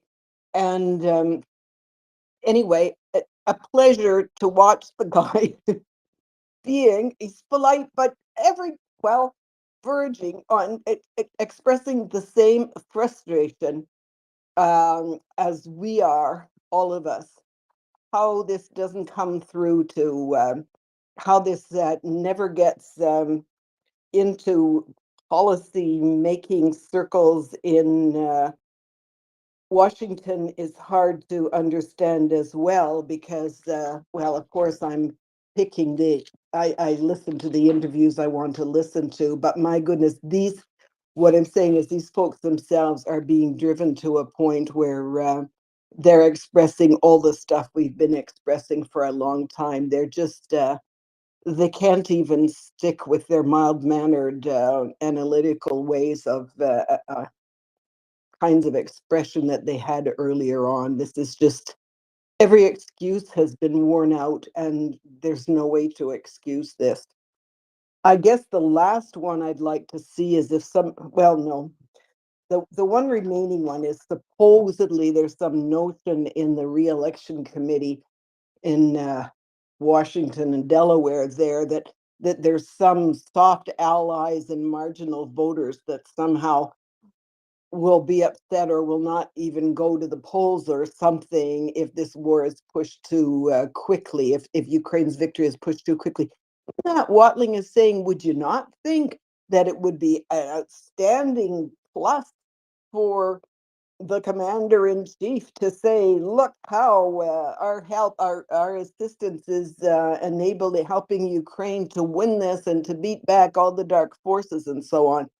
So even that he's pretty flabbergasted about. But anyway, it would do your hearts good. So I suggest when you're free, going on over to Times Radio to check out their latest interview with Watling. Back to you. Yeah, so Jack Watling is a fantastic analyst of all things Russian military and the war in Ukraine in general, I would say. RUSI, what we're talking about is the Royal United Services Institute, which is a think tank in the United Kingdom. Very, very, very highly respected one. I don't think we've had anyone from RUSI on the space, but it's like the DGAP from Germany.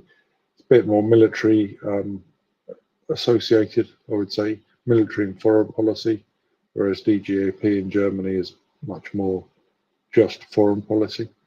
But yeah, we try and get these kinds of guys on as well. That's all I'd say there.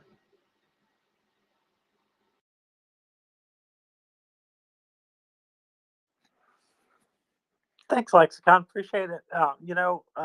They do know something we don't know, and I don't know what it is. I have no idea, but they must know something we don't know. Anyways, inane comment there for you. I do think they have a reason, but I can't understand it at all. So I'm there with you. I want them all released. It's getting closer to that, and I don't think it'll be long before every restriction will be lifted. But we'll see. We'll see how close I am to that. I did hear that there was a discussion with the military liaison from Russia with the military spokesman of the United States without anybody else, which disturbed me greatly because I had just said, oh, they won't do that. And yeah, they did that. And I don't know what it was about. It could have been about a number of things. They do have already established deconfliction communications that go on to make sure that they're not accidentally shooting at each other. But that's the limit of what they should be talking about. And I hope that the conversation went something like, listen, we're on with the Ukraine peace plan. So that's where we're going. And if you don't like that, Russia, then too bad. This is the peace plan. We're not going to talk about peace with you without Ukraine there. And I think that's Biden's position. But I am very curious to know what those two military people spoke about without Ukraine in the room. Anyways, so it is disturbing lexicon. Well, I would speculate with you that since Russia, I guess Minister of Foreign Affairs or something, called in the American ambassador in Muscovy there, that America responded by having, because they do that to kind of threaten, not kind of, to threaten. And they did give us, we did hear the quote of what she said back to the minister. And she said, you know, you could easily just remove your troops from Ukraine and all the problems would be off. But I would say that it would be a sensible American response to that kind of threatening baloney to have that meeting and to simply, as you said, reiterate the deconfliction steps and make sure everybody's pretty clear. Because I think that's one of the ways, and so that's all right. I mean, they clearly they each had to have a translator in the room. Of course, they're sworn to secrecy, but whatever. So that's the only other couple of people, I guess, that were in the room. And I guess they could or could not choose to tell us something about the discussion at any point. But the one thing I would like to see further, aside from this baloney of whether Joe has soft allies who would be somehow frightened if he moved faster, is a little clearer conversation threaded some way via some sane think tank about just how awful Russia's readiness state is, even in their what do they call it, tripartite response. I'd love to hear something about that. It couldn't be done officially because it would look like a counter threat. But it seems to me there's so much we do know about how appalling is the state of everything else. Watling, by the way, talks about that kind of thing, just the poor state of response. And we see that other ways. Lots of people talking about their actual hardware and their actual manufacturing capacity and quality.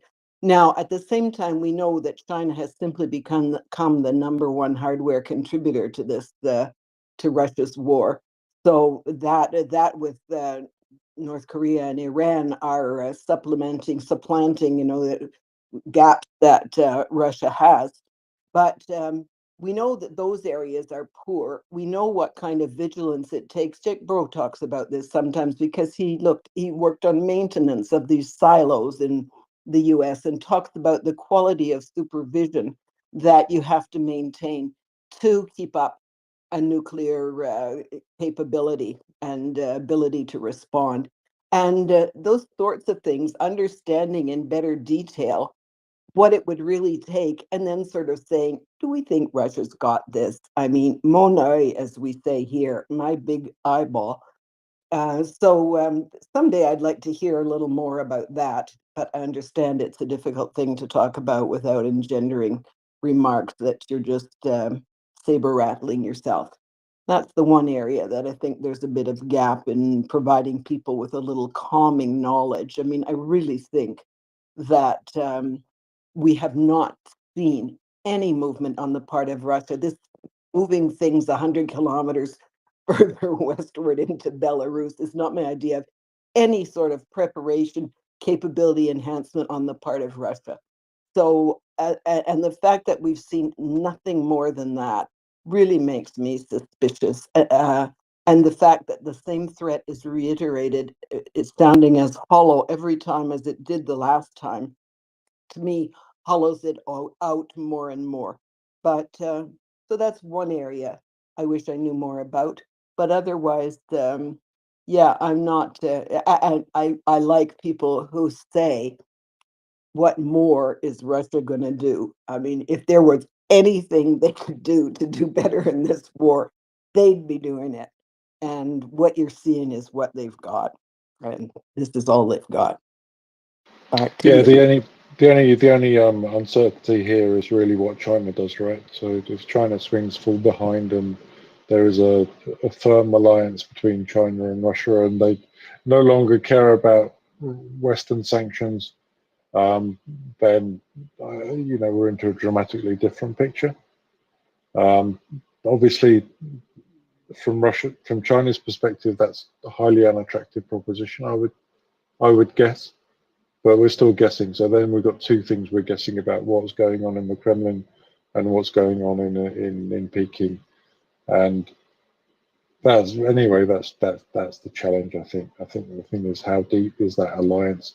It's obvious from the outside. It looks like China is just trying to fleece Russia as much as possible. Nevertheless, there's a significant degree to which this could deteriorate. So I guess that's the thing.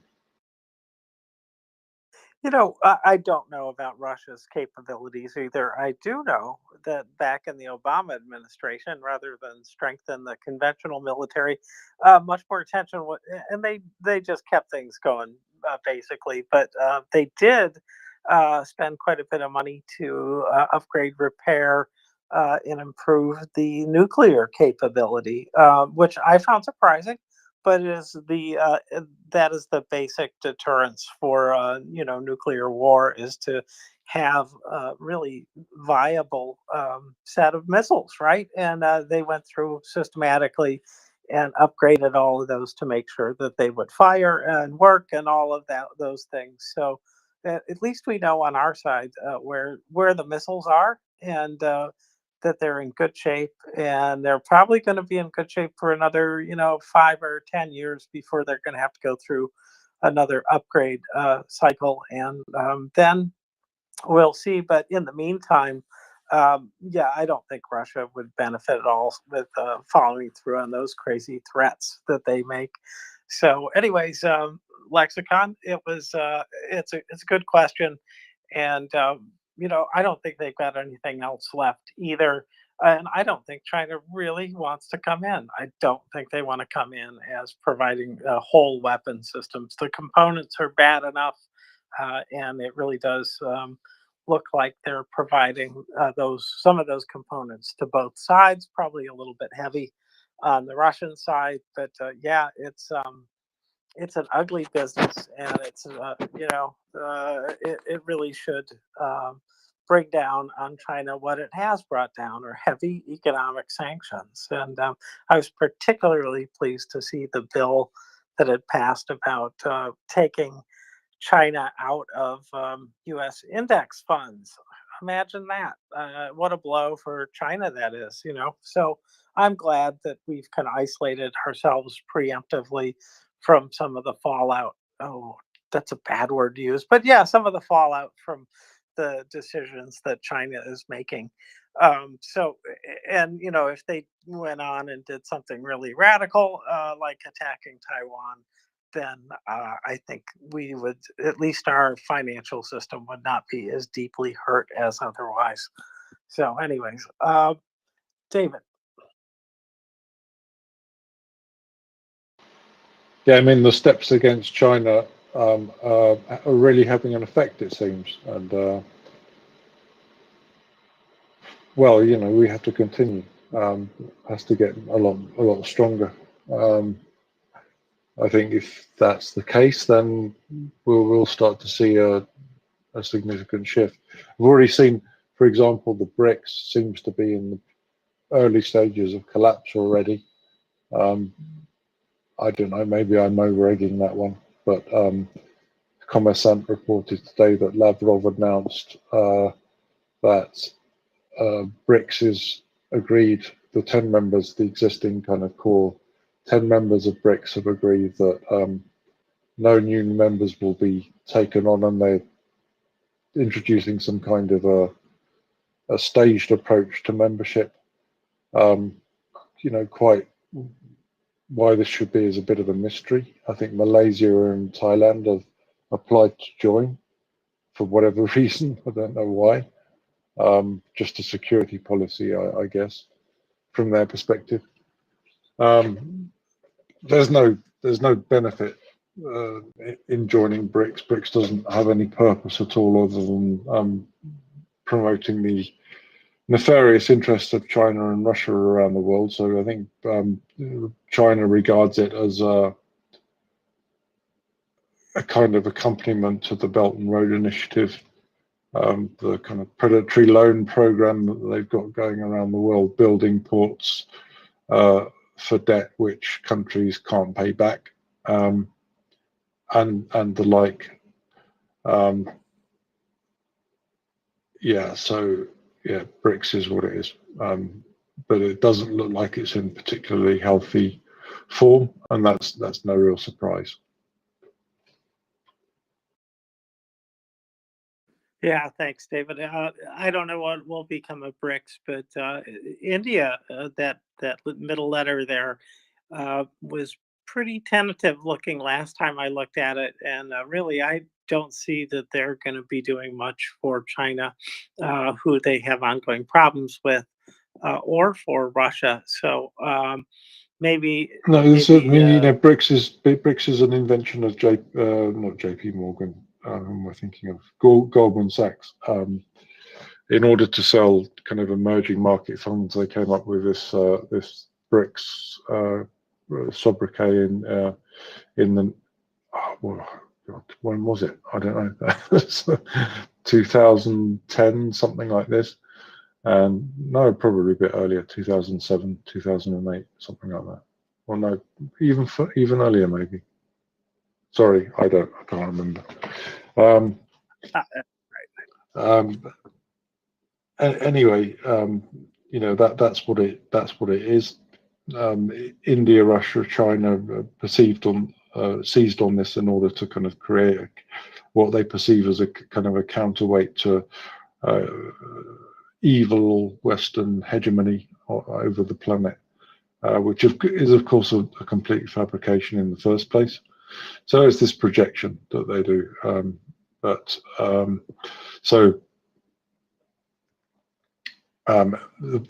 the core problem here is that Russia, China, and India and Brazil have absolutely no real commercial interests in common. In fact, they're basically competitors in the world market. So from a purely economical and commercial perspective, it makes no sense. From a political perspective, it also makes no sense.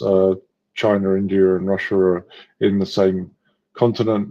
Brazil isn't. So yeah, I don't know what Brazil's doing in that from a geopolitical perspective, at least from a purely geographical point of view. And China, Russia, and India are basically at war with each other in one regard or another, in that they have ongoing border disputes, which seem to be being resolved by Russia surrendering rivers to China at the moment, which is what you just pointed out, James. India, on the other hand, is highly unlikely to surrender rivers or mountain chains to China, and therefore that relationship is always going to be, at least as thorny as the one with Russia. The question is, what we do in terms of the Western alliance, and India would be a key part of this. So there's a whole question of how we relate to India, how we support India to become more democratic.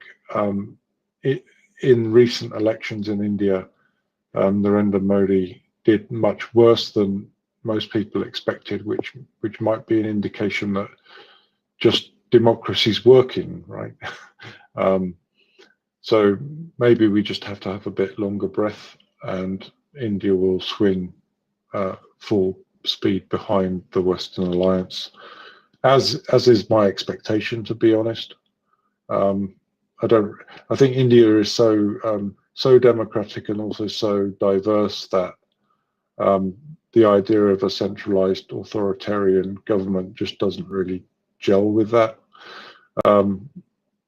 Apart from that, economically speaking, India makes most of its money, I'm guessing, on service-based businesses to the rest of the planet. and that's highly dependent on being integrated within the global economic system. And so there, yeah, make your own mind up. But China isn't a big market for outsourced software engineering services from India in comparison with the United Kingdom, European Union, and America combined. Forget about it. So I think they know what side their bread's buttered. We should be doing much more in terms of making sure that they understand that and act accordingly. I think what's missing there is any kind of penalty from our side in terms of them joining BRICS and being tanky like. Well, being tanky like, I don't think they are. They seem to have not taken up all the oil that they could have from Russia, so they're not really helping that much anymore financially. So, and then I just got to think that when Biden and Modi met and they announced that they were going to build a rail line from India to Europe, that was one of the things that perhaps helped move Modi along and not joining. And probably he has his own mind and looked at Russia and said, this is a shit show and we don't need to get involved in this. And I'm sure that China may one day feel that way. I hope that they do before anything goes kinetic there. But one of the things is for sure is that it is terrible what's going on. It's terrible for Russia. So anyways, I don't want to dwell on that. I want to tell about this thing. I looked at it. I thought this is an interesting story. So slight change of topic, David. And oh, by the way, I've had ongoing problems seeing hands. So I don't know if you see any hands, but if you've got your hand up and neither one of us can see hands, then you can wave your hand. But now I do see a hand, David. So why don't we go ahead to news you can use? Welcome. Hi. So what I was wondering is, I see Modi as exactly that, the authoritarian leader. I'm not sure he's not taking power just like an Indian Donald Trump would. So just I'm surprised. So sorry, I'm guessing that's about Modi, but I didn't really understand anything. I'm sorry, the sound was a bit boomy and I couldn't work it out. Yeah. I'm sorry too. News you can use. I have to double down on what David said. If you could repeat that maybe a little bit louder.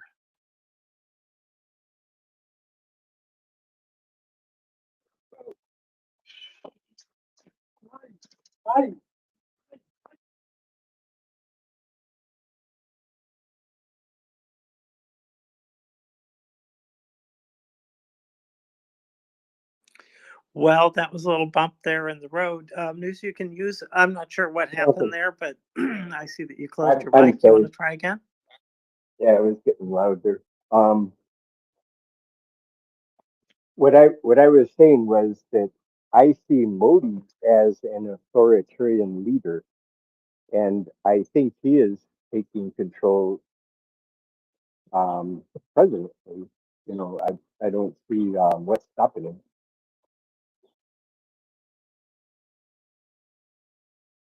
I see. Him being authoritarian and what's stopping him. Well, it's an interesting question. I think that, for one thing, I think he has stepped up and really done some things that are a little bit more totalitarian, but he hasn't gone all the way there. I mean, people are still doing elections. He hasn't declared himself president for life that I know of. I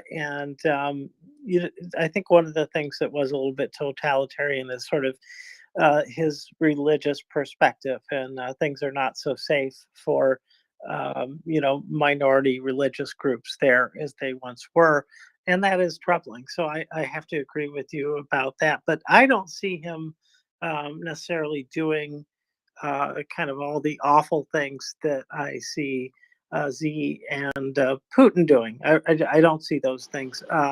He may have a tendency that way, news you can use. So he would love I don't see him going through. he would love to, right? So I mean, I'm sure, you know, I don't trust Modi as far as I could throw him, and he's basically a kind of horrible far right national conservative. And he's been busy supporting kind of things like organizations similar to, let's say, the Hitler Youth.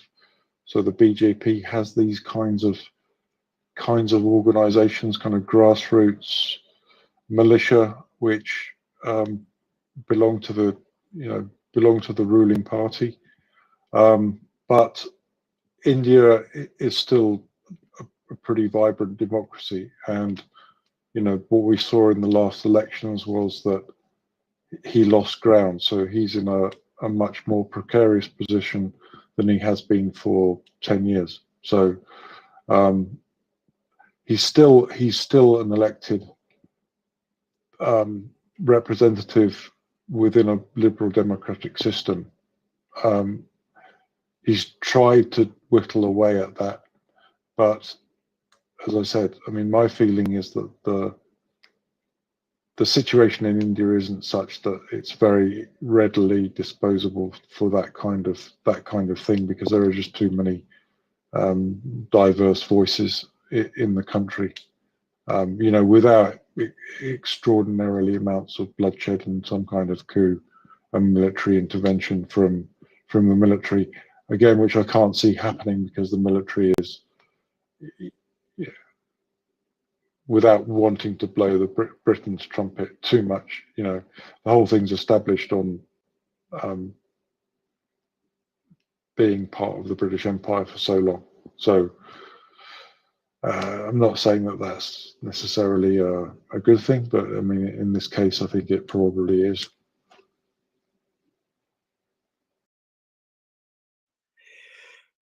Agreed.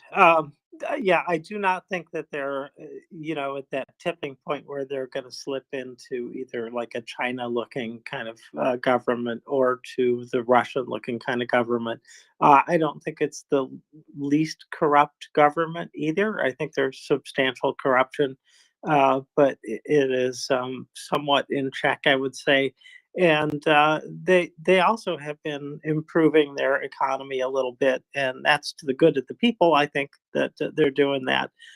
So you know, not the worst government out there, that's for sure. And hopefully they'll stay there. And I think that there has been a lot of outreach from, well, at least Biden and some other leaders to get him to stay where he is, rather than proceed toward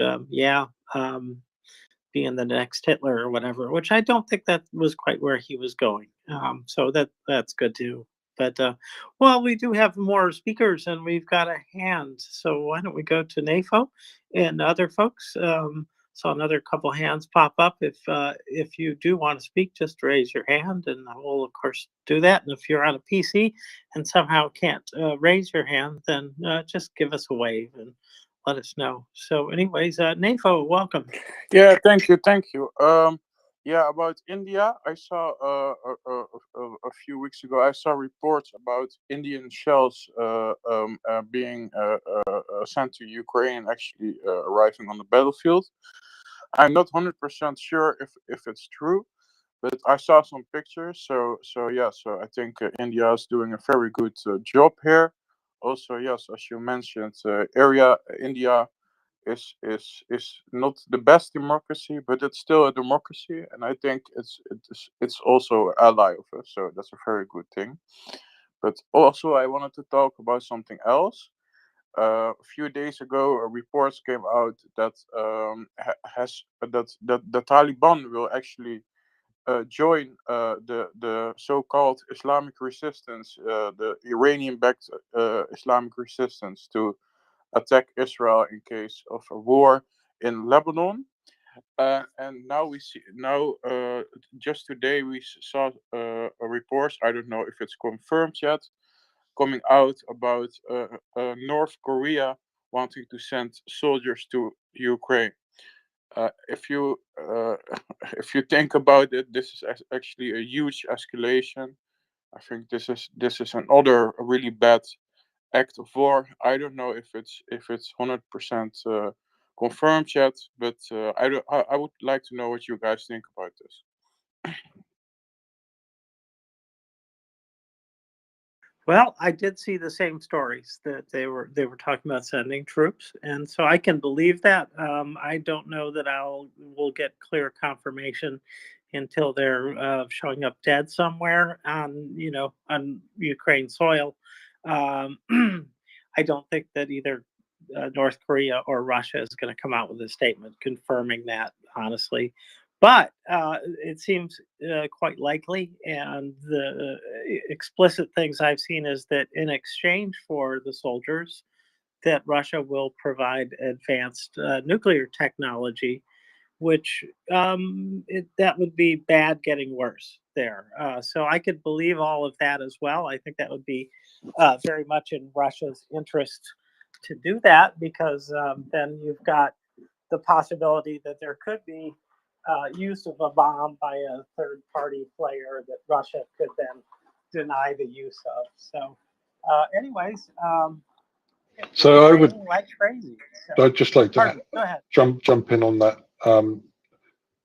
My reaction to all of this is basically, who cares? What we should care about is that these relationships are developing and deepening. But in overall terms, as I say, who cares? I mean, what difference is it going to make to anything? Nothing really. All it's doing is confirming the picture that we have, that there is this alliance and the alliance is deepening. North Korean troops aren't going to make a difference on the battlefield in any way, shape, or form. Even if they can provide significant numbers, what state are they going to be in? You'll have to deworm them before you put them into the field. So I'm extremely skeptical. I think the only thing that this story serves is the Russian interest on the idea that there's this powerful alliance allied against the West, which has got nuclear weapons, and there's going to be nuclear war, and that's the whole motivation behind the thing. I don't see any threat from it at all, really.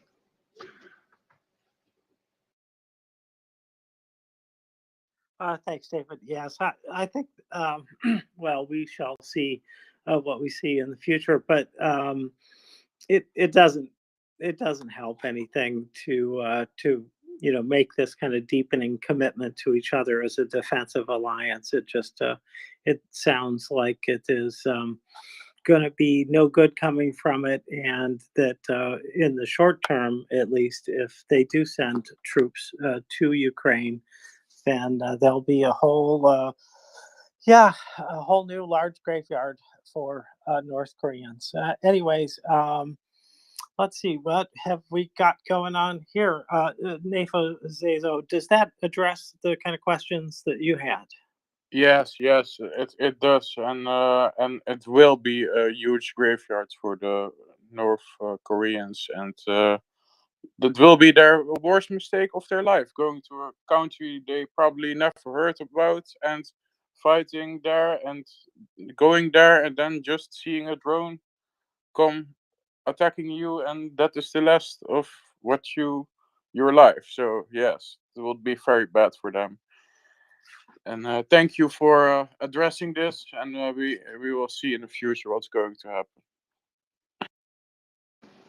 So I noticed we got Lena from Crimea up as well, but we're about to do languages session. So Dobry noc, Lena, welcome up. It's good to see you there. Hi everyone. Yeah. Hello. Hi, how are you doing? Well, today I have some different emotions. The first one is good, and I'm really glad to say this because today is the day of Crimean Tatar flag. So if you have any friends who are Crimean Tatars, you can congratulate them to wish them happy Crimean Tatar Flag Day. This day means a lot for us because the Crimean Tatar flag has been banned in Soviet times, and right now it symbolizes not only our unity but also our fight for our freedom, and that we fight Russian occupation, because this flag was raised during the rallies, anti-Russian rallies in 2014 in Crimea. The second piece of news is sad, really sad. When I saw it, I was shocked. It's not a big news that Russia has been, quote unquote, reconstructing Chersonesos Tavrika, which is the ancient Greek colony on the territory of Crimean Peninsula. Since the beginning of occupation, they started rebuilding. Can you imagine rebuilding the ancient Greek settlement? And today, I think they completed this renovation by completely destroying the ancient Greek settlement. This news, I can say, broke my heart, and my evening was totally ruined after reading that, because this place meant a lot for every person who grew up in Crimea or was in Crimea as tourist.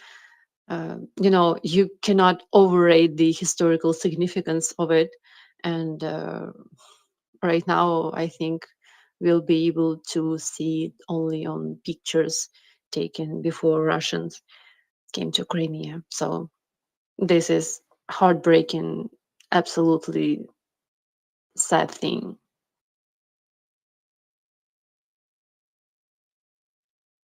Yes, it is. Hi, Lena. It sure is. And to look at how many Tartars are left on Crimea is, well, it's kind of sad that there's so few. And where are they now? They're sprinkled around, aren't they, Lena? You're talking Crimean Tatars? Yes, Not they've actually. been moved. There are around 300,000 Crimean Tatars, like in general, living both in Crimea and Ukraine and abroad. I'm not counting that people who left Crimea after first annexation by Russia in 1783, because many of them fled to Ottoman Empire, for example. I'm not counting them. And yeah, I would say a little bit less than 200,000 Crimean Tatars living in Crimea right now under Russia's occupation. I would say around 30,000 of them living in Ukraine. I can't say numbers of Crimean Tatars living abroad. Yeah, but it's not a lot. And we have some, problems. Russian occupation is the main one, but the National Crimean Tatar Flag Day is kind of joy for us today. I was extremely happy to see Crimean Tatars flags raised not only in Ukraine and Kyiv specifically, but also in other cities and even abroad. If I'm not mistaken, Canada, in some city in Canada, Crimean Tatar flag was raised as a sign of solidarity with Crimean Tatar people.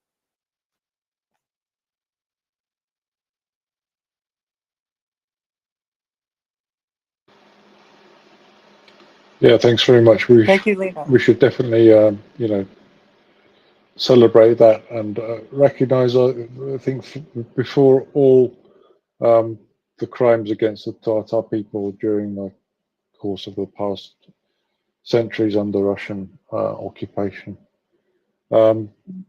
we're about to go through a co-host change and also welcome up language to do the sit rep. So I will say thank you very much for being with us for the last few hours. It's been a pleasure. Always is. If you want to speak to me, my DMs are open.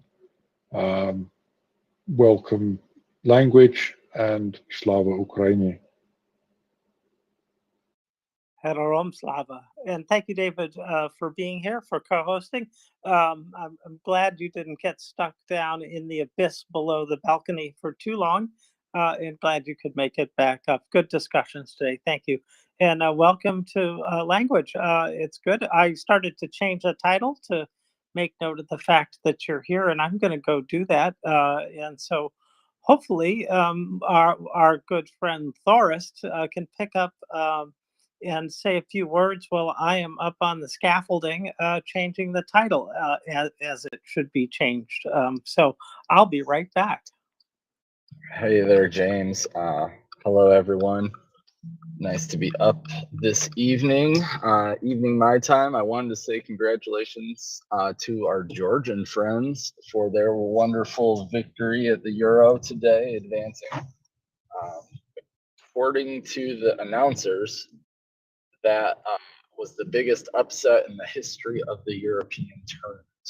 I think they're ranked Portugal. So, Untal, I see a hand up. Hello, sir.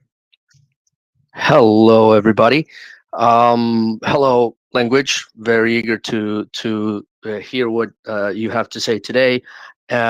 One thing I wanted to address at Lena was she just spoke of the Crimean Tatars very quickly before we go on to language. I wanted to know if you could speak of a little bit more about Crimean Tatars and other Tatars that have been Russified. And how united are they? Is there a common front? Is there communication between these groups, or is it pretty much everyone separated away from the fact that they are Crimean Tatars? Or if you could speak up a little bit about that, because I'm very aware that this particular type of action that Russia has just taken of destroying this ancient site in the Crimean Peninsula is just another war crime. That is the typical textbook cornerstone definition of a war crime: destroying a heritage site, destroying anything that does not pass the stinking smell of the Russian nose gets destroyed. And if either you are Russified, whether you like it or not, by force, and anything that stands up to that is destroyed, and that is a war crime. All these actions, I think this is very sad to hear. It's a loss not just for Crimean Tatars, it's not a loss just for Ukrainians, it's a loss to the heritage of everybody, because we're all human. That is all part of our history. We are all interconnected in this experience, and in these actions, we just reaffirms the idea that Russia and Putin needs to be prosecuted for war crimes. That if we do not have justice for this blatant crime, then it puts into question a lot of things. It creates a lot of chaos, and that's exactly what they want. Lena, could you speak of that, or should we just go on to language? Well, if I have a minute, I would be glad to answer. Do I? Okay. Well, the first thing we have to understand is that Crimean Tatars are not just Tatars living in Crimea, because Crimean Tatars are indigenous people of Ukraine and Crimea, and they were formed in Crimea. They didn't come to Crimea and settled there. They were formed in Crimea as a nation, and they are indigenous people of Crimea. The Tatars who are living in Russia, and I'm talking right now the Tatars living in Tatarstan Republic. They are different kind of Turkic people, and they have other language and another history. So I do know that Crimean Tatars and Tatars in Russia, they they have some ways to communicate, and as Muslims, of course, they have some themes that they will be glad to discuss with each other. I do know that there were some meetings amongst all the Turkic Europe or Russia, something like that. Like there definitely is some kind of dialogue, but I cannot tell more about it because I'm not much interested in Tatars living in Russia. But there is also a good sign how Tatars in Russia really look forward to having this connection with Crimean Tatars is that, for example, in 1992, when Soviet Union fell and all the regions in Russia were in some turbulent state, the Tatarstan Republic, the place of living of Tatars, they made a referendum by which they wanted to be divided by Russia. Like they didn't want to be a part of Russia. It happened in 1992, and the result of this referendum was that most people voted for being independent. Unfortunately, it hadn't been turned into reality. It didn't happen, and they're still living in Russia as just one piece, like just one regular region of Russia. But after full-scale invasion started, and they had also, like again, this initiative, they gave a message to Crimean Tatar representative. How do you call it? Representative. Like people who are representatives of Crimean Tatar, they addressed them and they asked Crimean Tatar people to recognize them as independent nation, as like brothers, Turkic nation.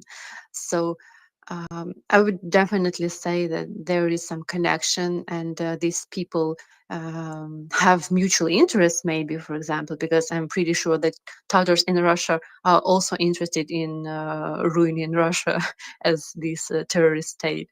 But unfortunately, I can't say more because I just don't want to lie to you.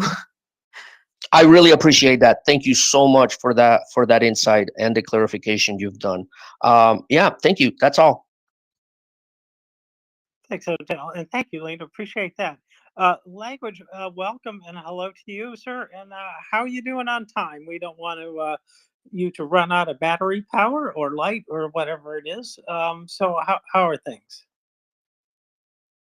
I'm doing pretty well, actually. I've got a decent amount of time this evening. I was out east. I think now it's public that I've been, well, people took a bunch of pictures and stuff and put them out there, so I'd have to check. But yeah, I've been working with Rebecca for a little while, back in Kyiv for just an evening before I head out to do training, a sort of pop-up training somewhere in the south for another group of guys who really needs it.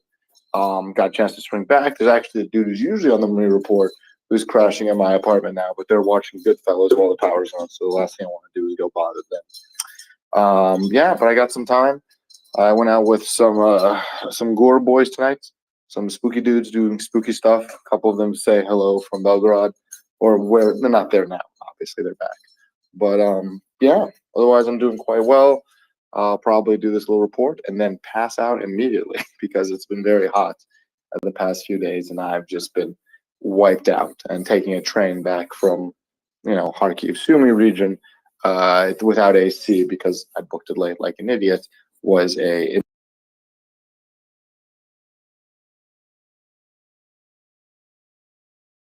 Oops, language went quiet on me there, Thorist. How about you?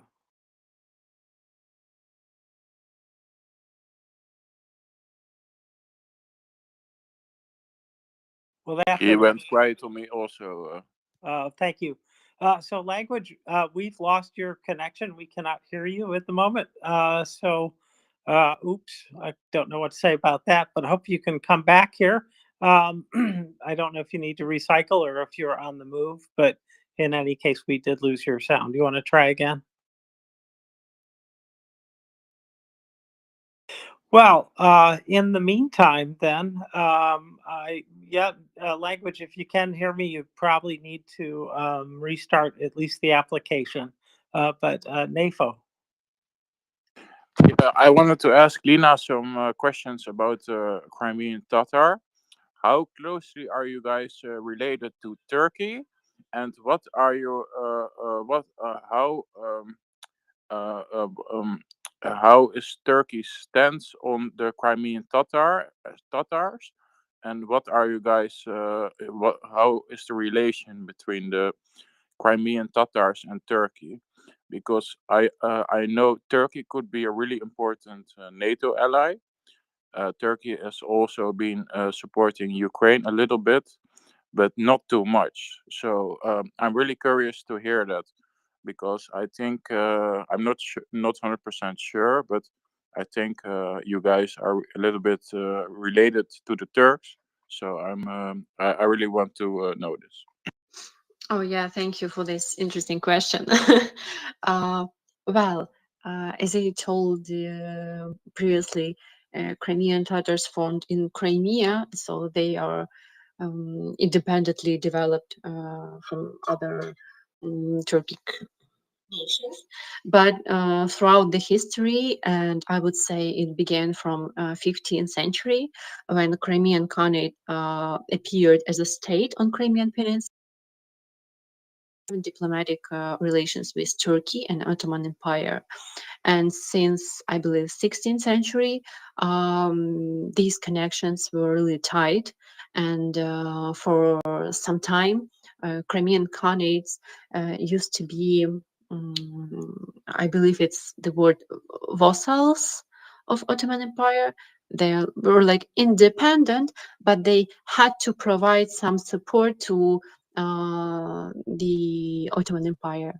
So, for example, when Ottoman Empire decided to join some war, Crimean Khan had to provide some warriors, some military support to Ottoman Empire. But it was independent by policy. So Crimean Khanate was an independent state, and it had never been dependent on Turkey, but there were almost for the beginning of the existence of Crimean Khanate, tight connections with Turkey. After the first annexation of Crimea, which happened after the war, when never mind. After the first annexation of Crimea by Russia, these ties were cut strongly, and a lot of people from Crimea fled to Ottoman Empire because they tried to flee Crimea, because Russia took away people's lands, for example, and people's rights, and they really tried to push out Crimean Tatar people from peninsula to make it like a new Russian territory. Unfortunately, during that time and in 20th century, for example, Turkey, in my opinion, didn't provide enough support to Crimean Tatars in general. And unfortunately, as a former empire, Turkey used to had some, imperialistic point of view to Crimean Tatar people. For example, right now they are considering Crimean Tatars not as independent nation, like a totally different nation, but as Turks living in Crimea, not Turks, like Turkish people living in Crimea. This is personally, I don't like this point of view, because firstly, it's not historically true, and secondly, it just provides another colonization optics towards people different nation. Yeah, but since the renewed Ukraine's independence, Turkey provided some support to Crimean Tatar people. There were some diplomatic connections. Unfortunately, Turkey didn't provide enough support after the occupation in 2014. And as many of you may know, there are a lot of political prisoners, Crimean Tatars, for example. And personally, I expected more from Turkey on doing, like, on protecting interests of Muslim population of Crimea, former partners during the history, several centuries. So unfortunately, as you told, Turkey helps Ukraine, but helps not very actively, and this thing makes me sad because whenever I visit Turkey, I hear a lot of excitement from them because I'm Crimean Tatar and they speak pretty related language. But when I ask for some support, they're not as active as before this question. So unfortunately, that's it. Thank you, Alina. I appreciate that. Well. Let's see if Language Learner is back. Language, are you back? I think so. Can you hear me all right? Yes, I can. You're coming in loud and clear now. So if you would like to proceed, I think the time is now. Sure. The map should be up in the nest. The code for tonight is FZCWW. That is all lowercase. Foxtrot, Zulu, Charlie, Whiskey, Whiskey. And we will be covering the last several days, 600, really June 22nd through June 26th, which brings us right up until today, which is, I'll actually check right now. I'm sorry, I've been doing all of this on the train.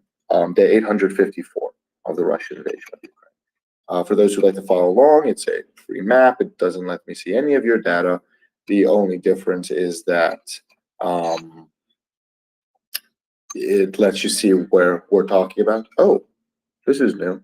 Actually, something breaking just now. An American diplomat has died in the city of Kyiv, passed away from natural causes.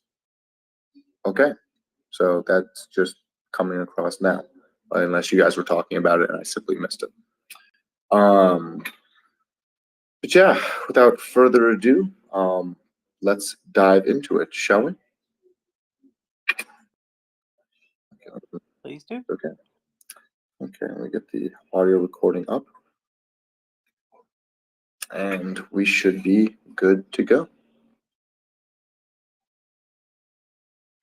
Okay, this is the military update for June 22nd through June 26, 2024, days 850 through 854 of the Russian invasion of Ukraine.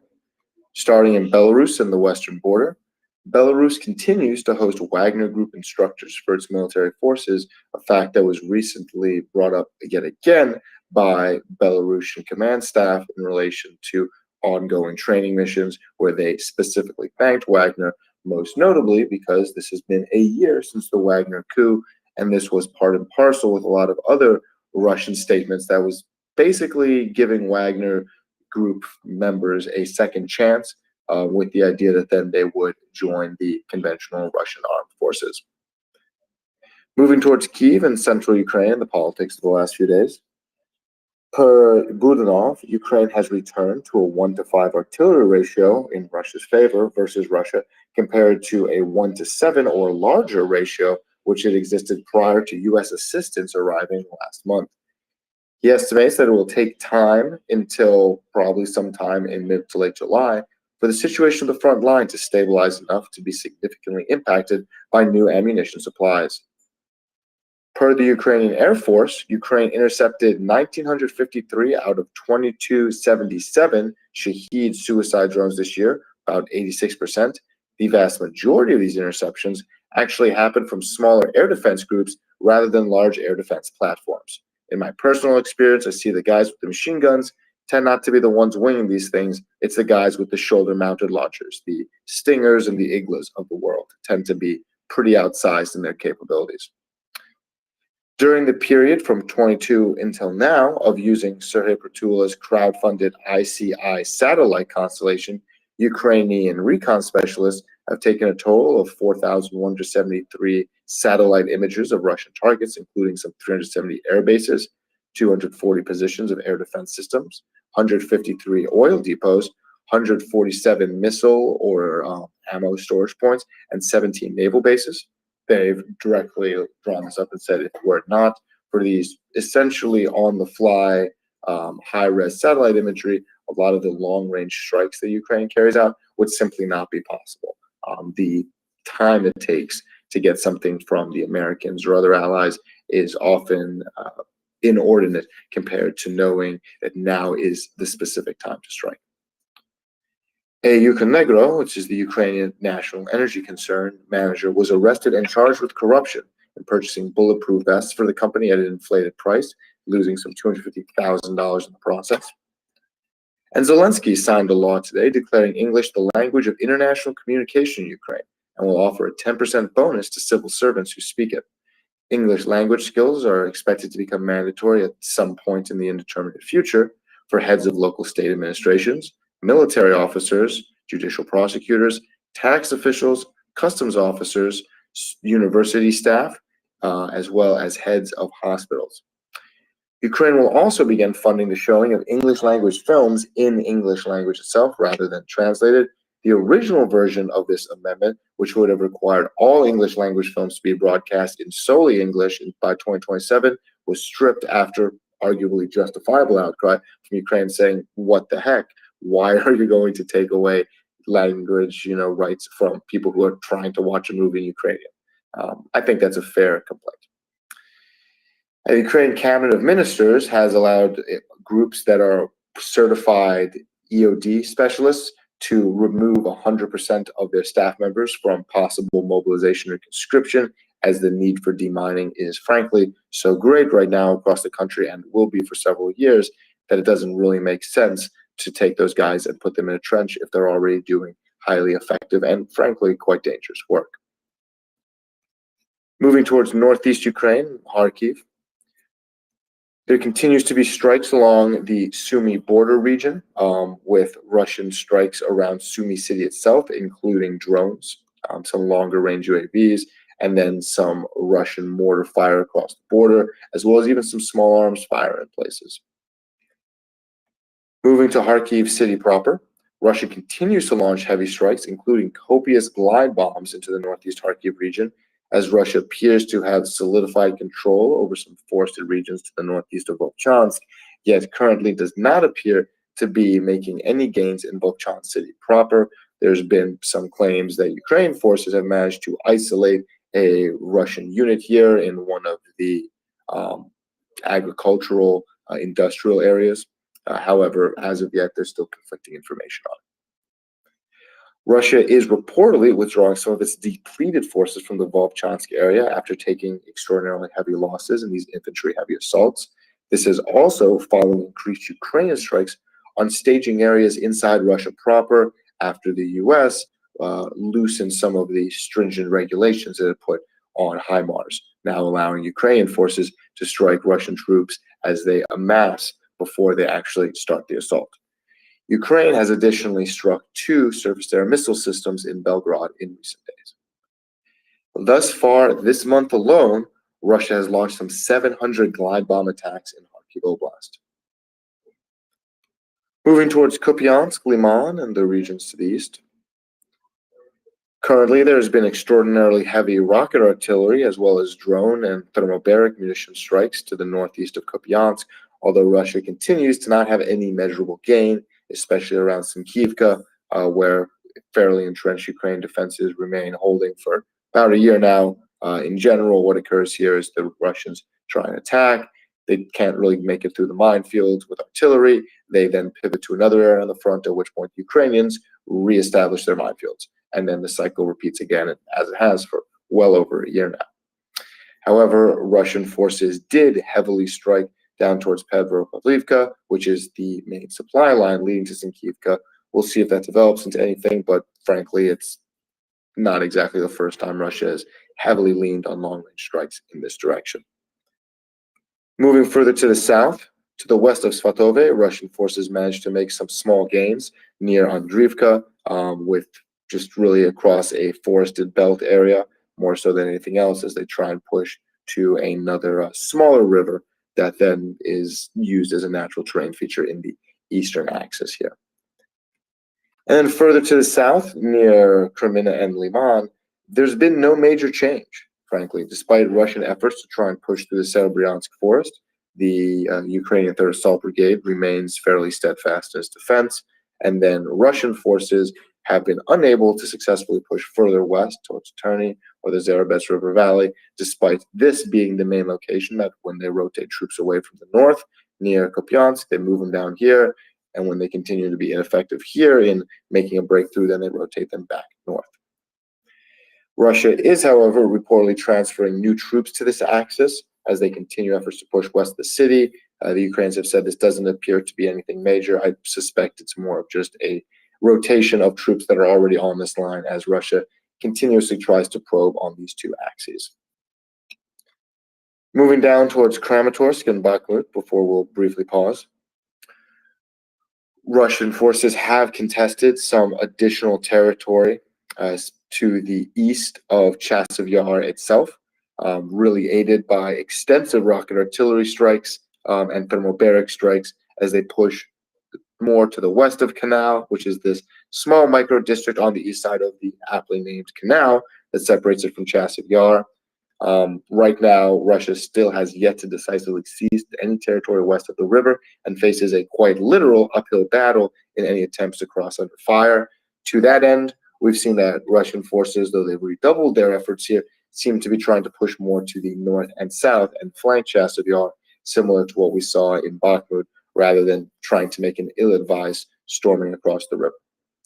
Russia has brought more artillery volume near Chasiv Yar recently and has also brought more of its DPR and LPR conscript troops to the battle, following heavy losses of its more experienced VDV forces on this axis. Russian efforts down further south towards Klashivka also continue, aided by drones as they try and push through Shumi to Pivshini. Here's another location closer towards, frankly, the pre-24 2022 de facto borders near Orlivka has remained strong for quite some time. I am under the impression that this is more Russia is committing forces on this axis rather than it's necessarily a decisive breakthrough. In that we're starting to see some change here because Russia is trying to probe further to the west here and see if maybe from this axis they could then push up towards Konstantinivka or push further south towards New York, or even just north of Bakhmut and open up another axis, as the ones towards Chasiv Yar itself have thus far been remarkably unremarkable. With that, we'll pause briefly for any questions. So first, about the English-speaking requirements of Ukrainian staff. Well, first, I'm very surprised to hear that. Yeah, it is very surprising to me. And there is an inducement, did you say, for this as well, that they're getting paid a little bit extra for that? So if I read it correctly, it said that for civil servants, it would be a 10% bonus. And I honestly didn't check enough to say if that was a one-time thing, like a general salary increase for people who could demonstrate their Ukrainian or their English-speaking skills. I didn't read into that. I'm not sure if that's a sliding scale depending on your literacy or something else. Although, to be perfectly frank, this is something that's been a long time coming. Ukrainian politicians have been making a big point that say, hey, right now in Ukraine, there's a lot of people who speak English. There's also a number of people who speak German, or sometimes Spanish, French. However, the language of international commerce is now and in the future likely will continue to be English. So we might as well lean into that as we lean into things like NATO and the international community a little bit more. Obviously, I'm biased. English is my first language, but I think it's not a terrible thing. It's certainly better than saying, oh, we're going to make, Russian the state language or Mandarin Chinese or whatnot. So, that this is more of a long-term thing. It takes a long time to encourage people to learn a new language unless you're doing it the old-fashioned Russian way, and Ukraine is very much not. But which is why I think people were very justifiably frustrated. Some of the more heavy-handed efforts to try and institute English language into culture via the way of films. But it'll be interesting. 10 years, 15 years from now, I think you'll see that it has become even more popular outside of major cities in central and western Ukraine. So something interesting in a decade from now. I think it's a great program. I think the further integrated into the EU that they are, and really that is the lingua franca, I guess you'd say, is really important that they pick up on it. So I'm glad to hear that, and thank you for clarifying.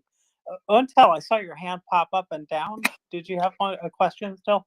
No, just a point. I mean, English is the language not only of commerce but also of air operations, air travel. So yeah, it makes sense. I think it's more like building capacity for the state to be able to take advantage of pretty much all that is available worldwide. And language is the seems to be the language that most things are done in, and everybody tries to communicate through. So yeah, makes sense. Thanks, Until. Well, a couple more hands here. Nafo, what's up? Yeah, I actually wanted to say something to Lina. I was thinking about since Crimean Tatars and Nafo, yeah. could I ask you to hold off on those, and let's get language was saying something about need of sleep earlier, so I don't want to keep him up. So I'm sorry, Lina. Nafo, if we could put that off, that would be great. I apologize. If you do have a question for language, go ahead. Otherwise, I'll just ask you to wait for a little bit. Okay? Thank you. Brian. Hey, good to see everybody. Good to see the homie language. It's been a while, man. Hope you're doing well. So, just kind of looking at the battle space here, and if you could characterize like the way things stand, the way that you expect them to unfold, where do you think? So, we're in the summer technically now, at least in the U.S. We're in summertime. So, so if we're talking about a Russian summer offensive 2024, right? So, obviously they pressed into Vovchansk, but it sounds like they've been largely repelled there. We heard these stories about, large Russian forces gathering together near their side of the border in the Kharkiv region. So, if I'm explaining kind of where to expect the Russians to launch a quote summer offensive this year, to a bunch of people who are not as immersed as to what's happening with this war, what would I tell someone about where to expect the Russian summer offensive to concentrate, or is there more than one area? That's a good question. There's been some spurious rumors of Russia launching an offensive into Sumy. I don't really see that being the case at this point for a variety of reasons. A, the border is actually fairly well defended there. B, the terrain for a variety of factors is not advantageous to the Russians assaulting it. And C, they just don't have the troops there ready just yet. You can't, even the Russians can't just teleport soldiers to the border and say, run across, good luck. That tends not to work very well.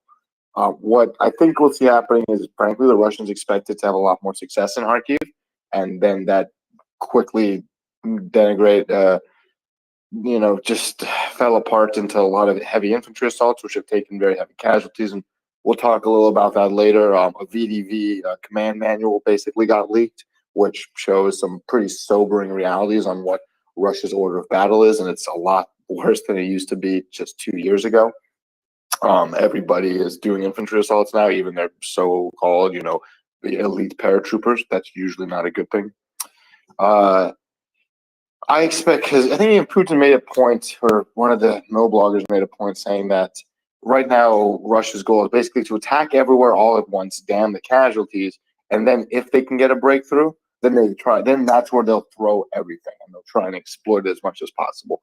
But right now they're still in the, well, where can we push to get a breakthrough? And they're not getting the kind of breakthroughs they would like. Frankly, the reason we lost so much stuff around Kharkiv is because a bunch of the territorial defense forces left their positions, and it's really hard to fight the enemy when you're running away from them. And it's very notable that when actual very competent brigades arrived, and manned those positions and started shooting back, the Russians essentially ran to a brick wall. And I think that's sobered up the Russians' perspective that, oh, this isn't going to be easy for us either. And especially now as Western ammunition start to arrive, albeit the trickling in, it's not being teleported here, that starts to level the playing field more. And as you start to see Ukrainians striking into Belgorod, I mean, that was a big thing that prior to being allowed to strike into there, the Russians could just fire ballistic missiles across with impunity, and there wasn't a whole lot anybody could do. Then they blew up the epicenter mall, and the world realized this had been going on for 2 years and started to put the kibosh on that. That's a very unique situation where the Russians both have this sort of magical shield of their own border where they can't get hit by certain missiles, and yet are also close enough to use their own artillery and glide bombs to strike targets. You can't really do that in Donetsk the same way because Russian jets would have to fly into range of things. And so they're going to be more risk. Munition depots are within range and are allowed to be hit, so on and so forth. And even with all those factors in their favor, and Russian forces still essentially ground out into, a wall here, more so than anything else, before munitions start to arrive, and when the situation, frankly, a month and a half ago was really quite desperate. So I think that was supposed to be one of the starting conditions for a summer offensive for a variety of political reasons, also to try and put artillery within range of Kharkiv again and terrorize Saltivka. Thankfully, that didn't happen, and I suspect it won't happen. But now Russia is going to try and find anything it can because it wants to demonstrate that it can succeed on the battlefield. And then if it finds a breakthrough, then it will funnel everything there. That's more of the goal rather than any specific point, if that makes sense after a long rambling rant. That makes total sense. And I guess it's also fair to say that the fact that they've not really been able to, I mean, yes, they took a deep cut, and I'm not minimizing that at all in some of that surrounding area. But is it fair to say that their failure to achieve a significant breakout point in over a 5-6 month delay in U.S. and aid coming in to the Ukrainians is a strategic defeat for Russia, thanks to the gumption and the skill and the courage of the Ukrainian defenders. I mean, I don't know if I go that far, so to speak, but I think it's an accurate statement to say that if it wasn't for the lack of artillery munitions for months and months and months and months, we wouldn't have lost Avdiivka the same way. If it had happened, it would have taken a lot longer, but it was simply artillery starvation that led to that. Back in October, when there were still shells to go around, September, October, the Russians tried to make a couple large assaults into Avdiivka and got absolutely annihilated, lost ludicrous amounts of armored vehicles. It wasn't until many months later, when the ammunition, disparity was quite massive, and glide bombs were raining down on everyone, that they were able to finally break through. What happened afterwards is, in terms of pushing west, is more due to, frankly, the lack of prepared defenses by a number of brigades. I've talked about this before. They hate to, make it sound like I could fix the problem, because I couldn't. It's a terrible situation to be in. But for a variety of bureaucratic reasons, Ukraine forces did not prepare defense in depth. And as a consequence, it's very hard to defend against an encroaching force when the trenches are dug by hand tools. That's why some of the things that people on this platform do, like Project Liberty and Constantine, where now they've started spending a lot of time and energy on excavators, makes a huge difference. And you're starting to see more of that in Donetsk now. But we'll talk about that later in 5 minutes when I get to that region. One last follow-up, and I'll let you get on to the next segment. We're seeing more and more videos of motorcycles and glorified golf carts and other and just vans, civilian vehicles, and to Perpetua put out a video a few days ago where it was just like this destruction for miles of miles. It was a Russian video apparently that was uploaded where it was just stretches and you couldn't see an APC hardly forever, and it was mostly just motorcycles, small vehicles, vans, that kind of stuff. You get the sense that this obviously they have a lot of stuff in storage, the Russians, APCs and tanks or whatever, trucks. But are we starting to see some indication that that they're getting vehicle starvation because they've taken so many losses and maybe some of the crap that's been sitting out there for 100%. decades? 100%. 100%. I've talked about this almost for about a year now, and I feel like I'm always a kind of crazy man, standing on the. I've talked with Andrew and I on this, and a couple of now CEO does great things. The Russians do not have the production capabilities they claim. It is just a simple falsehood. They cannot make tanks. They cannot even make APCs at the same region at the rate that they're losing them, which is astronomical. What they have done is they basically zombie walked the corpse of the Soviet Union forward, and so therein they can take a bunch of vehicles, refurbish them, and send them to the front. We've been seeing that drop more and more on a variety of factors. You can look at the rate of new vehicles being destroyed versus the rate of older vehicles being destroyed. You start to see older vehicles. You start to see improvised vehicles, like what we're seeing now with motorcycles and more civilian cars. Or you can even see it from space with satellite images, these huge lines at these repair plants, and then they disappear. But then you start getting reports from Ukrainians who managed to capture Russian vehicles saying, hey, the transmission, this thing is shot to hell, and we didn't do it. It looks like they basically just poured enough oil in this thing to get it running once and then ran it at the front lines. So the Russians are heavily degrading their industrial capabilities. They simply do not have the capability to match their losses, and so they are burning through the stockpiles at an alarming rate. And as they go through it, they took out the more capable items, the ones that are better preserved first. I'm not saying we're at the bottom of the barrel. We probably won't be there for, honestly, about another year. But we are moving in that direction. The big things to focus on are tanks, which we're already starting to see much less of compared to this time last year. We're seeing APCs that are much older. There was a BTR 60 a couple days ago, which is this old, absolutely garbage designed Soviet vehicle that to get out of it while it's moving, you basically have to throw yourself under the tires. It's very poorly designed. And we're starting to see the Russians use those now again. They should have thousands upon thousands upon thousands of other APCs they would use first. These are not hallmarks of having, ample supplies and just deciding to try things out for a lark. We're seeing this with motorcycles now. And there's actually, I was reading something earlier today where the Russians are apparently experimenting with motorcycle-based platoons. Right now, it's still more of an experimental stage, but you're seeing motorcycles transferring mortars on their sides. That's not something you do when you have other resources. Now, frankly, there's a few things they are using motorcycles for, which are pretty smart, using them for evacuations, zooming in and out to drop off ammunition. Fine, with reason. It's easy. They're fast. They're nimble. They won't get hit by drones as much. They're cheap. They only risk one guy. All those are good things, right?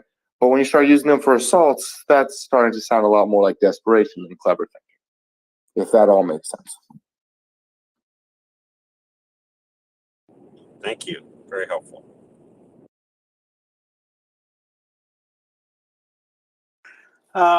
We've got good questions. Thank you very much for asking. Language, no more hands, no more questions for me. If you'd like to carry on, let's go ahead.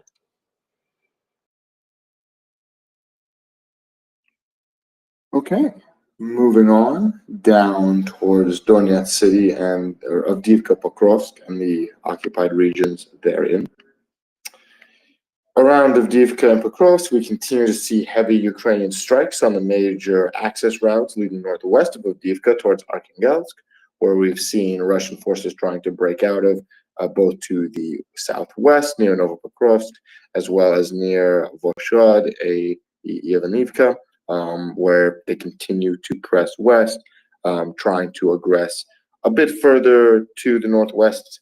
I think we're going to see a lot of the ultimate front lines here stabilizing around natural terrain features like rivers, more so than anything else. And there continues to be very heavy drone activity on both sides. The third line of defensive fortifications, with the zero line being the absolute front line, you're shooting at each other, the first line being one behind that, second line even more so, and then third line beyond that, which is being produced or being built by civilian contractors in Donetsk, is reportedly at 90% completion per military officials in the region. A video came out of a Russian soldier immediately executing his fellow soldier following a FPV strike, which apparently the execution, I looked at the video a couple times, it seems like the guy's motioning to shoot himself, in which all this serves to indicate the very dire lack of combat medicine in low-level Russian units. The casualty apparently suffered a groin injury. It checks it. We can only imagine what that looks like, and then immediately gestures to the other soldier who's about 10 meters following him, basically, does the finger gun thing, points his head a few times, and then looks away from the guy, whereupon the approaching soldier just immediately lights him up without hesitation and moves on. This is generally not a good thing when you have your soldiers executing each other immediately after survivable injuries. And I think it speaks a lot to the low level of not only just respect for fellow soldiers' human lives and dehumanization, but also the low level of trust these soldiers have in their ability to be evacuated, let alone treated, as well as just generally low morale. It's a pretty grim situation to be in. Frankly, I'd be lying if it said you haven't had Ukrainian soldiers who were begging for a bullet after getting, being in extreme pain, but generally they're treated. They're not just shot in the face by the first person who takes half a second to see his buddy going, hey, I'm in a lot of pain, kill me. If your immediate response is sure thing, bro, and you light him up, well, I think that says a lot more about you than the situation. And I think this is a very sobering but illuminating look into the average Russian soldier's respect for their fellow comrade in arms. Zelensky visited the Donetsk area of operation troops with the new commander of the joint forces of the ZSU, one General Andrei Khnatov. He also made statements after touring around that a bunch of local oblast officers or commanders, not commanders, regional elected officials, mayors and such, have apparently not even been present in Donetsk in the last 6 months and instead are doing all the work remotely from Kyiv. And he came down pretty heavily on that, saying that there's going to be a lot of very sobering discussions once he returns to the capital for people that may be appearing to shirk their duties to their own constituents. And in May of this year, the Ukrainian forces recorded 715 cases where Russians used chemical weapons on them. This is 271 more cases than in April, with the absolute overwhelming majority of these being CS gas grenades dropped by drones, whereupon they try and flush soldiers out of cover, and then once they're out of cover, then they are actually attacked by more lethal munitions. Moving further south towards Donetsk City in the occupied regions, Russian forces continue efforts to try and push to the southwest of Marinka, as well as into Krasnohorivka, where they have made some gains in the industrial district. We've seen really heavy fighting here. NASA firm satellites seem to indicate massive fires across the central portion of the city in the last few days. And while, frankly, it's a bit of a head scratcher as to exactly what's happening, the Russians do appear to be committing continued assaults here, buoyed by the fact that it's easy enough for them to reinforce out of Donetsk city proper, just a few scant kilometers to the east. Russia is reportedly importing judges from Russia proper to the occupied territories, with 65 out of 75 judges in occupied Zaporizhia and 51 out of 53 judges in occupied Kherson coming from Russia itself. The bulk of these judges are reportedly from poor regions of Russia, as more urban, affluent judicial staff from Moscow and St. Petersburg are less likely to want to move to Ukraine and place themselves in harm's way. Russian authorities have forced over 10,000 children in occupied Donetsk Oblast to join the Young Republic organization. And as of now, 6 million Ukrainian citizens live in the occupied territories, 1.5 million of those being children. Moving to Zaporizhia and the southern axis, Russia launched some 22 assaults towards Staromayorsk and Robatne over the last day, launching some 457 attacks on 8 settlements, 182 times with drones, and 255 times with artillery. Ukraine claims to have targeted Russian forces and air defenses at the Mariupol airport, as well as training grounds nearby, in some uncharacteristically deep strikes. Russia has intensified glide bomb strikes across the frontier as well, especially around Robatne. Following damage to the power systems around the Zaporizhzhia nuclear power plant, the city of Enerhodar, which is nearly adjacent to the power plant, was without electricity for 16 hours. And Russia has begun to require that residents of Mariupol have a Russian passport in order to retain their housing, or else it might be nationalized, one of the more heavy-handed efforts, especially as winter is starting to be on people's minds, saying quite literally, if you don't have a Russian passport, we might just kick you to the street. With Mariupol still being very much a shattered city, that's not exactly, oh, well, I'll just find another apartment, especially when most of them are still burned or destroyed. Moving to Kherson proper, we continue to see heavy Russian drone and artillery strikes across the River Delta region, which exists in this gray zone. Small dueling groups of troops, usually